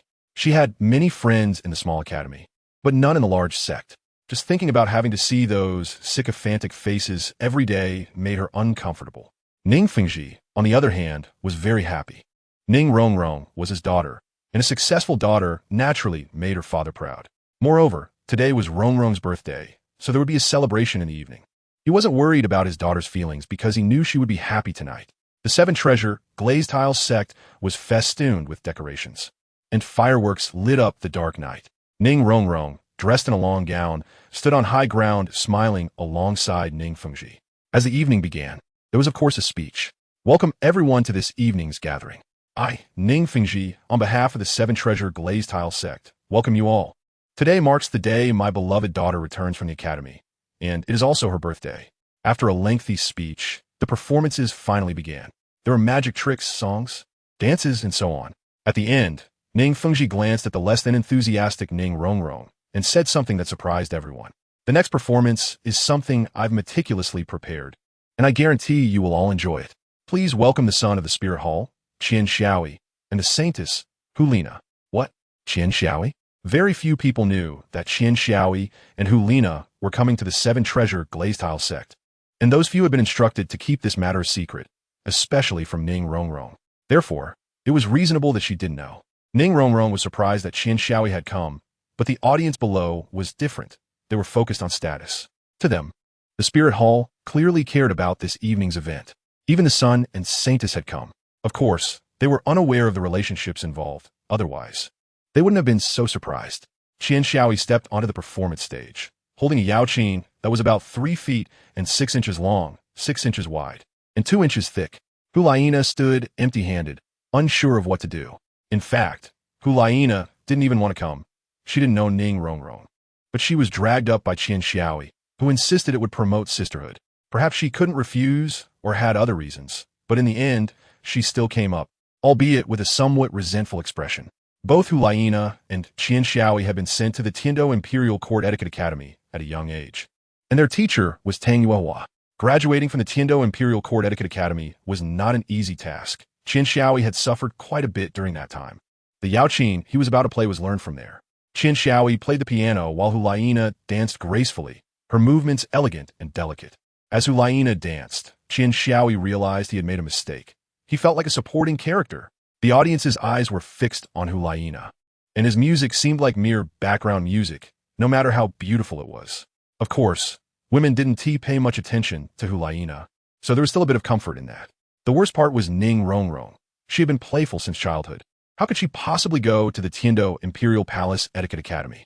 That would suffocate her, so she knew nothing about it. And Hulaina was just as beautiful. Looking at Hulaina with a gaze full of jealousy. After finishing his performance, Qian Xiaoyi breathed a sigh of relief and shouted, "Rongrong, happy birthday. I love you." The audience was stunned. What was happening? Was the Holy Sun confessing? Ning Rongrong was taken aback for a moment, then smiled sweetly, her previous gloom disappearing. After all, he still had her in his heart and prepared wonderful music for her. Ning Fengji looked at his smiling daughter, chuckled, and sighed. Youth is truly wonderful. Aren't you going to find your little sweetheart? Ning Rongrong's face turned crimson as she replied. But Dad, you're not old either. You can go back and find Mom. Ahem. Ning Fengji feared no one, but he was utterly helpless against his daughter. Hee hee. Ning Rongrong laughed and ran away. I really didn't expect you to come. I thought you had forgotten about me. Ning Rongrong leaned against Qian Xiaoyi's shoulder and said. Qian Xiaoyi tapped her delicate nose and smiled. How could that be? I became a disciple of Sword Uncle, and since he isn't at the Spirit Hall, I came here. Of course. The most important reason is to wait for you to come back, and now I've waited for you. What about the girl who's with you? She emphasized the words with you, leaving the meaning for him to interpret. As expected, what was meant to come eventually did come. Fortunately, Qian Xiaoyi had sent Hulaina to rest, so she wasn't here. Oh, her name is Hulaina, the holy maiden who serves me. Huh, the holy maiden comes to serve you. Quite a big deal, huh? But still, you look better now. Why did you wear a mask back then? Ning Rongrong didn't pursue the topic further to avoid awkwardness and change the subject. Qian Xiaoyi naturally followed up. Isn't that a secret identity? By the way, girl, how's your training going? Have you been slacking off? I'm already at Soul Master level. When it came to training, Ning Rongrong became quite excited. Hee hee. I'm already at level 38. Impressive, right? Ever since my martial soul evolved into the 7-treasure glazed tile pagoda, my training speed has been astonishing. If I weren't so lazy, breaking through level 40 wouldn't be difficult. Level 38? So fast. 12 levels. You've trained 12 levels in such a short time? Qian Xiaoyi was a bit incredulous, considering he had only trained 7 levels. What? Don't believe it? Actually, not all of this is from my training. Qian Xiaoyi looked confused. Wasn't it something he cultivated himself? Could it be that someone made a sacrifice? Ning Rongrong stuck out her tongue. Guess stop joking. Quickly tell me, does it have any negative effects on you? Ning Rongrong thought for a moment and said, no, it's a celestial herb that Brother San gave me. He said that after taking it, it would only be beneficial for me, not harmful. My martial soul evolved because of this. I'm about to break through to Soul Sect. Just thinking about it makes me happy. As long as there are no negative effects, that's good. Haste makes waste. By the way, do you want to break through to Soul Sect? Let me help you. Chapter 70. Gift help me? How will you help? Didn't you say haste makes waste?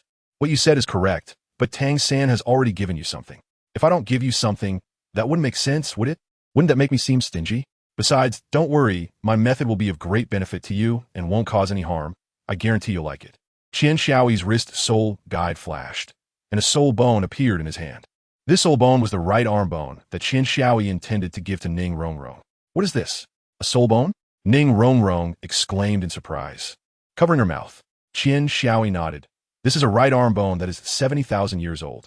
Although it is not as precious as the one Tang San gave you, it is my sincere intention. Please accept it. When Ning Rongrong received Tang San's immortal herb, she had no idea of its value at the time. She just thought of it as something to absorb for fun. Later, she discovered that the herb was extremely precious and could no longer be measured by price. There was nothing she could do. She had already absorbed it, so she couldn't spit it back out. She could only remember that favor. But Qian Xiaoyi was different. They were a couple, and if she accepted it, it would give others the impression that they were together because of obligation. She didn't want that. She just wanted a pure love. She understood the importance of the 70,000-year soul bone. The 7-treasure glazed tile pagoda also has a downside. The owner's defense is low.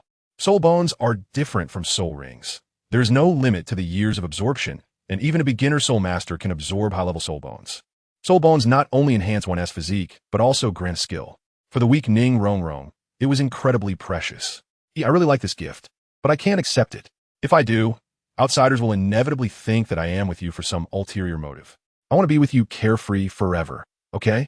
Ning Rongrong actually wanted it very much. After all, it was not easy to find someone suitable for herself, but she still had many concerns. Qian Xiaoyi smiled. He knew that Ning Rongrong hadn't mentioned the most important reason for her refusal. Silly girl, why care about the opinions of outsiders? As long as you love me, that's enough. Moreover, this soul bone isn't suitable for me at all. If I absorb it, it will only hinder my future. But for you, it's an opportunity to become stronger. Take it, or else if you dislike me, I might just leave. Upon hearing that Qian Xiaoyi was going to leave, Ning Rongrong, even though she knew he was teasing her, couldn't help but panic for a moment. Then go ahead, leave the soul bone behind, and if you dare come back, I'll break your legs. Ning Rongrong snatched the soul bone and walked into her room. Qian Xiaoyi laughed heartily. He knew that Ning Rongrong was about to absorb a soul bone, so he followed her in. As for breaking his leg, that could be dealt with later. The matter of Ning Rongrong absorbing the soul bone had to be kept a secret. Otherwise, it would surely lead to disaster. Therefore, to ensure everything went smoothly, Chen Xian also came along. He placed the right arm bone on his right hand and activated his soul power to establish a connection. The soul bone gradually melted into a liquid state, but instead of dripping, it evenly enveloped Ning Rongrong's right arm and was slowly absorbed, as if it were permeating into her arm. Qian Xiaoyi has a good eye. To determine whether a soul bone is suitable for a soul master, one must observe the feeling the soul master has while absorbing the soul bone. The smoother the absorption process, the higher the compatibility. A very high compatibility may even bring the soul master a moment of enlightenment. On the contrary, when a soul bone is not suitable for the soul master, the absorption process will be very painful. However, not all soul bones that cause pain during absorption are unsuitable for the soul master, since soul bones come from soul beasts. If the quality of the soul beast is too high, even if it is suitable for the soul master, the absorption process will still be uncomfortable. The immense energy and noble bloodline are not something just anyone can integrate. The soul bone that Qian Xiaoyi chose for Ning Rongrong was very compatible with her, and the absorption process went smoothly without any surprises or pain. The absorption of the soul bone was slow, and by the time Ning Rongrong finished, it was already the next day. It's over, Chen Xian said. Qian Xiaoyi was in a shallow meditation, and not a single rustle of wind could escape his perception. Although there was a dust of distraction, this matter was of great importance, especially since it concerned his girlfriend. If he didn't focus all his attention, he wouldn't feel at ease. Is it over? Hearing Chen Xin's voice, Qian Xiaoyi stretched lazily and said, the absorption time is really long. No wonder it's a 70,000-year soul bone. I wonder what the skill of this soul bone is. After 70,000 years, it shouldn't be bad, right? I'm really looking forward to it. Chen Xin nodded, confirming that a long time was indeed necessary. The higher the quality of the soul bone, the longer the absorption time. Disciple, I've already told you. Having me here is enough. You don't need to take care of me. You must be tired, right? Qian Jiaoyi, Ning Rongrong, Qian Jiaoyi. I have broken through to level 40, and now I just need one soul ring to become a soul zone. I just broke through to level 30 not long ago, and now I've rushed to level 40. Just thinking about it makes me excited. Qian Xiaoyi pouted. What? Aren't you going to chase me away? Aren't you going to break my legs? I was just saying it. Why did you take it seriously? Besides, with your thick-skinned personality, would you really leave if I told you to? Ning Rongrong, who was originally weak, surprisingly spoke with confidence by the end. Cough, cough, cough. Chen Xin, who was nearby, couldn't stand it anymore. No one had ever dared to leave a titled Douluo like him ignored. It was quite awkward. Ning Rongrong was still in Qian Xiaoyi's arms. She had been so excited that she completely overlooked the sword Douluo. Grandpa's sword, you're here? Chen Xin shot a fierce glare at Qian Xiaoyi, leaving him feeling helpless. Of course I'm here, but your heart is all on your little lover. So it's normal that you didn't notice. Old man, no one cares anymore. Ning Rongrong's charming face instantly turned crimson, burying her head deeper as if wanting to dive into Qian Xiaoyi's chest. Chen Xin said seriously, Rongrong, you must not mention the soul bone matter to anyone, or it will be bad for you and for Xiaoyi. All right, you two carry on, I'll take my leave. Busy? Busy with what? I don't know. Once Chen Xin walked far away, Ning Rongrong lifted her head, glanced outside to confirm no one was around, and gazed affectionately at her lover. Qian Xiaoyi looked at Ning Rongrong's flushed face, tightened his arms, and kissed her deeply. Ning Rongrong wrapped her arms around his neck and inadvertently touched the bracelet on his wrist. Suddenly, Ning Rongrong remembered something, pushed Qian Xiaoyi away, and said, I almost forgot. Third brother asked me to give this to you. Chapter 71. Snowy, tranquil lotus. I almost forgot. Third brother asked me to give this to you. It's also a type of fairy herb. Ning Rongrong said as she took out a plant resembling a lotus flower. Fairy herb? I have one too. Qian Xiaoyi was a bit surprised, not expecting that his friends would still remember him after being away from school for so long. Of course. Third brother said, this is the snowy, tranquil lotus. The lotus flower is a symbol of purity, and this white lotus is the same. Although I don't know what its effects are, it's very suitable for you. He said it's because you have no attributes. Ah, so troublesome, I didn't remember. In the world of Douluo continent, there are all kinds of martial souls, but each martial soul has its own unique attributes, elements, exotic beasts, poison, attack, defense, support, etc. And even the starry sky can be considered as an attribute. However, Qian Xiaoyi's martial soul is quite special. It has no attributes at all.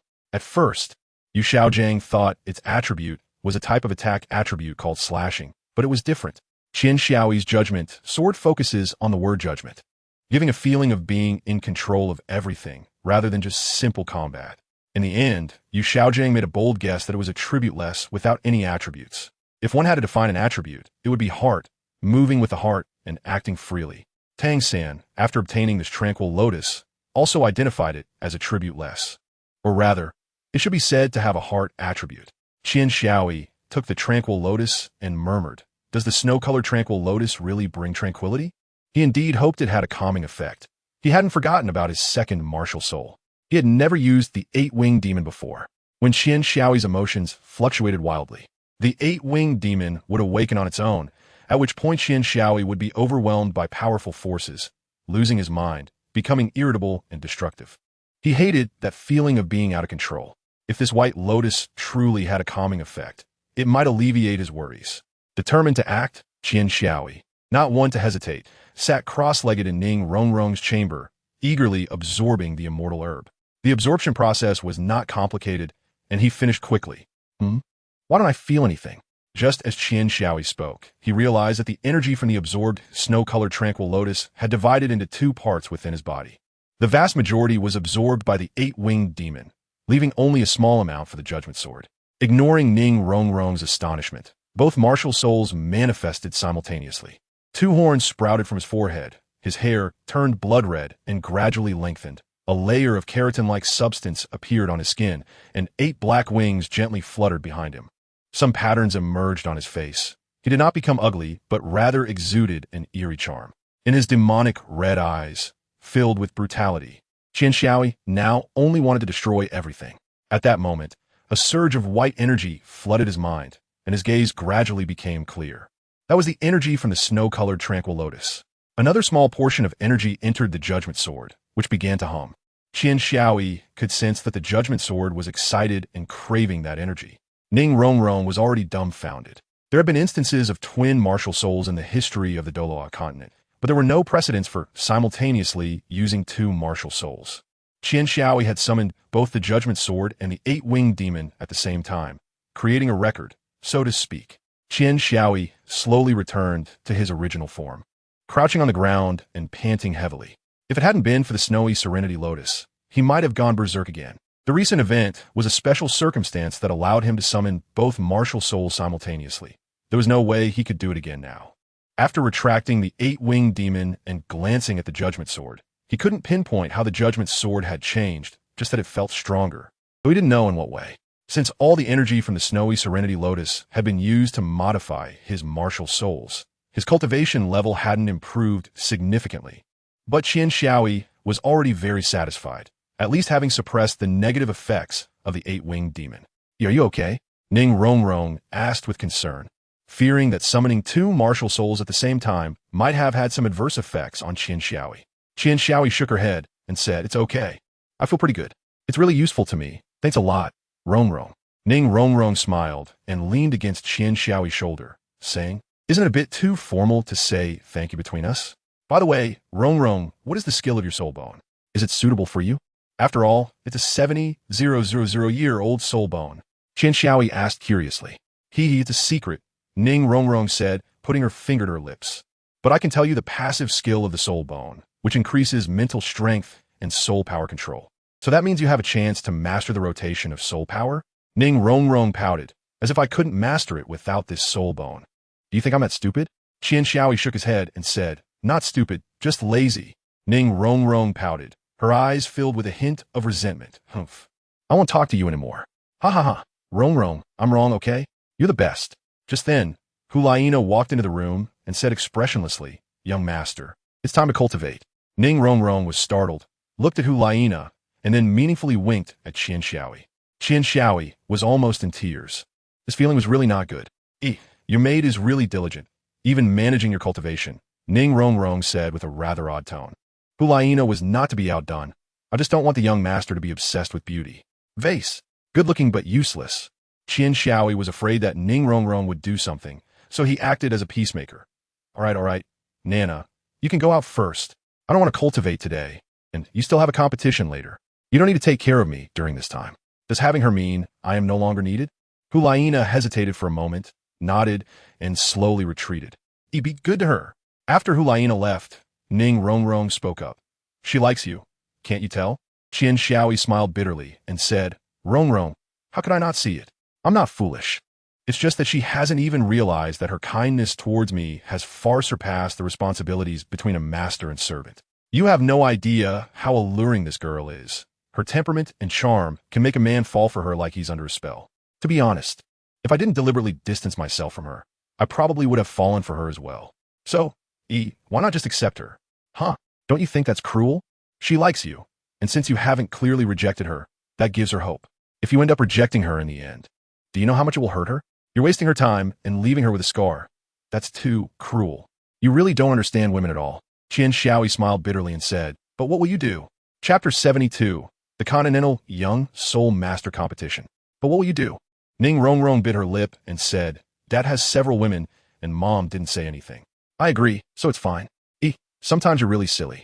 By not clearly rejecting Hulaina, aren't you leaving a hope for yourself?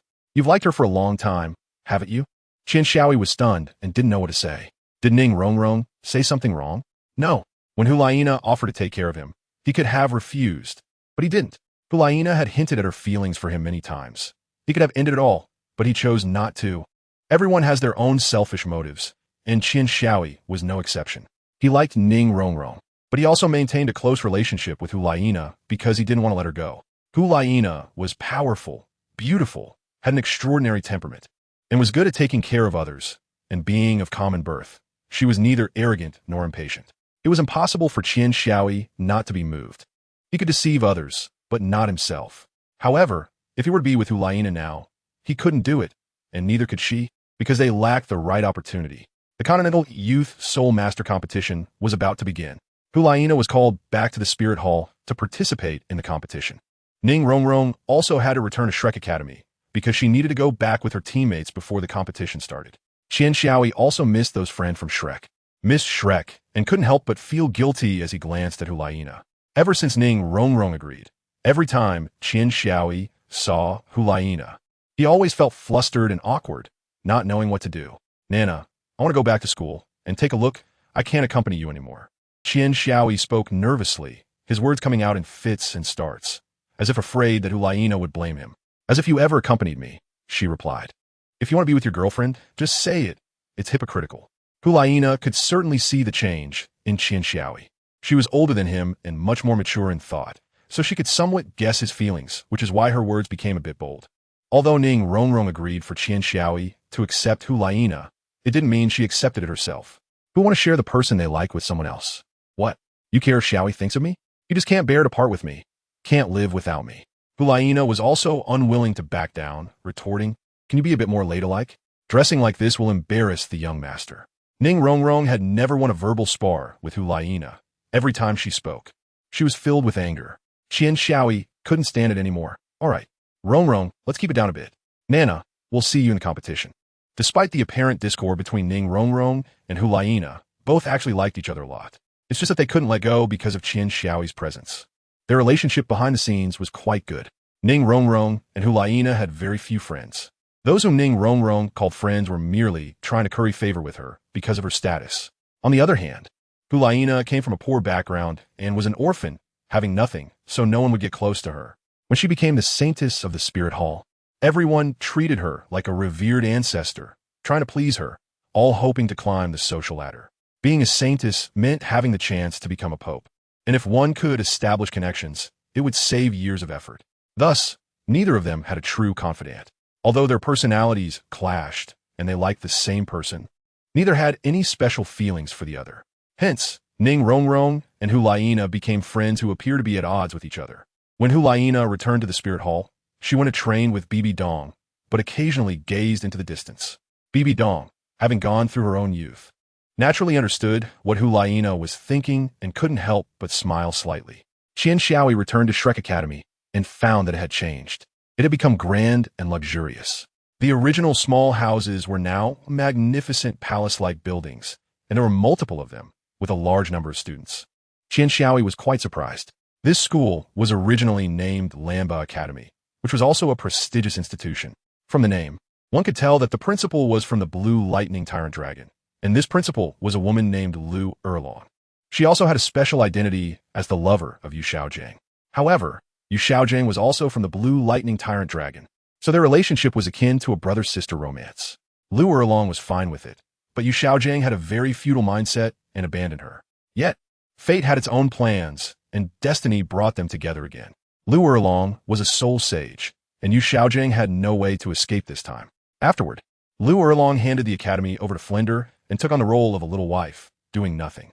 The seven monsters were very happy to see Qian Xiaoyi return. Now, all of them had reached level 40 as soul masters, with the highest being Dai Mubai at level 46. Qian Xiaoyi still wore that mask and used the alias Xiao Yi. When Qian Xiaoyi and Ning Rongrong returned to Shrek, it coincided with the preparation to set off. The goal of the Shrek 7 monsters in this competition was simple: to win the championship. The Spirit Hall had also invested heavily in this competition, offering 3 soul bones as rewards for the champions. Of course, that was not all. The winning team would surely receive attention, with titles and money not being in short supply. Therefore, this grand competition was also a place for the 2 great empires and the Spirit Hall to select talents. Qian Xiaoyi was in a bad mood today, looking at Tang San with a somewhat uneasy gaze. Just a moment ago, he learned that the Spirit Hall had killed Tang San's mother, forcing his father to retreat into the mountains, leaving Tang San without ever experiencing a mother's love. It is easy to imagine how much hatred Tang San has for the Spirit Hall, and an intense battle is inevitable in the future. Qian Xiaoyi knew that this was the fault of the Spirit Hall, but he couldn't bring himself to help reason over family ties. He didn't know what to do in the future. Chapter 72. Sister Tang San knew that Qian Xiaoyi was the holy son of the Spirit Hall, but he did not realize that Qian Xiaoyi was the Xiao Yi beside them.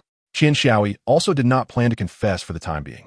Now, everyone's attention was focused on the upcoming match, and Yu Xiaojing was not pushing anyone too hard. Just winning a championship would be enough. The match began, and only 4 of the Shrek 7 monsters took the stage, as per Yu Xiaojing's wishes. Shrek wanted to hide their strength. Their first opponent was the vice team of the Tiando Royal Academy. Shrek fought fiercely, annihilating their opponents in just 1 minute, even without using their full strength. Qian Xiaoyi learned from Ning Rongrong that the Do Royal Academy had insulted Flander and Shrek that day, so it was certain that they wouldn't be happy to see him. After the competition, Ning Fengji came to visit Shrek and eventually called Tang San outside. Yu Xiaojing was worried and insisted on following them, while Xiao Yi, feeling bored, tagged along as well. Xue Qinghe, the prince of the Tiando Empire, was a refined and approachable person, with a straight nose and square mouth. Dressed in a clean blue long robe, giving a refreshing impression. His long black hair was tied back with a blue ribbon, neatly hanging down the back of his head. Although his clothing was quite ordinary, he exuded a special aura. He wasn't particularly gifted in cultivation, but loved reading, which was also the reason he became the prince. Xueqinghe sat at his desk with a book, and upon seeing Ning Fengji arrive with 3 others, he put down the book and revealed a friendly smile. He stood up and saluted, saying, "Teacher." Besides being the sect leader and an elder of the Spirit Hall, Ning Fengji also held the title of Xueqinghe's teacher. Appointed by the Emperor Xueyi, Ning Fengji smiled slightly and said, "Qinghe, how many times have I told you not to do this?" Xueqinghe replied with a smile. "How can I? You are my elder and my teacher. If my father knew I was disrespectful to you, he would probably break my legs. So this is the son of the Haotian Douluo? Indeed, a fine young man, truly like father like son." Tang Sen's background had been told to him by Yu Xiaojing, who had warned him to keep it a secret. It could be said that very few people knew this secret, and yet this prince knew about it. What was his intention? Yu Xiaojing's expression soured, glaring at Ning Fengji as if to say, "Why did you tell others about this?" Ning Fengji chuckled, "Tang Sen, don't worry. The prince has no ill intentions towards you. On the contrary, he actually dislikes the Spirit Hall." Ning Fengji had met Tang Sen when he came to pick up Ning Rongrong, and with his intelligence, it wasn't hard for him to guess Tang Sen's identity. He then glanced at Xiao Yi, who he could somewhat understand was feeling complicated emotions. As the son of the Spirit Hall, befriending the enemy's son meant he would face a difficult choice. Ning Fengji continued, "Perhaps what I said is a bit inappropriate, but I must say that the Spirit Hall has been up to many things lately, secretly doing a lot of unseen activities. Tang Sen, you need to be careful. Your parents, they talked for a long time, and Xueqinghe always gave a feeling of being as refreshing as spring, but he never looked at Xiao even once." Yu Xiaojing said, "Tang Sen, Xiao, hey, let's go." Xiao, he shook his head and said, "I hit it off with His Highness the Prince at first sight. Today, I have some questions to ask him. Teacher, you guys can go back first. After all, this is a competition, and no one would dare to be reckless." Yu Xiaojing hesitated for a moment, nodded, and said, "Then be careful." Ning Fengji knew Xiao Yi's true identity, sighed, and also went out. The room was left with only Xueqinghe and Qian Xiaoyi. Xueqinghe lowered his head, a trace of panic flashing in his eyes, but it went unnoticed as he said, "I wonder what this young brother has to advise." Qian Xiaoyi also lowered her head, her voice a bit trembling. "Why don't you look up at me? Is there something wrong?" Xueqinghe raised his head and smiled. But even Qian Xiaoyi could see that he was forcing a smile. Qian Xiaoyi said, "I just admire you for pretending to be the Prince of Tiando for so many years. Even Ning Fengji's intelligence hasn't discovered anything wrong. Well, that's normal. A qualified spy can't be discovered. What are you talking about? What disguise? Who are you saying is a spy?" Xueqinghe looked very surprised and angry. It really seems so. Qian Xiaoyi stepped forward and suddenly hugged Xueqinghe. "Can a man's body be this soft? Can it have a body fragrance? Are you going to keep pretending with me?" "Sister." Xueqinghe sighed. "Since you know, there's no need to pretend anymore. How did you discover me? It seems my disguise is still not mature." Qian Xiaoyi released Xueqinghe. "No, it should be Qian Rushue," and said, "It's not that my sister's disguise technique is not mature enough, but that I know you too well. We both understand each other too well. I wore a mask and you still recognized me, didn't you? I really didn't expect that the task you were executing was actually this. Does Mom really want to unify the continent?" Qian Rushue nodded. "My mother is an ambitious person. If I could, I wouldn't want to be like this. I never had a childhood. Even my cultivation was done in secret. Unlike you, who can go wherever you want." Sister, do you think I've had it easy? I had to become brothers with my enemy Tang Sen.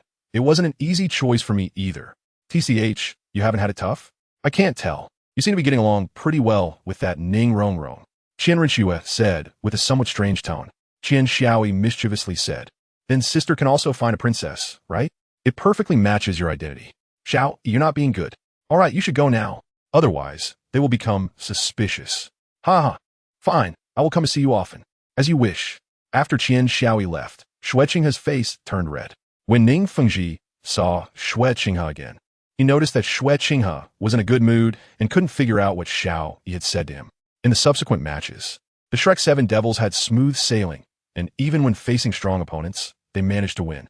However, because they stood out too much, it was inevitable that they would attract jealousy. Tang Sen's performance in every match demonstrated astonishing talent and ability, which inevitably drew envy. Qian Xiaoyi called upon Gue Mei and Gue Shu, asking, "Can you help me with something?" Gue Mei patted his head and said, "What is it? Why so formal? Just tell me. Gue Shu will definitely help you." Qian Xiaoyi thought for a moment and said, "I want you to help me protect someone. I'm afraid someone might harm him." Who is it? Is it that girl Rong Rong? She has someone to protect her. Ning Fengji is here. Who would dare to be reckless? No, it's Tang San. He's a student from our academy, Qian Xiaoyi replied. Dang. Gue Mei sighed. I'll only help him once. I'm afraid he has a connection with that person. Qian Xiaoyi did not refuse. He knew that Gue Mei had already given him face. Gue Mei hated people with the surname Tang, and to protect him once was already an act of great kindness. Chapter 73. Pleading for mercy, as Qian Xiaoyi had expected. After Gue Mei secretly protected Tang San, he soon discovered a soul sage sneaking around following Tang San. Tang San did not notice, but that did not mean he was unaware. Gue Mei was known for his cunning. Silently assassinating a soul sage was a piece of cake. The task of protecting Tang San ended before it even truly began, and not only that, they also found a soul bone on that soul sage. This soul bone was a skull from the 6 great soul bones that were 30,000 years old. Coincidentally, it was also a gem type, very suitable for Ning Rongrong. Perhaps it was heaven's favor. In this year, all good fortune fell upon Ning Rongrong. The evolution of her martial soul and the soul bone were opportunities that made ordinary people envious and jealous. Qian Xiaoyi lent this soul bone to Ning Rongrong as a gift. Since he had already received one, it didn't matter if he gave away another. Ning Rongrong took the soul bone and said, "Where did you get this soul bone? You should know that a skull bone is better than soul bones from other positions. Be honest, are you up to some shady business?" Qian Xiaoyi felt so wronged.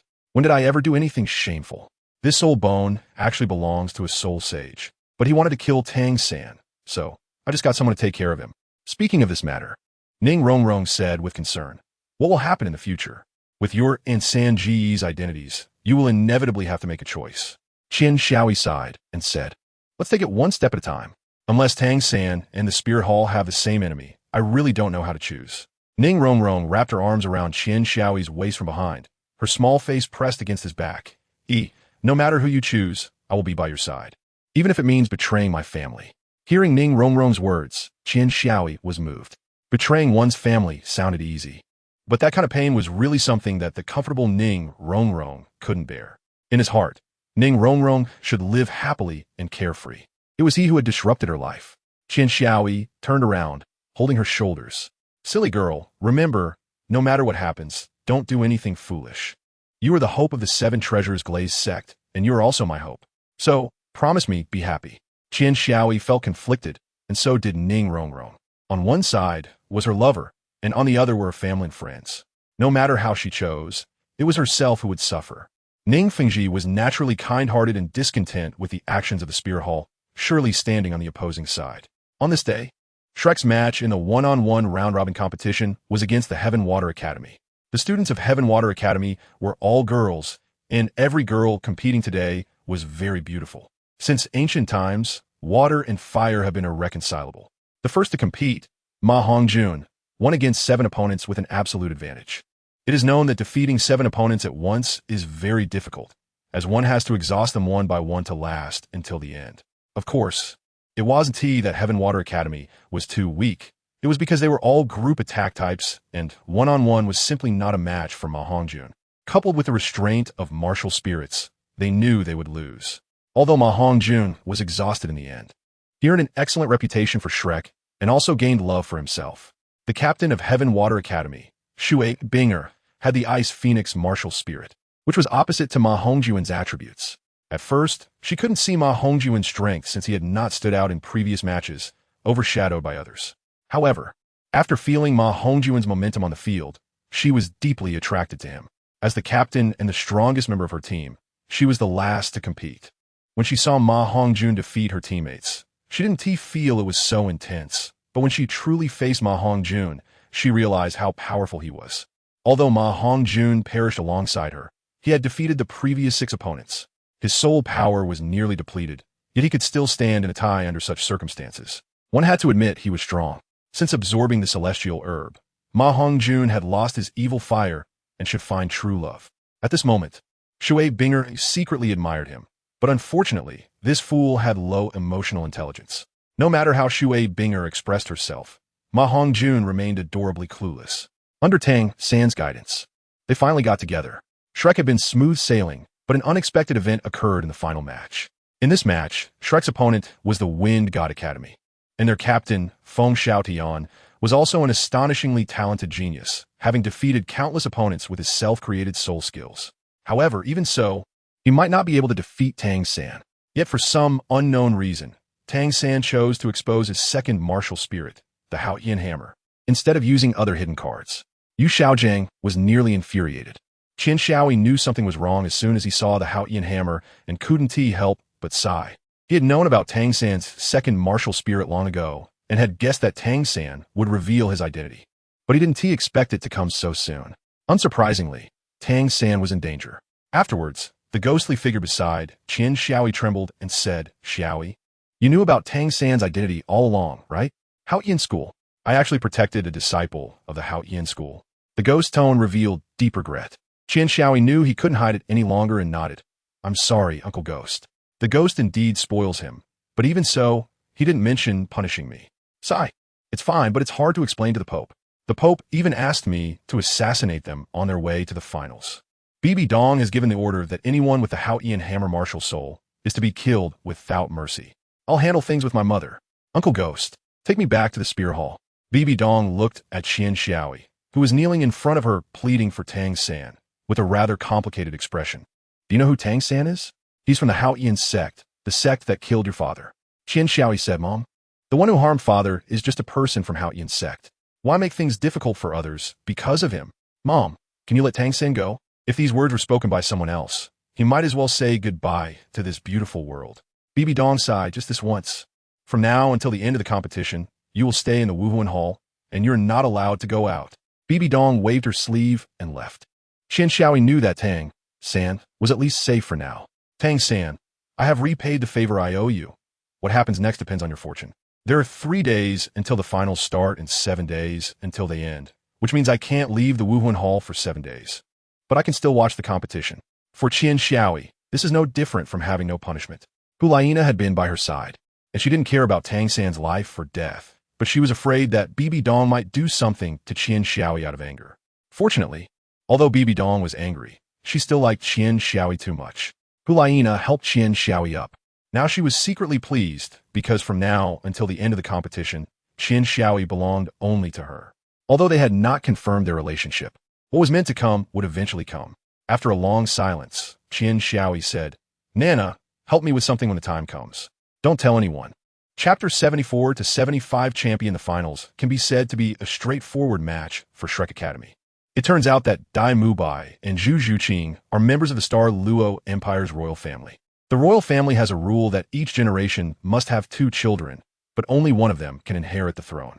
Dai Mubai is the younger brother, but he has no desire to compete for the throne. He just wants to live a comfortable life. However, many things cannot be avoided just because you don't want to do them. Dai Mubai's talent is slightly stronger than his brother's, and he works hard. Coupled with the immortal herb Tang San gave him, although he hasn't trained as long as his brother, victory still ultimately fell to Shrek. Shrek's victory means that Dai Mubai and Zhu Zhuqing are also liberated, resolving concern for them. On the other hand, the Wuhuan Hall team defeated the Tiando Royal team, which had caused huge trouble for Shrek with overwhelming strength. Hulaina is the vice captain, and the captain is a soul king with 5 rings. The other team members have a minimum soul power of level 45, while Dai Mubai, the highest in Shrek, is only level 45. I intentionally made Hulaina and Xiaoyu a few years younger. Qin Xiaoyi sat in the corner, smiling and murmuring. Finally, it's getting interesting. I wonder if Nana's martial soul fusion skill can surpass Tang San and the others. The match began. As the announcement for the final battle of the Continental Advanced Soul Master Academy Elite Competition was made, the Cardinal in red quickly retreated, clearing the area. The first to act from his Spirit Hall Academy team was not the captain at the front, but Hulaina. With a light step, it seemed that Hulaina simply turned her body and had already arrived at the forefront. A faint smile appeared on her face, and, as she released her martial soul, she seemed to become more beautiful, with a fluffy tail sprouting from her back. A light pink glow emanated from her, and her eyes sparkled. That unique charm irresistibly drew attention toward her. Qin Xiaoyi was momentarily stunned, covering his forehead and muttering, "This fairy." What surprised Hulaina was that, despite her charm being released, the Shrek 7 devils remained unaffected. apart from Tang San and Xiao Wu. The other 5 quickly closed their eyes and plugged their ears with their fingers, completely isolating their visual and auditory senses. No matter how good the charm skill was, it always needed to trigger through one of the 6 senses: hearing, sight, taste, smell, or touch. At this moment, the only senses Hu Laina could affect in the Shrek 7 Devils were sight and hearing, and their calm actions undoubtedly diminished her charm's effectiveness. 2 beams of golden light shot out simultaneously from the staff held by the auxiliary soul master of the Wuhuan Temple Academy battle team. The golden light shone brightly and quickly merged into the bodies of Xiaoyu and Hu Laina. A red light curtain suddenly appeared and spread out, wrapping their bodies together at the moment they collided. At the same time, the red light erupted instantly, expanding like a light sphere, encompassing nearly half the area of the battlefield. The Shrek 7 Devils were completely enveloped within it. At this point, Tang San was still 13 meters away from them. The red light curtain did not take time to enhance like last time. With the help of his teammates, the brilliance reached its peak in an instant. And the martial soul fusion skill, Charming Demon, was activated between Xiaoyu and Hu Laina. Dai Mubai and Zhu Zhuqing also used their martial soul fusion skill, Ghostly White Tiger. At the moment of contact, Dai Mubai and Zhu Zhuqing were stunned. This is the power of soul shock. Could it be Xiaoyi? Hu Laina did not speak.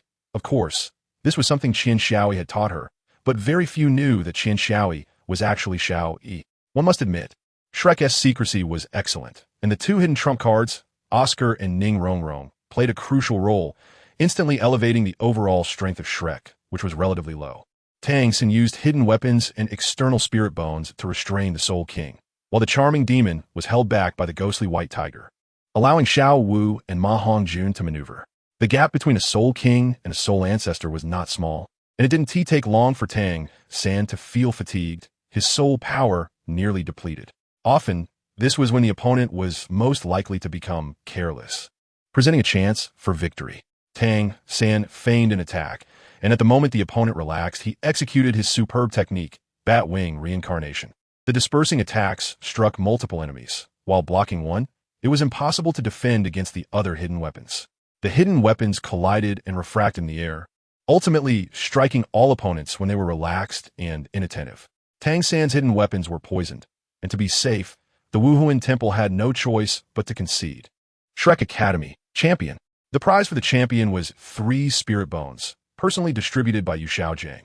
The Wind Chase left leg, most suitable for agility-type soul masters, undoubtedly belonged to Zhu Qing. As for the explosive flame right arm, it was most suitable for strength-type fire attribute soul masters. Ma Hongjun, this one is yours.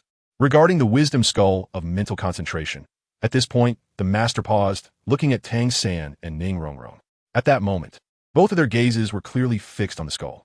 The wisdom skull of mental concentration had benefits for both Tang San and Ning Rongrong. Although Tang San was not primarily a soul master focused on mental power, he possessed the ability of the purple extreme demon eye and was also a control type. The benefits of the wisdom skull for his future were evident. Moreover, among the 3 spirit bones, this one was clearly the most valuable. Tang San looked up at Ning Rongrong, sighed inwardly, and said, "I won't take it." Ning Rongrong suddenly shouted, "Third brother, it should belong to you. You've sacrificed so much for this final championship. Our 7-treasure glazed tile, school 1T lacks spirit bones. Just accept it. With it, your team spirit will truly be deserving of the name. Besides, I have a spirit bone that Xiaoyi gave me, which is even more suitable for me than this one." Yu Xiaojiang was somewhat uncertain. Really? Can such a precious thing as a spirit bone be given just like that? Ning Rongrong nodded. "If you don't believe me, just ask Xiaoyi." Speaking of Xiao Yi, Dai Mubai and Zhu Zhuqing recalled the soul shock used by the opponent during the match. They had guessed Xiao Yi's identity to some extent, but wisely chose not to speak. If it were true, Xiao Yi certainly didn't lack spirit bones. Chapter 76.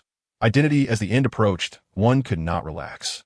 Just as Shrek was about to exit the stage, Xiao Wu was overjoyed and dancing, but because of this, a celestial herb fell from her arms. This herb had a flower called Heartbreak Red, a token of love given to her by Tang San, and a testament to their love. Subsequently, all the titled Douluos present turned to look at Xiao Wu, and, after a slight shock, their eyes greedily fixed on her and the flower she hurriedly picked up. The others were indifferent, still chatting and laughing. Yu Egwan and Guai Mei exchanged glances and sighed. Long ago, when they went to Shrek Academy to protect Qian Xiaoyi, They had discovered Xiao Wu's identity. However, they knew Qian Xiaoyi's character and that he would definitely protect Xiao Wu, which made them abandon the idea of capturing her. But ultimately, one cannot hide the fire forever. Qian Xiaoyi was puzzled, frowning, always feeling that something was about to happen. What was going on? It felt so unsettling.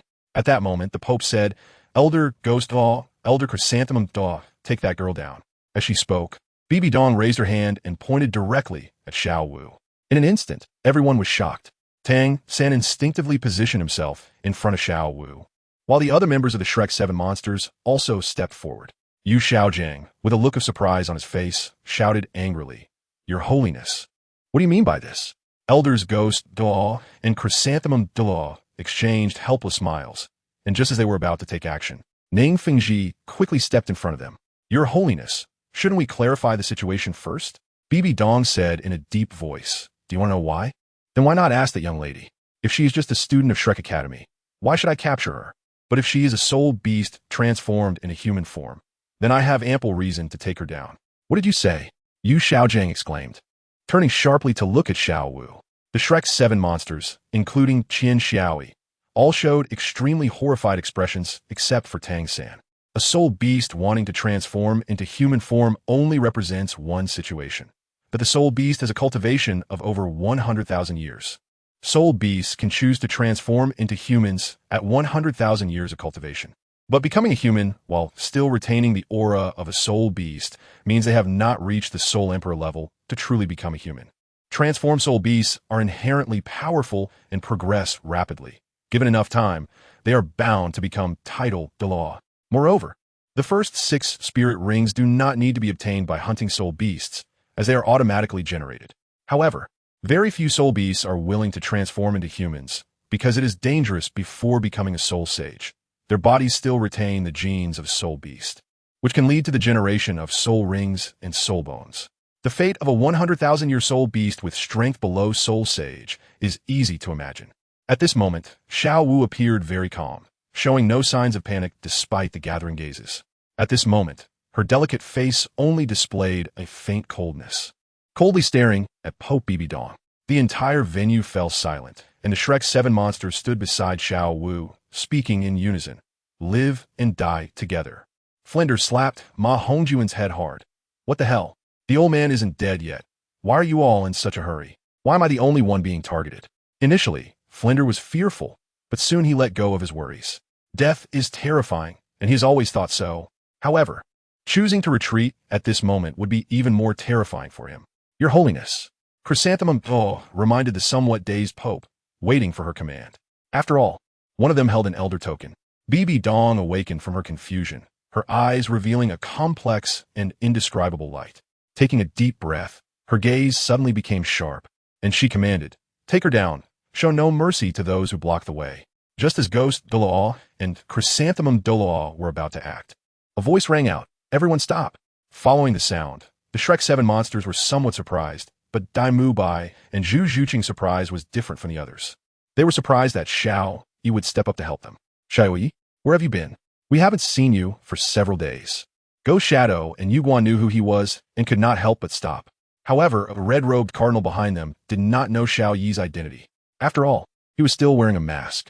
Not everyone knew he went a Shrek. "Who is this little ghost? Who do you think you are? Don't think that even if you come, I would be afraid."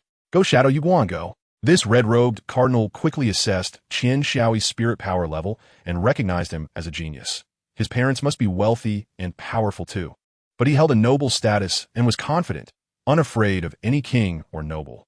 However, he did not know that the boy's mother was glaring at him with murderous intent from behind. 2 title Douluo are not something that a mere soul Douluo can command. They looked towards Bibi Dong. Qian Xiaoyi let out a cold laugh. "Humph. You got guts." He ripped off the mask on his face and continued, "I am Qian Xiaoyi. Mom, it seems that besides me, there are others who are not afraid of you. If this continues, some people might just rebel." The cardinal was so frightened that his legs went weak. His eagerness was just to get a piece of the pie from Xiao Wu, but he accidentally provoked Qian Xiaoyi and even claimed he wasn't afraid of the Pope.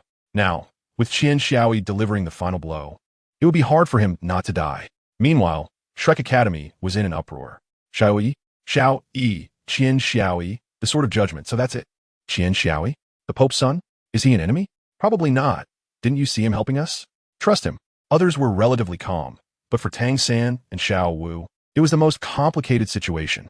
Both of them had deep grudges against the Spirit Hall, yet their best friend turned out to be the enemy's son, leaving them at a loss for what to do.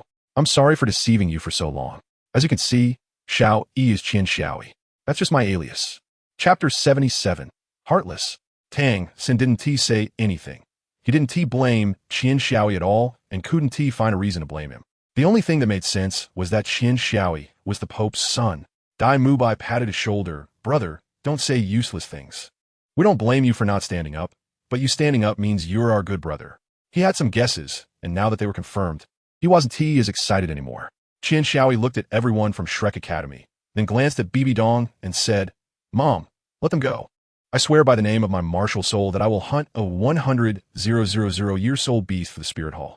Bibi Dong sighed. Soul beasts are the enemies of humanity, and you. Qian Xiaoyi said, Mom, soul beasts are indeed enemies, but Xiao Wu is a human now. In fact, many people know that Bibi Dong's purpose is simply to keep the 100,000-year soul beast for her children or disciples. Soul rings are dispensable for Bibi Dong, who has twin martial souls. They're not particularly important. Qian Xiaoyi understands this, but he doesn't want that. This time, Bibi Dong did not indulge Qian Xiaoyi and issued an order. Pontiff, give you a chance to redeem yourself. Control the young master. Gue Mei, Yuguan, take them down. At the same time, Bibi Dong revealed her soul rings. 2 yellow, 2 purple, 4 black, and a red soul ring ranked first on the Soul Master Dream list. Gue Mei and Yuguan, the 2 titled Douluos, rushed toward Xiao Wu, who was behind Tang San. The defense of the Golden Iron Triangle was as fragile as paper in front of the 2 titled Douluos. How dare you harm my son? Get lost. Just as the 2 titled Douluos were about to succeed, a heavy and deep voice filled with dominance echoed from the sky. Tang Hao. Bibi Dong's expression gradually became serious. Tang Hao's talent was extremely strong, and he possessed the Hao Ian Hammer martial soul, the strongest weapon martial soul in the continent. Even she had to retreat. A middle-aged man holding a large hammer appeared. He looked to be in his 50s and had 9 soul rings, with the last one also being a 100,000-year ring. Despite having the same soul rings, Bibi Dong was not a match for Tang Hao in terms of momentum. Someone's coming. Tang Hao sensed a powerful aura and felt the urge to retreat. His purpose was not to fight, but to rescue. Tang Hao took Tang San and Xiao Wu and flew away into the air. Bibi Dong knew she was no match for him and did not pursue, resentfully saying, Tang Hao, you can't protect them forever. Tang Hao had already gone far, but his voice remained. Bibi Dong, don't forget, you can't protect your child either. What a domineering threat. Try to touch my son, and don't you fear for your own child? Come on, let us hurt each other. Bibi Dong looked at Qian Xiaoyi, gritting her teeth. Not only did she lose 3 soul bones in this competition, but she was also threatened, which made it difficult for someone who had been in a high position like Bibi Dong to remain calm. Bibi Dong was too lazy to trouble Shrek and couldn't afford to. Targeting the champion team would inevitably raise suspicions. It would make people think that the Spirit Hall couldn't afford to lose, especially since they were not the ones who won the hard-fought victory. After the competition ended, she said, Xiao Yi, as a member of the Spirit Hall, you must draw a clear line with Shrek Academy. Otherwise, it won't be good for you or for them. Qian Xiaoyi lowered her head, and I knew what to do. Since Shrek Academy won the championship, it has gained great fame, attracting many arrogant individuals to apply. However, Flender remains the same, preferring quality over quantity, only accepting true monsters. With such a large influx of applicants, it's inevitable that there would be a few exceptional individuals. But in any case, they cannot compare to the original 7 monsters. Flender thought about it and felt relieved. If there were such monsters every year, then the Douluo continent wouldn't be the Douluo continent anymore. It might as well be called the Monster Continent. When Qian Xiaoyi arrived, Shrek was celebrating their championship victory. Of course, he was also invited, and it seemed that no one held any disdain for him just because he was from the Spear Hall. When everyone spotted Qian Xiaoyi, the joyful atmosphere did not diminish at all due to the presence of someone from the Spear Hall. Everyone was there except Tang San and Xiao Wu, and there was also Ma Hongjuan's girlfriend, Shui Binger, who he had met during the competition. Qian Xiaoyi Dai Mubai put his arm around Qian Xiaoyi's shoulder and said with a grin, Xiaoyi, I really didn't expect this. Without your mask, you look quite decent. You're even handsomer than Xiao Ao. I'm starting to feel jealous. Come on, don't just stand there, let's drink. Decent. I'll take that as a compliment. You're so slow. I was just about to call you. Come here. Sit here. Ning Rongrong patted the seat next to her and said. Yu Xiaojiang also showed a rare smile. Xiaoyi, you're the last one we were waiting for. Qin Xiaoyi felt secretly moved as everyone welcomed him warmly, but he had to carry out his plan. Teacher, big brother, friends. Actually, I'm here to say goodbye. Qin Xiaoyi continued, I can graduate now. Thank you to my teachers for nurturing me. And thank you to my friend for taking care of me. Thank you all. Before Qin Xiaoyi could continue, Ning Rongrong hugged one of his arms and said, What's wrong with you? Qin Xiaoyi shook off Ning Rongrong amidst a look of astonishment, saying, Ning Rongrong, I'm sorry, I deceived you. Ning Rongrong's pretty face turned pale, and she trembled as she said, what's wrong with you? Please don't scare me, okay? Qin Xiaoyi sneered. I'm sorry.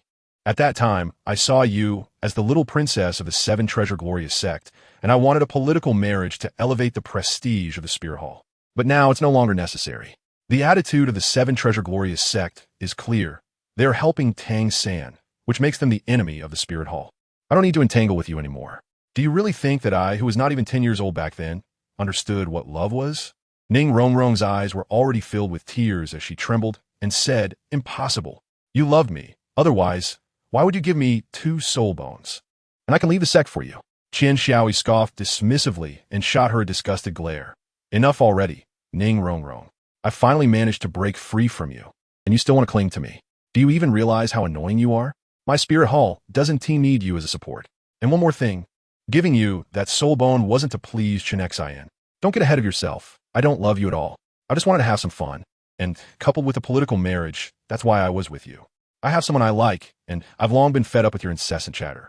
At that moment, Hulaina barged in, affectionately linking her arm with Qin Xiaoyi. Are you done yet? You've been with that girl for a while now. You haven't spent time with me. It's tough for you to be with someone you don't like. Qin Xiaoyi nodded and said, Let's go. Everyone, from today onwards. We are enemies. I hereby declare war on behalf of the Spirit Hall. Those who oppose the Spirit Hall will not have a good outcome. I hope you all be careful. Ning Rongrong raised her hand and blocked the doorway, saying, Make it clear. What do you mean by not having accompanied her for a long time? Hulaina smiled charmingly and said, Of course. I've been his for a long time. I've been with him since we were young. I'm not any worse than you. So why would he like you and abandon me? Ning Rongrong could no longer control her emotions. No, that's not what you said. You told me there was nothing between you two. We are friends, aren't we? Hulaina smiled and said, Ning Rongrong, I have to say you are really naive, saying that just to dispel your doubts. Have you ever seen rivals become friends? Although Xiaoyi doesn't like you, it still doesn't feel good to see you two together. All right, step aside. You're no longer of any use. Qin Xiaoyi pushed Ning Rongrong, but did not control the force well and accidentally knocked her down. Ning Rongrong was weak and fell hard, but the pain in her body was nothing compared to the pain in her heart. Tears streamed down her face uncontrollably as she knelt helplessly on the cold ground. Those involved are confused, while bystanders see clearly, and moreover, Yu Xiaojiang is a smart bystander. He certainly guessed Qin Xiaoyi's intentions, and others also suspected something. After all, Qin Xiaoyi's act was full of flaws. Who uses soul bones to please others? Even the Spirit Hall, no matter how wealthy, shouldn't waste money like this. Moreover, if the Seven Treasure Glazed Tile School really helped Tang San, then why would he plead for Tang San? But they all tacitly kept it from Ning Rongrong. Tang San and the Spirit Hall are destined to be enemies. And the Seven Treasure Glazed Tile School stands on the opposite side of the Spirit Hall. As the next sect master, Ning Rongrong cannot afford any accidents. She could only sever her emotional ties with Qin Xiaoyi. Is this really okay? Chen Xian asked in the shadows. He had been invited by Qin Xiaoyi and had been here all along. With his strength, it was too easy for him not to be discovered. Qin Xiaoyi helplessly said, There's no way. This is the only way she can forget me. If we are together, it won't be good for her or for the Seven Treasures Glazed Tile School. Besides, I'm afraid she might really leave her sect for me. And that would be a sin. Can't you leave the Spirit Hall? Impossible. My mother's nurturing grace is above all else. She wants to unify the continent.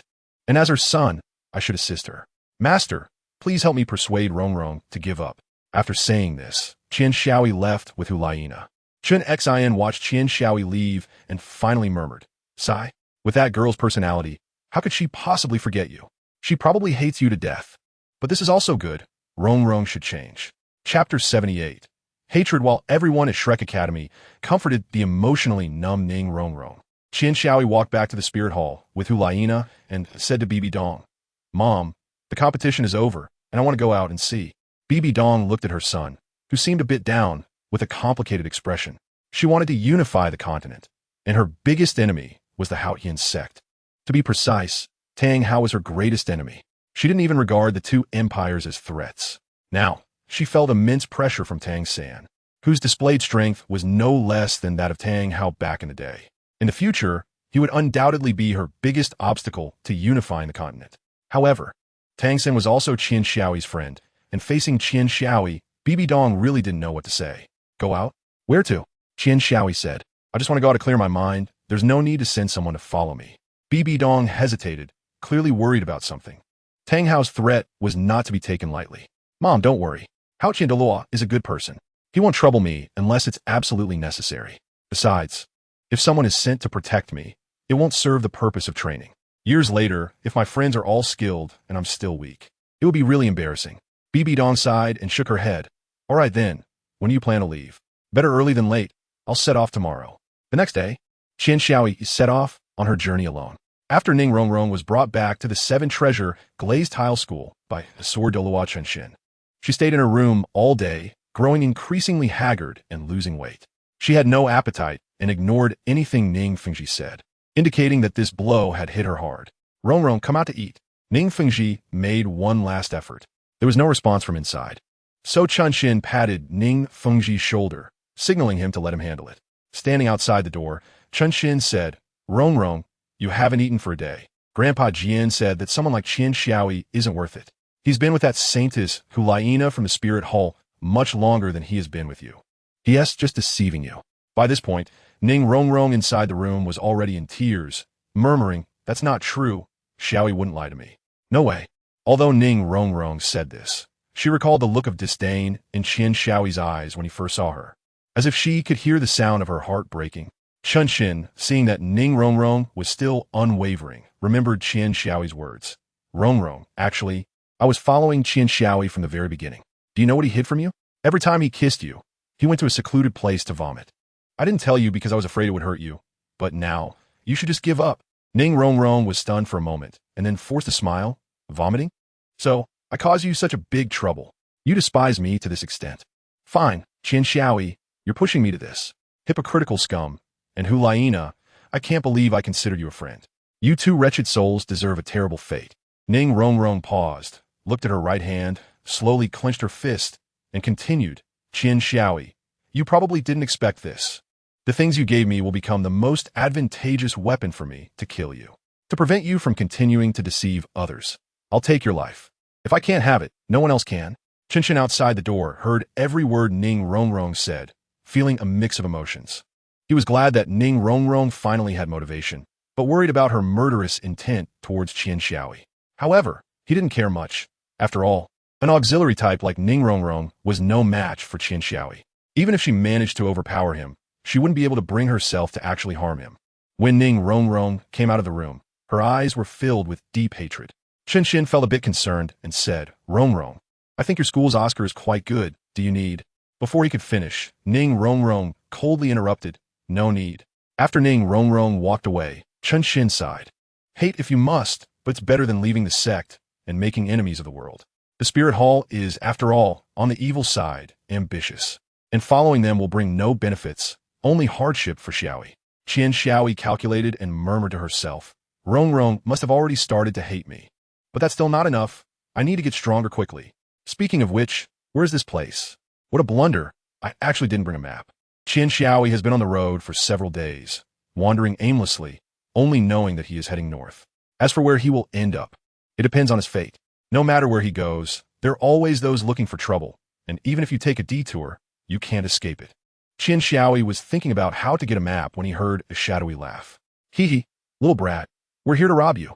Hand over all your valuables.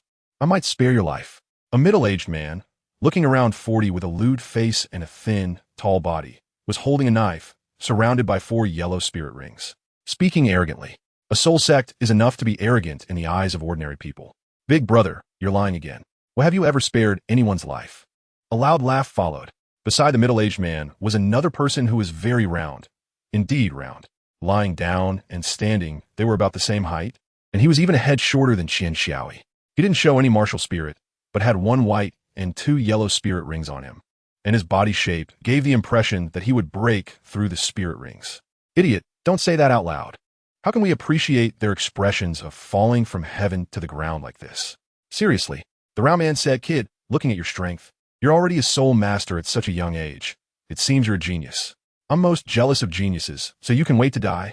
Those with high spiritual power can see the levels of soul masters with lower spiritual power. Generally, spiritual power is linked to soul power. The higher the soul power, the stronger the spiritual power. One soul master and one soul sect meant that Qian Xiaoi was at a disadvantage. However, Qian Xiaoi showed no panic and asked innocently, do you have a map? I'm lost. The two robbers were dumbfounded. What was going on? Shouldn't he be begging for mercy or turning to run? Did he encounter a fool? Are you an idiot? Are you an idiot? Qian Xiaoi twitched the corner of her mouth and angrily said, I asked if you have a map. Why so much nonsense? I'm lost and want to get out. Can't you understand? Are you stupid? People like you die the fastest. The two robbers were taken aback for a moment, then whispered to each other, ultimately concluding that this person was mentally challenged, being robbed yet threatening the robbers. Just look at that attitude. Not to mention robbers, even someone with a slightly bad temper would want to hit her. Qian Xiaoi saw the two looking at him with a gaze, as if he were mentally challenged, and he couldn't help but feel furious. He was in a bad mood anyway, so he decided to have some fun at their expense and look for a map. Holding the judgment sword, he couldn't even be bothered to reveal his soul rings. He directly used sword intent and soul flow. The person lying down, who was about the same height as the one standing, was very scared as he rushed toward him. He was basically the weakest among the soul emperors. Help, boss. Save me. His brother licked him. Don't be afraid. I'm coming. Hey, that hurts, ah. Don't hit me, ah. Help. It's murder. Are you crazy? How can a soul emperor be this powerful? Brother, retreat. Chapter 79. Heading to Star Douluo, pointing the judgment sword at the two who were lying on the ground and didn't dare to move, he said, hand over the money. Oh no, hand over the map. Maybe if I'm in a good mood, I can spare your lives. The chubby soul master trembled and said, you won't be like my big brother, right? We give you the map, and then you say you're in a bad mood and just kill us. Qian Xiaoi showed a surprised expression and said, huh? How do you know? By the looks of you, you must have killed quite a few people, right? You don't really think you can get away with murder, do you? Killing requires paying with your life, and debts must be repaid. I'm here to punish you. The two robbers turned ashen, and just when they thought their time was up, Qian Xiaoi spoke again. However, it's not impossible to spare your lives. Upon hearing there was a chance to live, the two were overjoyed and said, young master, as long as you spare the lives of my brother and me, I will serve you loyally. Loyal service isn't necessary. You two are deeply stained with crime. If you want to live, then just serve the people honestly. If I see you two committing crimes again, you know what the consequences will be. The two nodded vigorously, their frequency of agreement truly unmatched. Suddenly, Qian Xiaoi had a bright idea and looked at them, saying, that's not enough. First, you two need to do something for me. Young master, just say the word. And even if it costs us our lives, we will complete the task. Qian Xiaoi curled his lips. He didn't believe that these two cowards would risk their lives for him, but he still spoke up. I want you to help me kill someone. The fat soul master interrupted Qian Xiaoi, asking, kill someone? Didn't you say we can't kill? Let me finish.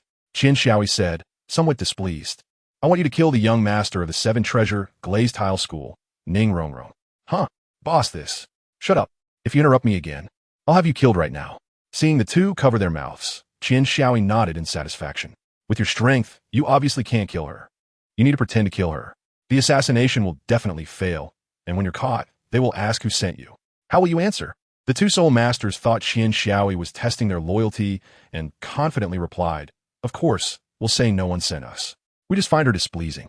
After saying this, they showed proud expressions, thinking that this time, the young master would trust them. Qian Xiaoi held her forehead and sighed. You two are really stupid. Remember my appearance and name. When she asks you something, answer truthfully without any mistakes. Also, my name is Qian Xiaoi, and you should say that Qian Xiaoi sent you to kill her. Understand? But don't let my plan get out. The two nodded vigorously. Qian Xiaoi waved her hand, leaving one last sentence before walking away. If you mess this up, just wait to die. For people who are scared of death, threatening them with death is the most appropriate. A few days later, at the Qibao Liuli sect, Ning Rongrong stared blankly at a stuffed bear on the bed. It was the first gift Qian Xiaoi had given her, and her favorite gift. Over the past few days, she had been diligently cultivating, her strength skyrocketing. And even her soul rotation, which was hard to train, had shown some improvement. During her leisure time, she would just space out, not knowing what she was thinking about. Holding the stuffed bear, tears gradually streamed down her face. She really couldn't believe that those happy days were all a lie. And she couldn't believe that those sweet words were false. Is this the target? Is it this little girl? Ha ha ha. Hurry up and complete the mission and leave. Just when Ning Rongrong was feeling sad, two people burst into the room. Both were dressed in Qibao Liuli sect uniforms, so they must have snuck in this way. One was tall, and the other was short. One was fat, and the other was thin. Ning Rongrong wiped her tears, not wanting anyone to see her cry over a scumbag. With a sweep of her spiritual power, she knew that one was a soul sovereign and the other a soul master. These two were the robbers carrying out Qian Xiaoi's orders. They should have arrived long ago. But the map was with Qian Xiaoi, so they got lost. Fortunately, the Qibao Liuli sect was large, and they found out where to go by asking a few people. Or else it would have taken a long time to complete the mission. Ning Rongrong asked, "Who are you? How dare you break into the Qibao Liuli sect? Are you tired of living?" The thin one said, "We don't want to either. But the mission must be completed. Hee hee, little beauty, you can't escape." Ning Rongrong squinted her eyes and suddenly laughed. "You dare to come to the Qibao Liuli sect to assassinate the young sect master with your soul master strength? Is your master a fool? Someone, take him down." Ning Rongrong was too lazy to deal with them. She was curious who was foolish enough to send people to assassinate her. Do they really want to become enemies with the Qibao Liuli sect? "Big brother, there's so many people, and they're all experts," said the fat soul master. The thin soul master nodded in agreement. "What do you want? I tell you, I'm very powerful. Wait, don't come over. Help. Murder. Murder." The people from the Qibao Liuli sect looked at these two with strange expressions. As assassins, they were being beaten by the family guards and shouting about murder. It was interesting. Ning Rongrong waved her hand, signaling everyone to stop, emanating a dangerous aura, and asked, "Who is your master? If you don't want to die, speak. Otherwise, dying would be a luxury." The fat one was so scared that he was trembling all over, while the thin one, seeing this, confessed, "It's Qian Xiaoi." Before he could finish, Ning Rongrong excitedly said, "You're lying. Your master clearly knows you can't complete the mission, but still sent you here. You're clearly trying to frame Qian Xiaoi. Besides, if he really wanted to kill me, why wouldn't he come himself?" The thin one was sweating profusely and stammered, "It's true. Young Master S. martial spirit is the judgment sword, and he is very handsome. He said that killing you would dirty his hands, so he had us do it. Everything I said is true. I even have a handwritten letter from the young master detailing the task." Saying this, he took out a piece of paper stamped with the Spirit Hall seal. Upon seeing this paper, Ning Rongrong already believed half of it. When she opened it and confirmed that it was indeed from Qian Xiaoi, her eyes darkened, and she almost fainted. Fortunately, a servant supported her, preventing her from falling. The paper read, "I have hated the young master of the Qibao Liuli sect for a long time, but I don't want to dirty my hands. So I specially sent you two to assassinate the young master. There will be a heavy reward after the task is completed." Ning Rongrong sat on the ground helplessly, crying loudly, yet laughing at the same time. Qian Xiaoi, you are so heartless. I can accept being hit and scolded by you. But you actually want to kill me? Did you ever care about me? With your intelligence, you actually sent these two to kill me. Are you that eager for me to die? How much do you hate me? Qian Xiaoi, if you are unkind, don't blame me for being unjust. I will not let you have your way. I not only want to live well, but I also want to make you lose everything. Don't you hate me? One day, I will tie you to my side and make you watch me every day. Miss, how should we deal with them? Someone pointed at the two robbers and asked. Ning Rongrong glanced at them and said, "Let them go. They're of no use." The two robbers realized that they were just a bunch of talk, of no use at all. No wonder the young master said this trip was absolutely safe. In the distance, Qian Xiaoi seemed to have an epiphany as he looked towards the Qibao Liuli sect and sighed. "Rongrong, I'm sorry. Following me, you will definitely live a life worse than death. In my eyes, your safety and reputation are more important than anything else. Just hate me alone. Perhaps we shouldn't have met in the first place." Looking at the forest in front of him, he murmured, "The Star Dove forest is fraught with danger, but there are also many opportunities. Whether I drink hatred here or will transform into a dragon depends on my fortune." Chapter 80. The Twin-Winged White Tiger and the Silkworm. The judgment sword was planted in the ground, and Qian Xiaoi had a blade of grass in his mouth, arms crossed behind his head, leaning against a large tree. Beside him lay a large tiger, 3 meters long, lying next to Qian Xiaoi like a pet. Its fur was mostly golden white, except for a black king symbol on its forehead. It had two pure white wings on its back, its tail swaying left and right, eyes closed, breathing calmly and powerfully, as if it were sleeping. However, even so, it could not conceal its majestic appearance. The twin-winged white tiger is a legendary soul beast, said to be a mutation of the divine beast white tiger. The legend of the white tiger also exists in Douluo continent, where the white tiger came into being. The abilities of the divine beast white tiger are not inferior to those of the dragon race, being comparable to the divine offspring and living in the divine realm together with them. The bloodline of the twin-winged white tiger has become stronger than that of the white tiger due to mutation. Although it is still very weak now, it will definitely become a dominant force in the future. The probability of mutation is already minimal, and the chance of a benign mutation is even more negligible. It is estimated that there is only this one twin-winged white tiger on the entire continent. Don't be fooled by the size and fierce appearance of this twin-winged white tiger. Qian Xiaoyi knows its age. It has only just been born for a few months. Its body has grown this large entirely by eating.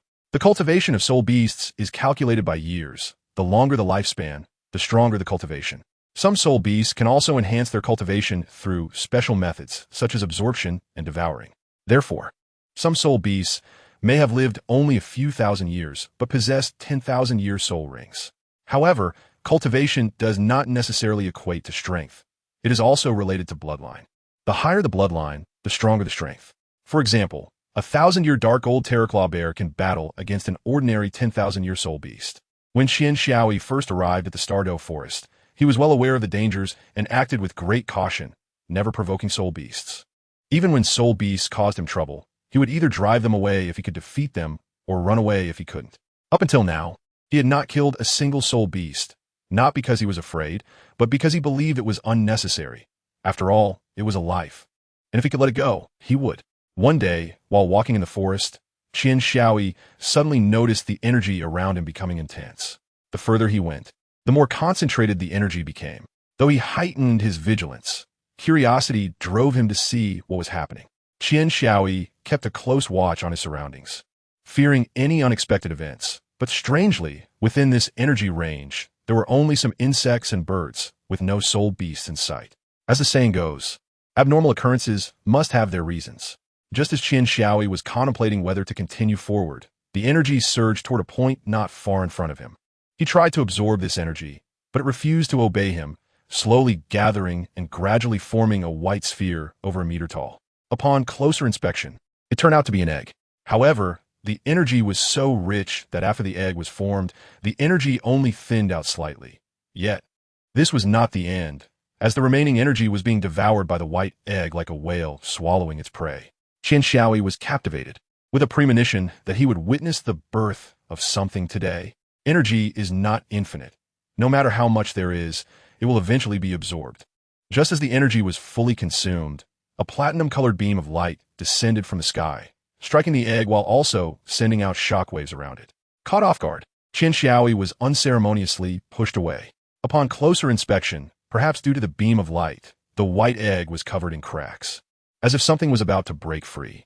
Finally, the eggshell shattered, and the first thing that appeared was a pair of white wings, followed by the body of a small white tiger. In that moment, Qian Xiaoyi recalled an ancient text that recorded various mythical beasts, mentioning that when it came to the white tiger, it spoke of a mutation. Unlike the white tiger, this one had an extra pair of wings. The little creature before him was born as such, with wings sprouting from its back and platinum-colored fur. Qian Xiaoyi had a bold guess. It was the winged white tiger, a mutated species of the mythical white tiger. Perhaps that beam of light was what caused the originally destined white tiger to mutate. The winged white tiger stood up, showing no signs of weakness from just being born. Its limbs were strong, and its blue eyes blinked cutely as it looked around. Upon seeing Qian Xiaoyi stumble towards it, it excitedly jumped and landed directly on him. Qian Xiaoyi was already quite weak due to the shockwave. So how could he withstand the sudden appearance of the winged white tiger? He was knocked to the ground, and when the winged white tiger opened its mouth, Qian Xiaoyi broke out in a cold sweat. Just as he was about to fight back, the winged white tiger extended its tongue and licked Qian Xiaoyi's face, rubbing against him. Seeing that the winged white tiger showed no hostility and was quite friendly, Qian Xiaoyi mustered his courage and patted the little white tiger's head, which made the tiger display a look of enjoyment. Before long, The winged white tiger stood on the ground, showing a pitiful expression, human-like as it pointed to its belly and licked its lips. Even Qian Xiaoi, who was not very bright, understood what this meant. It was clearly hungry. Tigers are carnivorous animals. But apart from himself, Qian Xiaoi had no meat on him. For the sake of his own safety, he decided to find a notorious soul beast. Qian Xiaoi killed a serpent-like thousand-year soul beast, and after consuming it, the two-winged white tiger began to grow in size. Qian Xiaoi could clearly feel that the two-winged white tiger's cultivation was steadily rising.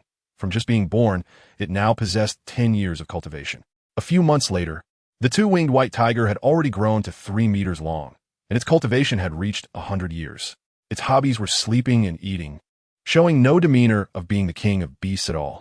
The two-winged white tiger had developed a dependency on Qian Xiaoi. Normally, soul beasts gain a bit of intelligence after 1,000 years, understand human emotions after 10,000 years, and after 100,000 years, they are hardly different from humans. However, the two-winged white tiger was special. It knew how to act cute and please others from birth, and its intelligence was on par with that of 10,000-year soul beasts. Qian Xiaoi's favorite thing is to sit on the back of the winged white tiger, treating it as a mount. While resting, the winged white tiger slowly opened its eyes, cautiously looking into the depths of the starry forest. Seeing its demeanor, Qian Xiaoi also prepared for battle. They finally came out. These bastards really dare to try to absorb Brother Tiandream. They're truly overestimating themselves. Oomph. As soon as the words fell, a shadow slowly emerged from the woods ahead, and Qian Xiaoi could clearly feel the temperature dropping. It was a round, plump head, looking fleshy, with a diameter of over a meter. It wriggled its way from the depths of the forest, and only then did they realize how enormous it was. This was a silkworm, measuring over 7 meters in length. A luminous aura flowed beneath its skin, and its eyes were golden. Every certain distance along its body, there was a golden stripe, totaling 10 stripes from head to tail. Chapter 81. Tiandream Ice Silkworm. This gigantic silkworm, upon seeing Qian Xiaoi and the winged white tiger, appeared expressionless, but inside it was churning with anxiety. Oh no! While I was busy escaping, I didn't notice these two things in front of me. What a blunder. I hope I didn't just escape from a tiger's mouth, only to fall into a wolf's den. Otherwise, what does that winged tiger mean? Why is it drooling? Why does it look at me like I'm food? Thankfully, it seems quite powerful, but it's only 100 years old, haha. I'm free now. The winged white tiger stared intently at the large fat worm in front of it, drool dripping from the corners of its mouth, even extending its tongue to lick its lips. Its throat rolled as it felt that this fat worm would be delicious, wishing it could immediately put it in its mouth and chew a few bites. However, Qian Xiaoi did not act recklessly like Xiaobai. From the sound earlier, it was likely made by this worm. Soul beasts that can speak human language generally have a cultivation of over 100,000 years. A 100,000-year soul beast is comparable to a title de law, and due to the innate advantages of soul beasts, a title de law may not necessarily be its opponent.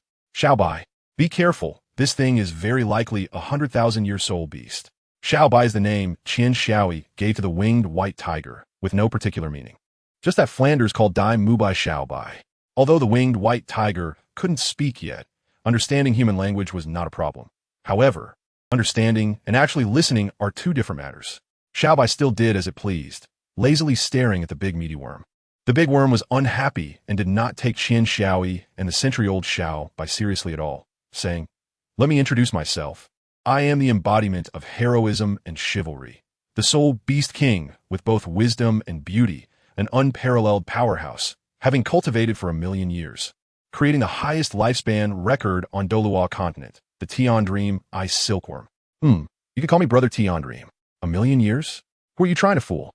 To be honest, even the aura of a 100,000-year soul beast is stronger than yours." Qian Xiaoi looked incredulous, while Xiaobai was full of excitement. As if the stronger the Tianming Ice Silkworm was, the better it was for him. If you don't believe it, fine, and that little tiger over there. If you keep looking at me with that kind of gaze, I'll take you down. The Tianming Ice Silkworm said fiercely. Xiaobai blinked innocently, let out a few roars, and then provocatively looked at the Tianming Ice Silkworm.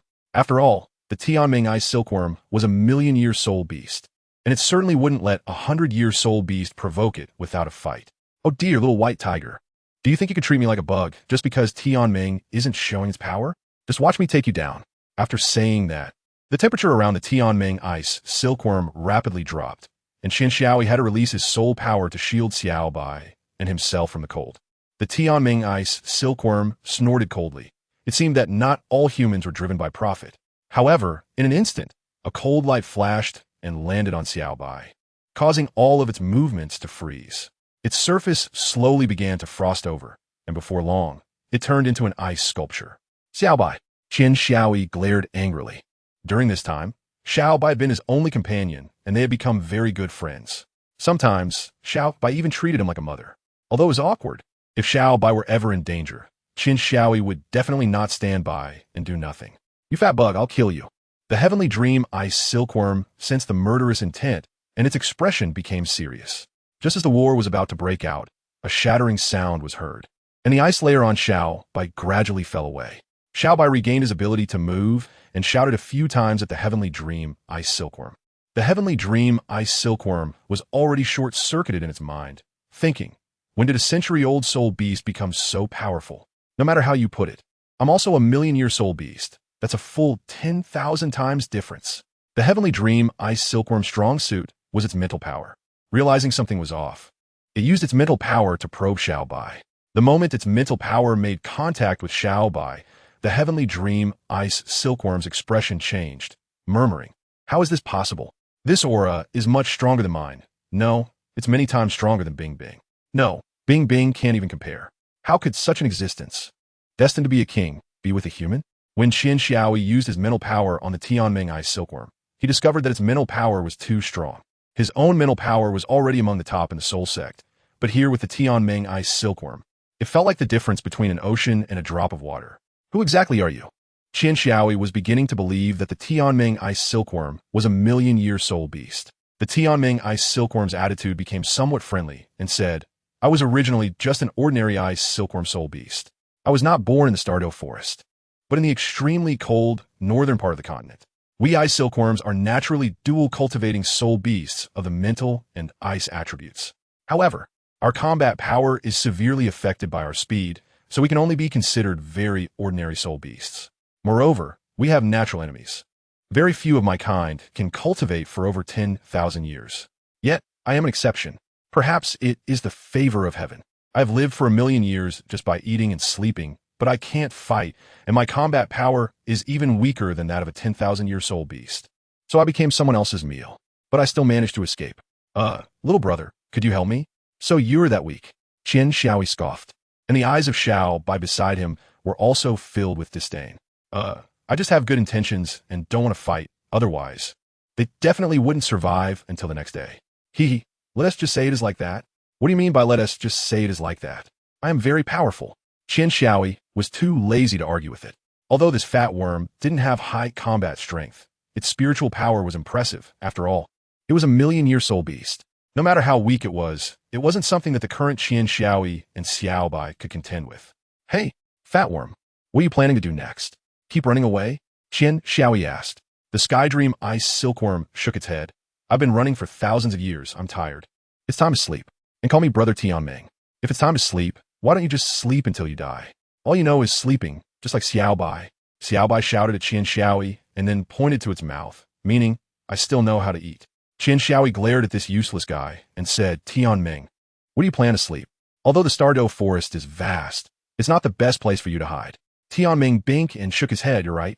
But if I leave the Douluo forest, I will be discovered immediately. Even if I'm not found, you humans won't let me go. Tianming Bingsan's words reminded Qian Xiaoyi of Xiao Wu, and he sighed, human desires are endless. In the past, soul beasts acted recklessly, and people only wanted to survive. Now, they want to become stronger and slaughter soul beasts. In the future, the living space for soul beasts will be even smaller. Tianming blinked and nodded and said, it seems you have a good perspective. You're right, humans are advancing too quickly, and in the future, we don't even know if soul beasts will still exist. Kid, you're the first human I don't dislike. Qian Xiaoyi smiled. But you're not the first spirit beast I liked. Tianming Ice Silkworm was taken aback for a moment, then burst into laughter. Interesting, I hope I am not the last spirit beast you like. Chapter 82. Snow Cold City. Speaking of which, even if you sleep here, you should find a safe place. To hunt you, they must be at least 100,000-year spirit beasts. Are you confident you can avoid them? Qian Xiaoyi was a bit worried at this moment. Tianming Ice Silkworm appeared very confident and said, "My combat ability may not be great, but I dare say, as long as I hide, even the gods can't find me." Qian Xiaoi felt a stir in her heart and asked, "God? Tianming, do you really think there is a god?" Tianming suddenly became serious and said with great certainty, "Yes, there is. You're still too weak now. When you stand at the pinnacle of the continent, you will sense the existence of the divine realm, just like those peak Douluo among humans. They all know that the divine realm truly exists. As long as you're chosen by a divine heir, you can become a god. Almost all soul masters choose this path to become gods. After all, the second path is too difficult." Qian Xiaoi grasped the key point. The second path? What is that? Are there other ways to become a god? Yes, there's another way to become a god, which is to create one's own divine position. However, since it is self-created, the difficulty is evident. If the chance of being favored by a divine heir and inheriting their divine position is 50%, then the probability of becoming a god by creating one's own divine position is only 0.5%. With other factors considered, the chances are even lower. At this point, Tianming Binkan sighed. "Originally, we soul beasts could also become gods, but ever since a silver light descended from the heavens tens of thousands of years ago, we soul beasts have not been able to become gods anymore. Even reaching 1,000,000 years is no longer sufficient. The only way to become a god is to transform into a human at 100,000 years, and then, with exceptional talent and insights in his soul power, strive to reach the pinnacle of the continent and be favored by a divine heir. But the risks are simply too great. Not to mention whether one can be favored by a divine heir. Even humans will not let us go. Therefore, very few soul beasts choose to transform into humans. After all, no one wants to take such a big risk chasing after those elusive things."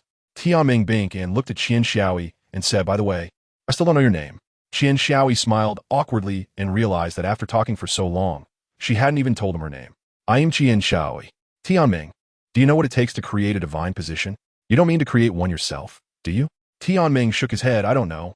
But to be honest, I don't think you can create a divine position. It's too difficult. Although creating a divine position is much stronger than inheriting one, the difficulty is also vastly different." Qian Xiaoi was not discouraged and confidently said, "The future, who knows? Don't you think that what is difficult is what makes it interesting?" Tianming Iceworm opened its mouth, but finally let out a sigh. To be honest, it didn't think Qian Xiaoi could succeed, but it didn't want to dampen his enthusiasm. "Forget it. I won't bother with you anymore. I'm going to sleep. And that little white one, don't look at me like that. I'm not food." Qian Xiaoi glanced back at Xiaobai, only to see it looking like a mischievous pig, with its eyes narrowed as it gazed at the dream ice silkworm, its limbs occasionally moving towards it. The dream ice silkworm's strength lies in its mental power, but that mental power was of no use against Xiaobai. Just now, when it attacked with its mental power, Xiaobai's sea of consciousness was like a sponge, not only ignoring the mental attack, but also absorbing a portion of its own mental power. Although mental power can be restored, it was completely useless. If Xiaobai didn't gain any benefit, how could it look at it with such eyes? Qian Xiaoi saw that Tianming Binkan was helpless against Xiaobai and became bolder, saying, "Tianming, Xiaobai hasn't had a decent meal in days. I don't know if you can help it. You are a 1,000,000-year soul beast. Losing a piece of meat won't kill you." Tianming Binkan shouted, "I won't die, but it will hurt. How about I cut a piece of meat from you to see?" Qian Xiaoi grinned and patted Xiaobai. "Go, eat it and make it talk more." Qian Xiaoi realized that Tianming Ice Silkworm couldn't, or rather, didn't dare to hurt Xiaobai, so there were no more scruples. "Qian Xiaoi, you devil, help." I don't know how to write it, but in short, during their playful banter, their relationship became closer. Qian Xiaoi looked at the ground, where the dream ice silkworm was sleeping deep beneath, while Xiaobai wore a resentful expression, ultimately not having tasted delicious food. A year later, Qian Xiaoi lazily leaned against Xiaobai, whose body had grown significantly larger, with his cultivation nearing 1,000 years. During this year, Qian Xiaoi had not been idle. He not only improved his survival skills in the wild, but also gained much combat experience. Most importantly, he had now become a soul master, having recently hunted a 10,000-year soul beast with a soul ring combination of yellow, blue, and black. "Xiaobai, my first plan has been completed. It's time to go out." Xiaobai growled softly, seemingly expressing his dissatisfaction. Touching Xiaobai's body, he said, "You can't come with me until you have absolute strength. You must not leave the Stardow Forest. For you soul beasts, the outside world is too dangerous. Although there are also dangers lurking within the forest. You can protect yourself with your abilities. Don't worry, I will definitely come back, because there are some things I need to clarify with her. Xiao Bai reluctantly looked at Qian Xiaoyi, finally nodded, and ran deeper into the forest. Until we meet again. I don't know how to write this. My mind is so chaotic. Leaving the Stardow Forest, he headed north. Shuehan City is one of the northernmost cities in the Douluo continent, where it is common for water to freeze in the coldest times.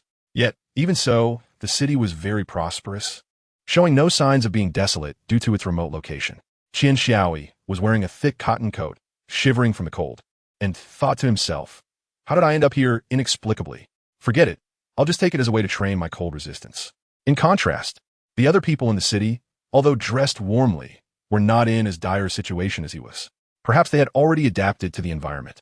Qian Xiaoyi walked into a tavern, where many people were coming and going, likely trying to ward off the cold with alcohol. Sitting in a corner, he called for the waiter. Waiter, bring me a good pot of wine. I'm freezing to death. All right. The waiter finished his tasks and hurried over with a pot of wine. Seeing that Qian Xiaoyi was only in his teens, he didn't say much. After all, in this place, many teenagers were already married. Noticing that Qian Xiaoyi seemed uncomfortable in the environment, he asked, "You must not be from around here, right?"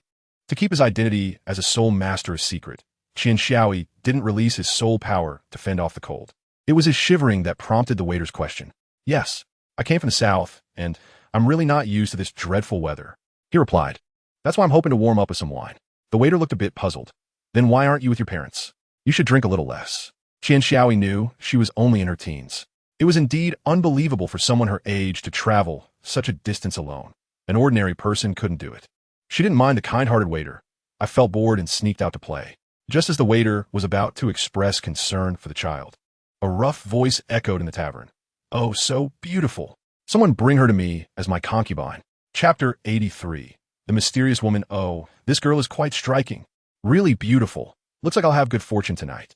Someone, bring her to me as my concubine." Following the voice, a burly man in his 30s, accompanied by several servants, leered at a woman. This woman, like Qian Xiaoyi, was sitting in an inconspicuous corner, facing away from Qian Xiaoyi, so she couldn't see her face and didn't pay attention. But no matter how inconspicuous she was, she would eventually be noticed. Sure enough, someone came to forcibly take the woman, and the servants perfectly blocked all her escape routes. Clearly having done this before, the waiter sighed. "Sigh, this Han Bing is a tyrant in Shuehan City, relying on his father being the city lord. He does whatever he wants, and many people dare not voice their anger." Qian Xiaoyi became interested and asked, "Have you ever thought about leaving here or reporting to the empire? As far as I know, the emperors of both empires are wise rulers and should take action, right?" "It's not that easy," someone replied. Zuhanqing was established by the city lord himself. It doesn't belong to either of the two empires and can be considered a separate empire. The city lord holds military power and is said to be an 87-level soul Douluo. Due to its remote location, the two empires turn a blind eye to it. It's not that no one wants to leave, but the city lord doesn't allow it. I remember someone tried to sneak out once, but the next day his head was hanging at the city gate. Since Zuhanqing was established, no one has ever gone out. Even if we wanted to leave, we couldn't. Qian Xiaoyi frowned, feeling extremely distressed. Is it really necessary for the trials to be this difficult? What about the soul masters? If there were soul masters, they could take you all out, right? The waiter shook his head. The status of soul masters is prestigious, and they have all been drawn to the city lord. Occasionally, some who are unwilling to serve the city lord don't survive past the next day. However, while the city lord is harsh towards soul beasts, he is still quite good to us common folks, except for his son. Qian Xiaoyi smiled and said, "I think not necessarily." The soul flow that Qian Xiaoyi had practiced hard could also train his mental strength. Now, even if he faced the Soul King, his mental strength would not be inferior. Through his mental strength, he could see that Han Bing was only at level 40, and those servants were only in their 20s, having been forcibly enhanced by drugs. However, Qian Xiaoyi couldn't see through that woman. The aura she emitted made him feel a chill. The woman noticed someone staring at her and turned to look at the source of the gaze. At that moment, Qian Xiaoyi realized how beautiful she was, a girl of 17 or 18 years with long, pure white hair cascading down her back to the ground. Her sky-blue eyes were ethereal and transparent, as if they could see through everything in the world. Her slender, curvaceous figure was flawless, and although her white dress had no embellishments, it made her appear so noble and stunning, like a winter plum blossom standing out from the crowd, proud against the snow and frost. That moment when she turned back truly left him momentarily dazed. Qian Xiaoyi had grown up among beauties, but even so, he couldn't help but marvel. The woman merely glanced at him lightly before turning her head away, looking out the window, as if in her eyes there was only the snow outside. Han Bing felt somewhat angry. In the past, when he forcibly took women, he enjoyed their struggling appearances the most. However, this woman seemed emotionless, unaware of fear or terror. Her ice blue eyes were calm and indifferent, showing no interest in anything, let alone struggling. This made him feel very displeased, and he gave his subordinates a look, prompting those servants to slowly approach the woman. Qian Xiaoyi had no intention of intervening. He wanted to see how capable this girl, who looked to be only 18 or 19, was. Wearing a skirt in such cold weather, he couldn't believe she was not highly skilled. The girl turned back and shot a glare at Qian Xiaoyi. Her red lips parted slightly as she muttered in a voice only she could hear. Looks good on the outside. Too bad he's just a coward, watching a delicate, weak woman fall into someone else's hands without daring to stop it. What a scaredy cat. If Qian Xiaoyi had known what the girl was saying, he wouldn't have known how to retort, but he would definitely have cried out in injustice. At the moment the servants approached the girl, a flash of killing intent crossed her eyes. She suddenly released her soul power, sending the servants flying far away, landing on the ground with screams like slaughtered pigs. Those people are only following your orders. I'll spare their lives. But you, who have committed so many evils, cannot be spared. With that, a freezing sword appeared in the girl's hand, aimed at the bully. The bully was already dumbfounded. This was not what he had imagined. Seeing no fluctuations of soul power from the girl, he thought she was an ordinary person. How could he have guessed she was a master? Qian Xiaoyi was closely watching the situation and immediately sensed the woman's killing intent. He thought to himself that it was bad and hurriedly rushed out. Clang! The judgment sword clashed with the ice sword, producing a crisp sound. Qian Xiaoyi stumbled back several steps, while the woman remained completely still. Qian Xiaoyi was somewhat surprised. His strength, honed through training and battles with soul beasts in the Stardow Forest, was already comparable to that of a Soul King. Yet the woman had easily countered his attack, indicating her formidable power. Seeing her prey being rescued, the woman looked at Qian Xiaoyi with an expressionless face, and the killing intent in her eyes made him feel a bit flustered. Gritting his teeth, he struck the delinquent from behind, knocking him unconscious on the ground. He retracted his martial soul and, disregarding his own safety and the woman's struggles, pulled her towards the exit. The woman shook off Qian Xiaoyi's hand and said, "Don't touch me, you filthy scum." Qian Xiaoyi let out knowing that the woman had misunderstood him. He anxiously said, "I'll explain later, just come with me now, or it will be too late." The woman's expression changed slightly, as if she was thinking about something. "Lead the way." Qian Xiaoyi occasionally glanced back to see if there were any pursuers, turning left and right, as if afraid of being discovered. In contrast, the woman was calm and unhurried, showing no signs of tension at all. Qian Xiaoyi brought the woman to a secluded corner and turned to face her questioning gaze. "Why didn't you help me before?" the woman said coldly. Qian Xiaoyi knew that she should have stopped the bullies from approaching her at the beginning. She sighed and said, "Why should I help you? You're a soul master too, and stronger than them. Just because you're a beautiful woman, do I have to meddle? There's no life-threatening situation, so I don't need to intervene." The woman's tone became even more rigid. "Am I in danger just because I killed that scum?" Qian Xiaoyi pouted and said, "Silly woman, can you use your brain? Killing those servants might be fine. The city lord knows what kind of person his child is and will just turn a blind eye. But if you kill that scum, the city lord will know his son died at your hands. Do you think he'll let it go? The city lord is already a soul Douluo. Plus he has those soul masters with him. Do you think you're a titled Douluo? From the looks of you, you're probably a descendant of some major power. It's better to keep a low profile outside. Hey, what's wrong with you? Who did you say is a silly woman? Chapter 84, Snow White. Who did you say is a silly woman? Say it again, I dare you." The woman glared at Qian Xiaoyi, her tone filled with killing intent. When had anyone dared to say that to her? For some reason, Qian Xiaoyi liked how angry she looked, but when she was truly angry, it was a bit scary. Well, I was just joking. Don't take it so seriously. I just wanted to remind you not to act rashly. That would put you in danger." Qian Xiaoyi said with a smile. "So what? In my eyes, no one is stronger than me." The woman said this and walked away. "Wow, how arrogant. Hey, what are you going to do? Kill?" Qian Xiaoyi immediately became unhappy upon hearing this. "So you think everything I've said is just nonsense, and no one has ever dared to look down on me like this? You can't go. No matter how strong you are, you can't take on a group of people. Don't believe it? Fine, go ahead. Let's see who ends up being chased. Why aren't you going?" I really don't understand how you rich young ladies can be so willful. The woman hesitated for a moment, but still walked out resolutely. Hey, I was just joking, and you're really going? Come back, you foolish woman. Whoosh. The ice sword was pressed against Qian Xiaoyi's neck, and the woman coldly said, say that again. Don't think that just because you helped me, you can act recklessly. If you anger me, no one can save you. Qian Xiaoyi knew that she wouldn't kill him. Otherwise, she would have acted earlier. Ice sword. My martial soul is the judgment sword. We seem to have quite the affinity. By the way, I still don't know your name. Which faction are you from? The woman's gaze flickered, her sharp eyes fixed on Qian Xiaoyi, as if trying to discern his intentions. Qian Xiaoyi felt no guilt and was naturally not afraid of her figuring anything out. My name is Bai Shui. Bai Shui? Nice name. You truly live up to it. As pure and flawless as snow. But you act too impulsively. Why are you talking so much? A big man like you is so wishy-washy, Bai Shui said disdainfully. Bai Shui, my name is Qian Xiaoyi. What should we do next? The beautiful Bai Shui has caught the eye of that rogue. He won't let this go easily. Bai Shui looked at Qian Xiaoyi with contempt. What else can we do? If you can't handle something this small, it's a shame that you're a man. Just kill him and be done with it.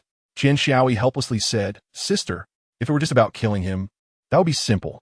The key is his father, the lord of the city. Plus, with all the subordinates he has gathered over the years. Without the strength of a titled Douluo, we can't escape it all. But you must know that there are not many titled Douluos on the entire continent. Just the two of us aren't enough to even be a snack for them. Bai Shui expressed some dissatisfaction. Then what do you suggest? That scumbag must die. If he dares to lay a hand on me, he must be prepared for death. I hate him too, and I won't stop you from killing him. But we need to plan carefully.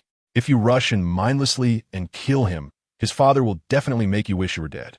We need to assassinate him and create the illusion that he died accidentally. This way, we'll be much safer. Is that okay? Troublesome. Bai Shui pouted her cute little lips, muttering, but fortunately, she didn't refuse. The next day, news shocked the entire Shuahan city. The only son of the city lord was unfortunately killed by falling debris while walking. Although there were many doubts surrounding the incident, no one provided or speculated any valuable information.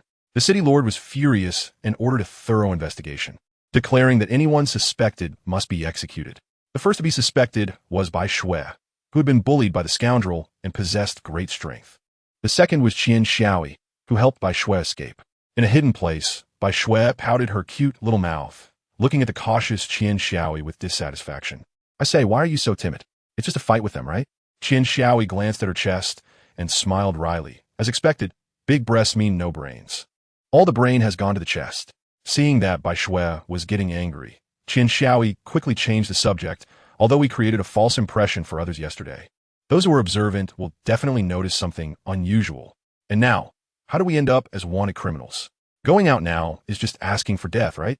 Even if you're a fierce tiger, can you fight against a pack of wolves? Yes. Qian Xiaoyi helplessly held her forehead and said, You are really unreasonable, woman. Stay here obediently while I go check the situation outside. I don't want to. Qian Xiaoyi suppressed his dissatisfaction and said in a relatively gentle tone, Be good. I'll be right back. It won't take long. Seeing that Bai Shui didn't say anything, he took it as agreement and walked towards the crowd. However, he didn't notice that Bai Shui, who was always cold and indifferent, showed a gentle smile while looking at his back, like a flower blooming shyly in the cold winter. Soon, when Bai Shui saw Qian Xiaoyi return with a face, she asked, Hey, what happened? Qian Xiaoyi was in a really bad mood, so he didn't notice the concern in Bai Shui's words for him. We're already on the kill list. If we disappear, it's because we have something to hide. Now that we are being hunted, there are patrols everywhere.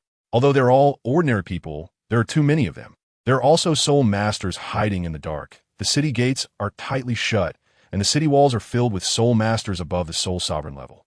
The only way to escape is to force our way through, but there's still a glimmer of hope. I've heard that this place is closest to the extreme north, and the beast tide is also very severe. Right now, we can only wait for the soul beast from the extreme north to come, and we can take advantage of the chaos to get out. Oh, by the way, Xiaoyi, what do you think of soul beasts? Bai Shui suddenly asked. Qian Xiaoyi was taken aback. She actually called him Xiaoyi. In the past, she always called him Hey, and she always had a cold demeanor towards everyone, showing no expression regardless of what happened, as if she were completely confident of victory. Qian Xiaoyi didn't want to think about those things and awkwardly said, Well, I'm not afraid of you laughing at me. I still really like soul beasts. Compared to humans, soul beasts are much more honest. It's not that they are foolish. but that they disdain to deceive. True villains are far more lovable than hypocrites, and I am very willing to be friends with soul beasts. But my family holds a mindset of exterminating them completely.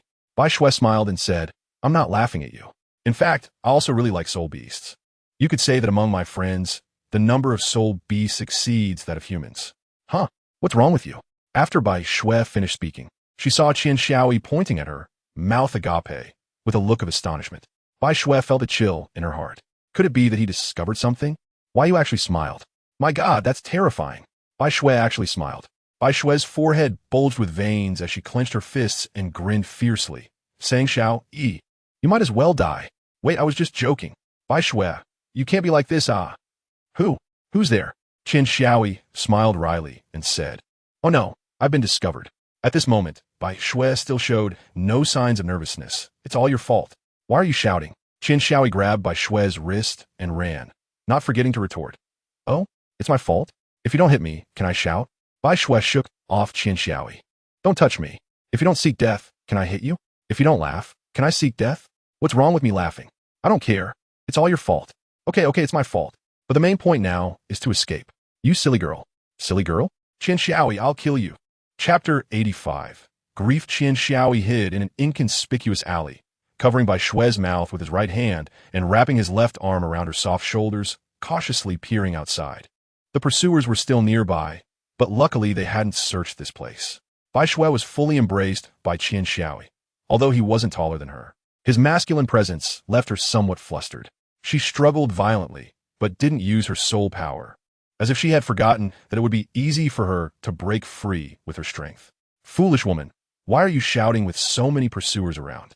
Is your head filled with snow? Qian Xiaoyi yelled after releasing Bai Shui once the pursuers had retreated. Bai Shui was taken aback, thinking to herself, Wait a minute, you dare to scold me after taking advantage of me? When have I ever been touched by a man? And you think you have a right? She pouted, too lazy to argue with him now. After this incident, she realized that escaping could actually be quite fun.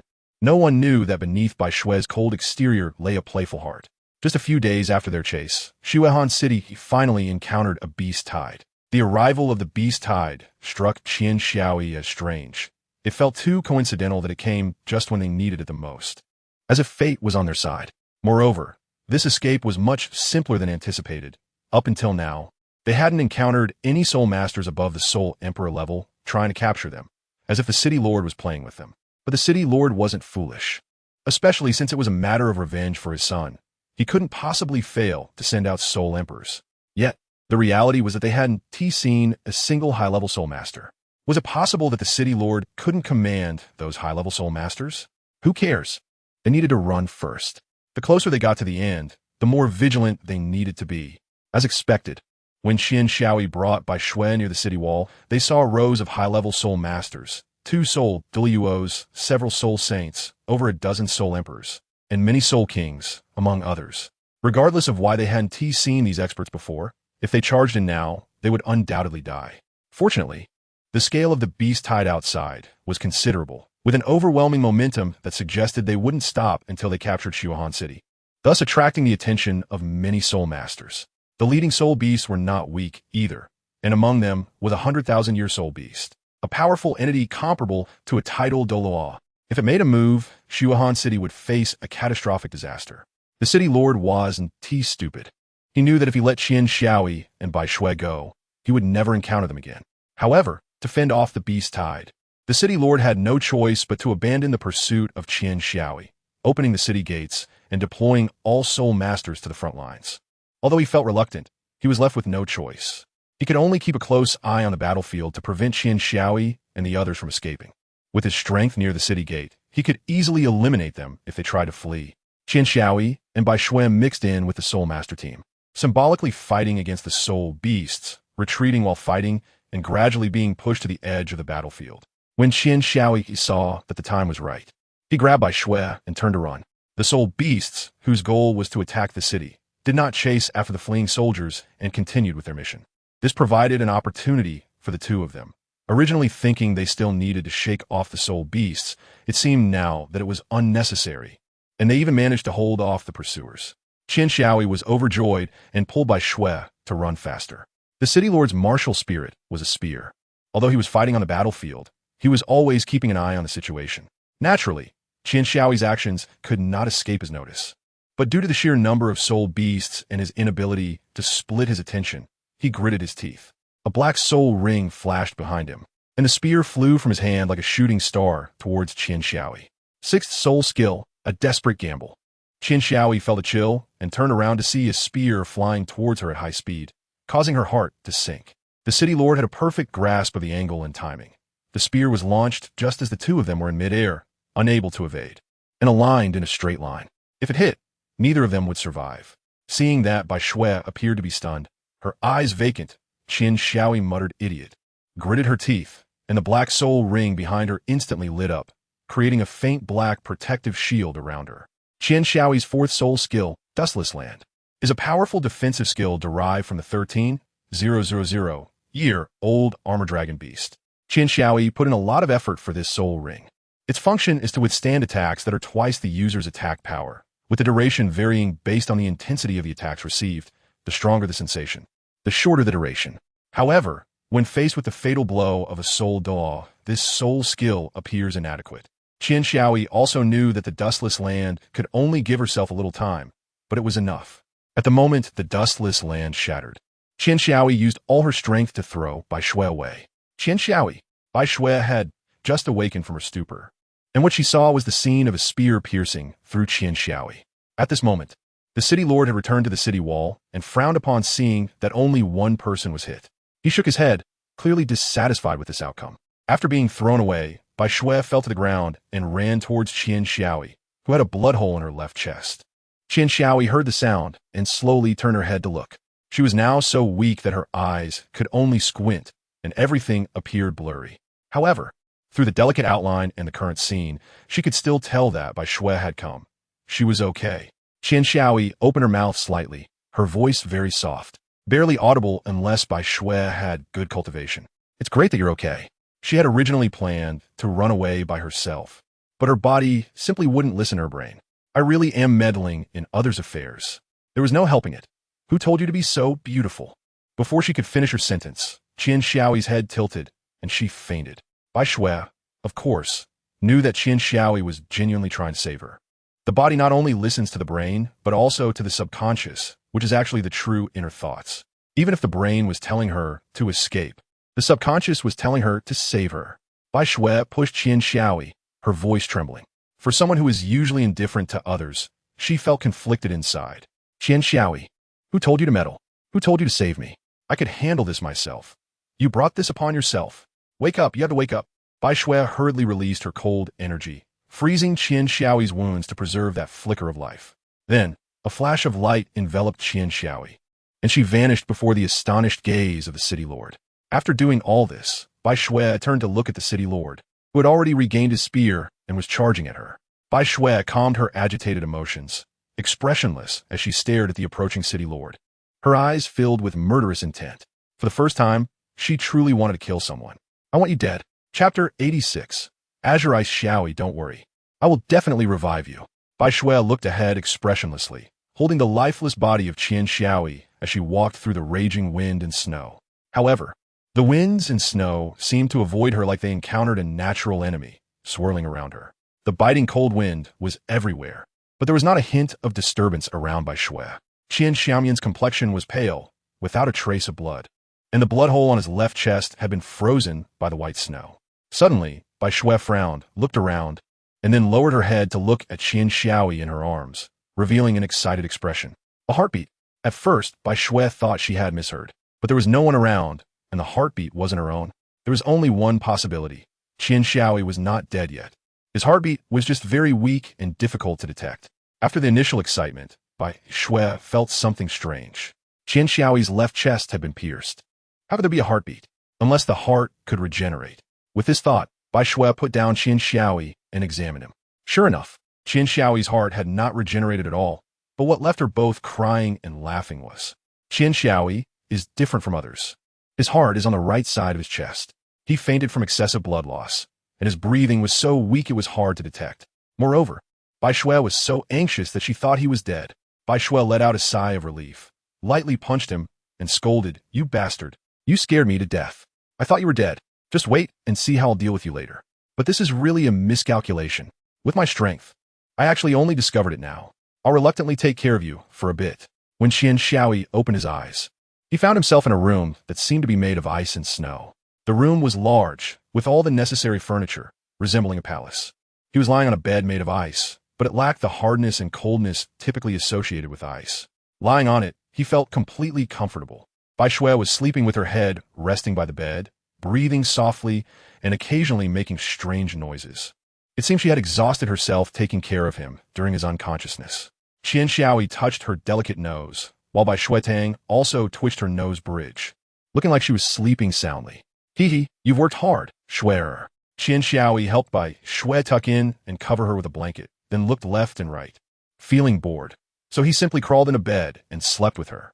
Looking at Bai Shui's sleeping profile, Qian Xiaoyi felt a stir in his heart. His self-control was too weak, and he couldn't help but secretly kiss Bai Shui's face. So beautiful, as pure and flawless as snowflakes. 17. Isn't that about the same age as me? Qian Xiaoyi pursed her lips, glanced around to see no one nearby, and mustered the courage to lightly kiss Bai Shui's ruby lips. Before Qian Xiaoyi could feel proud, she sensed that she had already been locked onto. Any slight movement would lead to severe consequences. Bai Shui opened her eyes, expressionless, and pushed Qian Xiaoyi away, saying, "You healed pretty quickly. Your physique is a bit special." Qian Xiaoyi awkwardly replied, "Well." At that moment, Bai Shui said, "Why are you so foolish?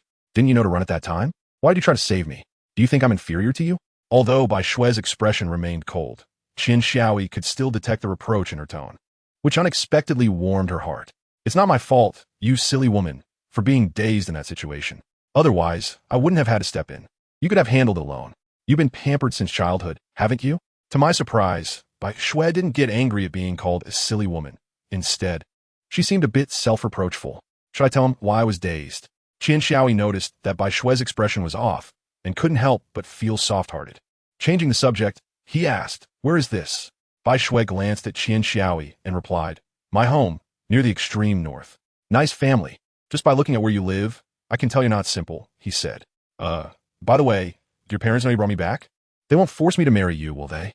Bai Shui chuckled. "You really think highly of yourself. My parents don't care about you." Then she suddenly asked, "By the way, since we're in the extreme north, how much do you know about the 3 great kings of the extreme north?" The 3 great kings of the extreme north? Titan Snow Demon King, Ice Emperor, and Snow Empress? Bai Shui nodded, indicating for him to continue. The 3 great kings of the extreme north are the most powerful soul beasts in that region. Because of their inherent attributes, they are even stronger in the extreme north. However, due to environmental issues, there aren't many rare treasures, so the average lifespan of soul beasts is relatively low. The Titan Snow Demon King. The ruler of the Titan Snow Demon clan has nearly 300,000 years of cultivation, stands 100 meters tall, and is massive, ranking among the top on the entire continent. Although its strength is not weak, it gives me a silly and cute feeling. As for the Ice Emperor, I hate scorpions. Just thinking about them makes me sick. Even though it has nearly 400,000 years of cultivation, it can't change its disgusting nature. The key is that it's a female. I really can't think of any advantages that Mother Scorpion has. As for the Snow Empress, Bai Shui's heart tightened. Her relationship with the Snow Empress was quite special. But who knew that Qian Xiaoyi's words were sharp? She calls herself the Ice Goddess. But I feel like she's just a homebody without her own clan. If I weren't well-read, I wouldn't even know this thing exists. She just stays in the extreme north all day long, doing nothing. What's wrong with you? Your face looks so bad. Bai Shui suppressed her urge to kill and said, "And no, it's nothing." Just then, a lovely figure ran in, looking about 14 years old, with long green hair styled in twin ponytails, wearing a green dress that was both beautiful and a bit rebellious. She didn't look as cold as Bai Shui, but was much cuter, revealing a little tiger tooth and bouncing around like a child. "Your sister?" Qian Xiaoyi pointed at the girl who had just entered and asked Bai Shui. "Yes, my sister. Her name is Bai Bing. Isn't she adorable?" Bai Shui looked at Qian Xiaoyi and continued, "Don't get any ideas about her." Qian Xiaoyi smirked and said, "All right, since I can't have my way with your sister, I guess I'll just have to go after her older sister." "Height, Xuya?" Bai Shui had no intention of letting Qian Xiaoyi take advantage, and replied, "Sure. If you're not afraid of dying, I have no objections." Why did it suddenly involve a safety issue? Is there a danger in plotting against you? Ha ha ha. On the side, Bai Bing, seeing that no one was paying attention to her, looked at Qian Xiaoyi, revealing a small tiger tooth, and said, "Sister, I heard you capture a human. Is this the one? It's been a long time since I had a human. Finally a treat today, steamed or braised. You decide, sister." "Your sister? Wait, human? What do you mean?" Qian Xiaoyi looked at Bai Bing in confusion. What does she mean? Bai Shui sighed and teasingly looked at Qian Xiaoyi, saying, "I was going to keep a secret a bit longer, but that girl exposed it. Actually, the homebody Snow Empress you have in your mouth is me. And that disgusting Bai Bing, the Emperor Scorpion, is my sister. There she is." Bai Bing completely trusted her sister, since her sister said this person called her disgusting. It must be true. Disgusting? You despicable human. You're the first to call me disgusting. Tell me, do you want to be steamed or braised? Bai Bing said angrily. But her anger had no deterrent effect, making her look extremely cute instead. All right, don't stoop to his level. Arguing with him will only make you angrier. This person, has a sharp tongue, so keep a calm heart when facing him, Bai Shui advised, blocking Bai Bing, who was about to charge forward. Ha ha ha. You guys are still pretending to be the Ice Emperor and Snow Empress? They are soul beasts that have existed for hundreds of thousands of years. Look how cute Bai Bing is. How could she possibly be a soul beast? Saying this, he even patted Bai Bing's head. They were about the same height. So it wasn't awkward. Bai Bing's eyes narrowed, frowning with her arms crossed, revealing a greenish-blue six-segmented scorpion tail behind her waist, while she and Bai Shui shot teasing glances at the dazed Qian Xiaoyi. Do you believe it now? I am the Ice Emperor. As soon as she finished speaking, Qian Xiaoyi sat down on the ground, wailing, "Don't eat me. I'm not tasty. Woo woo woo, 100,000-year soul beast. So scary." Bai Shui's tone clearly had a tremor, holding back laughter, and said, "Why are you crying? Weren't you quite powerful back then? I saw you facing a soul Douluo without any issues. Where did that audacious Qian Xiaoyi go? You even called me a foolish woman and spoke ill of them in front of the two great kings of the extreme north. You're the only one on the continent who would dare to do that. I didn't know you were them. Besides, I'm only in my teens. Isn't it normal to cry? Unlike you old monsters who have existed for hundreds of thousands of years. My ancestors aren't even as old as you." The Ice Emperor clenched her fist and said fiercely, "Are you looking for death? Don't you know that beautiful women hate age-related issues the most?" Qian Xiaoyi wiped her tears and said disdainfully, "Tisich, disgusting scorpion. Beautiful like a flower? Just thinking about it makes me sick. Ugh, vomit? You dare to vomit? You bastard, I'll kill you. Sister, don't stop me. This person must die. Calling me disgusting? Calling me old? This is the first time in my life that a creature has dared to talk to me like this. If I don't kill him, I can't relieve the hatred in my heart. I've changed my mind. I won't eat him anymore. I want to tear him to pieces. I want to kill him. Poke him to death." The Ice Emperor was furious, and the sky turned a deep green. A 10,000-year soul beast could cause a change in the world. The soul beasts in the extreme north crawled in terror on the ground, not knowing how this second-in-command got so angry. Anyone who had offended her was surely dead. A soul beast close to 400,000 years. When it gets angry, not everyone can withstand it. Calling herself old lady yet, still not admitting she's old. Seeing the Ice Emperor's momentum grow even stronger, Qian Xiaoyi quickly hid behind the Snow Empress, then thought, since Bai Bing is the Ice Emperor, then Bai Shui must be the Snow Empress, a soul beast of 700,000 years. Even my mom can't defeat her. Thinking of this, she retreated to a corner.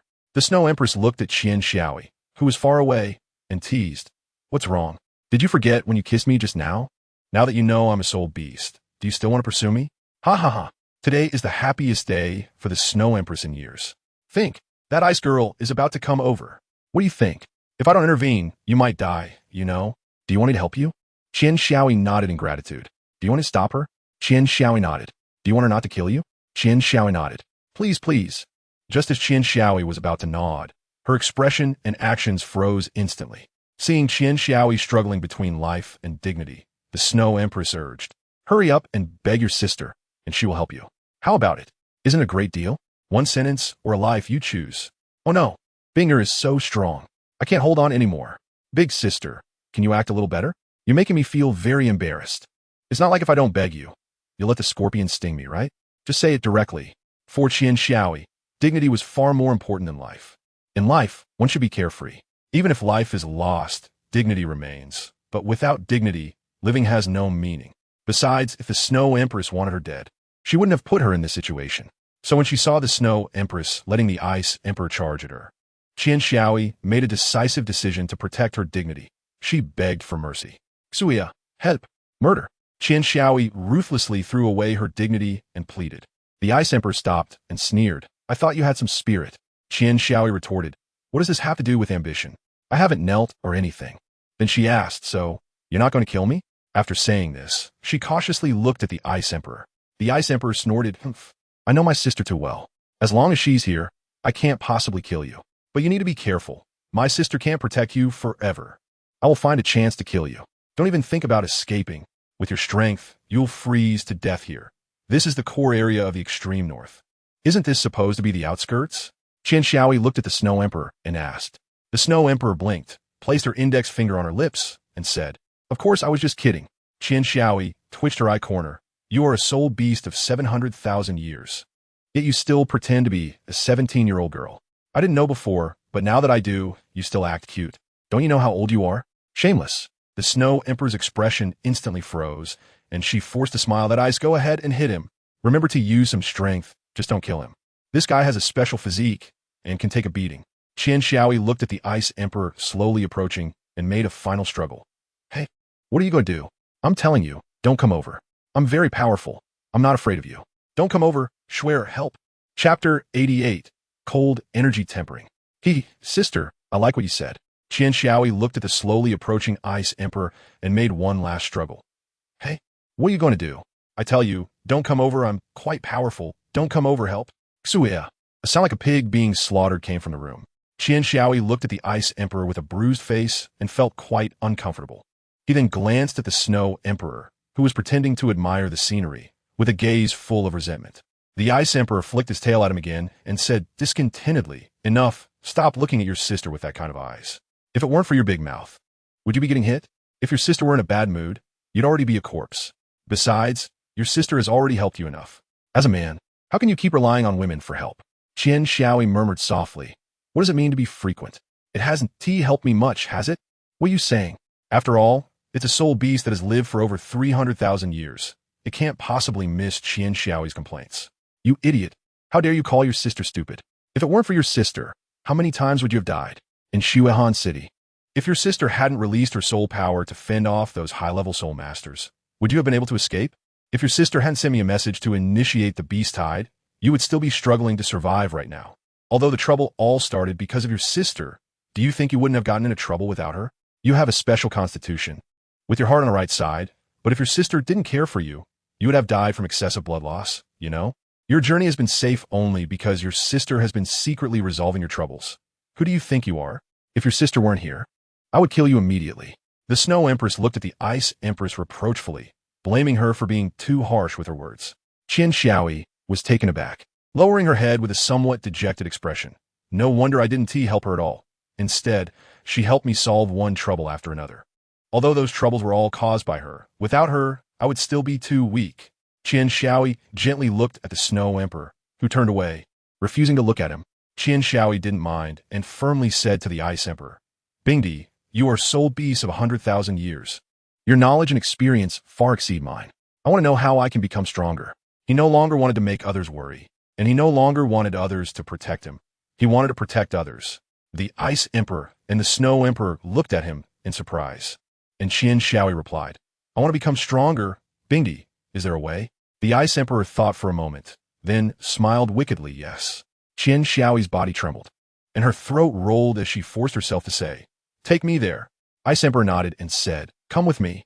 Snow Emperor, seeing Ice Emperor smile, felt a bit worried. Bing, are you?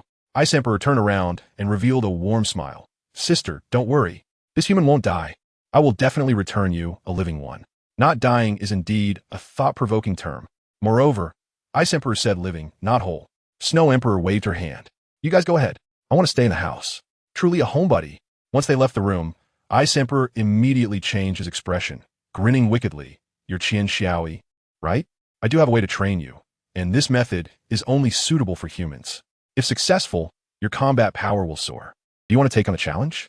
Qian Xiaoi is quite cautious and asked, Does that mean I will fail? It's okay if I fail. It won't be like other cultivation methods. This method is very safe and won't lead to death. Qian Xiaoi nodded. All right, I'll go with you. But can you not laugh? I'm scared. It seems your ability to foresee danger is quite good. It's not that I'm good. It's just that your thoughts are already written on your face. Speaking of which, I'm freezing to death. can you help me? If I die, how will you explain it to Schwer? Once they left the room, Qian Xiaoyi felt a chill in the air. After all, they were in the center of the extreme north. If he were outside, with his soul-sec strength, he definitely wouldn't survive for a minute. The Ice Emperor snorted, casually threw a soul power shield, and ignored Qian Xiaoyi's protests as he lifted him into the air. The Ice Emperor was definitely doing it on purpose. The cold wind occasionally penetrated the soul power shield and hit him, instantly freezing the areas it touched. While the Ice Emperor wore a faint smile. I've been so bored all these years. Finally, something to entertain myself with. Just thinking about it makes me happy. Hey, you there. Your motives towards the Snow Empress aren't pure, are they? Qian Xiaoyi was shivering and did not dare to refute, as the Ice Emperor had truly harbored murderous intent towards him. Without waiting for him to speak, the Ice Emperor continued. If you really have any thoughts about my sister, I advise you to give up. Why? Qian Xiaoyi instinctively asked. The Ice Emperor stared at Qian Xiaoyi for a long time and said, because my sister has no heart. No heart. The Ice Emperor nodded slightly. My sister was born as she is, yet she has no heart, which is why she goes to the human world to train. Although she has begun to develop some emotions during this stage of being with you, she absolutely has no feelings for you, and she won't in the future either. Besides, your races are different. Even if my sister accepts you, your family will not accept her. Another point is lifespan. Even if a human cultivates to the extreme Douluo, their lifespan is only about 300 years. And 300 years is merely a nap for my sister. Just think about it. If you were together, how painful would it be for my sister to lose you after 300 years? If you truly care for my sister, just for her sake, give her up. Qian Xiaoyi focused for a moment, then said, compared to the Ice Emperor and the Snow Empress, I prefer to call you Crystal Ice and White Snow. Because I like you both. You're right. My lifespan is too short compared to yours, but there's a way to become a god. The Ice Emperor was taken aback and huffed. Becoming a god is not that easy. Arrogant fellow, how about making a deal? The Ice Emperor, intrigued by Qian Xiaoyi, asked what deal? If I can become a god, you cannot obstruct us from being together. Deal. But if you can't become a god, you can't pursue my sister. Agreed. The Ice Emperor pouted. You seem quite confident, huh? Too much confidence is arrogance. All right, enough talk. We've arrived at our destination. The Ice Emperor landed with Qian Xiaoyi on a cliff in the extreme north. Jump down. You wouldn't want to kill me, would you? Qian Xiaoyi pointed at the bottomless cliff, where a cold wind was blowing. The Ice Emperor, impatient, said, enough with the nonsense. I'll jump down shortly too. You go first. Before Qian Xiaoyi could refuse, he pushed her down with a palm. Bingo, is this okay? I feel like he might not be able to handle it. The Snow Empress, who had appeared beside the Ice Emperor, asked. Don't worry, sister. This is my home, and below is my clan. He won't be in danger. I promise to return him to you safely. All right, I'm going down now. The Snow Empress murmured as she watched the Ice Emperor fly down. I meant to say, will pushing him down cause him to fall to his death? The Ice Emperor looked at Qian Xiaoyi, who was crying out in pain after hitting the ground, and grinned. Qian Xiaoyi, disrespecting me will make your life very painful. Now, let's begin your training. The cold air will strengthen your body, increasing your physical strength. Although your physical strength is quite good among peers, it's not enough. Don't be afraid, it will be painful, but if you endure, it will pass. Moreover, training in this environment has a refreshing effect. I'll stay here with you. If something happens to you, sister will blame me again. Chapter 89, 3 years later. Bingya, are you done yet? Qian Xiaoyi asked, looking at the gigantic scorpion in front of her. This scorpion was 5 meters long, its body composed of ice blue and emerald green. Its front end had 4 layers stacked, each layer slightly more than half a foot long. With the head located on the foremost layer, its silver-white mouth parts shimmering with a cold light. The front half of these 4 stacked layers was covered in special scales that resembled diamonds, densely spread across its front half, and those 6 long, powerful legs. Under the illumination of the snow, it emitted an unparalleled, dazzling sheen, as if at that moment it had become a source of light, reflecting countless colors. Both of its front pincers were 1 meter long, similarly covered with those peculiar hexagonal diamond-like protrusions, while the foremost pincer and mouth parts were silver-white, gleaming like a mirror. Its eyes were yellow, resembling 2 yellow diamonds embedded in its head, also hexagonal. The crystal yellow light flickered, giving off a sense of sparkling treasure. Its long, raised tail at the back, unlike the multi-jointed long tails of ordinary scorpions, had only 6 segments, each an alluring emerald green, shimmering with a life-filled luster. The 6 segments were uniformly colored, with the segment closest to the upper body being the widest, tapering as it moved backward. At the last segment, the tail hook, also adorned with diamond-like granules, was raised high, with its tip also shimmering in a silver-white mirror-like sheen. Qian Xiaoyi hated those disgusting poisonous creatures like snakes and scorpions. When the Ice Emperor wanted to turn back into her true form, Qian Xiaoyi was absolutely unwilling. However, when the Ice Emperor truly transformed, Qian Xiaoyi not only felt no disgust, but instead found her very beautiful. Although the Ice Emperor's true form was the Ice Blue Emperor Scorpion, in terms of beauty, Qian Xiaoyi had never seen a spirit beast more beautiful than the Ice Emperor. Over the past 3 years, the Ice Emperor's killing intent towards him had diminished more and more, and by now it was completely gone. Qian Xiaoyi even liked to call her Binger, although he was beaten up various times for it at first, but he got used to it. At this moment, the Ice Emperor's tail was piercing into the spine behind him, transmitting soul power to Qian Xiaoyi through her tail. In these 3 years, Qian Xiaoyi had endured various torments, such as being frozen stiff, experiencing pain so intense he nearly fainted, and almost being stabbed to death. These were all commonplace. Qian Xiaoyi could swear that the torment the Ice Emperor inflicted on him during these 3 years was unforgettable for the rest of his life. Fortunately, it was also the most rewarding 3 years. Not only had his physical strength increased several levels, but his soul power had also soared to level 56, rising more than 10 levels in 3 years, a speed that would make anyone envious. Moreover, the Judgment Sword now carried the breath of ice and snow. Every swing of the sword would make the opponent feel a chill, not just the cold of death, but a cold temperature-wise as well. In other words, the Judgment Sword had evolved, gaining an ice attribute. What delighted Qian Xiaoyi the most was that in this icy environment, combining sword intent, soul flow, and cold air, along with the Ice Emperor's guidance, he finally created his own unique soul skill, the Cold Sword style, Heaven and Earth Cold. Back when the Ice Emperor used to make Qian Xiaoyi her living target, this soul skill had caused her pain, albeit only for a moment.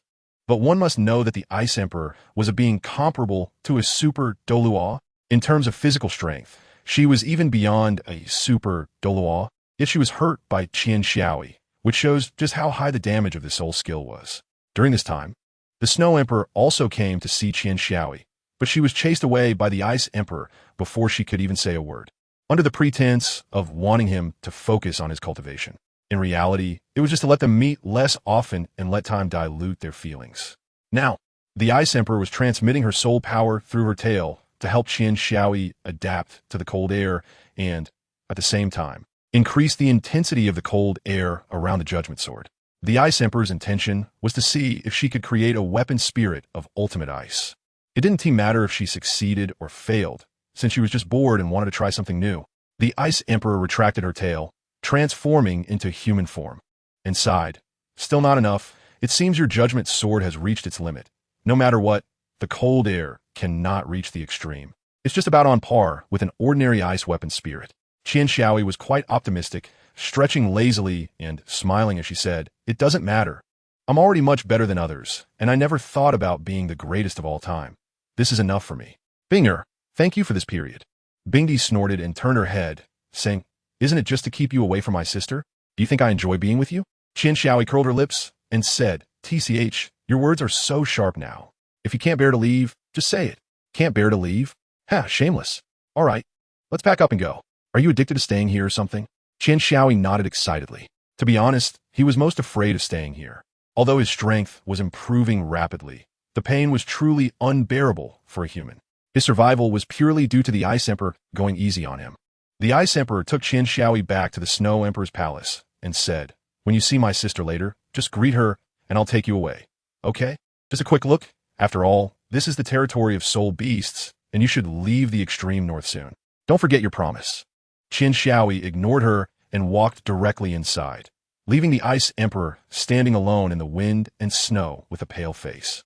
Qian Xiaoyi looked at the Snow Empress, who had her back to him, gritting his teeth, and said, "Swear, I'm leaving. Perhaps I will return soon, or perhaps this farewell is forever. Take care of yourself." The Snow Empress merely responded with a soft as if she felt no emotion at all. However, the Ice Empress, who had just entered, noticed the inconspicuous ice shards on the ground. The Snow Empress's palace could be described as spotless. How could there be ice shards? Therefore, these ice shards could only come from the Snow Empress. "Sister, are you crying? Have you developed feelings?" I really don't know if this is good or bad. Sister, we are leaving now. After the Ice Empress took Qian Xiaoyi out of the far north, she returned. Qian Xiaoyi looked back at the depths of the far north and turned to leave the place he had stayed for 3 years. Goodbye, Xuea, and also Bingea. Qian Xiaoyi left the extreme north and headed straight for the Spirit Hall. He didn't know what the Spirit Hall was like now. None of his friends from Shrek Academy were mediocre. Having them as enemies was already enough of a headache. When Qian Xiaoyi returned to the Spirit Hall, he learned about the major events that had transpired as they aimed to unify the continent. Pope Bibi Dong had fully embraced the philosophy of those who follow me will prosper, and those who oppose me will perish, executing any rebels without exception. Chapter 90. Hatred of the Bone. Xiao Yi, where have you been? Why did it take you so long to come back? Bibi Dong asked, her tone revealing deep concern. It's a long story. Mom, I've actually been wanting to ask, why is it necessary to unify the continent? Qian Xiaoyi inquired. Bibi Dong patted his head and smiled. I know you're feeling troubled, but you must understand that nothing is perfect. There are gains and losses. Losses do not always lead to gains. This is what is meant by blessings do not come in pairs, and disasters do not come alone. What I want is to return peace to the continent. Although the two empires have not engaged in large-scale wars, the small skirmishes behind the scenes have not ceased. While these small conflicts may not mean much to them, they are natural disasters for the common people. How many families have been destroyed by war? How many lives have been lost? Not everyone is like Nar, who encountered you. I can't care for everyone. To stop the war, we must unify the continent. If we win, the continent will welcome peace. If we lose, the two empires will also realize the value of peace. Therefore, regardless of victory or defeat, our goal will be achieved. But if we lose, I will probably die too. Moreover, I can sense that the calamity of the continent is approaching. What Bibi Dong did not know was that the calamity of the continent was right beside her. Calamity? Qian Xiaoyi did not think too much about it and sighed. The world is divided into two sides. Where there is good, there must be evil. And this is true in any era. Mom, no matter what, I will stand by your side. Although I am not your biological son, I'm still your son, and I will help you, Qian Xiaoyi said. Bibi Dong was not an unfeeling person. She genuinely liked this son of hers. Xiao Yi, don't worry. I will keep the sect master and deputy sect master of the Seven Treasures Glazed Tile School alive. Bibi Dong had thought that Qian Xiaoyi would be happy. But he shook his head. Mom, I have my own opinions. That night, at the Seven Treasures Glazed Tile School, a figure dressed in a black cloak floated toward Ning Fengji's study. The cloak was loose, making it impossible to see the person's shape or appearance from the outside. Turns out it's here, which made me waste so much time. Stop. Who are you? As the sect master, Ning Fengji's study could not be without guards, especially since the sect master was present. Ning Fengji loved reading the most. He was busy during the day and could only read for a while in his spare time at night. Go inform your sect master. There is an urgent matter to report. Hurry, the cloaked man said, his tone quite anxious. Step back. After dismissing the guard, Ning Fengji continued. I wonder what brings you to visit me at this late hour. At this moment, Ning Fengji opened the door and stepped out, wearing a faint smile, his eyes calm and unfazed in the face of the unknown. Qian Xiaoyi saw that there was no one around, lowered his cloak, and said, Uncle Ning, it's me. Ning Fengji replied, Jiaoyi, what are you doing here? Although Ning Fengji was fond of the child, he was still wary of him since he belonged to the enemy's side. Uncle Ning, it's urgent. There's no time to explain. We need to leave quickly. The Spirit Hall is attacking the Seven Treasure Glazed Tile School. Just as he finished speaking, a long alarm siren echoed through the sky, breaking the tranquility of the night. Is it too late? Qian Xiaoyi murmured. Enemy attack. Ning Fengji gritted his teeth and said angrily, Uncle Ning, let's discuss something. Soon, a person flew in on a sword. Fengji, it seems you were right. The Spirit Hall really couldn't sit still. Sword Uncle? Master. The person who arrived was Douluo, who was also Qian Xiaoyi's master. Chen Xian nodded and said, I heard the alarm and came to see you. Also, it seems I have an unexpected gain. Qian Xiaoyi master. I'm just here to deliver the message. Although it's a bit late, is there really a need to look at me like that? Kid, Rong Rong absolutely hates you now, and you still dare to come? Qian Xiaoyi smiled and said, It's good to hate me, but this level is still not enough. Chen Xian replied, Forget it. You should leave. After all, you are still an enemy, and it's not appropriate for you to appear here. Qian Xiaoyi shook her head. No, if I leave, the Seven Treasure Glazed Tile School will be finished. The title Douluo sent by my mother this time is not weak, and besides, the bone Douluo isn't here, right? Even if my master is strong, two fists can't defeat four hands. If they take me hostage, perhaps the seven-treasure glazed tile school can survive. They're here, Chun Xian exclaimed, flying into the sky on his sword, looking into the distance. Oh, Jen Xin. Haha, as long as it's just you. It seems today the seven-treasure glazed tile school is doomed. Soon, two figures appeared on the other side of the sky. One of them spoke. Chun Xian's expression became serious as he focused his mental energy on the two individuals. They were both titled Douluo, each not much weaker than him. If he didn't prepare properly, he could fall at any moment. Moreover, their appearance here indicated that the first line of defense for the seven-treasure glazed tile school had already been breached. Behind the two titled Douluo was a dense crowd of soldiers from the Spirit Hall, slowly approaching the seven-treasure glazed tile school. Fire! Chun Xian commanded as the enemy approached. The disciples of the seven-treasure glazed tile school on the city wall each held a Zhuge crossbow and opened fire, causing significant casualties to the Spirit Hall troops. But for the Spirit Hall army, this loss was negligible. Is that Tang San's Zhuge crossbow? However, at that moment, the arrows shot from the crossbows floated around Chun Xian. The two titled Douluo were staring at Chun Xian, noticing his movements, but it was precisely because of this that they were surprised. Chun Xian controlled the crossbow bolts to form a metal storm among the Spirit Hall army, instantly clearing a large area of enemies. Chun Xian smiled. These crossbow bolts were made from special metals at a great cost, intended to turn the tide of battle in such situations. You can actually control these crossbow bolts? This isn't your martial soul. One of the titled Douluo shouted. Stop. Everyone stop. No matter how many there are, they can't withstand a massacre. The two titled Douluo were furious. They had underestimated him. Once Chun Xian could control these crossbow bolts, with his strength plus Ning Fengji as the strongest support, the two could at most fight him to a standstill. However, Chun Xian noticed that a faint smile appeared at the corner of one titled Douluo's mouth, giving him a bad premonition. Quick battle, quick resolution. Ning Rongrong was originally cultivating in her room when she heard the alarm sirens. She frowned and walked towards Ning Fengji's study. Once the alarm rang, it meant the seven-treasure glazed tile school was under attack. Her first thought was to see her father and command the front lines with him.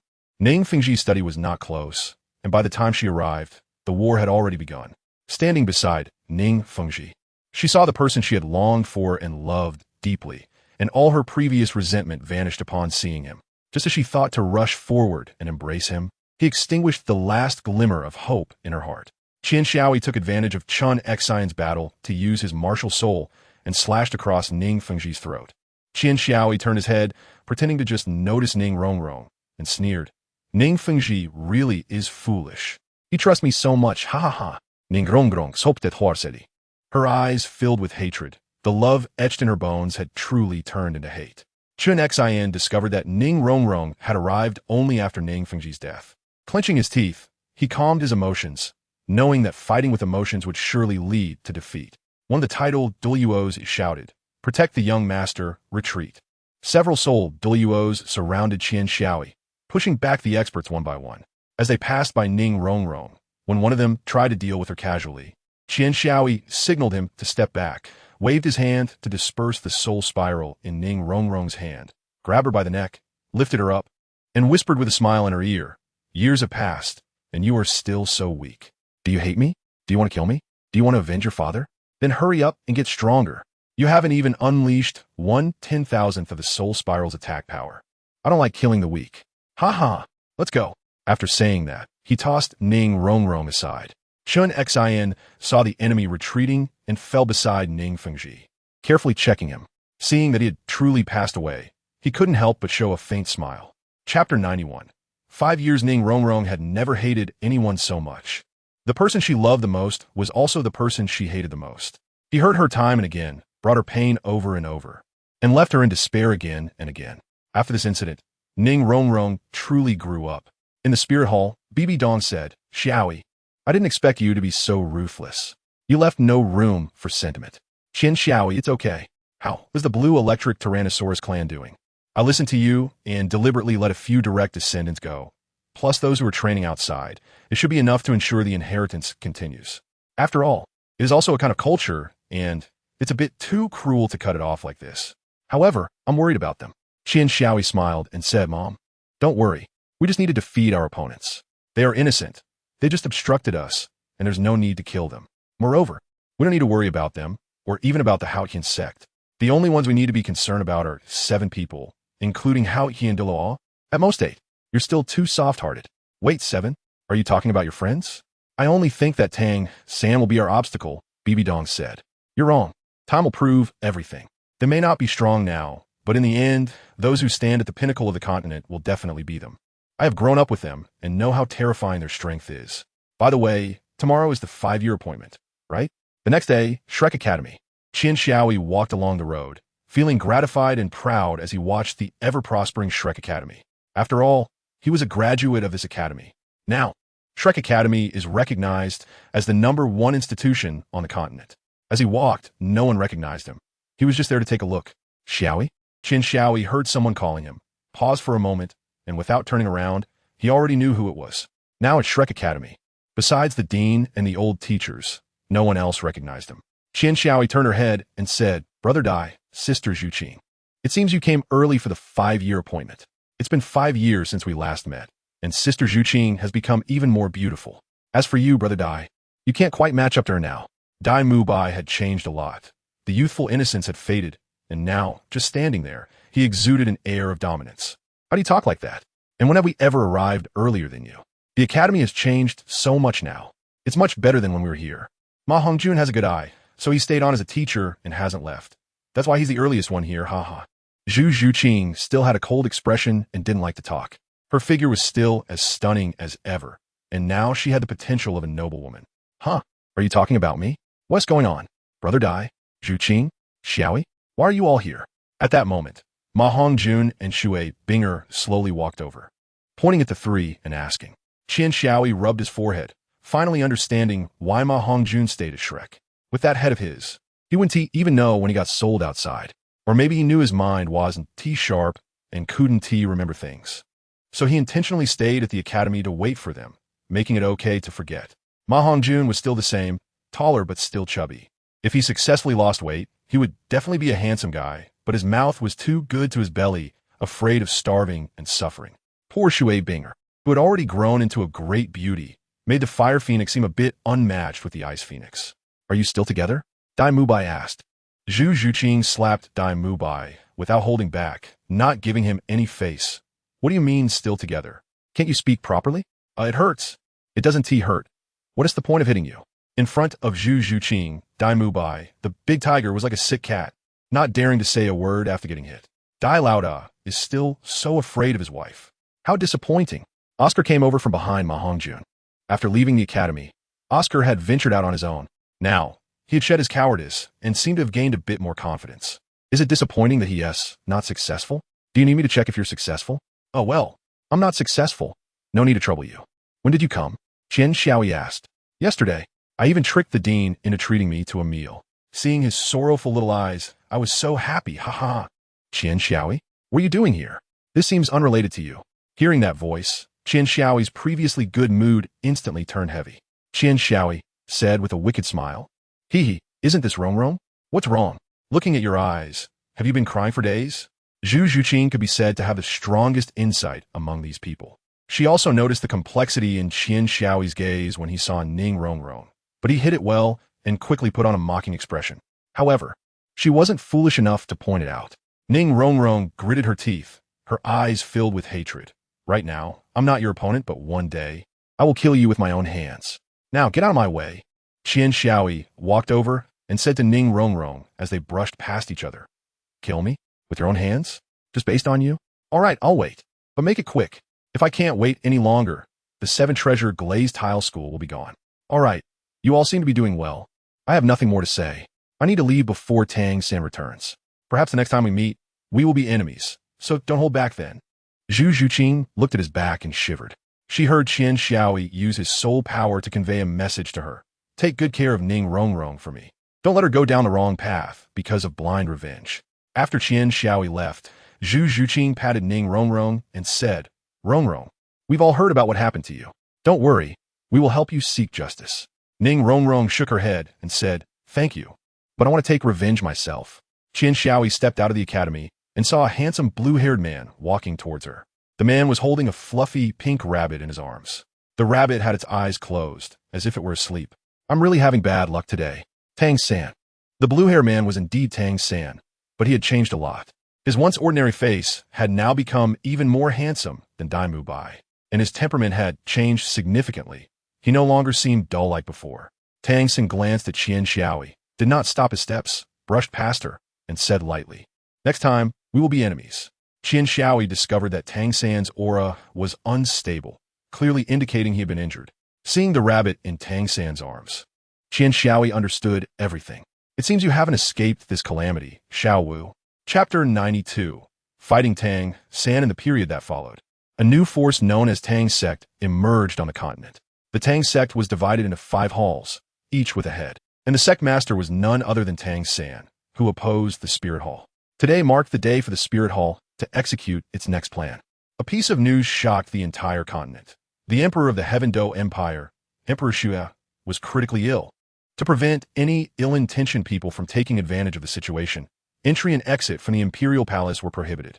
Many people thought this was normal, with only a few sensing something was off. How could the normally healthy Emperor Xue suddenly fall critically ill?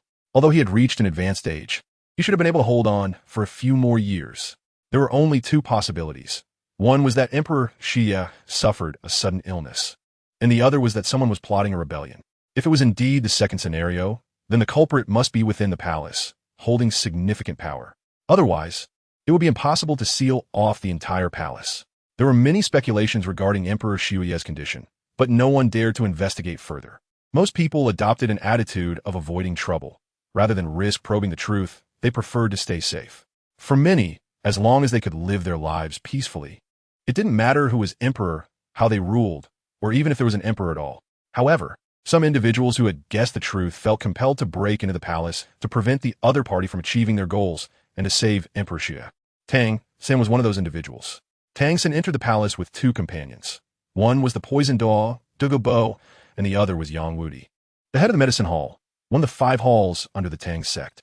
Douluo Bo held the status of a guest elder in the Heaven Do Empire, and with him present, the 3 were only stopped when they reached Emperor Xue's sleeping quarters. "Who are you?" a soldier clad in full armor asked. Douluo Bo produced a golden token, which was inscribed with 2 prominent characters, "Personal visit," signifying that it was as if Emperor Xue himself was present. However, the soldier remained unmoved, coldly standing his ground. At that moment, Tang San realized that Emperor Xue's illness must be man-made. Tang San pointed to Yang Wudi and said, "We are here to treat His Majesty, especially this Yang Wudi, who is a master in medical practices. If we delay and His Majesty's condition worsens, the price for that is something you cannot afford." The leading soldier showed no sign of backing down, coldly stating, "His Majesty is resting, as ordered by the Crown Prince. No one is allowed to enter the palace and disturb him. Those who disobey will be killed without mercy." Worried that further delays might lead to unforeseen accidents, Tang San nodded to Douluo Bo, ready to force their way in. At that moment, a voice called out, "Brother Tang San, long time no see. Greetings, Your Highness." The surrounding soldiers all knelt in unison. The newcomer was none other than Crown Prince Xue Qinghe, accompanied by 3 others, 2 elderly men and a familiar face, Qian Xiaoi.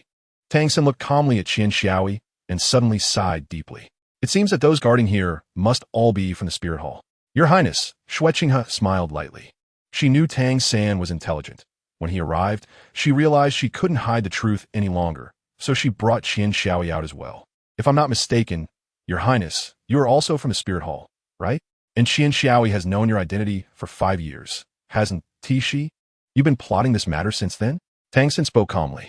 Xue Qinghe smiled faintly, raised a hand, and reached into her garment. With a flick of her wrist, she swiftly revealed a strange mask that had been connected to her hair. Her skin was as white as snow, and her phoenix eyes held a commanding presence. Compared to her originally approachable demeanor, she appeared much more distinctive now, with a straight nose and slightly delicate phoenix eyes. While she may not be the most beautiful, she certainly stood among the top ranks. Qian Renshua said, "Tang San, there is one thing you got wrong, which is that among those conspiring, there is no Xiao Yi. On the contrary, Xiao Yi is the one who stopped me, although his obstruction was of no use." Tang San looked at Qian Xiao Yi with a complex expression, sighed deeply, and said, "Xiao Yi? Such a familiar address. I wonder how you should be addressed. It seems your status in the Spirit Hall is not low. My name is Qian Renshua. It's normal that you haven't heard of me because I am the trump card of the Spirit Hall, and Xiao Yi is my younger brother. Saying this, Qian Rinxue patted Qian Shaoyi's head, affectionately saying, "Really, younger brother? No blood relation, just like you and Xiao Wu." Tang San replied, "I give you an opportunity to pledge loyalty to the Spirit Hall. If you join the Spirit Hall, you will." Before he could finish, he was interrupted by Qian Shaoyi's sister. "Don't say it, you won't agree." Such words of persuasion might please others, but to Tang San, it's an insult. Tang San smiled. "You're right. No wonder you're my opponent. You really understand me. However, I am more curious about why you stand on the side of the Spirit Hall. Turning back is a way out. All right, third brother. You have no right to criticize me. Your enmity with the Spirit Hall is merely for the sake of avenging your relatives and friends, right? I stand on the side of the Spirit Hall just to protect my family and friends. Speaking of which, we are evenly matched. Neither of us has the right to criticize the other." Tang San shook his head. "It's different. If the Spirit Hall starts a war, too many people will be left homeless." Qian Shaoyi said, "Don't speak so grandly. If the Spirit Hall withdraws its troops, can you give up on revenge?" "No. So saying all this is useless." Tang San sighed. "Sigh, do you really have to be my enemy? The Spirit Hall is evil, and you're playing with fire." Qian Shaoyi looked at Qian Ruxue beside her and said, "There is no real distinction between right and wrong. What is right and what is wrong? It's just people's judgment. I protect my friends and family, which is just. You seek revenge for your family, and that is also just. We are all the same." Qian Rinxue saw Tang San wanted to say something and interrupted. "All right, since they are the enemy, let's stop the verbal sparring here. Uncles, let's fight. They only have one title Douluo, and they are not our match. Leave Tang San to me." "Wait," Qian Shaoyi called out to Qian Rinxue. "Sister, don't underestimate anyone. Although that person is just a soul Douluo, his aura is very strong. Even though the enemy is not as strong as the Serpent Spear Douluo, it won't be easy for the Serpent Spear Douluo to take him down. A fierce battle will attract unwanted trouble. Tang San, let's have a match. If you win, we leave. If I win, you leave. During this time, no one is allowed to make any moves. What do you think? We haven't fought before, have we? I wanted to have a match with you for a long time." Tang San smiled confidently and said, "All right, I agree. Old monster, Yang Wudi, step back. Xiaoyi, my teacher once told me that if you ask to be an enemy, you will become my greatest enemy. At first, I didn't believe it, but now I want to see where your strength lies. Teacher, you told me the same thing. Come on, third brother. Let's see who is the strongest graduate of Shrek Academy." Chapter 93. Battle. Qian Shaoyi and Tang San walked towards the door and said, "Many people believe that Qian Shaoyi is the weakest among this year's Shrek Academy graduates. And honestly, I also want to see where our gap lies. Come on, Tang San. Whether the Snow Knight Emperor can survive depends on you." Tang San confidently replied, "This matter is of great importance, and I believe I won't lose. Moreover, I also want to see what kind of trouble my greatest enemy can bring me. Besides, aren't you still not a Soul Emperor?" Qian Shaoyi nodded. "Not bad. Just 2 levels away, but it's getting close. All right, let's not waste time, come on." Exactly what I was thinking. With that, Tang San charged forward, simultaneously unleashing his martial soul and soul rings. 2 yellow, 1 blue, and 3 black, a total of 6 soul rings of blue silvergrass. He was indeed a Soul Emperor. However, Qian Shaoyi noticed that Tang San's blue silvergrass seemed different from before. It had become stronger. It seems that the evolution of the martial soul wasn't just his own. Rather than evolution, Tang San's martial soul was more of an awakening. His original martial soul was indeed blue silvergrass, but it didn't have the shortcomings of blue silvergrass. Now that his martial soul had awakened, it was named Blue Silver Emperor, and its quality had increased by more than 1 level. Moreover, Tang San himself was a Soul Emperor, and although Qian Shaoyi wasn't far from being a Soul Emperor, he still had limitations in terms of realm. This was one of the reasons why Tang San was so confident. It could be said that winning would be difficult. A black soul ring lit up behind Tang San, and suddenly sharp spikes shot up from the ground around Qian Shaoyi. However, he knew this was the evolution of Tang San's 4th soul skill, Blue-Silver Spike Formation. Qian Shaoyi didn't expect Tang San to get serious right from the start, directly using a 10,000-year soul skill. He pointed his toes to the ground, jumped into the air to evade the blue-silver sting. I said, "Third brother, is it really necessary to go all out right from the beginning? Really? Using a 10,000-year soul skill right away?" Tang San smiled. Despite his confidence, he was not arrogant at all. He was also wary of Qian Shaoyi and didn't want to underestimate him. "I can't afford to be careless against you, Shaoyi. Don't let me down." After saying that, a long spear appeared in Tang San's hand, which was also his 5th soul skill, the Blue-Silver Tyrant Spear. As soon as the blue-silver tyrant spear appeared, Tang San threw it out with force, and the target was precisely Qian Xiaoyi. Tang San timed it perfectly, striking when Qian Xiaoyi was at the highest point in the air and had no way to gain leverage. Qian Xiaoyi's gaze sharpened. Even he felt threatened by the immense power of the blue-silver Emperor's spear, but it was just a threat, and he could break it easily. A black circular barrier appeared in front of Qian Xiaoyi, activated by the fourth soul skill, Dustless Land. Dustless Land is Qian Xiaoyi's 360-degree defense skill. After training with the Ice Emperor, Dustless Land can now change according to Qian Xiaoyi's inner thoughts, allowing him to choose to defend in only one direction. After all, if the attack comes from just one direction, using an all-around defense would indeed be a bit wasteful. By compressing it into a wall, not only can soul power be conserved, but the defensive capability of Dustless Land is also enhanced. With a loud bang, the blue-silver tyrant gun struck the Dustless Land, and the two soul skills held each other for a while before Dustless Land shattered. In the end, Tang San's blue-silver tyrant gun was superior. After all, it was his fifth soul skill and the strongest attack of his blue-silver Emperor martial soul. Chapter 94. One strike determines victory or defeat. Qian Xiaoyi had already landed on the ground, and he was not the least bit surprised that Tang San had broken through his soul skill. If Tang San couldn't even break through this defense, then he wouldn't be qualified to be his opponent. His intention was merely to delay for a moment, and he never expected the unfettered land to hold up. The moment he landed, Qian Xiaoyi's first and second soul rings shone brightly. With the support of his second soul skill, a blade of sword energy shot swiftly towards Tang San. After releasing the sword energy, Qian Xiaoyi charged towards Tang San, knowing that his first soul skill wouldn't be able to affect Tang San. And indeed, Tang San used a ghost-like footwork to dodge the sword energy, while Qian Xiaoyi had already reached him. As Tang San's right hand grasped emptily, Qian Xiaoyi felt his entire body go numb, as if it were covered with blue-silver grass like the ground. Tang San's second soul skill, Parasite. At the same time, a wave of pressure surged in Qian Xiaoyi's heart, making him feel weaker while Tang San grew stronger. A word popped into Qian Xiaoyi's mind, domain. That's right. Tang San had activated his killing god domain, which served to disturb the enemy's mindset, weaken the enemy, and strengthen himself. At this moment, Qian Xiaoyi was still in a forward charge. If he continued to rush ahead, he would definitely lose his balance and fall. Even if he fell for just a second, with Tang San's strength, he could definitely determine the winner. Just when Tang San thought the outcome was about to be decided, a purple soul ring flashed behind Qian Xiaoyi, activating his third soul skill, Body of Dominance. As the name suggests, its effect is to grant a temporary state of dominance. With the Body of Dominance, Qian Xiaoyi naturally ignored the blue-silver grass and the paralysis effect on him, even canceling out the effects of the killing god domain. He continued to charge towards Tang San. After all, he was also a close combat soul master. The sword energy of the Judgment Sword was retracted, and the soul flow circulated. If it pierced his body, it would at least cause severe injury, if not death. Seeing that Qian Xiaoyi had broken through his second soul skill and that he was locked onto and unable to evade, Tang San simply allowed Qian Xiaoyi's Judgment Sword to stab towards him. Qian Xiaoyi noticed that Tang San showed no intention of dodging, and his expression gradually became serious. There must be something unusual since he wasn't avoiding it. Tang San definitely had a trick up his sleeve. With this in mind, Qian Xiaoyi stayed alert and prepared his fourth soul skill. Even if Tang San had other plans, Qian Xiaoyi was confident he could withstand it. Just as Qian Xiaoyi pierced Tang San's body became illusory, and Qian Xiaoyi passed right through him. Before Qian Xiaoyi could react, a dark hammer came crashing down on his head.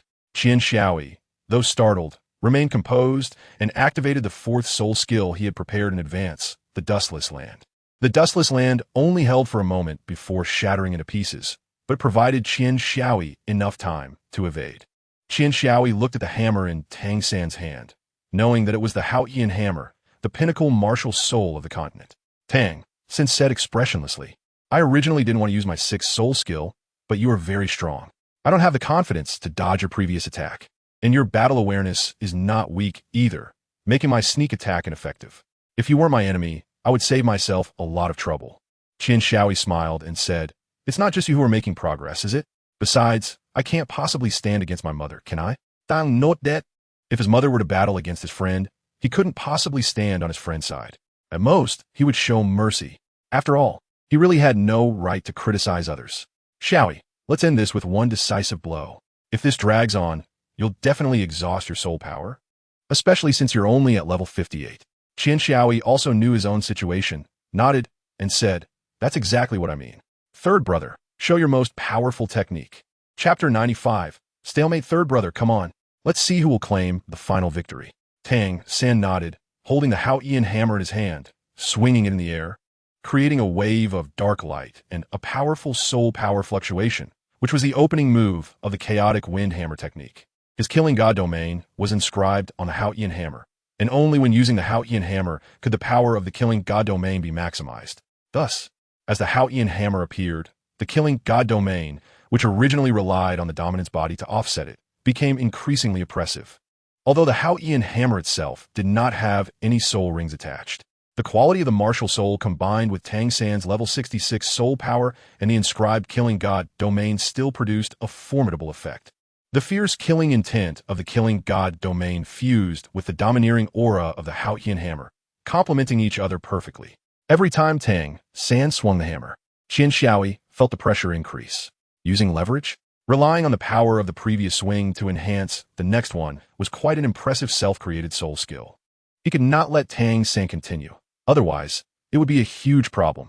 Just as Qian Xiaoyi was about to make a move, a soul bone appeared on Tang San's right leg, and then he flew into the sky. Qian Xiaoyi was taken aback.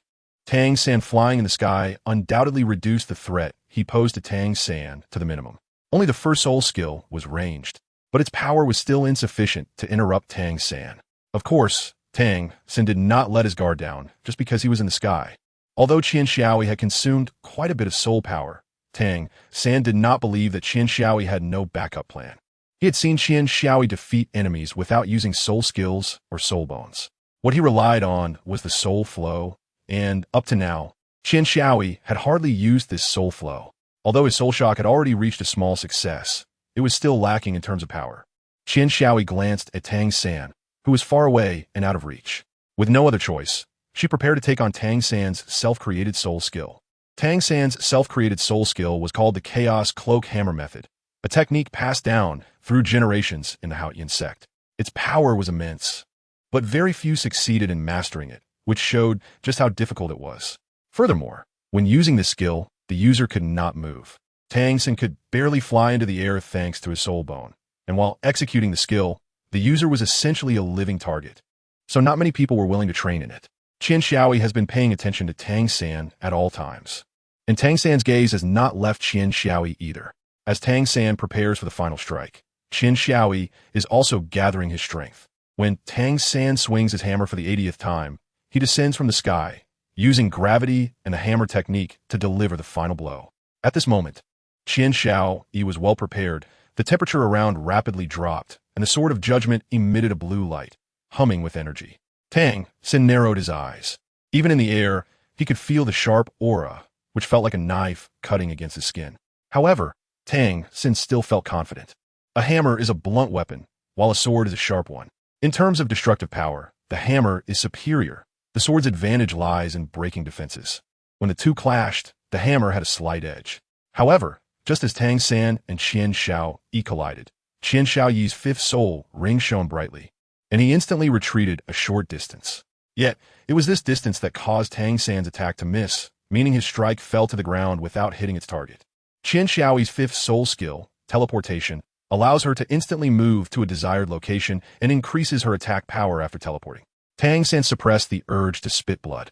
This feeling was more uncomfortable than hitting a wall. However, Tang San was not an ordinary person. He then used the remaining strength to deliver his final strike, though its power was significantly less than before. Bang!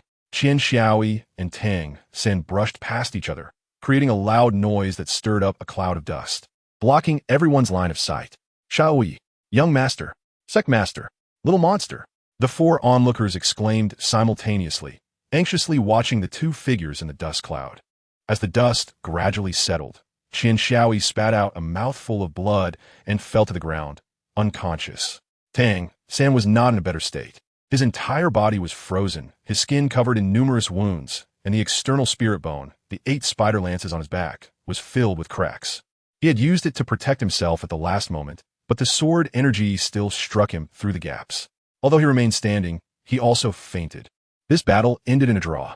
Chapter 96. The Master of the Seven Treasure Glazed Tile School. Although this battle was a draw, anyone with a discerning eye could see that in terms of their fighting capabilities, Tang San had lost. Qian Xiaoyi was lower in both age and soul power. And under these circumstances, ending in a draw indicated that Qian Xiaoyi's effective combat power was higher. However, in terms of the battle's outcome, Tang San had won. Shortly after the battle ended, the Sword Douluo and Bone Douluo of the Seven Treasure Glazed Tile School arrived, accompanied by Flinder, Lu Erlong, Yu Xiaojiang, and the seven Shrek monsters. When they saw the frozen Tang San and the fallen Qian Xiaoyi, they were stunned. They had quickened their pace upon realizing there was a battle, only to find that it was just the two of them fighting. Looking at the situation, a draw? The young master of the said in a low voice. The Snake Spear and I are no match for Chan Xian and Gurong, plus with Dugabo we. Qian Renshue waved her hand and stepped forward slowly. At that moment, Ning Fengji and the others noticed her, but their gazes towards her were somewhat unfamiliar. Being with those two, she should be from the Spirit Hall. Dai Mubai said. Yu Xiaojiang nodded. You're right, she is indeed from the Spirit Hall, and her status should not be low. Xiao San guessed correctly. She must be the one impersonating the Crown Prince, right? Although they had their suspicions, they still needed to verify. Hey, who are you?